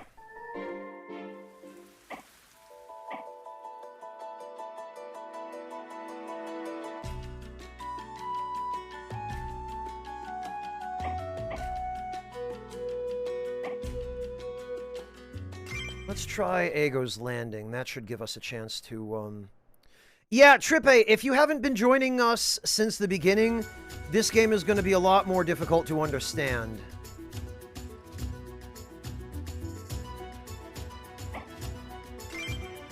And actually...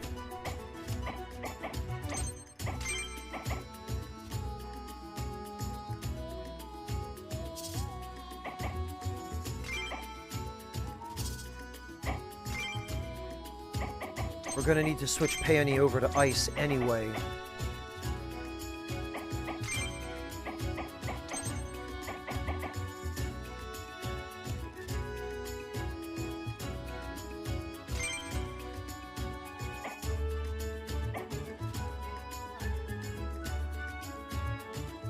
Yeah, Mantis Man, it is. She's a ranged character, but it seems like the only kind of ranged characters the developers know how to make are turrets that have okay range but can't move.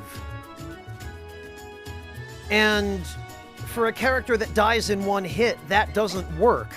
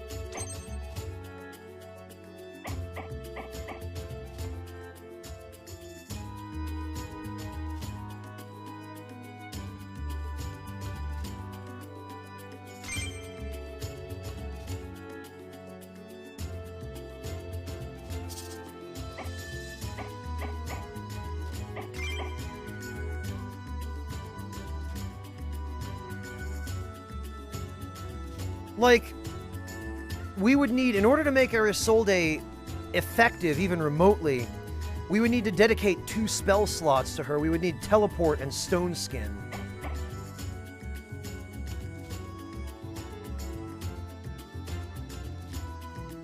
And we only actually get Stone Skin after 5 rounds, because it has a 5-turn cooldown.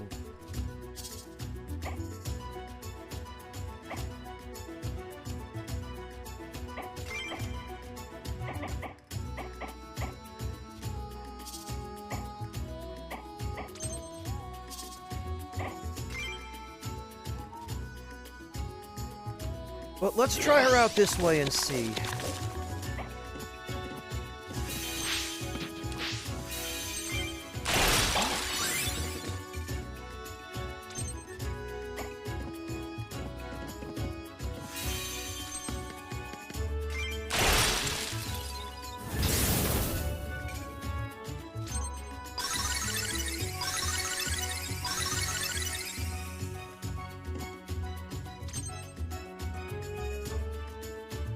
Oh, and you know what?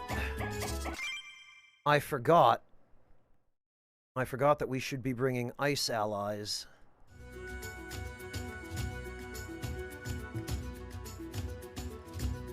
Which will give us a chance to try out those Cryo Otori and see if they're as useless as Isolde is.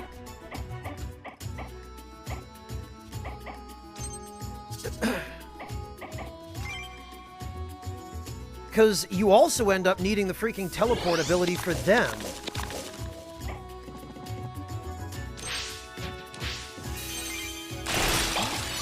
And there just isn't enough teleport to go around when it has a 4-turn cooldown.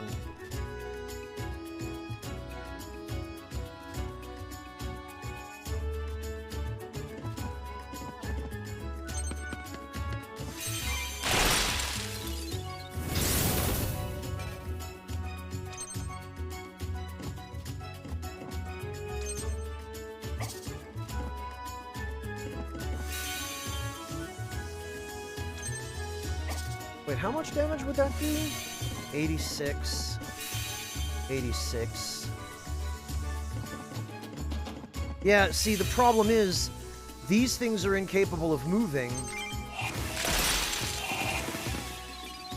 So in order to get them somewhere other than the beginning of the map, you have to teleport them.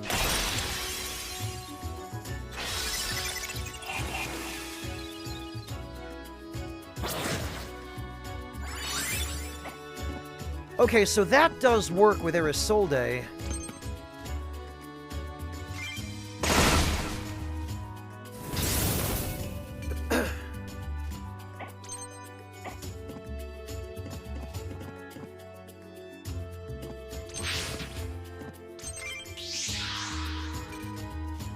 In some ways, I suppose it does, Trip A.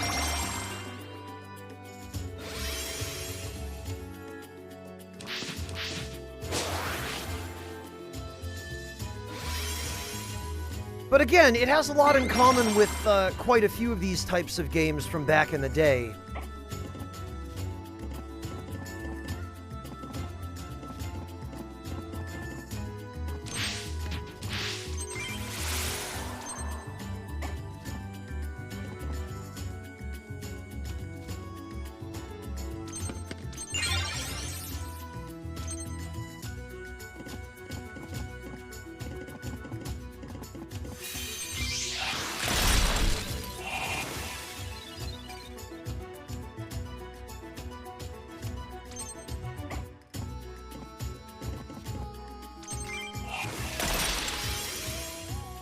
God, that damage sucks.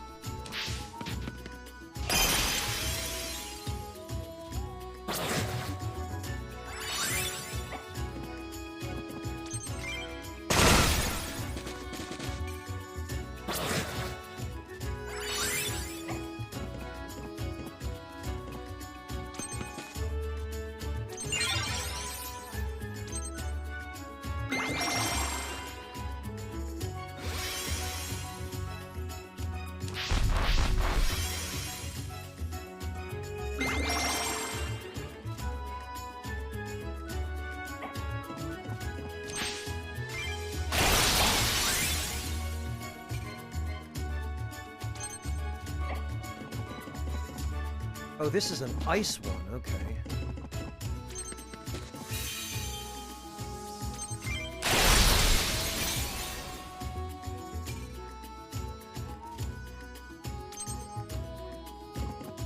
Well then.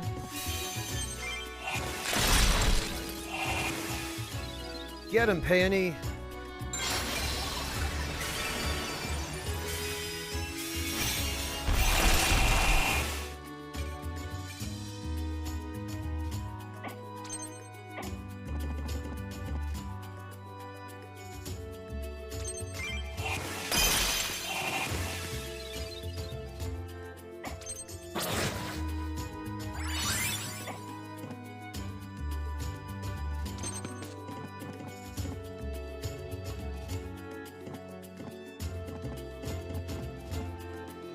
Like, if she's gonna have such terrible movement, she needs to have at least double the range.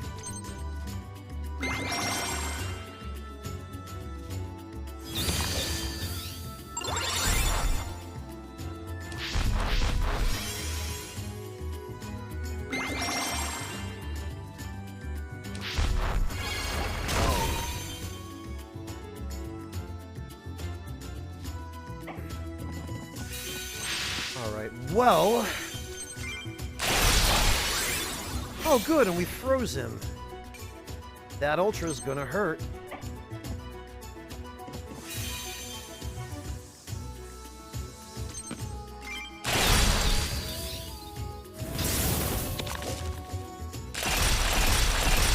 Very good.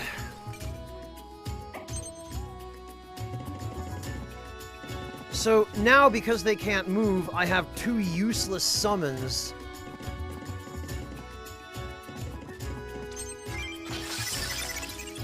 With useless weight abilities.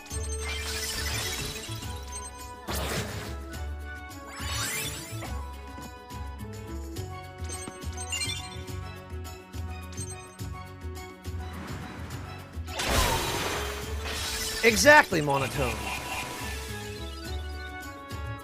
So it's pretty clear that the developers have a lot of trouble balancing this game. Which is a shame, because with some proper balancing, it could be really, really good. Unfortunately, as things stand, it's got lots of potential, but it's what I would call a flawed gem. And I mean very flawed in certain ways.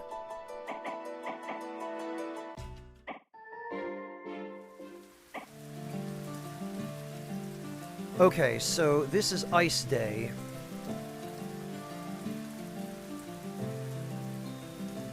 What's a CCG, Trip A? You can't just... I don't know these acronyms, man.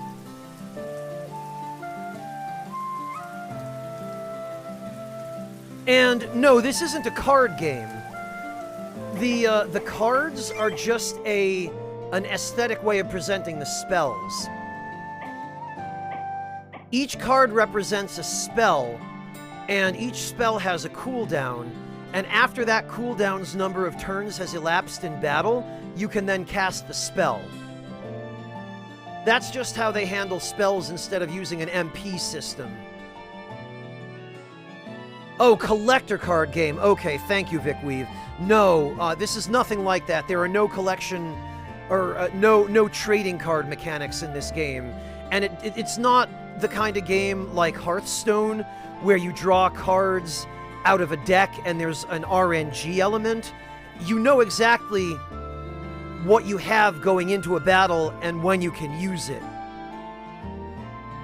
It's just that they use a cooldown system for your spells instead of MP, and they present the spells visually in the form of cards.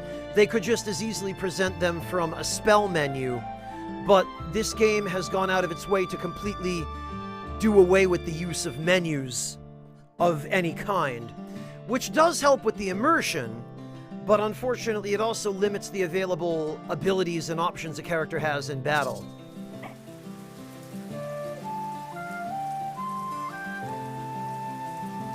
No worries, Trippe. I hope that helps a little.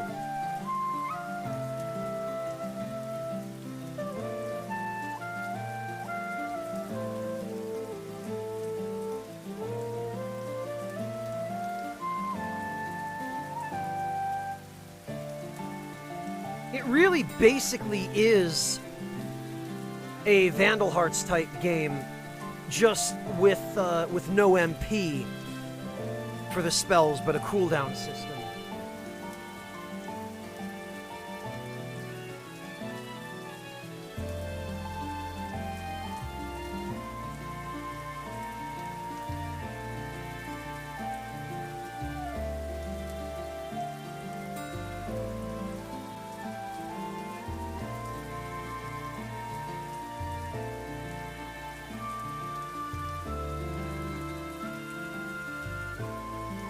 Oh my god, Clemps!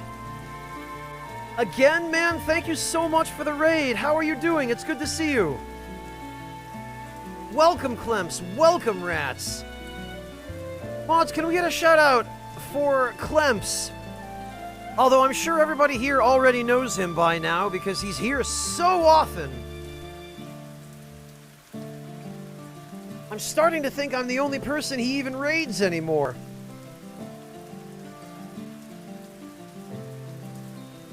Well, Alexander, you're welcome to as much cheese as you want. There's plenty to go around.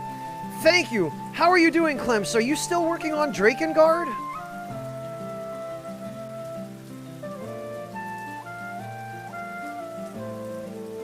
Well, Handem, that might not actually be terribly far off from the way this game does it.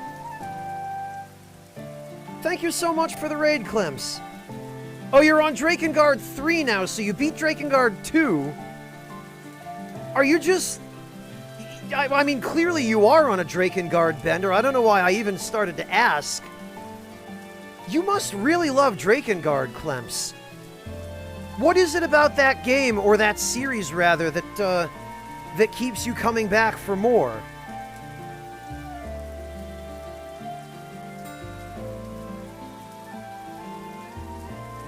There must be something about it that holds your attention as well as it does. I don't know if I could even go back and play Dark Souls 1, 2, and 3. Well, I know I couldn't because of Dark Souls 2. But I don't think I could even play 3 Souls games from start to finish back to back. Okay, Clemps, interesting.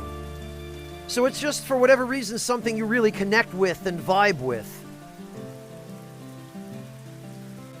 Yeah, apparently there's a patch for it, Artista. I didn't know that till Clemps mentioned it just now. Hey, Fontez!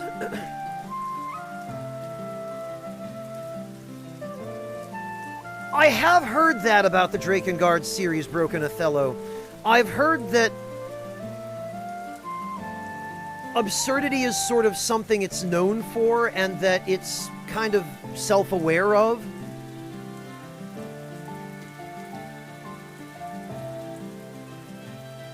Oh, Ultra Blue, that sounds like Berserk.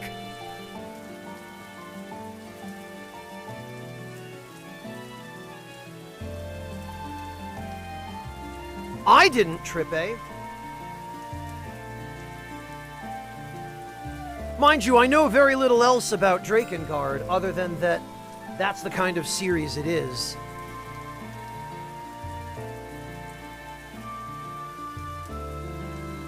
Yeah, Puff Person, I've watched about 20 or 30 minutes, maybe, of footage of Drakengard 1, and I think it was in an LP that, who was it? I think it was Liam and Wooly, who, I don't even know if it was a full LP, I think they did like a 1 or 2 off series on Drakengard back on YouTube years ago, and that's all I've really seen of Drakengard.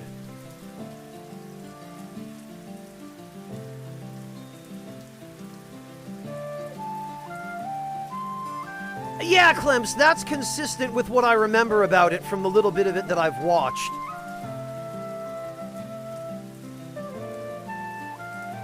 Maybe that's what I'm thinking of, Hasanako. That might be it.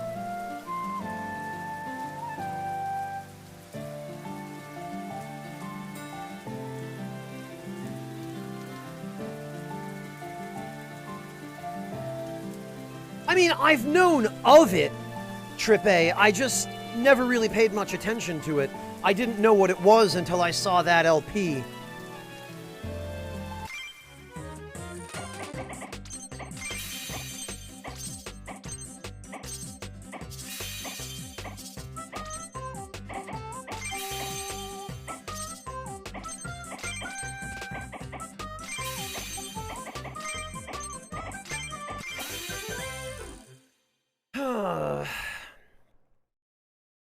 Well, that'll be 30 luck, some additional crit damage. Okay. Well, it's not great, but it's better than nothing.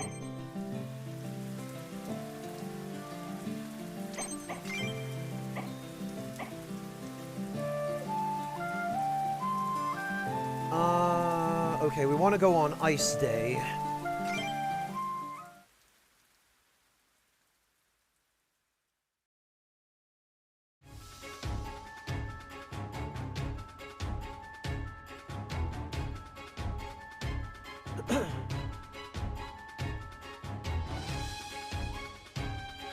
Well, Trippe, I have heard a lot of complaints about it. I guess mainly about the jank. What the? Oh, we have now a Dark Gladiator and a Monk. I guess it's just a palette swap. He seems to have the same abilities, although he's quite a bit stronger.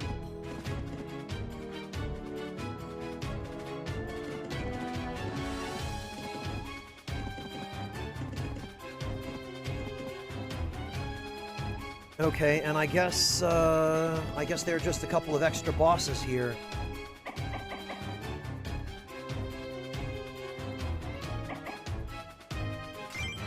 What do we have that's new?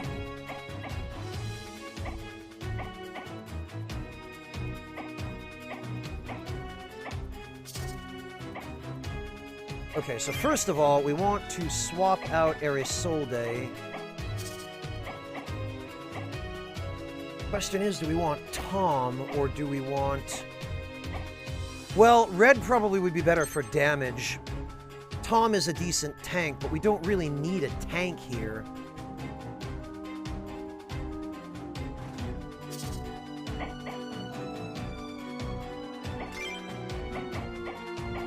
And we're gonna have to set her up for damage dealing rather than status ailments.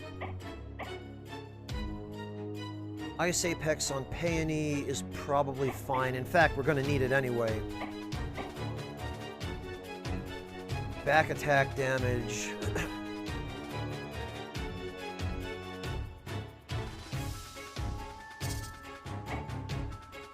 Hasanako, it appears to be the first one of these challenge battles, period, to have additional leaders. Unfortunately, they're not particularly dangerous leaders, but...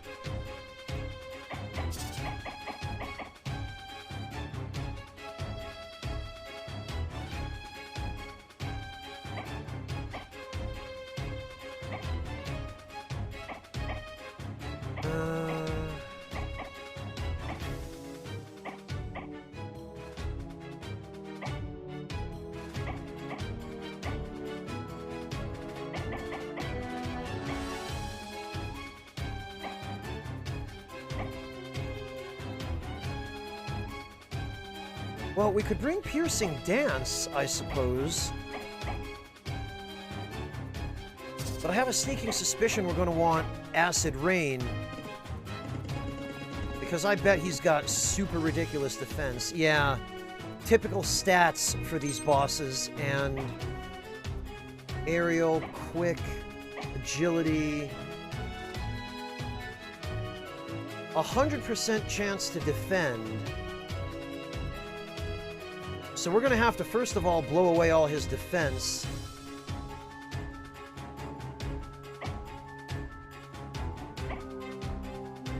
Barrier.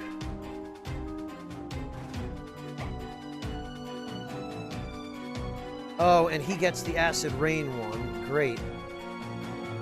Critical damage. Okay, he's got Apex, which is typical. Minus defense, Curse with Root, Witch Aura, Multi-Spell, and Mana Burn. Okay, so he doesn't have a way to raise his own defense, but with an Ice team, we don't have a good way to lower it other than via Acid Rain, so we're going to have to bring Acid Rain.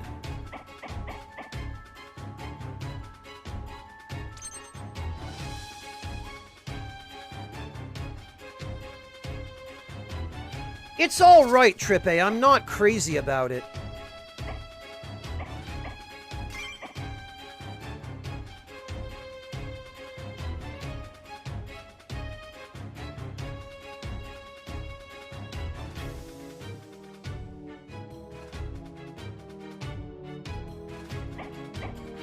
I honestly have reservations about bringing these Cryo Otori in here.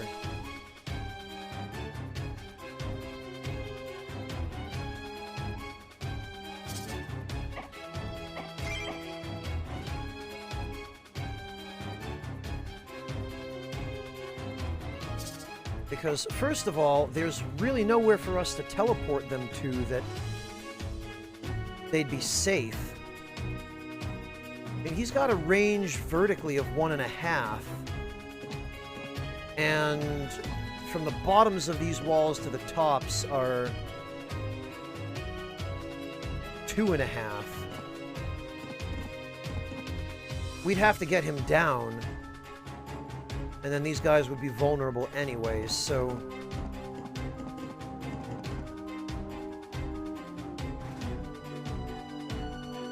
Good night, Yalti! Have a good one! Take care!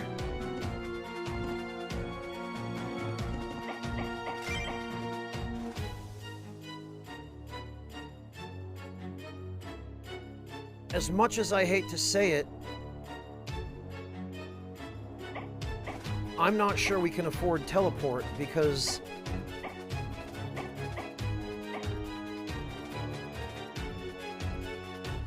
we need Acid Rain to lower the boss's defense, and we need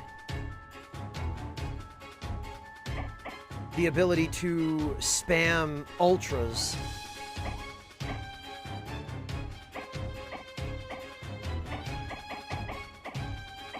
And we are going to need a buff of some kind, so I think we're going to have to switch teleport out for... We're going to need attack power here, so probably Rage.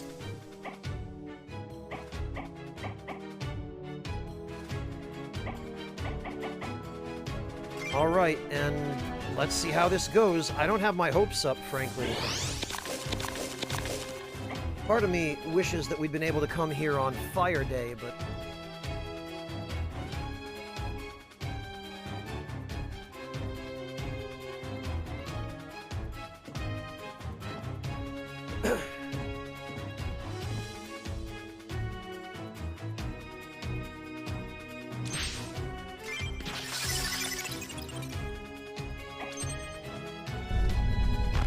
These guys are going to need quite a bit of... Why does that monk have Burrow? What the hell is even going on here?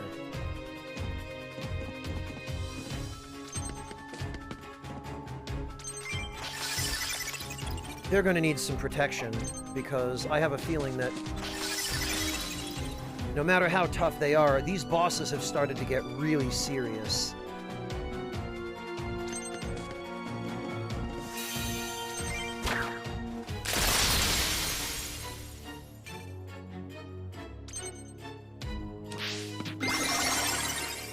Pontez, it's a bird trapped inside a cube of ice.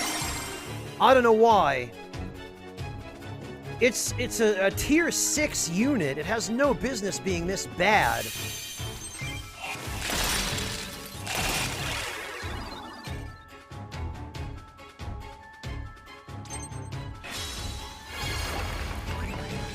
But basically all it is a turret that dies in one hit. Like Arisolde.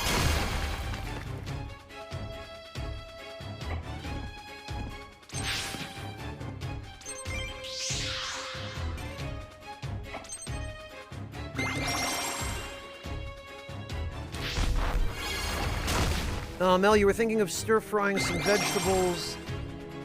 Good way to add the carrots so they aren't overly crunchy. Yeah, Mel, the easiest way to do that is add the carrots first, because they will by far take the longest to cook.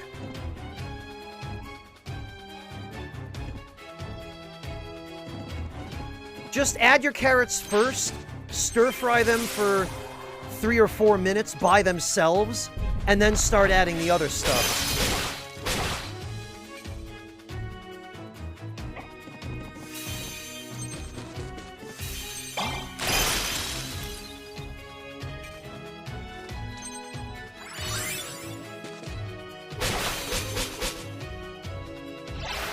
Yeah, Decoy, if anything, this game has the opposite problem.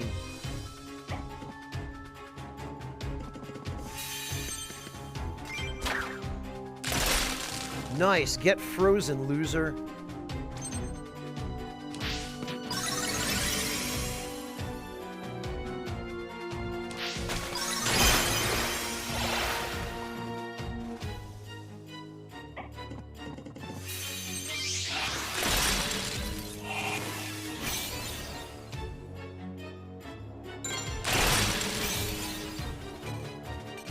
Okay.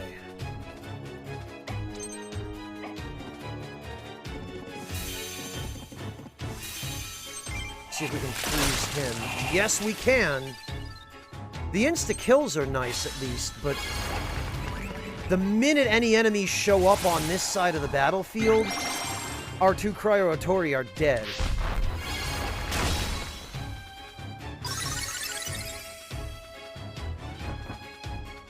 Yeah, see, and then that's going to be a huge problem.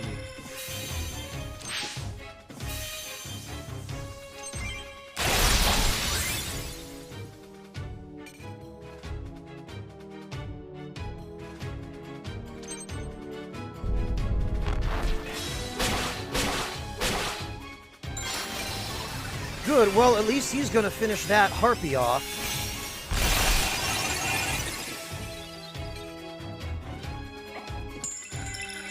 In some cases, Decoy, yes.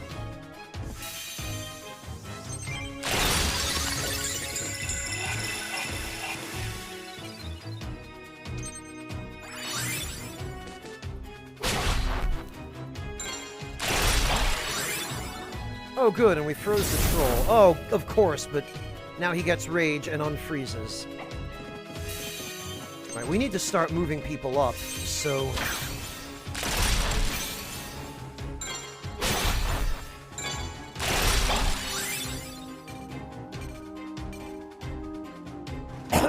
Alright.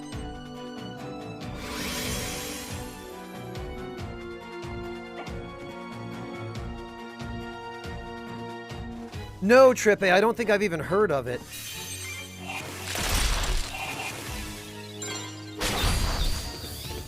Alright, so there go the other leaders. Sadly, it is now only a matter of time until...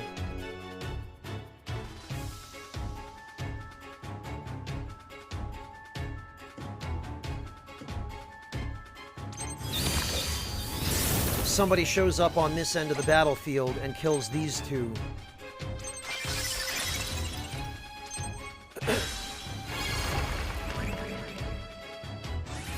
If we could lure the boss back here...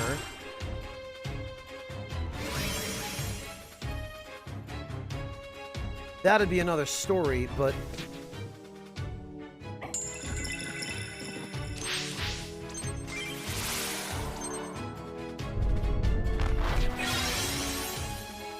These NPCs are just going to go straight over there and start punching him. Oh, congrats, Decoy! Did you enjoy it?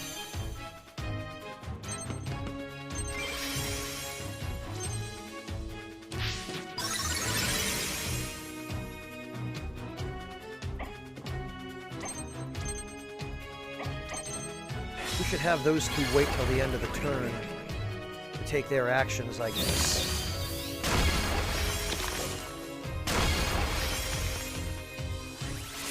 Oh, and he has a Petrify spell. Great.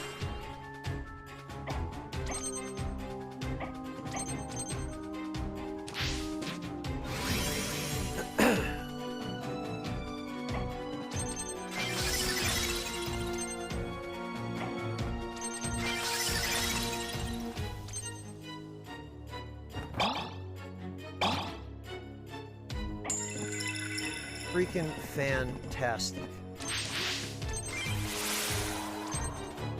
Now there's a fire enemy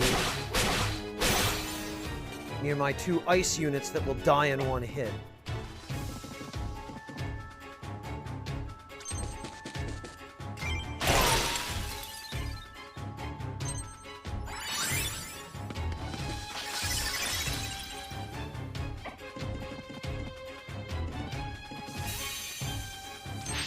Well,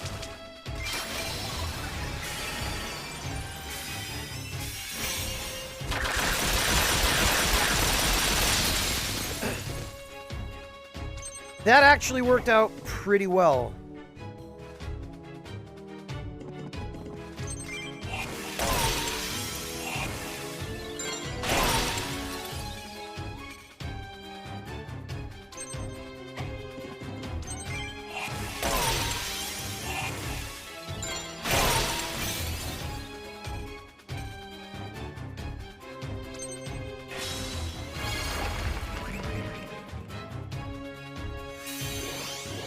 Oh, good, and now he's spamming summon, but at least we got him to follow us. So if we can pull red back a little bit...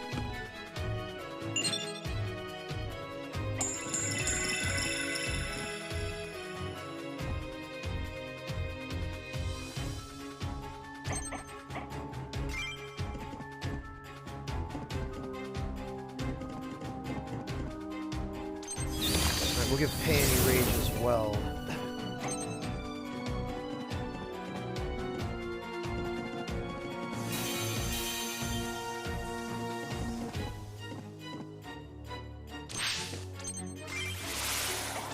Alright, we'll keep red here.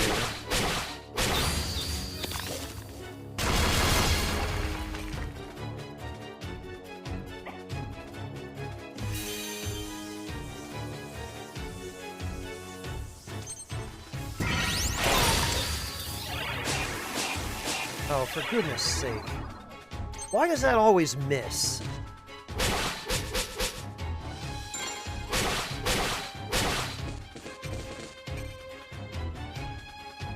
We're just gonna have to hold up. Yeah, see, I knew that was gonna happen. There's nothing we could do to prevent that.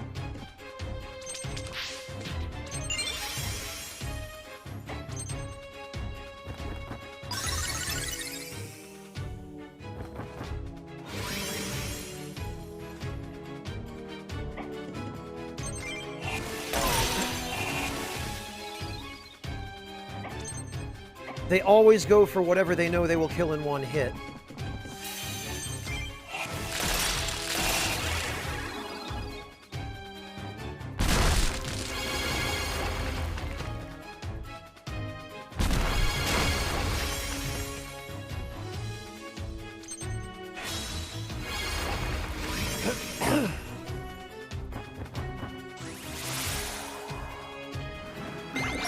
Alright, well, we got him within range now, so... now we're gonna have to deal with this crap.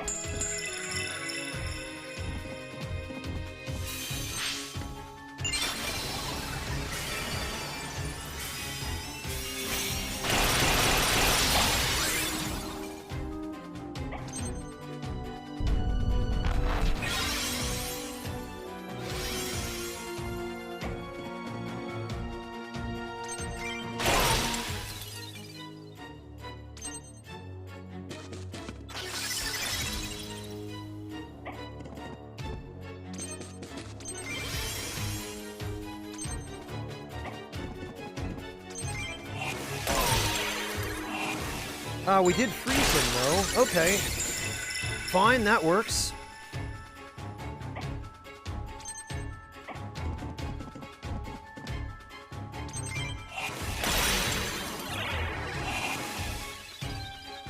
At least we're hitting his apex.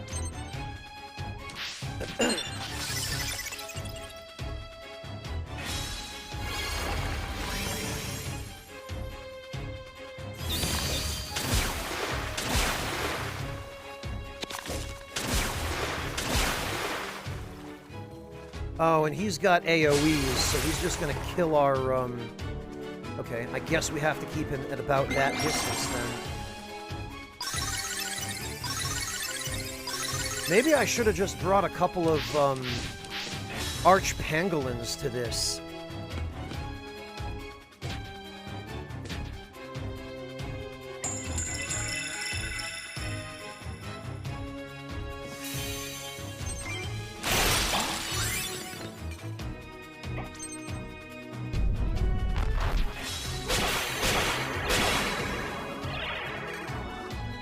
Well, good. We're eating up his apex, at least.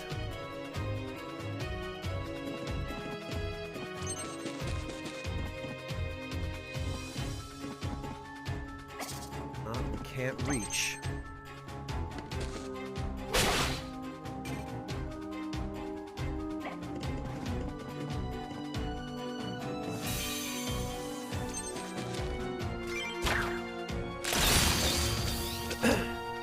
We need to get rid of that witch thing.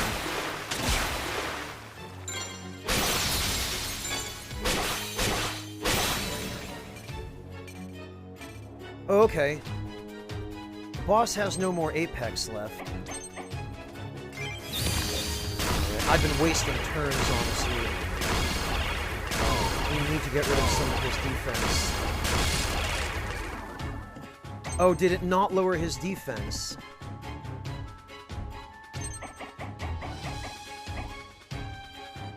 Oh, he had 4 durability on his apex? Bloody hell.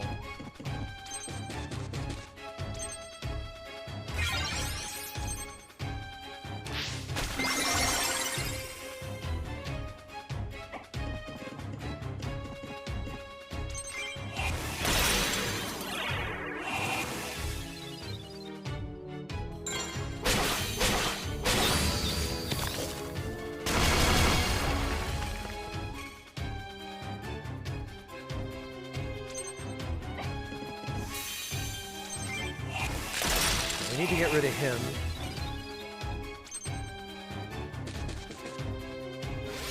Yeah, PS2 girl, they're really not. I wanted to try them out to see if I could make them useful, but it doesn't look like I can.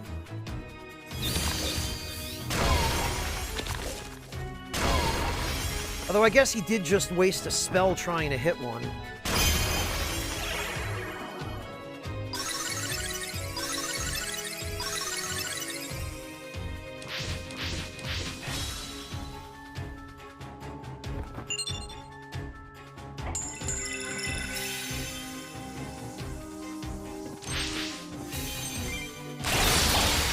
But they are most definitely not self-sufficient.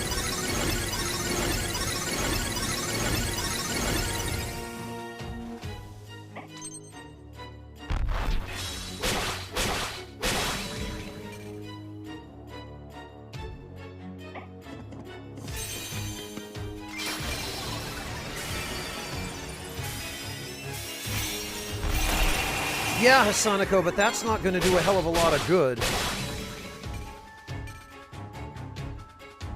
Because they're just going to get killed.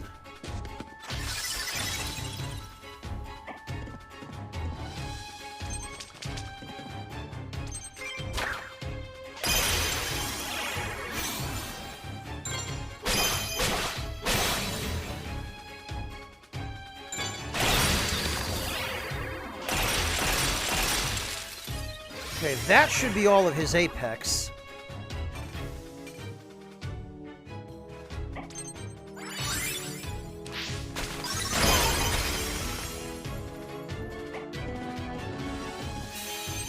Maybe the one thing that might be redeemable about them for this battle is they can be used to trigger combo attacks.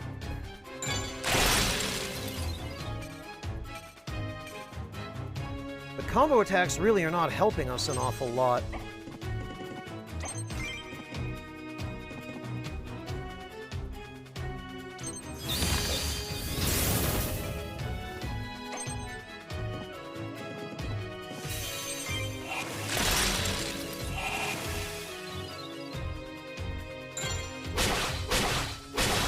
Especially considering we're going to have to back attack him in order to get around his defend.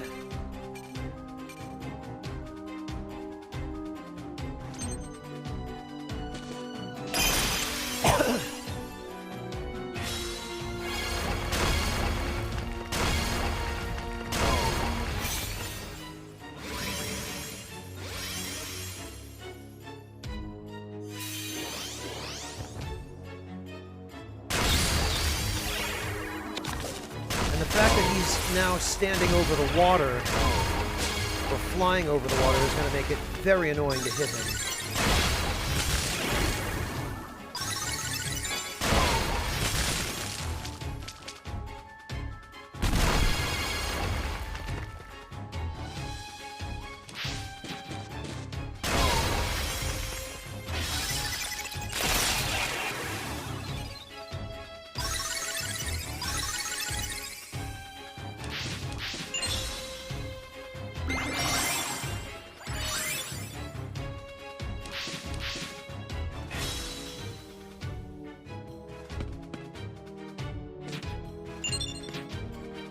Of course it is, Decoy. What did you expect?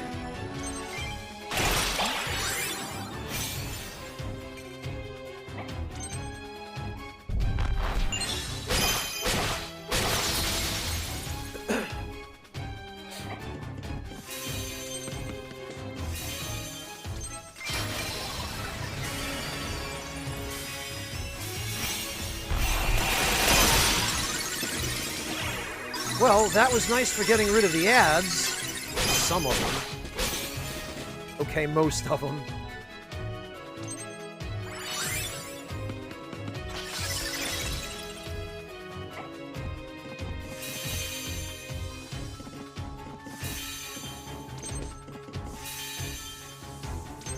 Oh, okay, this is starting to do real damage now.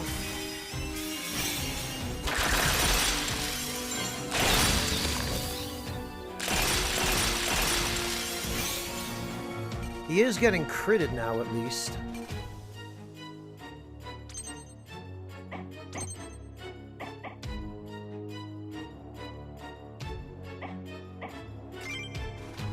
Alright, let's get everybody their ultras back.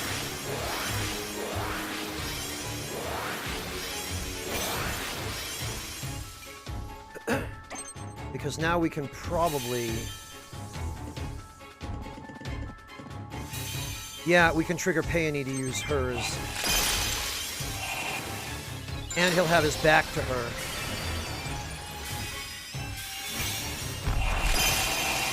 $766, not bad. We're going to have a hell of a time cracking his mana barrier, though.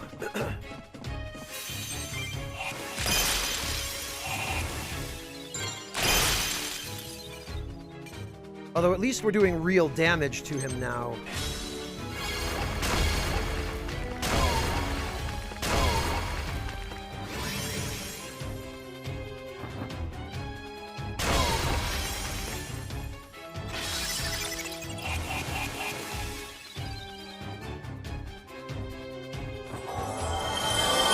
Kurt, thank you for the 100 bits. Much appreciated.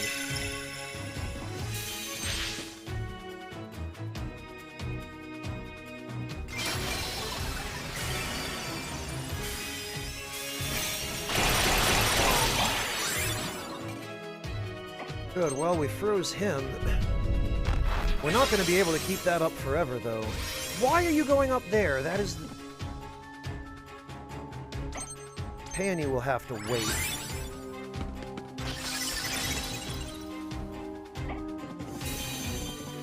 And Orowantis can... I guess just use this, because It'll hit the enemy behind him.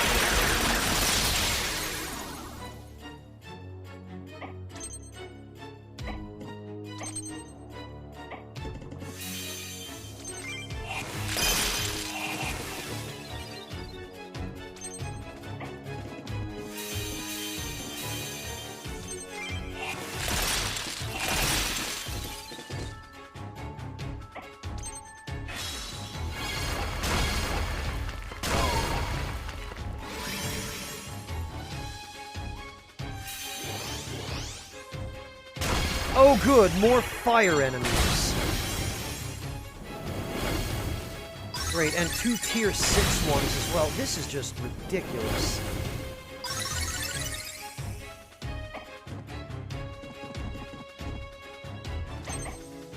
Fine.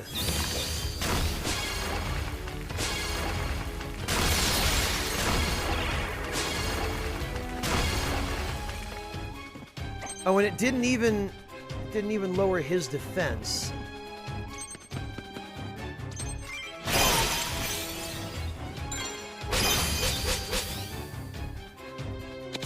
So what I should have done is I should have brought 2 anemones for dealing with these fire enemies.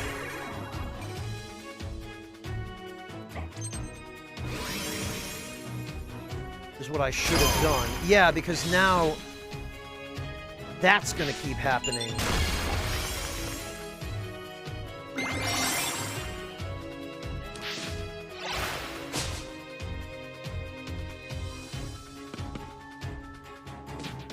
I might have to retry this. I don't think we have enough damage.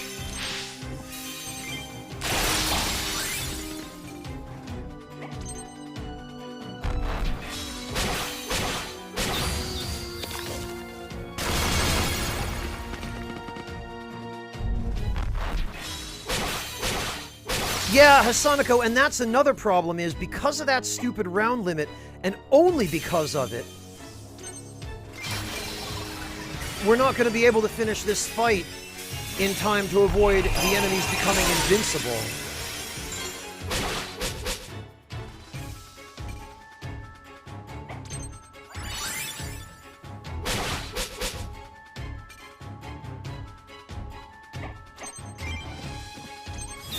Let's give Orowantis the rage buff.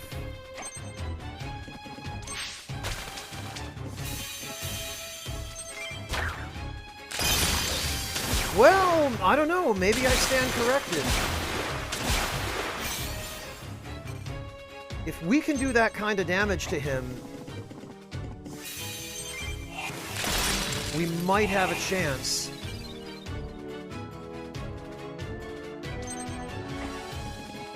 But it's going to be really close. She and Peony are... Red can't even get a swing in edgewise because he has to babysit these stupid ice cubes. I mean, the boss isn't dealing a significant amount of damage. That's not the problem. The problem is that we can't deal enough damage to him that I'm 100% confident we won't run into the round limit.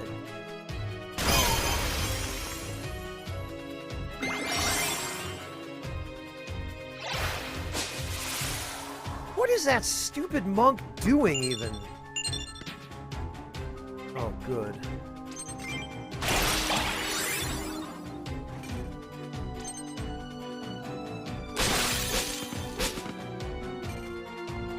No, Decoy, it's not about my setup, it's about the design of the fight. It's designed to be just stupidly tanky.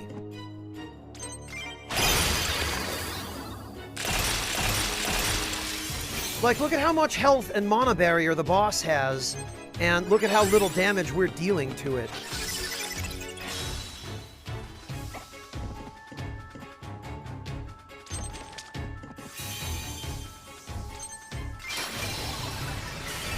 We might be able to pull this off, but I'm definitely going to lose at least one, if not both, of the ice cubes.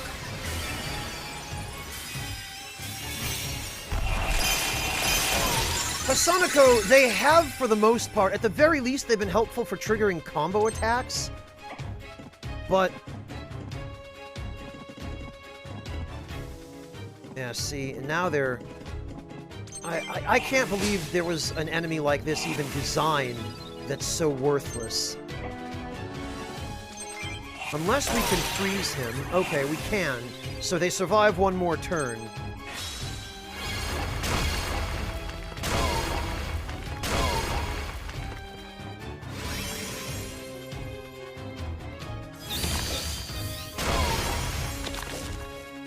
And he wastes his turns trying to cast spells on them, so that kinda helps.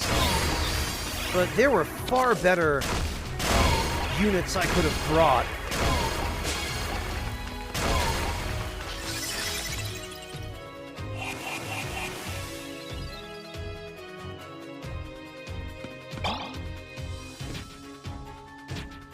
And now Peony can't even reach him.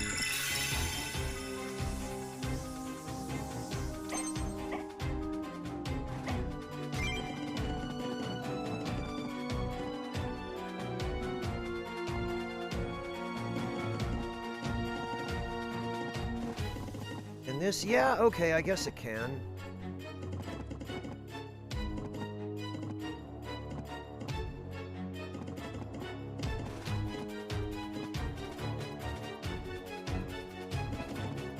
Does he have any apex?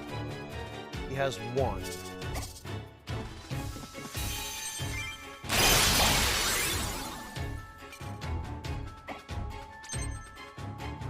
So if we can hit him once...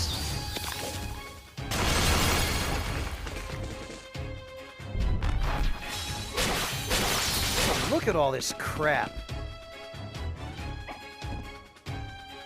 Alright, Peony is going to wait till after the boss takes his turn in hopes that he will move to a spot where we can actually hit him.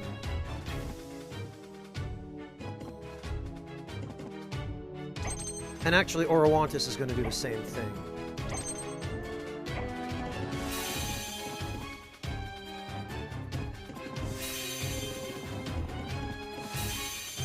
Okay, we're going to finish this guy off.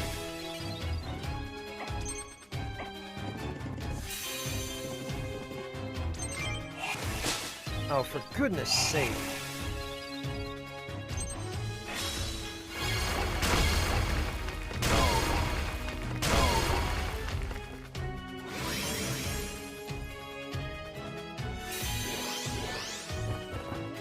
Okay, he did move to a spot where we can reach him.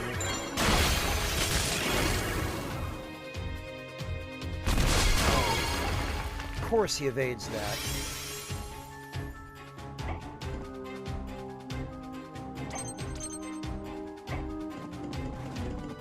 Okay, Peony can get behind him, that's good.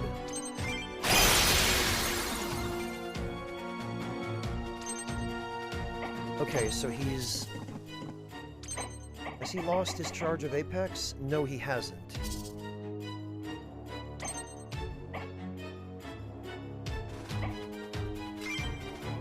So the only other thing we can really do here is buff this guy.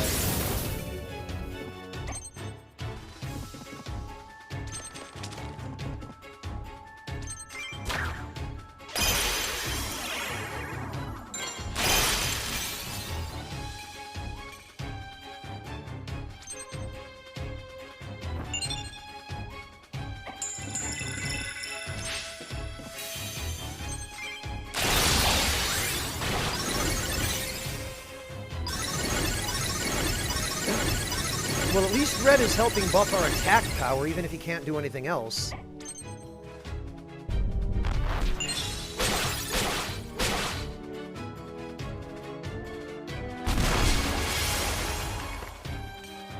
Yeah, the monk has. The gladiator's been doing nothing.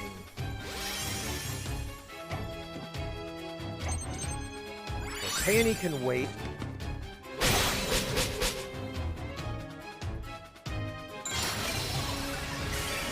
Alright, well, I guess we're not getting the back attack bonus on this.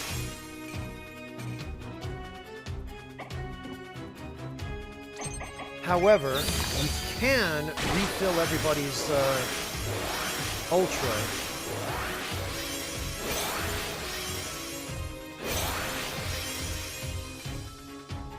And Oh, we might be able to finish it here. We hit him from the back with Orowantis' Ultra, and then Peony will use hers. We might have it.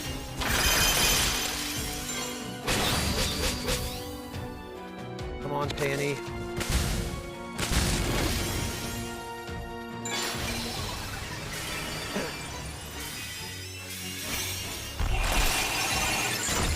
Yep, it looks like we did. Well, I know what allied units I'm not bringing next time.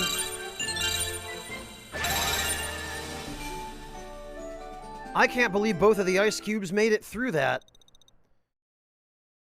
We've slain one of the leaders of the Deadly Winds, but we are still no closer to knowing the reason they came here. At least his killing spree has ended. Did he kill a lot of people? Murder is the only consistent thing about their actions. For your help, please take this voucher. Thank you. Dwarven gem and a Wyvern Hunter gem.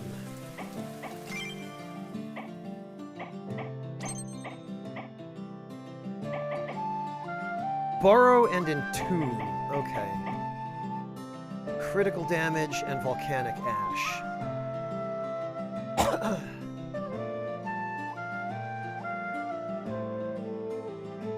Not till they're thawed out, Hasanako.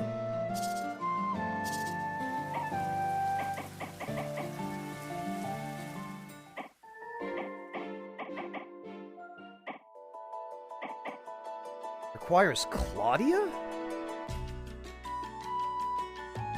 Oh, bloody hell.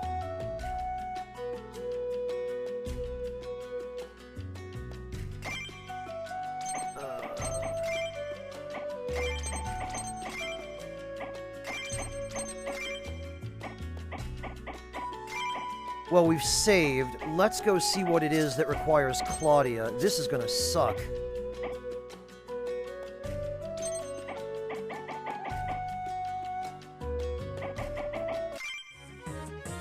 If we have to use Claudia.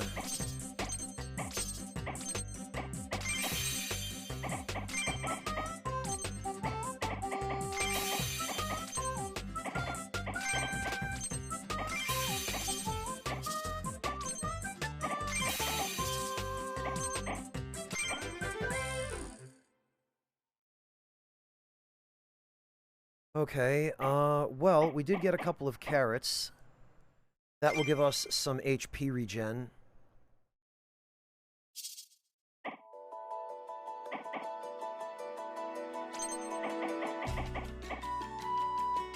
All right.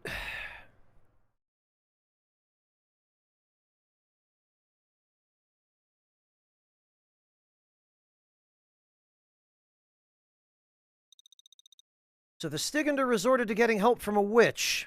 I guess this is the leader. That explains how you were able to kill my little brothers. There's no other way you scum could have done it on your own. I thought I told you we didn't want your help.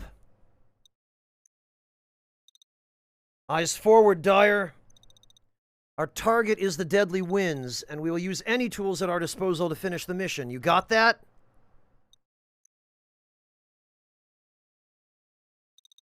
Silence, all of you. Have you no respect for my loss? My dear brothers are all dead. Oh, boo-hoo. You're a bunch of murderers. I am alone, but my brothers will not be. I will send you all to be with them, and after I'm done with you, I will find that damned water horse. He will pay for inviting my brothers and me to this accursed continent.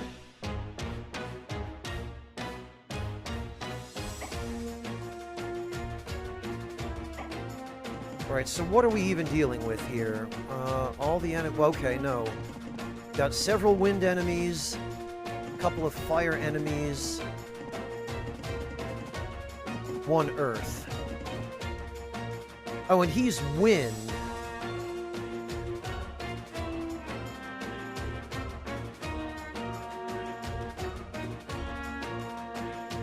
So we ought to be coming here with an earth team on Tuesday.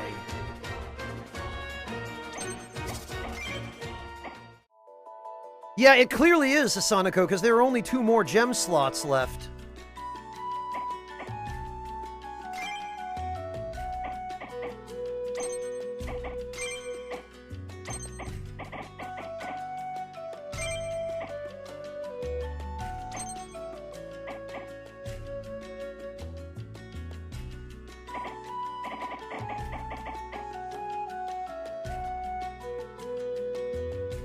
Borrow and Entomb. Well, that'll be fun.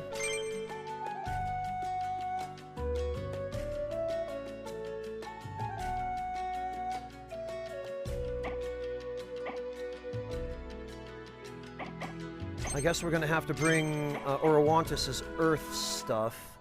Aquatic and Tidal Wave are not gonna help us here.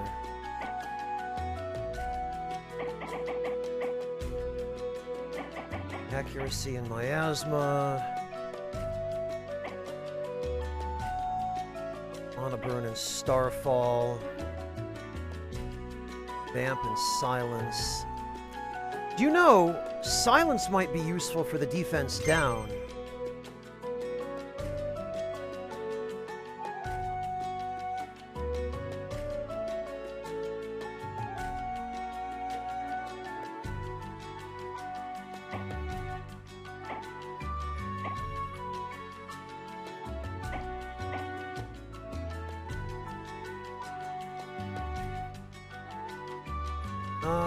And as much as I hate to say it, we might need to resort to using Isolde, and we might need to give her the status regen through enchantment because we're going to need defense down. And I'm fairly sure the defense down should be applied to each round of the burst.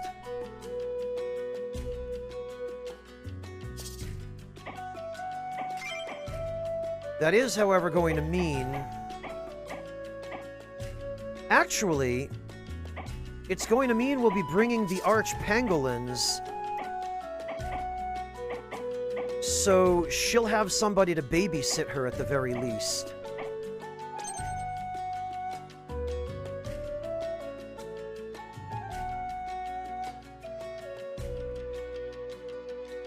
You do, Fontes, so actually, I guess we're not bringing Orowantis, because it'll have to be Claudia and Isolde. And I'm going to bring Isolde because her Ultra will blow away all of the boss's mana barrier at once.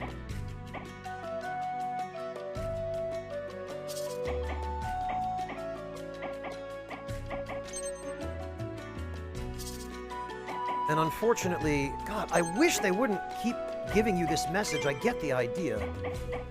I don't think Claudia has a... Yeah, she doesn't have an earth weapon. But she does have a weapon that apparently reduces resistance and...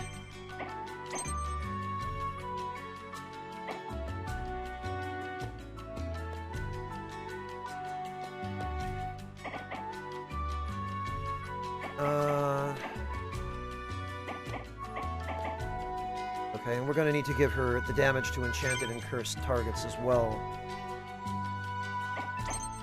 The problem with Claudia is she sucks at dealing damage.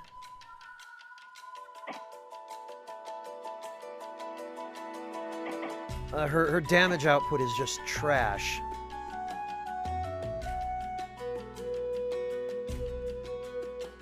But I think if we give her the Warlock gem, she'll be able to contribute to lowering the boss's defense.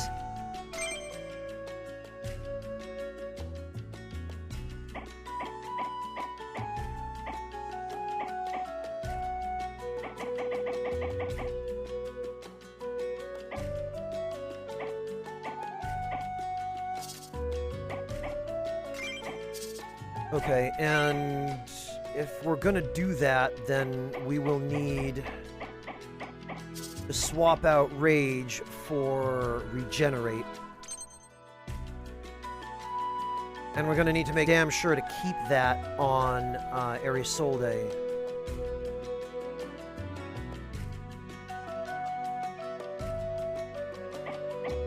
Acid Rain should be helpful.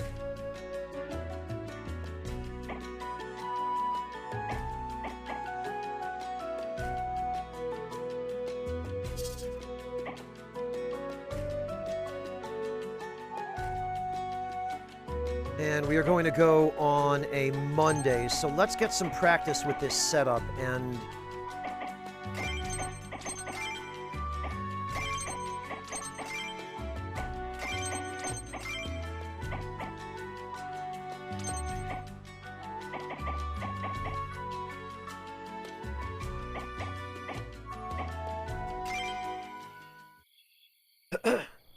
Well, it can remove some of it, Hasanako, but I don't know how much it actually removes.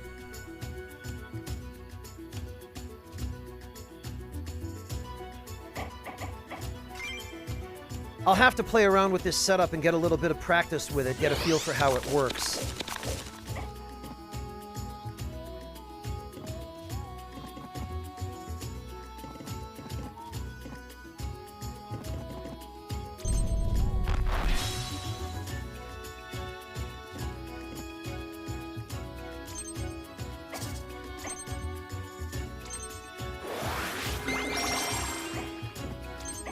And I think she has a...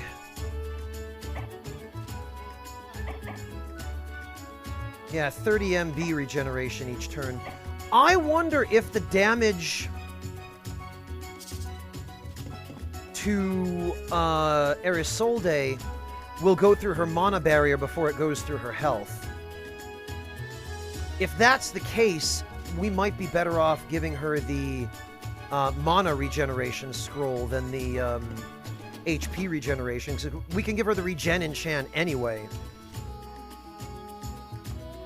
Hey, Sugar Crow, welcome!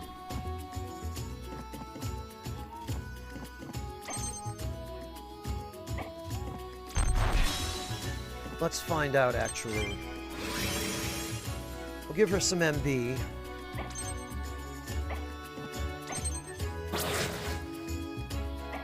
Ah, it does go through her MB first. So then, as long as I keep Claudia near her, which I'm going to have to do anyway because Claudia doesn't have very good movement either.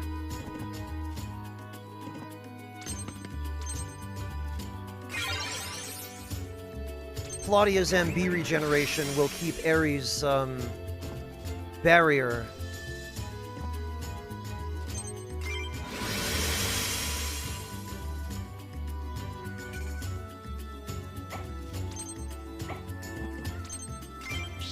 Sustained. Hello, Vanru, welcome! It is, for the most part. I have some issues with it, but for the most part, I have been enjoying it. I'm alright, thanks, Sugar Crow. How about yourself? How are you doing?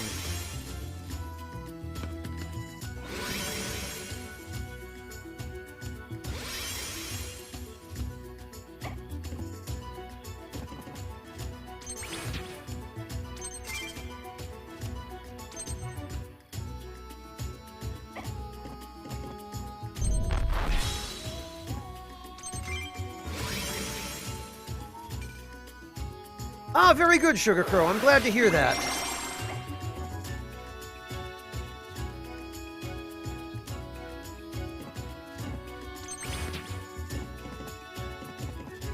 Wait, what? How? Oh.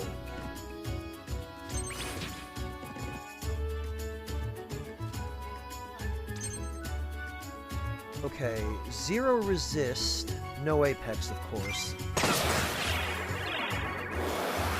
-5 defense, -3 resist. Okay. The -3 resist is quite underwhelming, to be honest. It should at least be -5 for the amount of times you have to hit an enemy.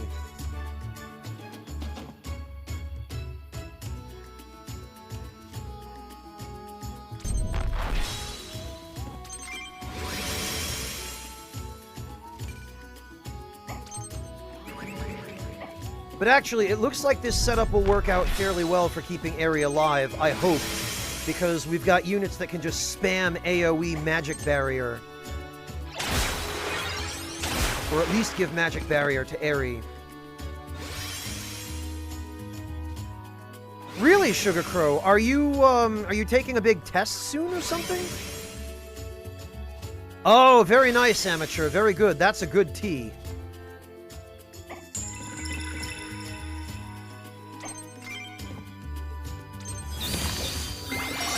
Okay, we could get regen on Eri as early as turn 3.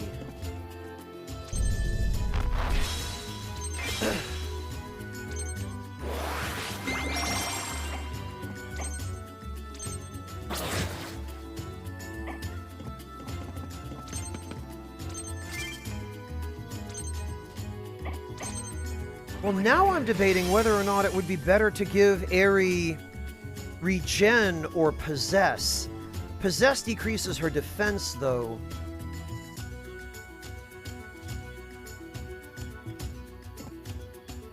And I am already not keen on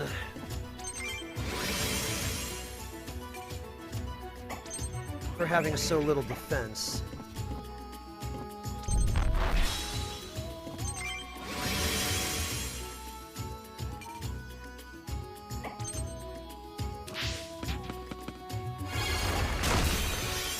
Yeah, see, even that stupid little pissant enemy's already going for her.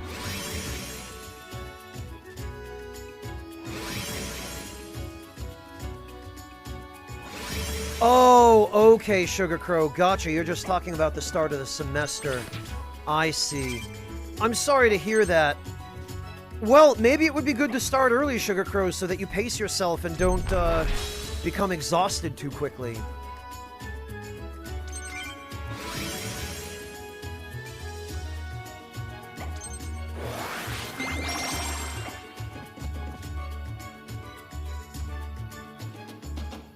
Yeah, I mean, we've already got Aerie with 160 mana barrier.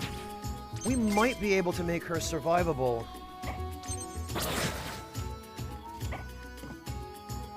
And I bet we could just give her the scroll for mana regeneration.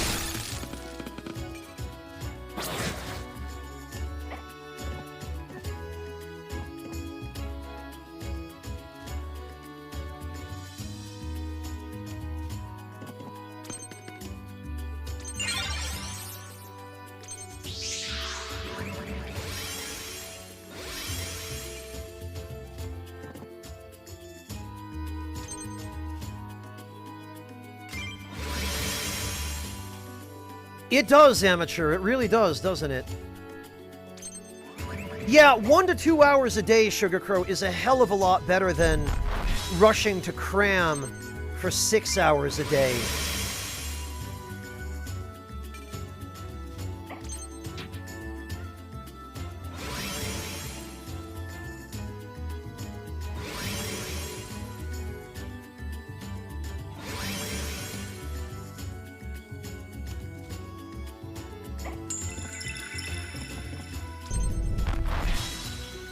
Boy, I love how Peony can just...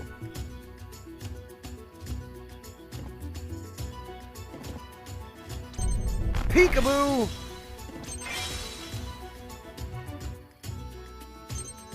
I meant to attack, but I guess I didn't press the attack button.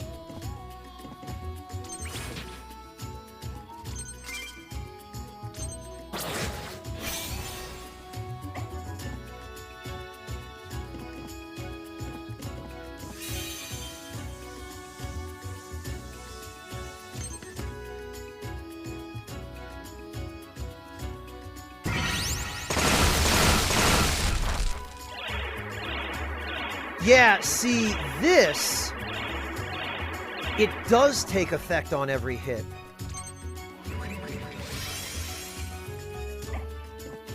Oh, and actually, the pangolins have an MB regeneration barrier as well.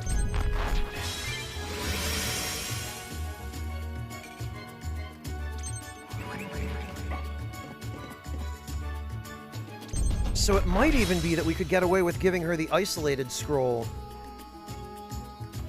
Then again, that wouldn't be the best one for her, because, Ricochet is not going to be able to benefit from the isolated scroll, because the enemies have to be too close together.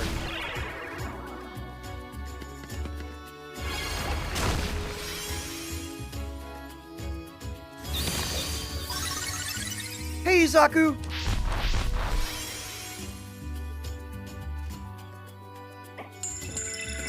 We just rolled back here and went whee, doink. I love how it sends them flying.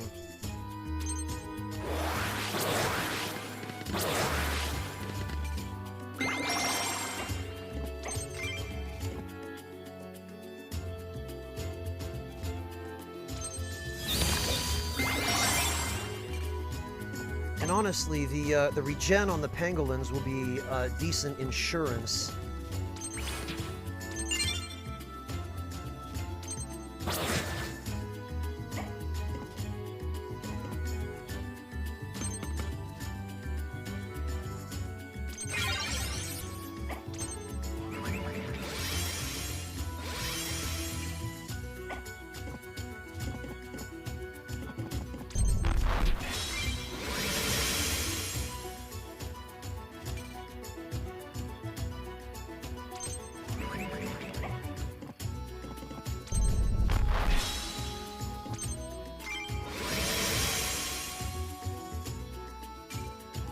Honestly, if we can develop this much mana barrier on Eri by round 6, we might be okay keeping her alive.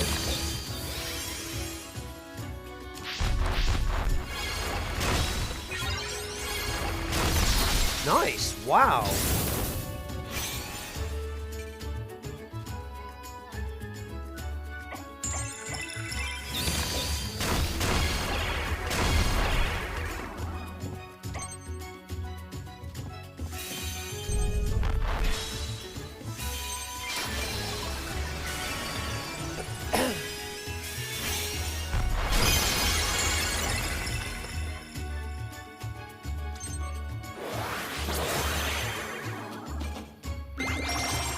Oh, her aura killed him.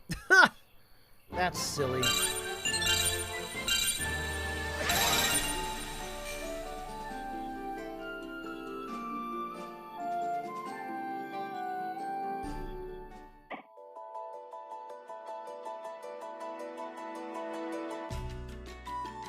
So we need to pass 2 more days.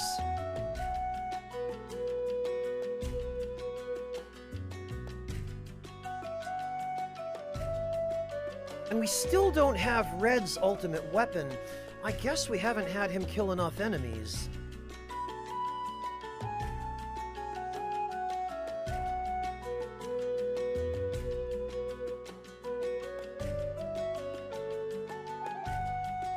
Izaku, that's fantastic! Congratulations! I'm glad you found something that works, or sounds like it will. Oh yeah, Amateur, those are fantastic flavors. Honestly, Amateur, if you get yourself some black olives, or Kalamata olives if you like those better, or even Castelvetranos or something a little bit larger, you can slice those, and, I mean, provided they're pitted, but I guess you can pit them yourself if they're not. You can actually add sliced olives to your sourdough bread with a little bit of rosemary and a pinch of salt and black pepper, along with the olive oil. And you can even add some chunks of roasted garlic to them as well. Amateur, you can roast some garlic in the oven on low heat for a while and slice it and mix it in with the dough and bake it. And then you'll have some really nice bread that isn't just flavored, but that actually has the good stuff in it. Roasted garlic and olives, as well as the nice olive oil. And lots of flavor. That's what I recommend, personally.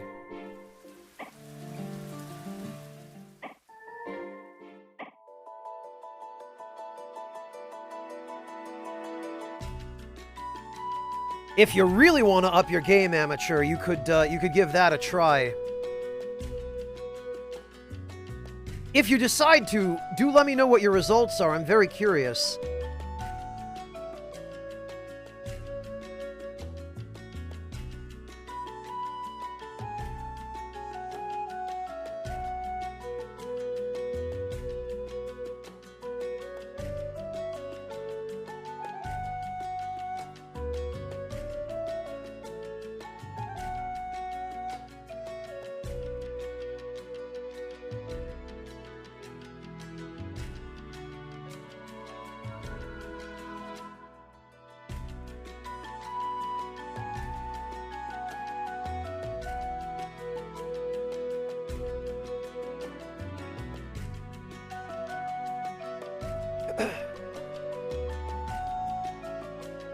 Yeah, the infused oils are simple.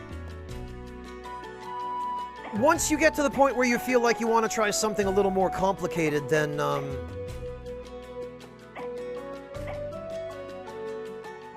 that would be the time to,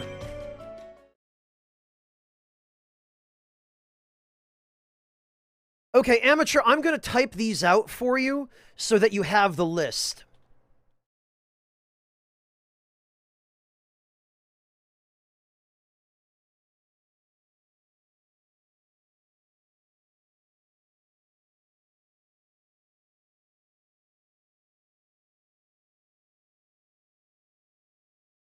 So, Amateur, Kalamatas are a Greek olive.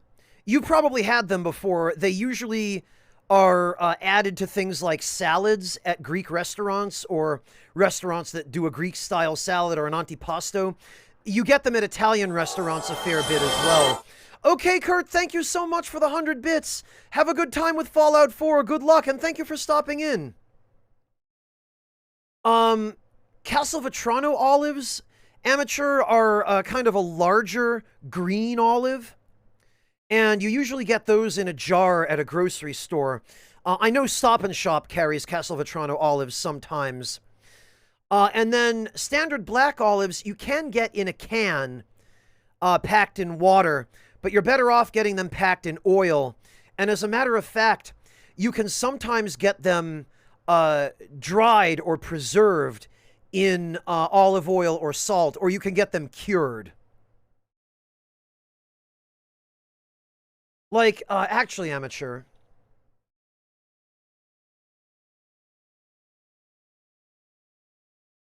Let me give you an idea.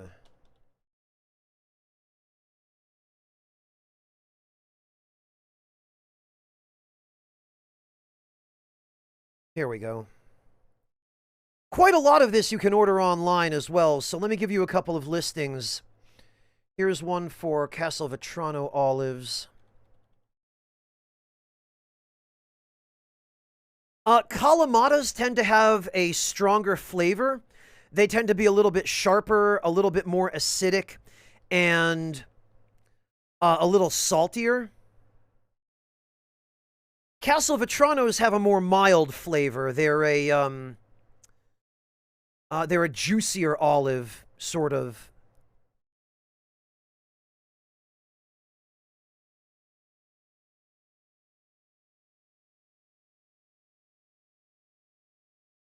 Okay, here we go.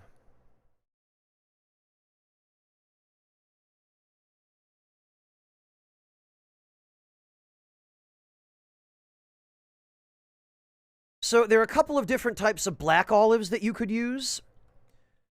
You can use the ones out of a can. Those will be a little bit softer because they're usually packed in some kind of water or brine.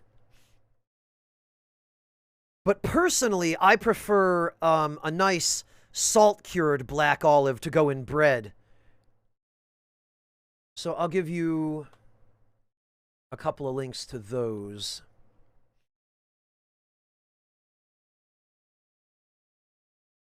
Yes, rosemary is a good addition to your bread as well, amateur. Fresh rosemary, particularly. Hey, Haretsu, welcome. I am, don't worry.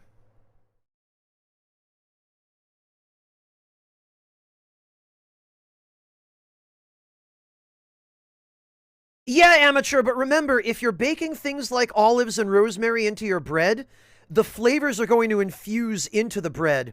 And with a stronger flavored bread like sourdough, it's ideal for standing up to more prominent flavors like rosemary or Kalamata olives. I have actually had rosemary olive bread before, and it was fantastic. So I can personally vouch for that combination of flavors. Olives and rosemary work very well together, as well as garlic, actually. Roasted garlic helps make the garlic a little more mild so that it doesn't overpower the bread. And that's a good way of handling the garlic when you bake it into your bread.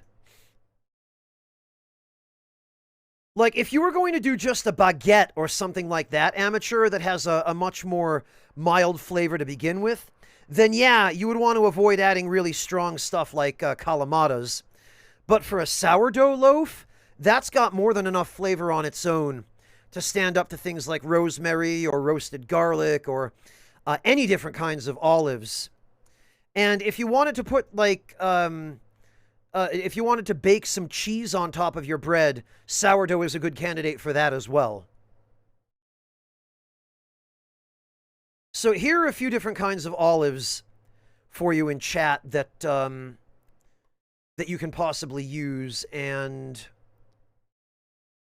the garlic you would want to get fresh and just roast in your oven.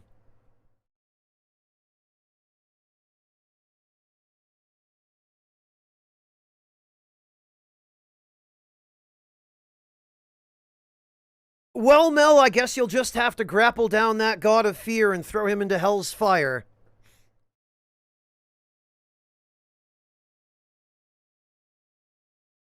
All right.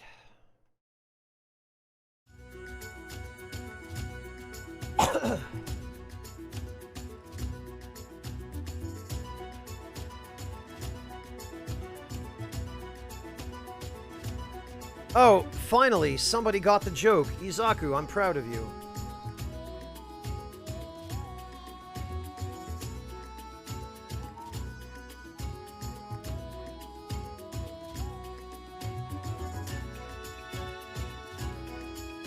Very good, amateur.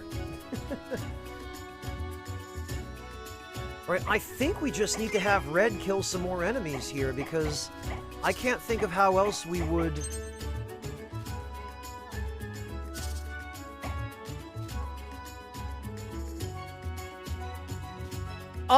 Amateur, charcoal made from bread, first of all, you'd have a hard time even getting it to burn. Because there's not enough carbon in it, not enough volatiles. And second of all, even if it did burn, it wouldn't burn for very long, and it wouldn't burn very hot. There are some interesting kinds of charcoal that do work fairly well. Bamboo charcoal works well. Oh, nice, Mantis Man. Very good. Hey, Magnus, welcome! Or welcome back. You were here earlier, I think.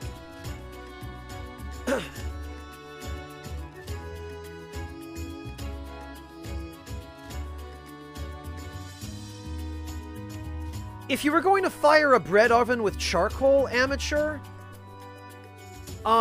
you're better off just using hardwood charcoal anyway.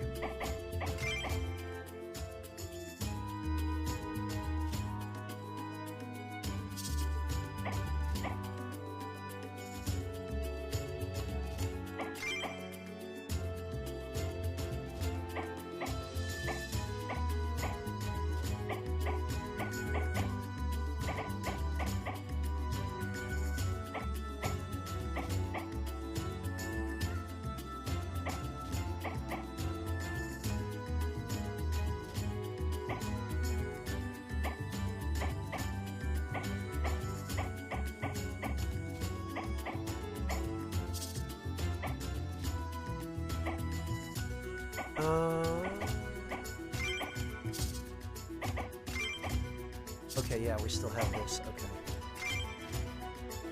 Thank you, Mantis Man. Much appreciated for the shout-out to Magnus.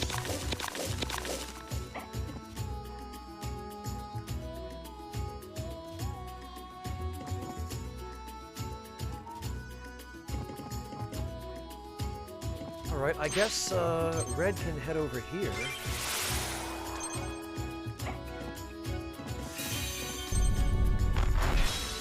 God, that burrow on Peony is the stupidest, but I love it.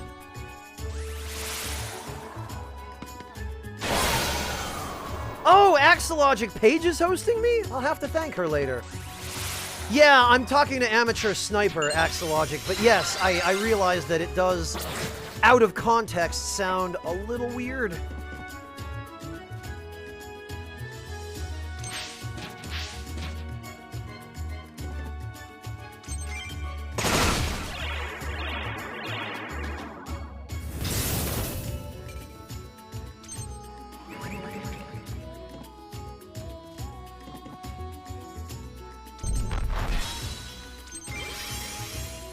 Okay, Decoy, good night. Take care. We haven't... Yes, we can. Okay, perfect.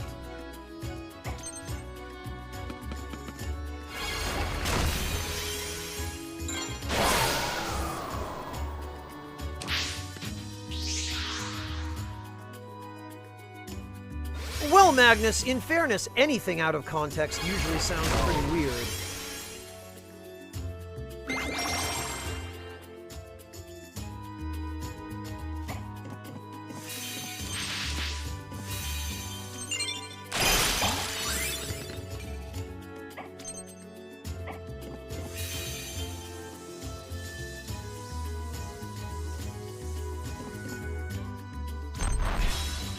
I bet... Ah, boo. It killed him. I was gonna say, I bet we could slap him into the water.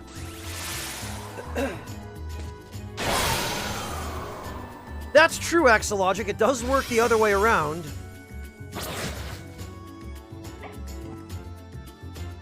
Oh, she gains Ultra every time she takes damage from the self-damage. That's interesting.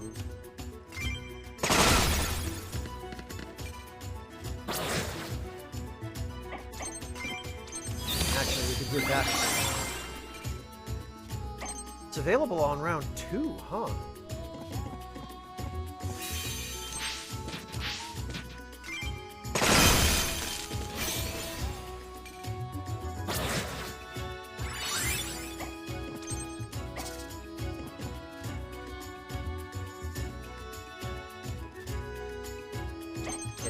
We'll have her wait.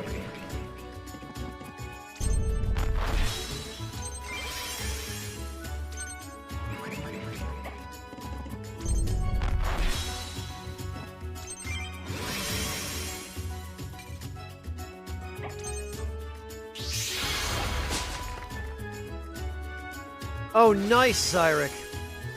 Watch out for phishing scams.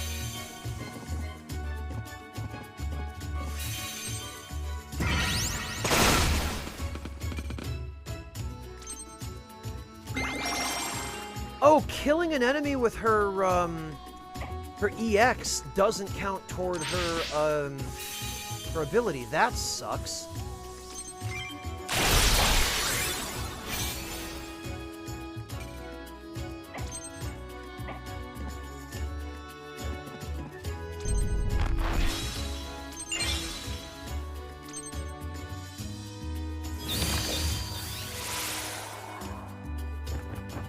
Probably an oversight by the devs.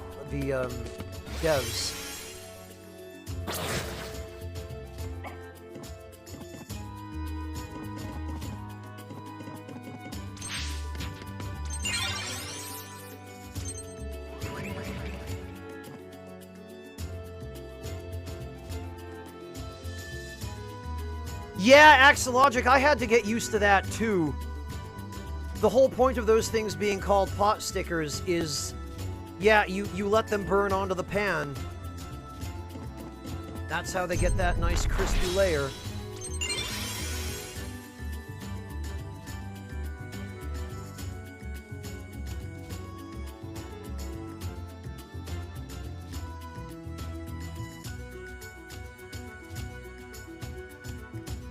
Oh yeah, you better look into that, Magnus.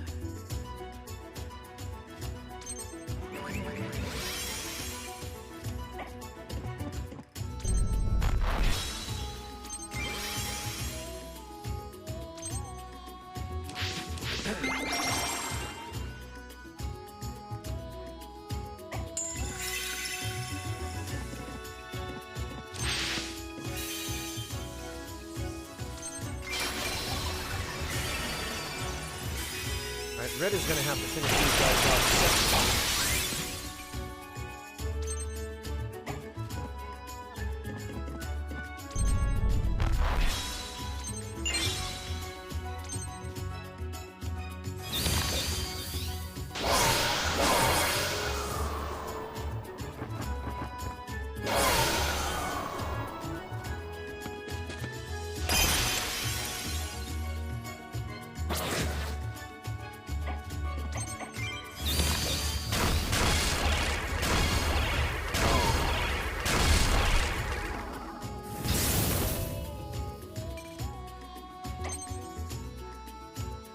Well, Magnus, I really hope for your sake that it is. I hope you're able to get out. Because it sounds like you've been really overworked.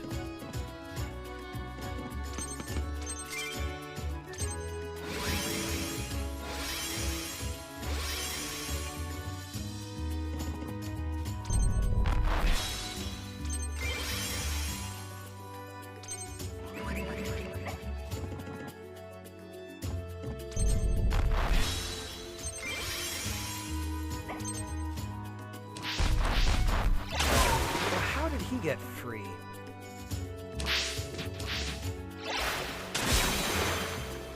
Oh, yeah, amateur, that's the type of bread I had. It was a rustic sourdough loaf with olive.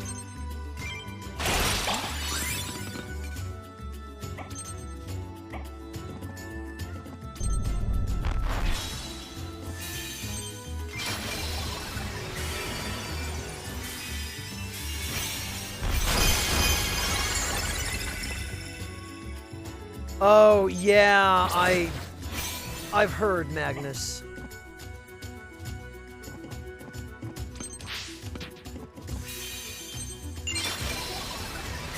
My sympathy.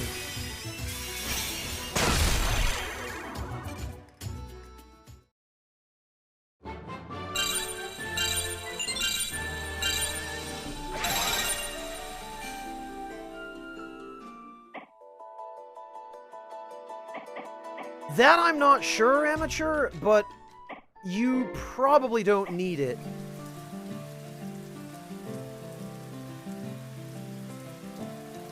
Sunday, Monday will be Fire Day, and then Tuesday will be Earth Day.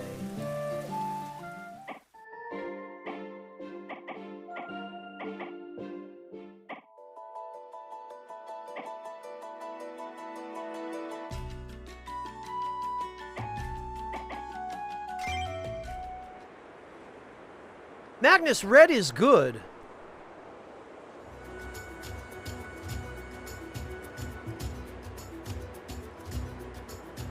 I just haven't been able to get his third weapon yet, for whatever reason, and I'm struggling to figure out why. I guess I probably haven't killed enough enemies with him, is all I can think.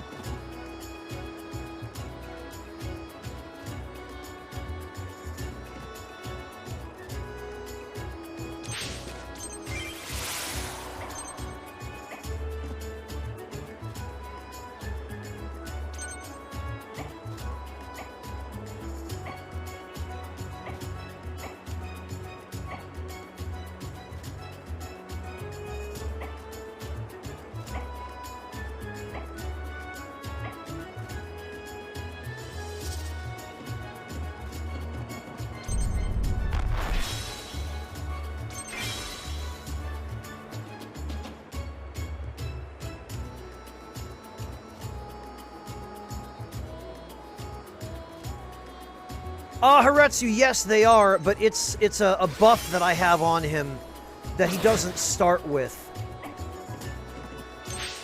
which is an HP absorption buff. Whenever he attacks an enemy, he absorbs 50% of the damage he does as health.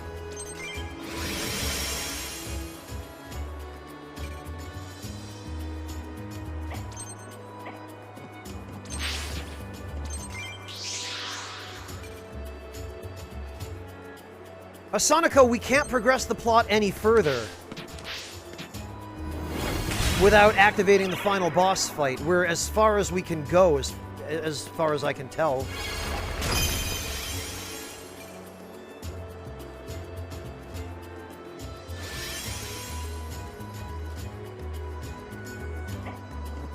Yeah, Hasanako, we fought everyone except the water one.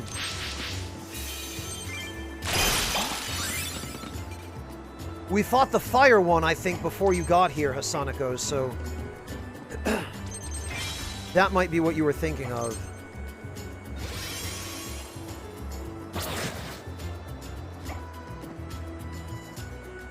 Well, PS2 girl, I'm experimenting with her to try to figure that out. And I think I'm gradually developing an idea of how I can, render her durable enough to not be worthless.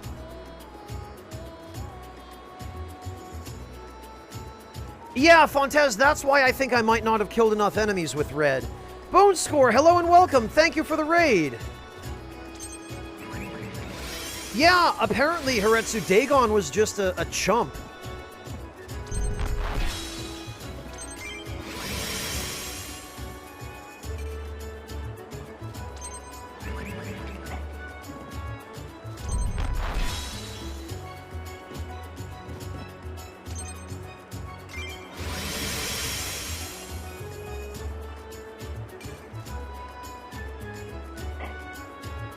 And thank you for the shout-out to Bone Score, Mantis Man.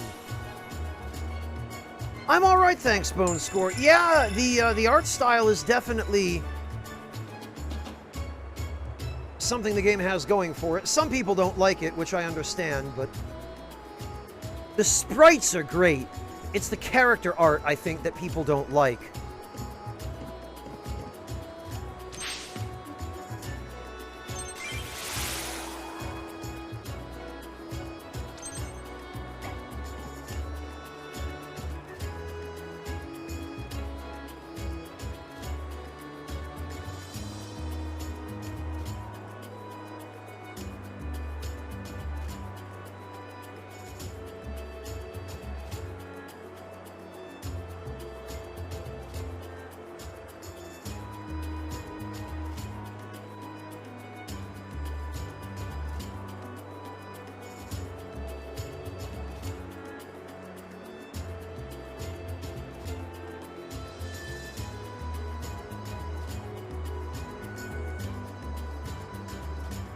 Well, Hassanako, that makes a certain amount of sense that he's got to kill somebody with an Ultra, because,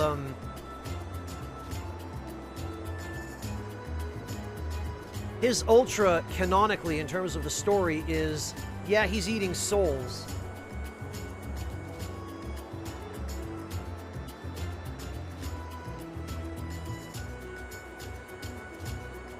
So I guess I'll just make the effort to have him specifically kill enemies with an Ultra.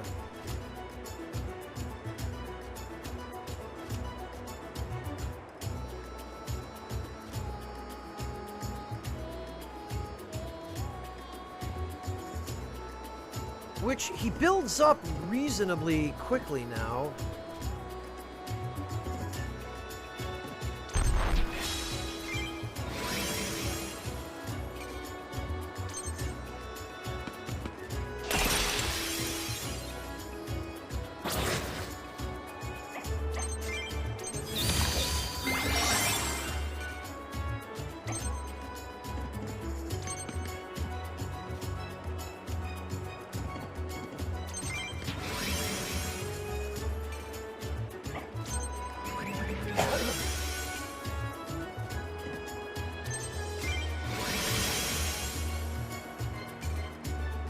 The Fire Horse's name is Welsh for waging war?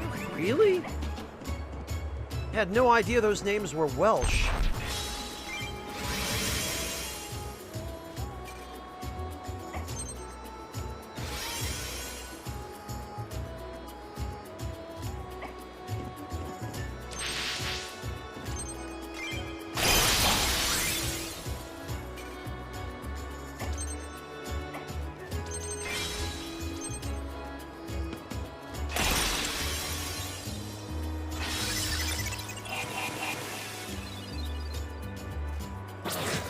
Sanako, that's fine. I figured we were going to be here for a while anyway.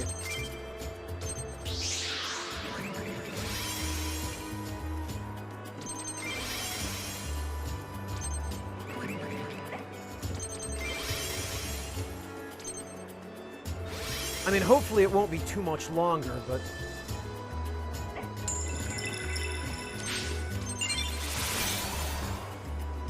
Okay, now we can have Red finish that gremlin.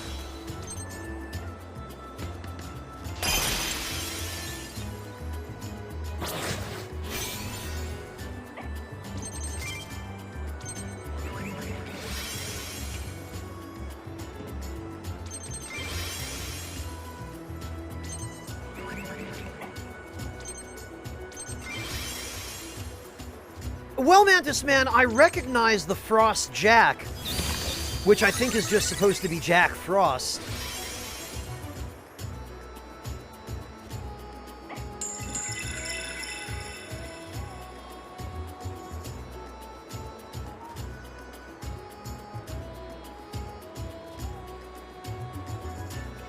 Yeah, I was gonna say, Hasanako, Mott I recognized from Egyptian mythology, and Kikin, I'm pretty sure I recognized as like a minor deity of plague or something from Japanese mythology, but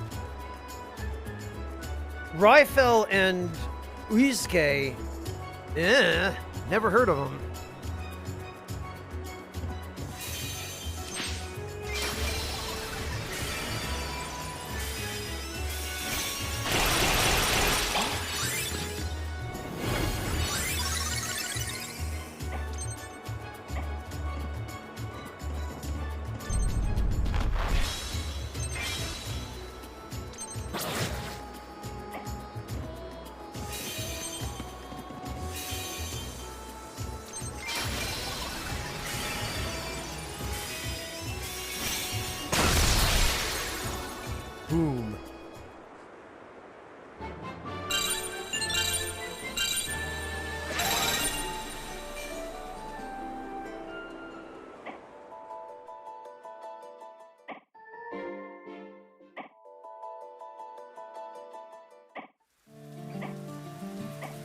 Still no indication of anything for red.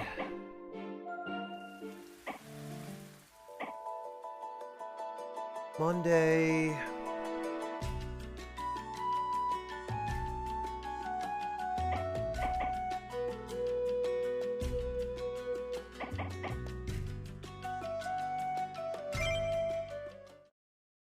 One more day and we can go do that final challenge.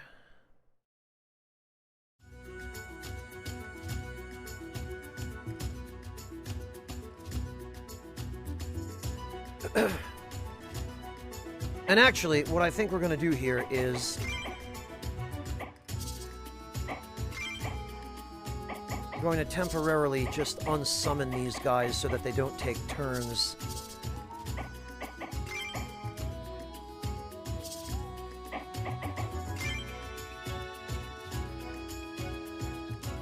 Ha!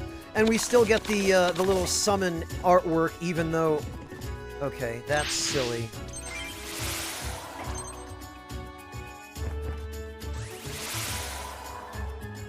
Well, I guess we just need to have Red kill some enemies, then.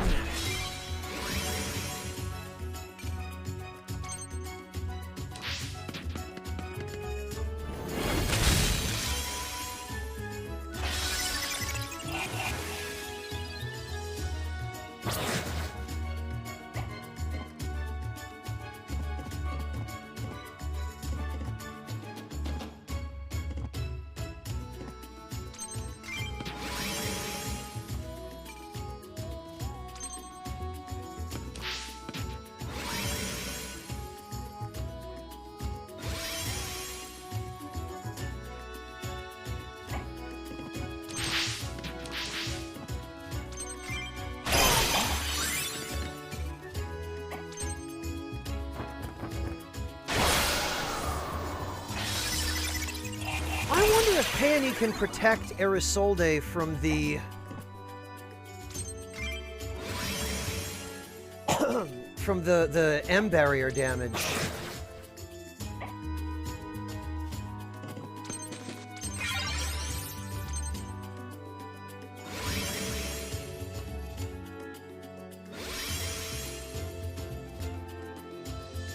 Oh, that's a good point, Mantis Man. It quite possibly is.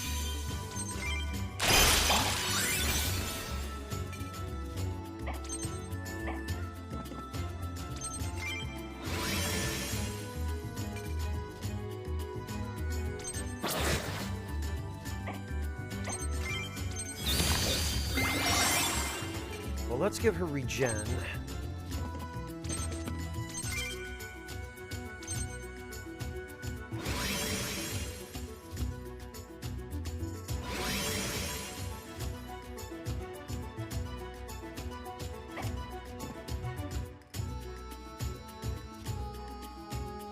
Yeah, Mantis Man, I'm familiar with what Kelpie are.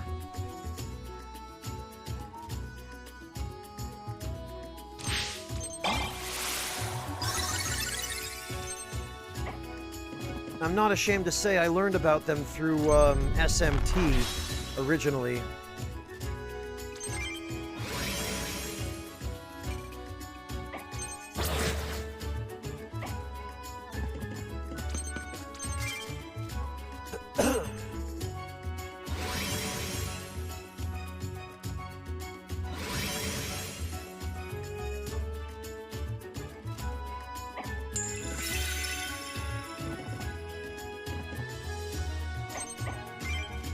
Man, I should have brought teleport.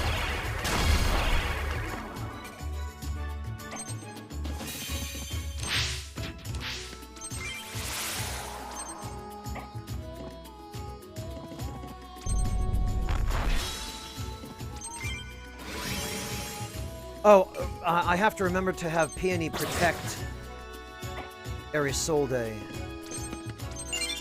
and see if it blocks the damage to her.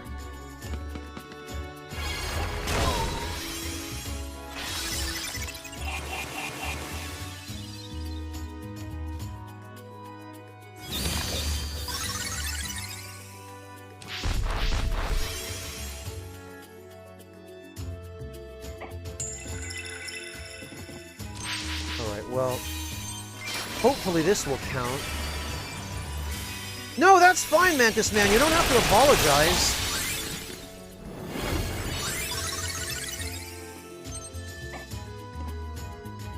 Okay, Peony will protect those two. Okay, Peony cannot block the damage for Isolde, I guess.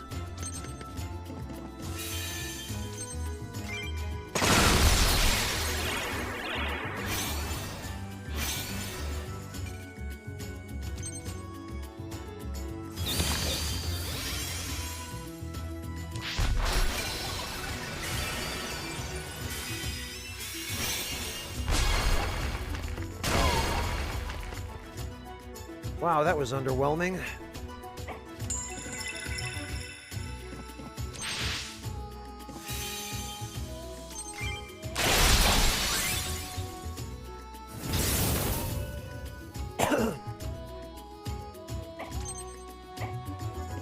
The problem is, I don't think killing an enemy with an Ultra actually counts as a kill.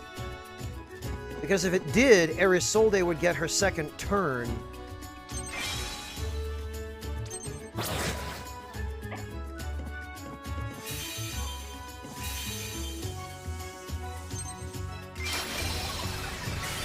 Or her third, when she killed that way.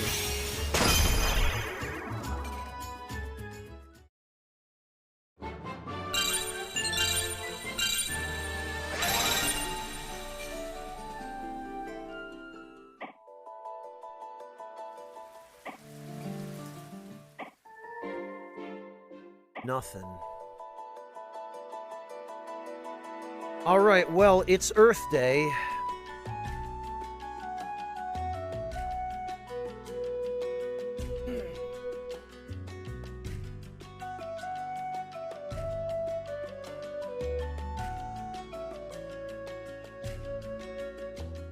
Yeah, that too, Hasanako, if it's at the end of the battle and there's only one leader. Alright, well, I think I've figured out how I'm going to attempt, anyway, to make Isolde survivable enough to be useful.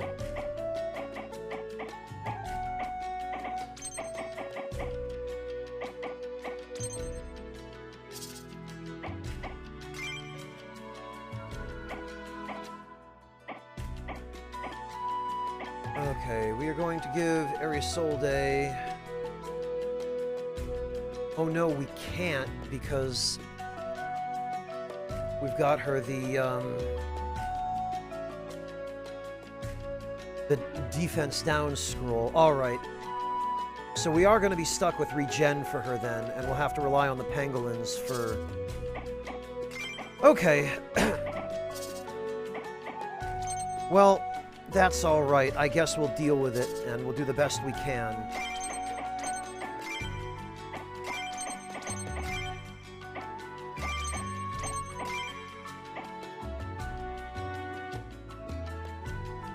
We are just going to want...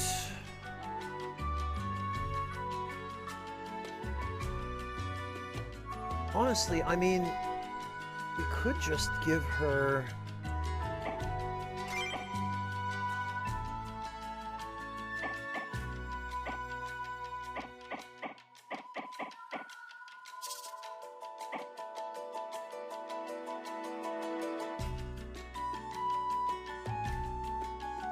Oh, she doesn't lose defense, she loses resistance. Oh, you know, actually, this is probably better for her then, with the setup that we're going to be using.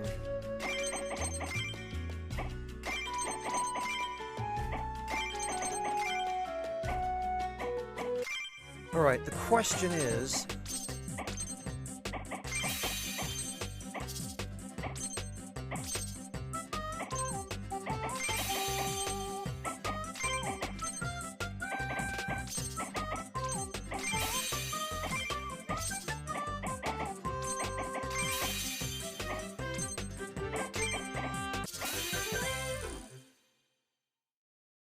This is not going to be helpful to us. What I think we're going to need for this fight is we are going to need a couple of rotten carrots that we can turn into potions. for some HP regen.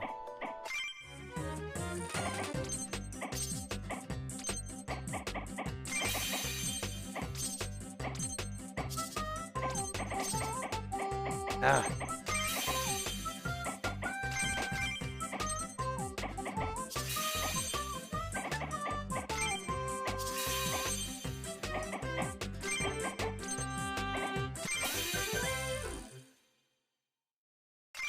Boy, this was no help at all.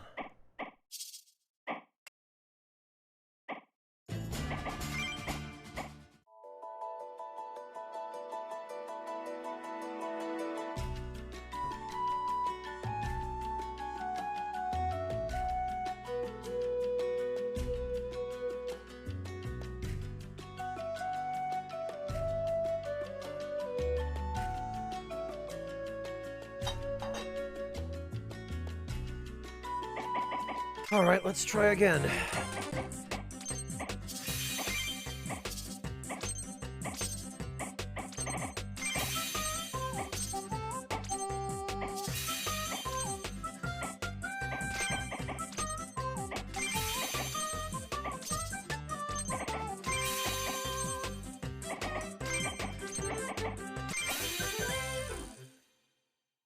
You know, this would be okay if I were going card hunting. But for once, I'm not going card hunting.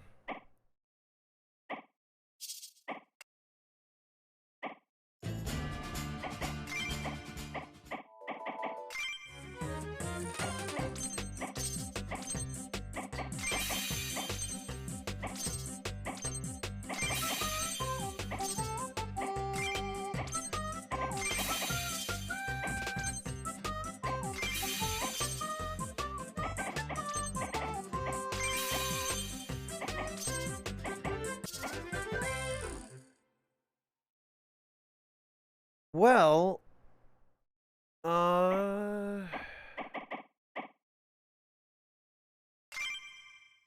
30 and then 45. It's not as much as I would have liked, but we probably won't need any more than 45 HP regen. So we're going to just go with this.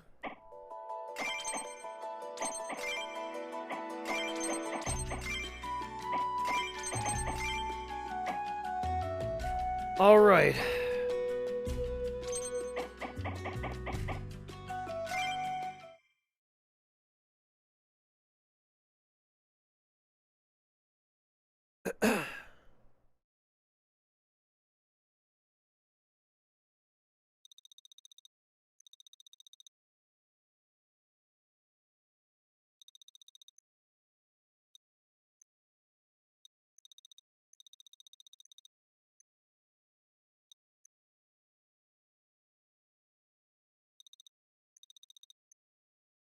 Well, now we get to go through this cutscene again.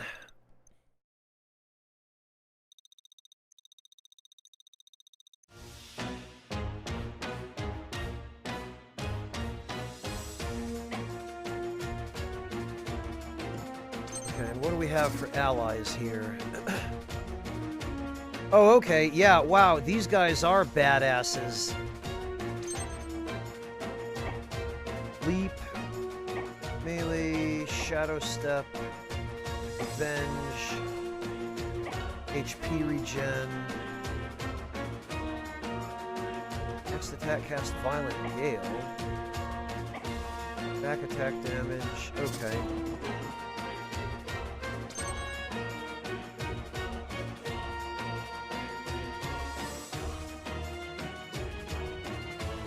Normal movement, arc. Chain.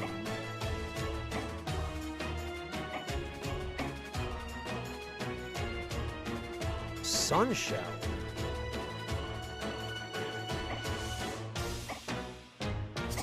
And true sight. Okay. Alright, that's set to go. This is set to go. The question is, this boss might have an ultra, and if it does, we're going to need to... No, he doesn't. Okay.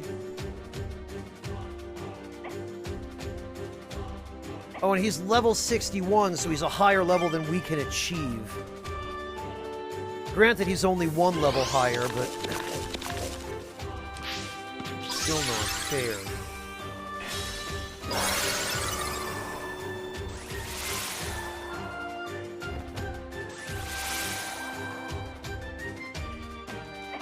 Oh, yikes. And actually, we should check. Okay, melee, pierce, agility, parry. So we need to use ranged attacks on him. So actually, it's a good thing we brought Isolde. Crit damage, crits on attack.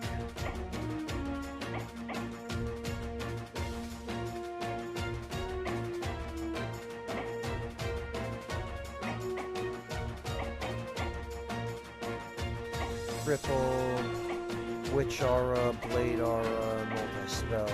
Okay, at least he doesn't have that annoying crap that lets him attack everyone in his range.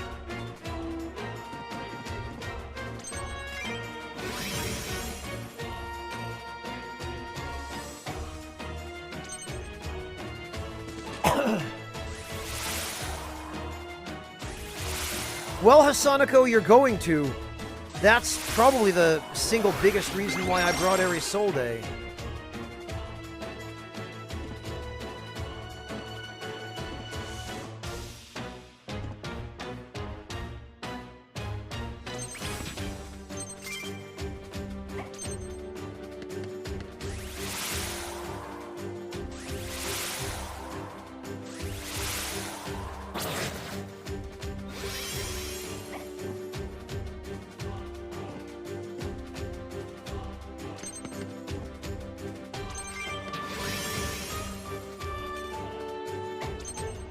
More mana barrier we get on everybody,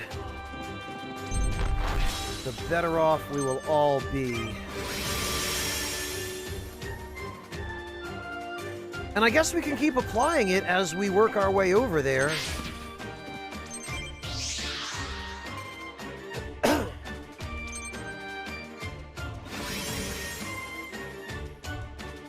The problem is going to be those fire turret enemies, the beetle tars or whatever they're called.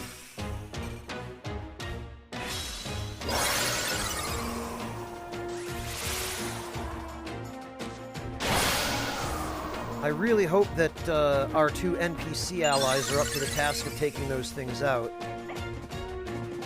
Because it looks very much as though we are not meant to be able to reach them.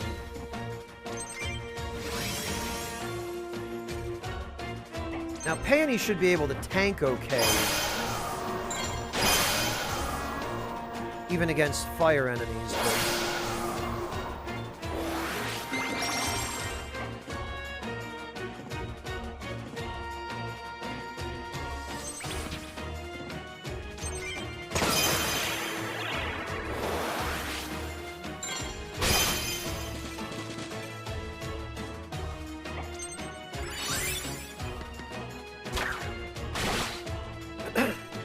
Oh, okay, Tree Sight does take precedence over Dance. Oh, and we got the turret guy to come down.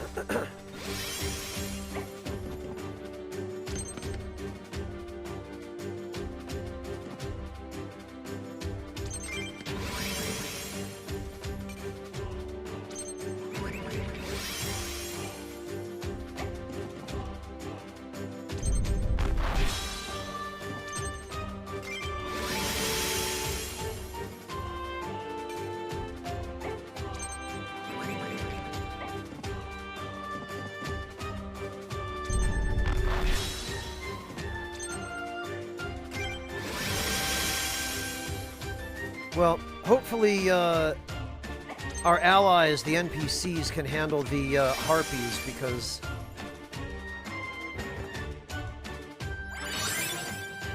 we're gonna have to power straight through to the, oh, for goodness sake. We're gonna have to head straight for the boss.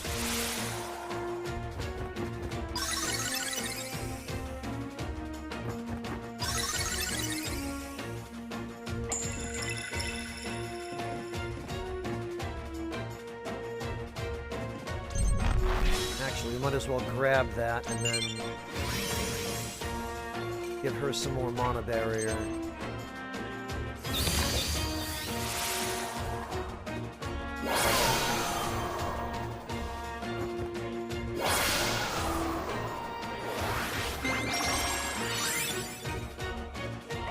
Oh, we've got the HP regen, alright, actually.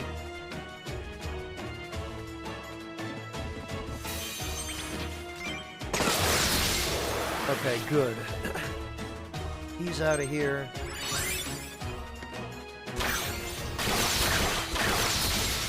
Oh, very nice. That chain is quite handy.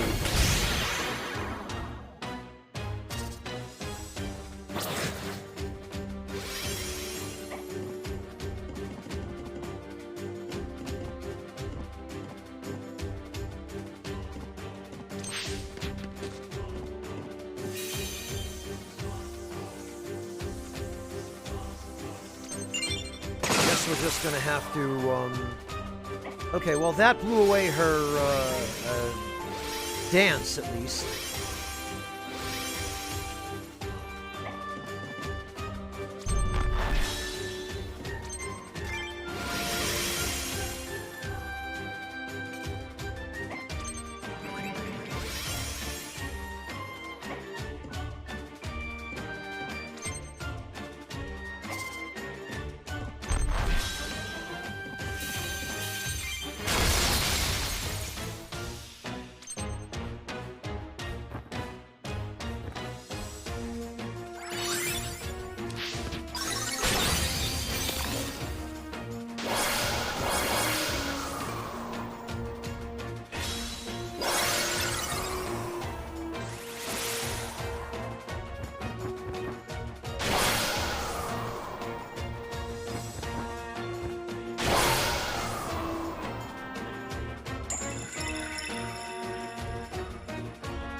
Okay, so actually, she's gonna need this.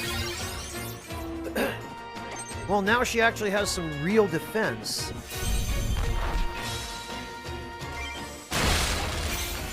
Oh, for goodness sake.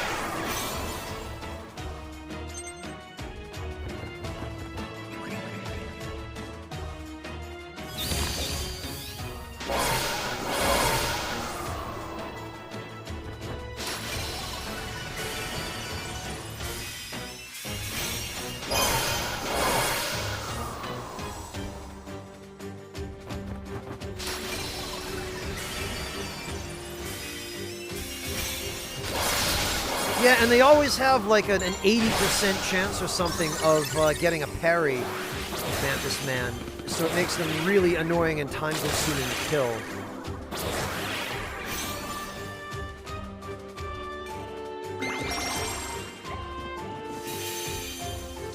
Alright, you know what?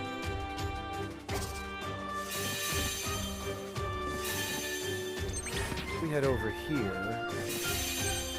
Now we can hit everybody with this.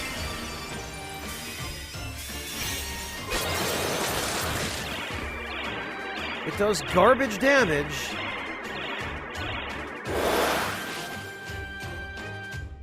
But now a bunch of these enemies are haunted and will probably just explode.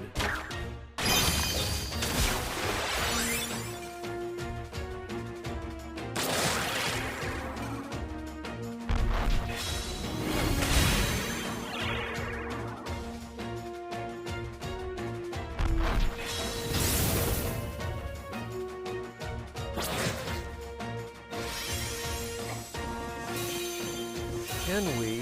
10% evade.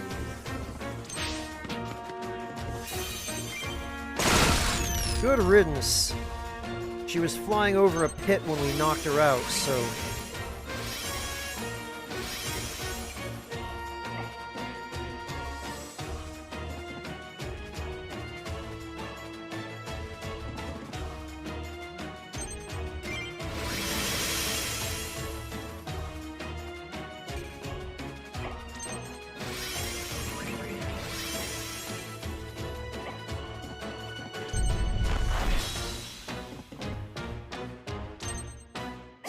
Nah, we probably need the mana barrier more.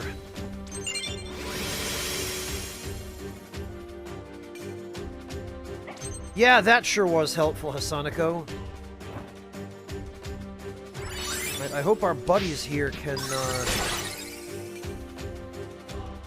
handle this while we make our way to the boss. Oh, good.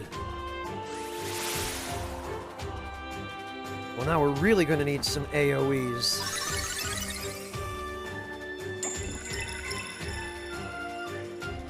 We'll save Acid Rain until we reduce the boss's apex.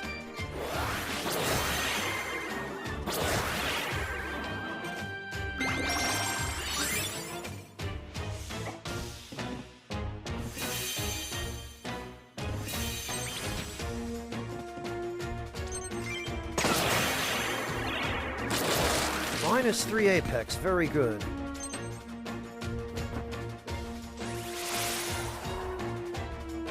Actually, how much apex does he have left now, if any?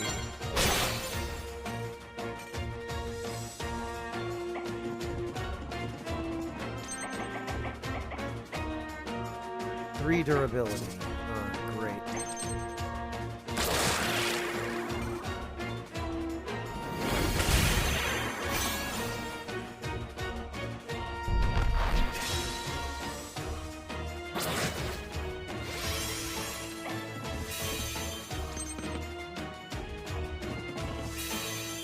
Oh, look at this!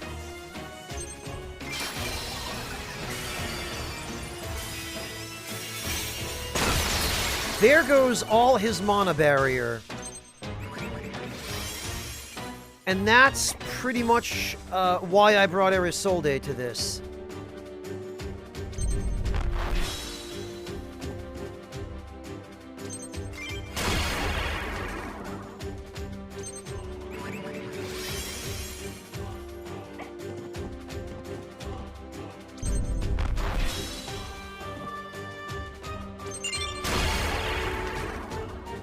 Okay, so...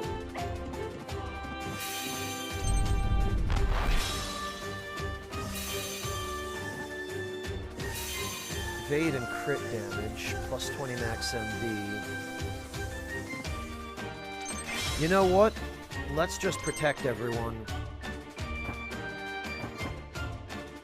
Well, we removed the entire mana barrier bar is what we did, Zyric. Now all he's got left is a life bar.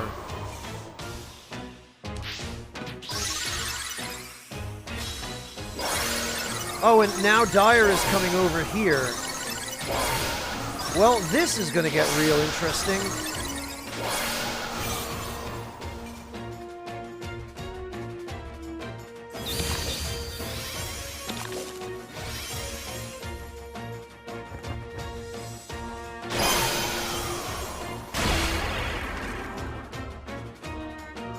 Oh, and that counterattack, too. Okay, does he have any apex left? Come on.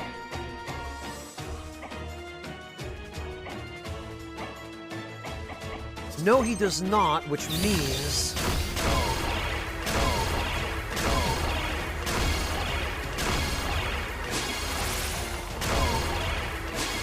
Oh, for God's sake, of course he would evade it.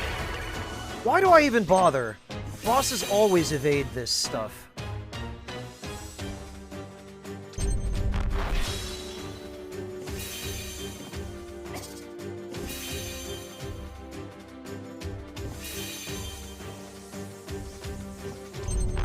Alright, you know what?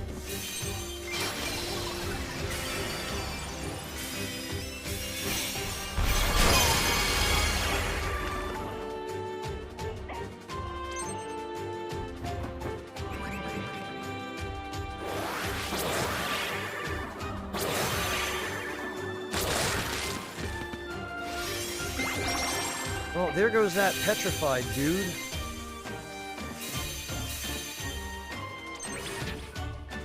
And actually...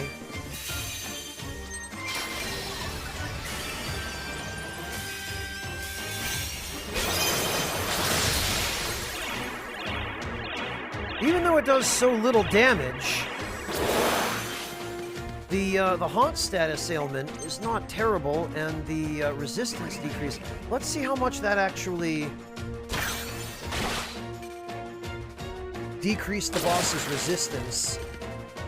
Because if we can get it low enough, we might actually be able to make him vulnerable to status ailments. 91.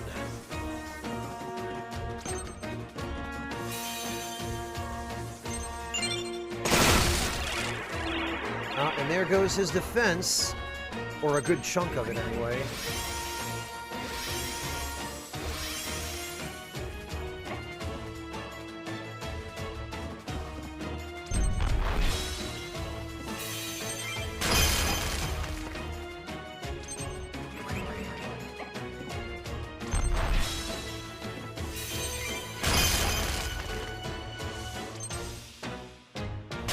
We can make room for Peony in there somewhere.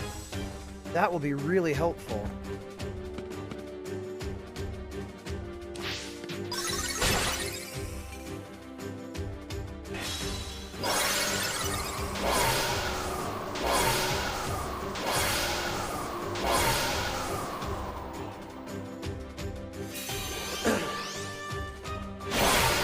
Oh, good. More enemies.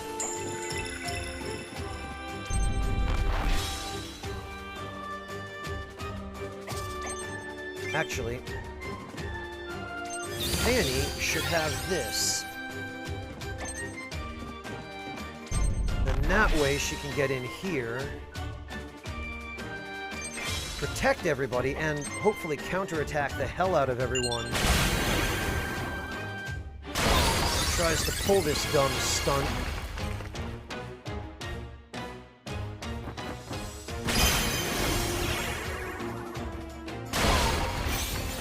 Nice.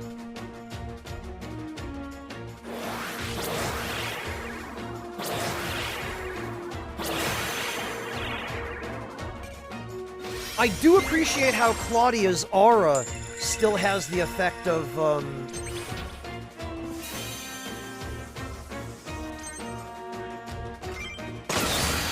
lowering resistance and defense.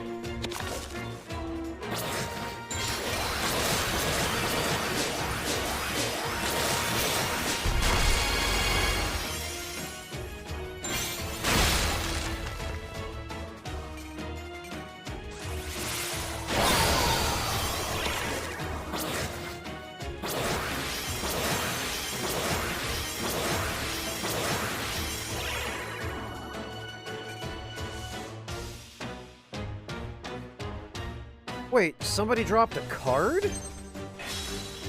Where the heck? What even?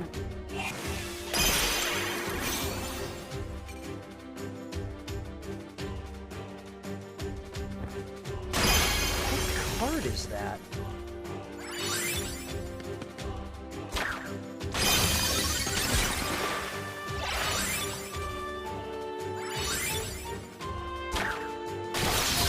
Well, it's inconsequential against the boss, Mantis Man, but she's useful against the boss for other reasons. Oh, a waiver! Okay.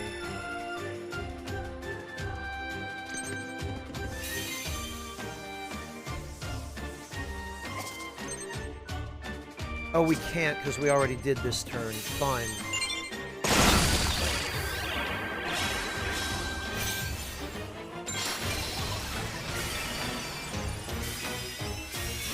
Manga Hero, it is an indie title, and I haven't been keeping track of the time. So, quite possibly.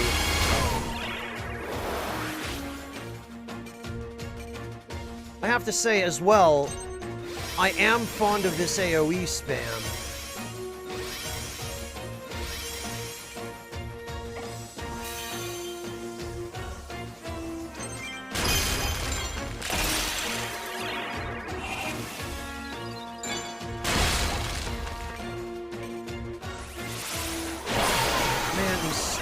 Parries.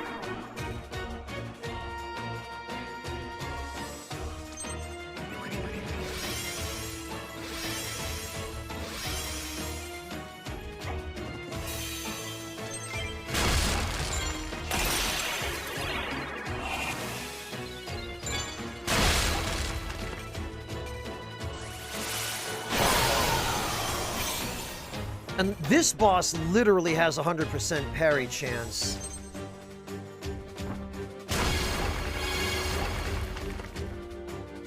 Manga Hero, thank you. I appreciate that. I've got stuff to eat, don't worry. And after the stream, I will absolutely be taking advantage of that.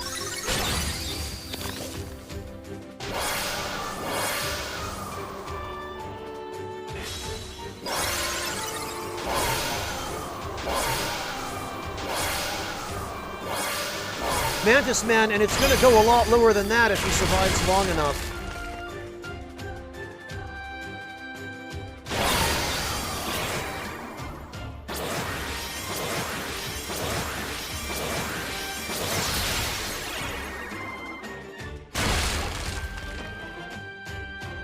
Oh no, somebody silenced their Isolde. Whatever will we do?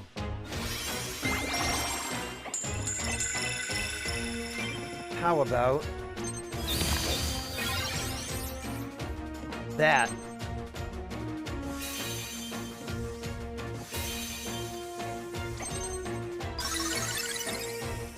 Right, we will let Peony go first. No, Zyrek, you haven't. Zyrek, you should get yourself an uninterruptible power supply.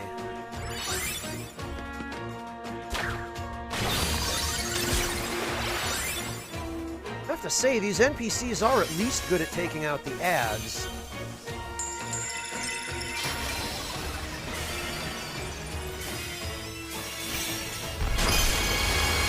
I can understand that, Manga Hero. You're not the first person to have said that either. Quite a few people seem to feel that way, and, you know, I get it.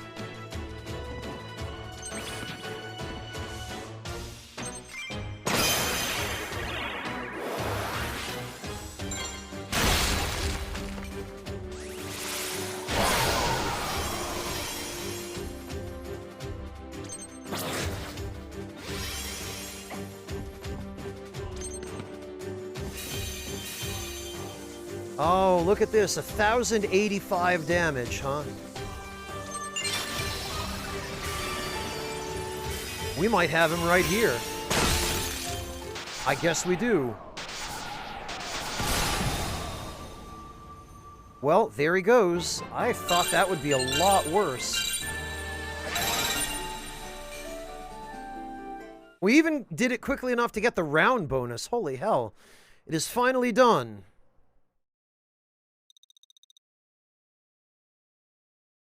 Don't think this makes up for what you did.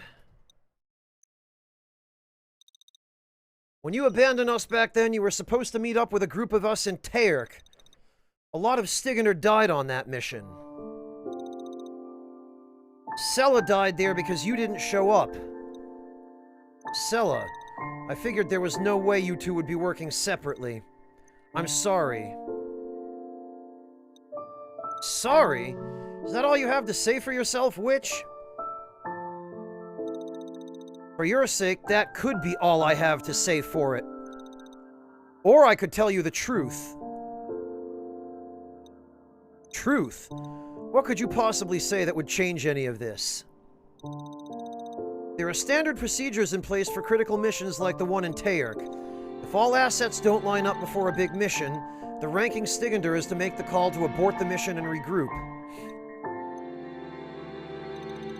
With me gone, it was up to the next highest ranking one in the group to make the call. Whoever that was decided to go ahead with the mission without me there.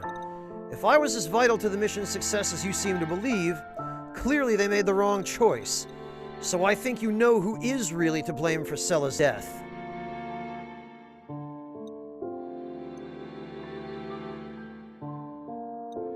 Dyer?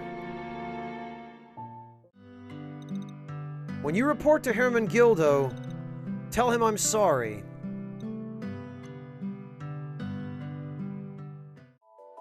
Scoundrel Gem and Saint Gem. Okay, and that's the last two gems, I guess. Yeah, Monotone, they did definitely accomplish that very well. Oh, Leap and Violent Gale. Okay, and 10 base HP and Sun Shower. Huh. Alright. God damn it. I really wish it would stop spamming me with this message.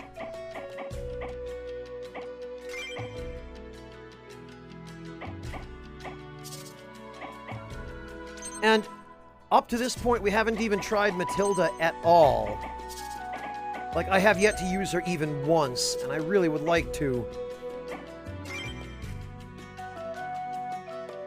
It does, Manga Hero. This is not a game I would recommend to someone just getting into tactical RPGs.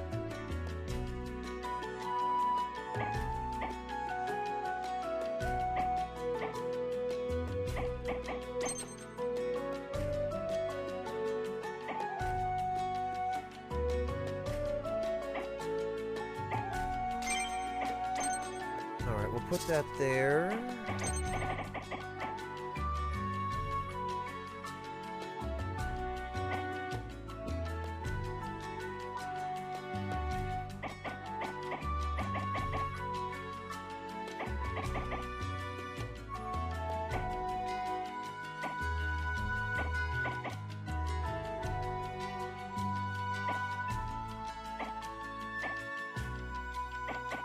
What could we do to increase her damage?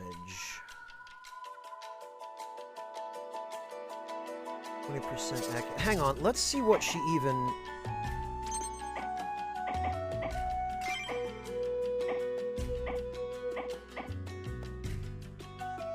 She does have Mana Barrier.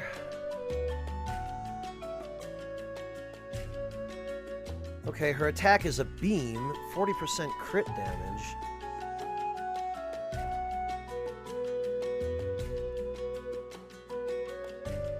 Drain 20 MB on hit, huh?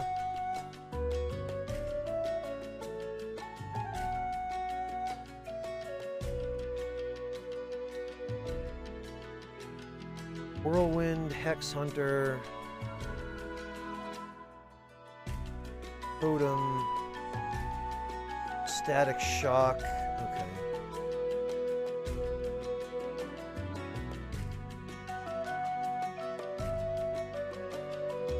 Greatly increases the target's attack, eh? Alright, so we either want to give her a boost to critical damage, or...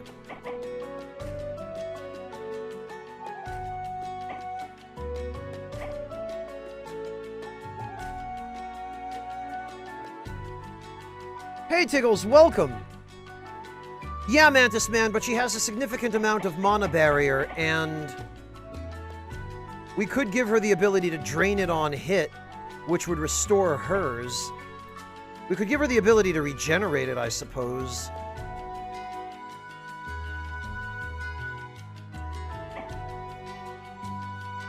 Honestly, I think maybe we give her the ability to regenerate it, because this stacks with her existing ability. And we can also give her now the critical damage boost, so now her crit damage will do 65% more.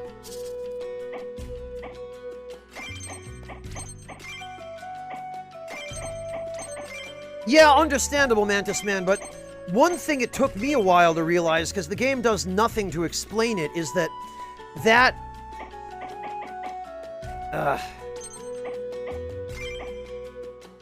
MB bar underneath the HP bar, I used to think in the beginning that that was mana points, like MP for casting spells.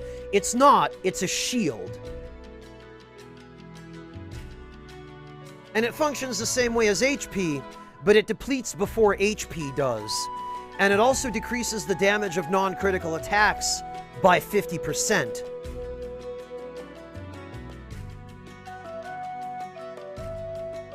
So it offers a great deal of protection, and Matilda has quite a bit of it.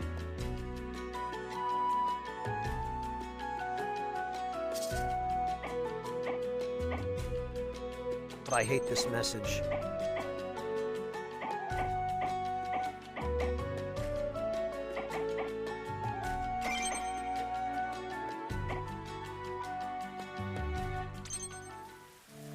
Ah. Alright, let's go to Aego's Landing and test it out there. And hopefully it'll also give Red a chance to,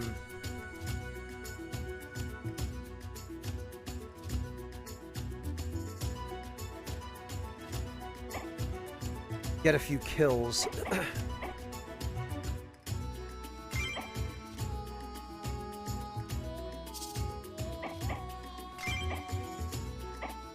And what do we even want for this? I guess probably the Phantom Dragons, although I'm unimpressed by these things. They don't seem all that good, despite being a tier 6 unit.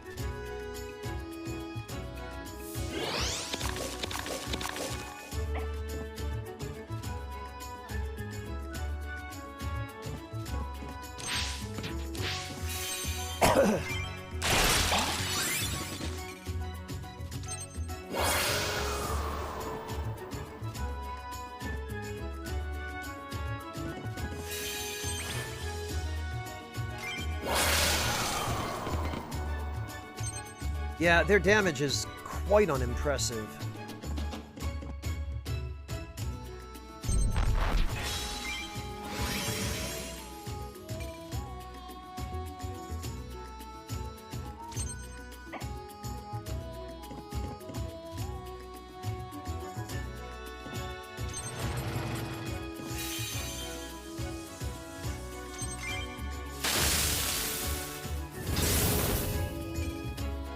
Probably should have put her literally anywhere other than right next to him, since she has a ranged attack.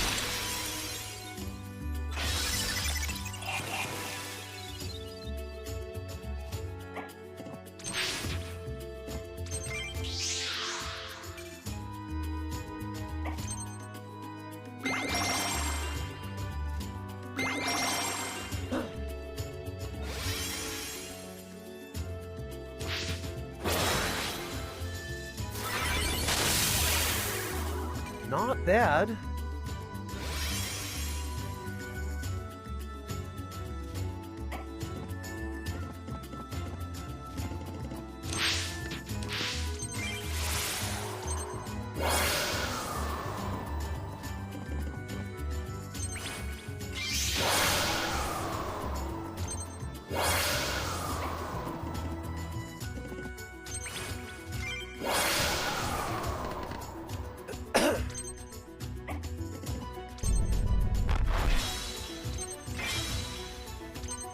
Well, I don't know how many more enemies Red needs to kill here, but... Okay, this is an Earth Troll. So lightning is not going to be helpful here.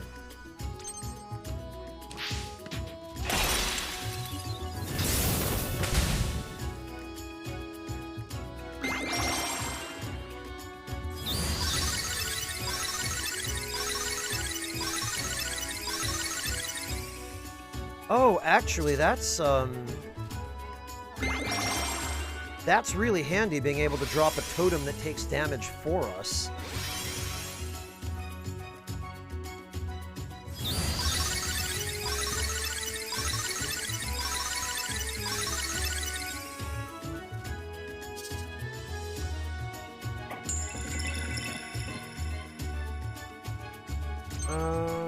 Arc.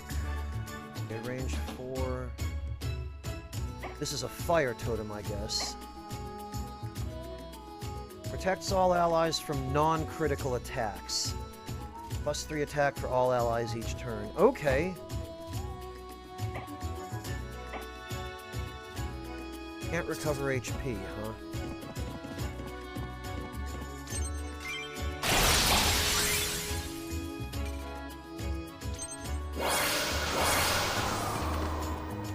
Oh, well, freaking whoops.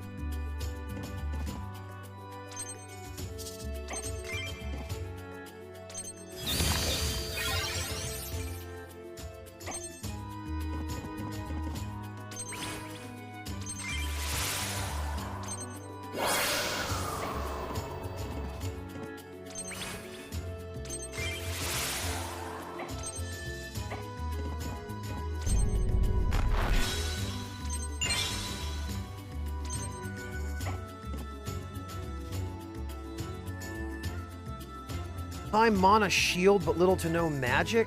Well, magic is not, it's not a per character thing in this game, Mantis Man. Magic is pretty much only used by Peony.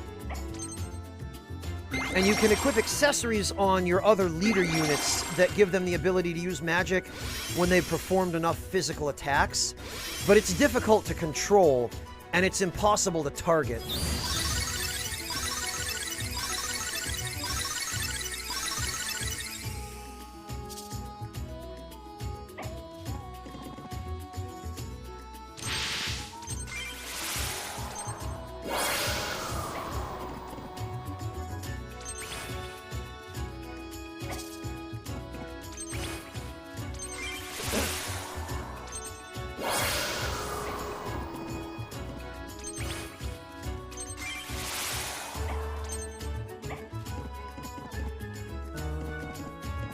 Peony can handle this.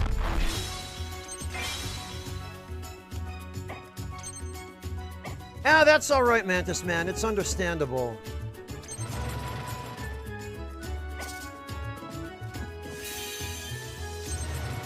What is the holy hell? Look at that range.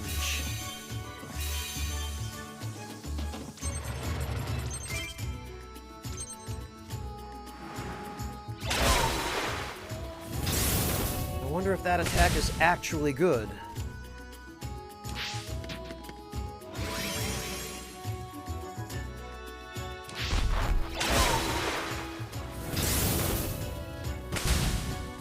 Oh, monotone. Okay.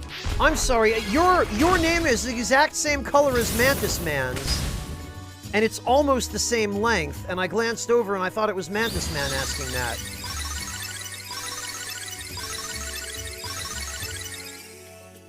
And they both start with M.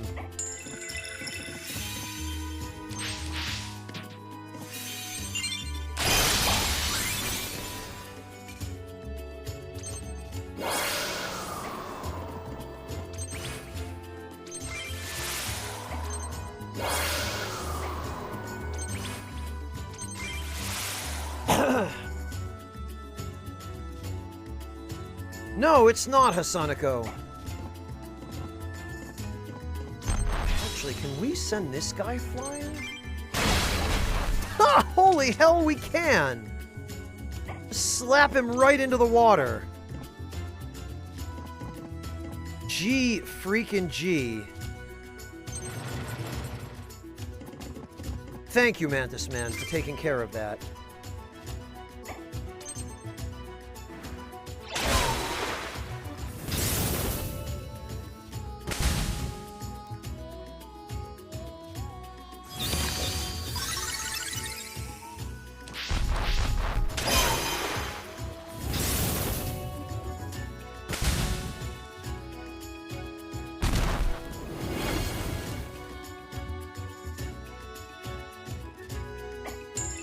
Yeah, you know, Matilda seems really good, actually.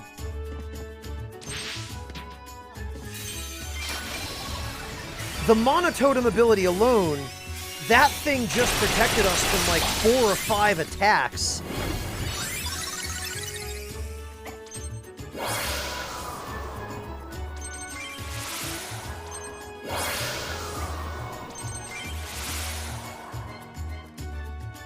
Yeah, not only drowning monotone, but basically the way it works is if you knock an enemy onto a terrain type that's not compatible with their movement type, like if you knock a normal walking enemy into water, they just drown. But also, if there's a flying enemy and you freeze it with the ice status ailment freeze while it's flying over water or over a bottomless pit, it will no longer be able to fly, and it will also drown or fall and insta-die.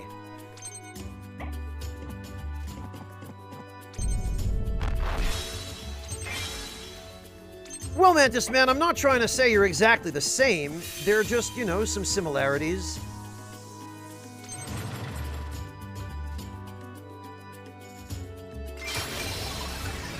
Ah ha ha ha ha. Ah ha ha ha ha. Okay.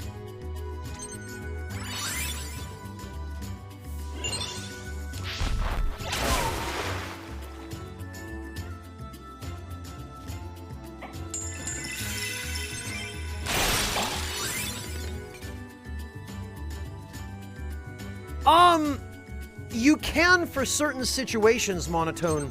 The problem is, everything in this game is situational, so those builds won't work on every map against every, enemy group. But you can set characters up to take advantage of it, yes.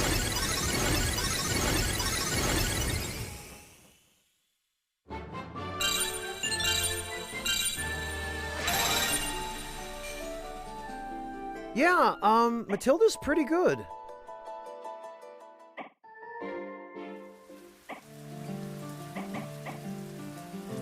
Oh dear, well...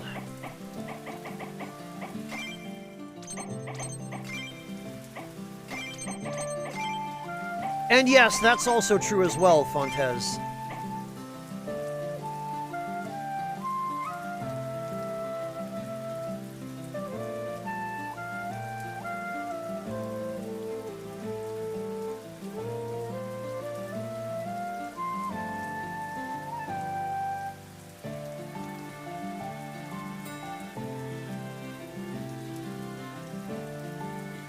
It's situational, but there are enough maps where you can use it that it still is very useful.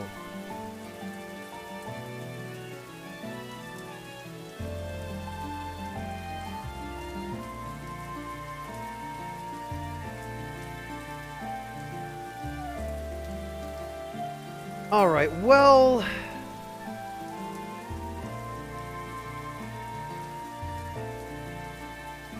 Let's see.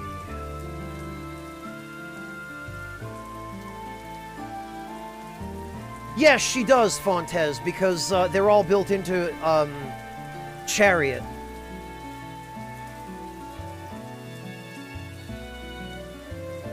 Guys, I think now's probably a good time to call it, because we've been at this for 10.5 hours, and I do need some rest. So, what we're going to do is we're going to go raid somebody. We're going to go raid my friend Huddled Apple, I think. Although she might be finishing up a stream, and in the event that she is, I need to check, but if she is, we're going to raid Peachy Marie instead. Huddled Apple is playing Sekiro for her first time, and Peachy Marie is playing Dark Souls 3. So, whichever one is not ending a stream right now, we're going to go raid. But you'll like both of them. They're really, really nice. So please stick around for the raid, and no matter where we end up, you're going to really enjoy who I turn you over to. So, yeah, probably Hasanako. I'm assuming we only have the final boss left. So thank you all so much for joining me, and I look forward to seeing all of you tomorrow. Take care, everyone.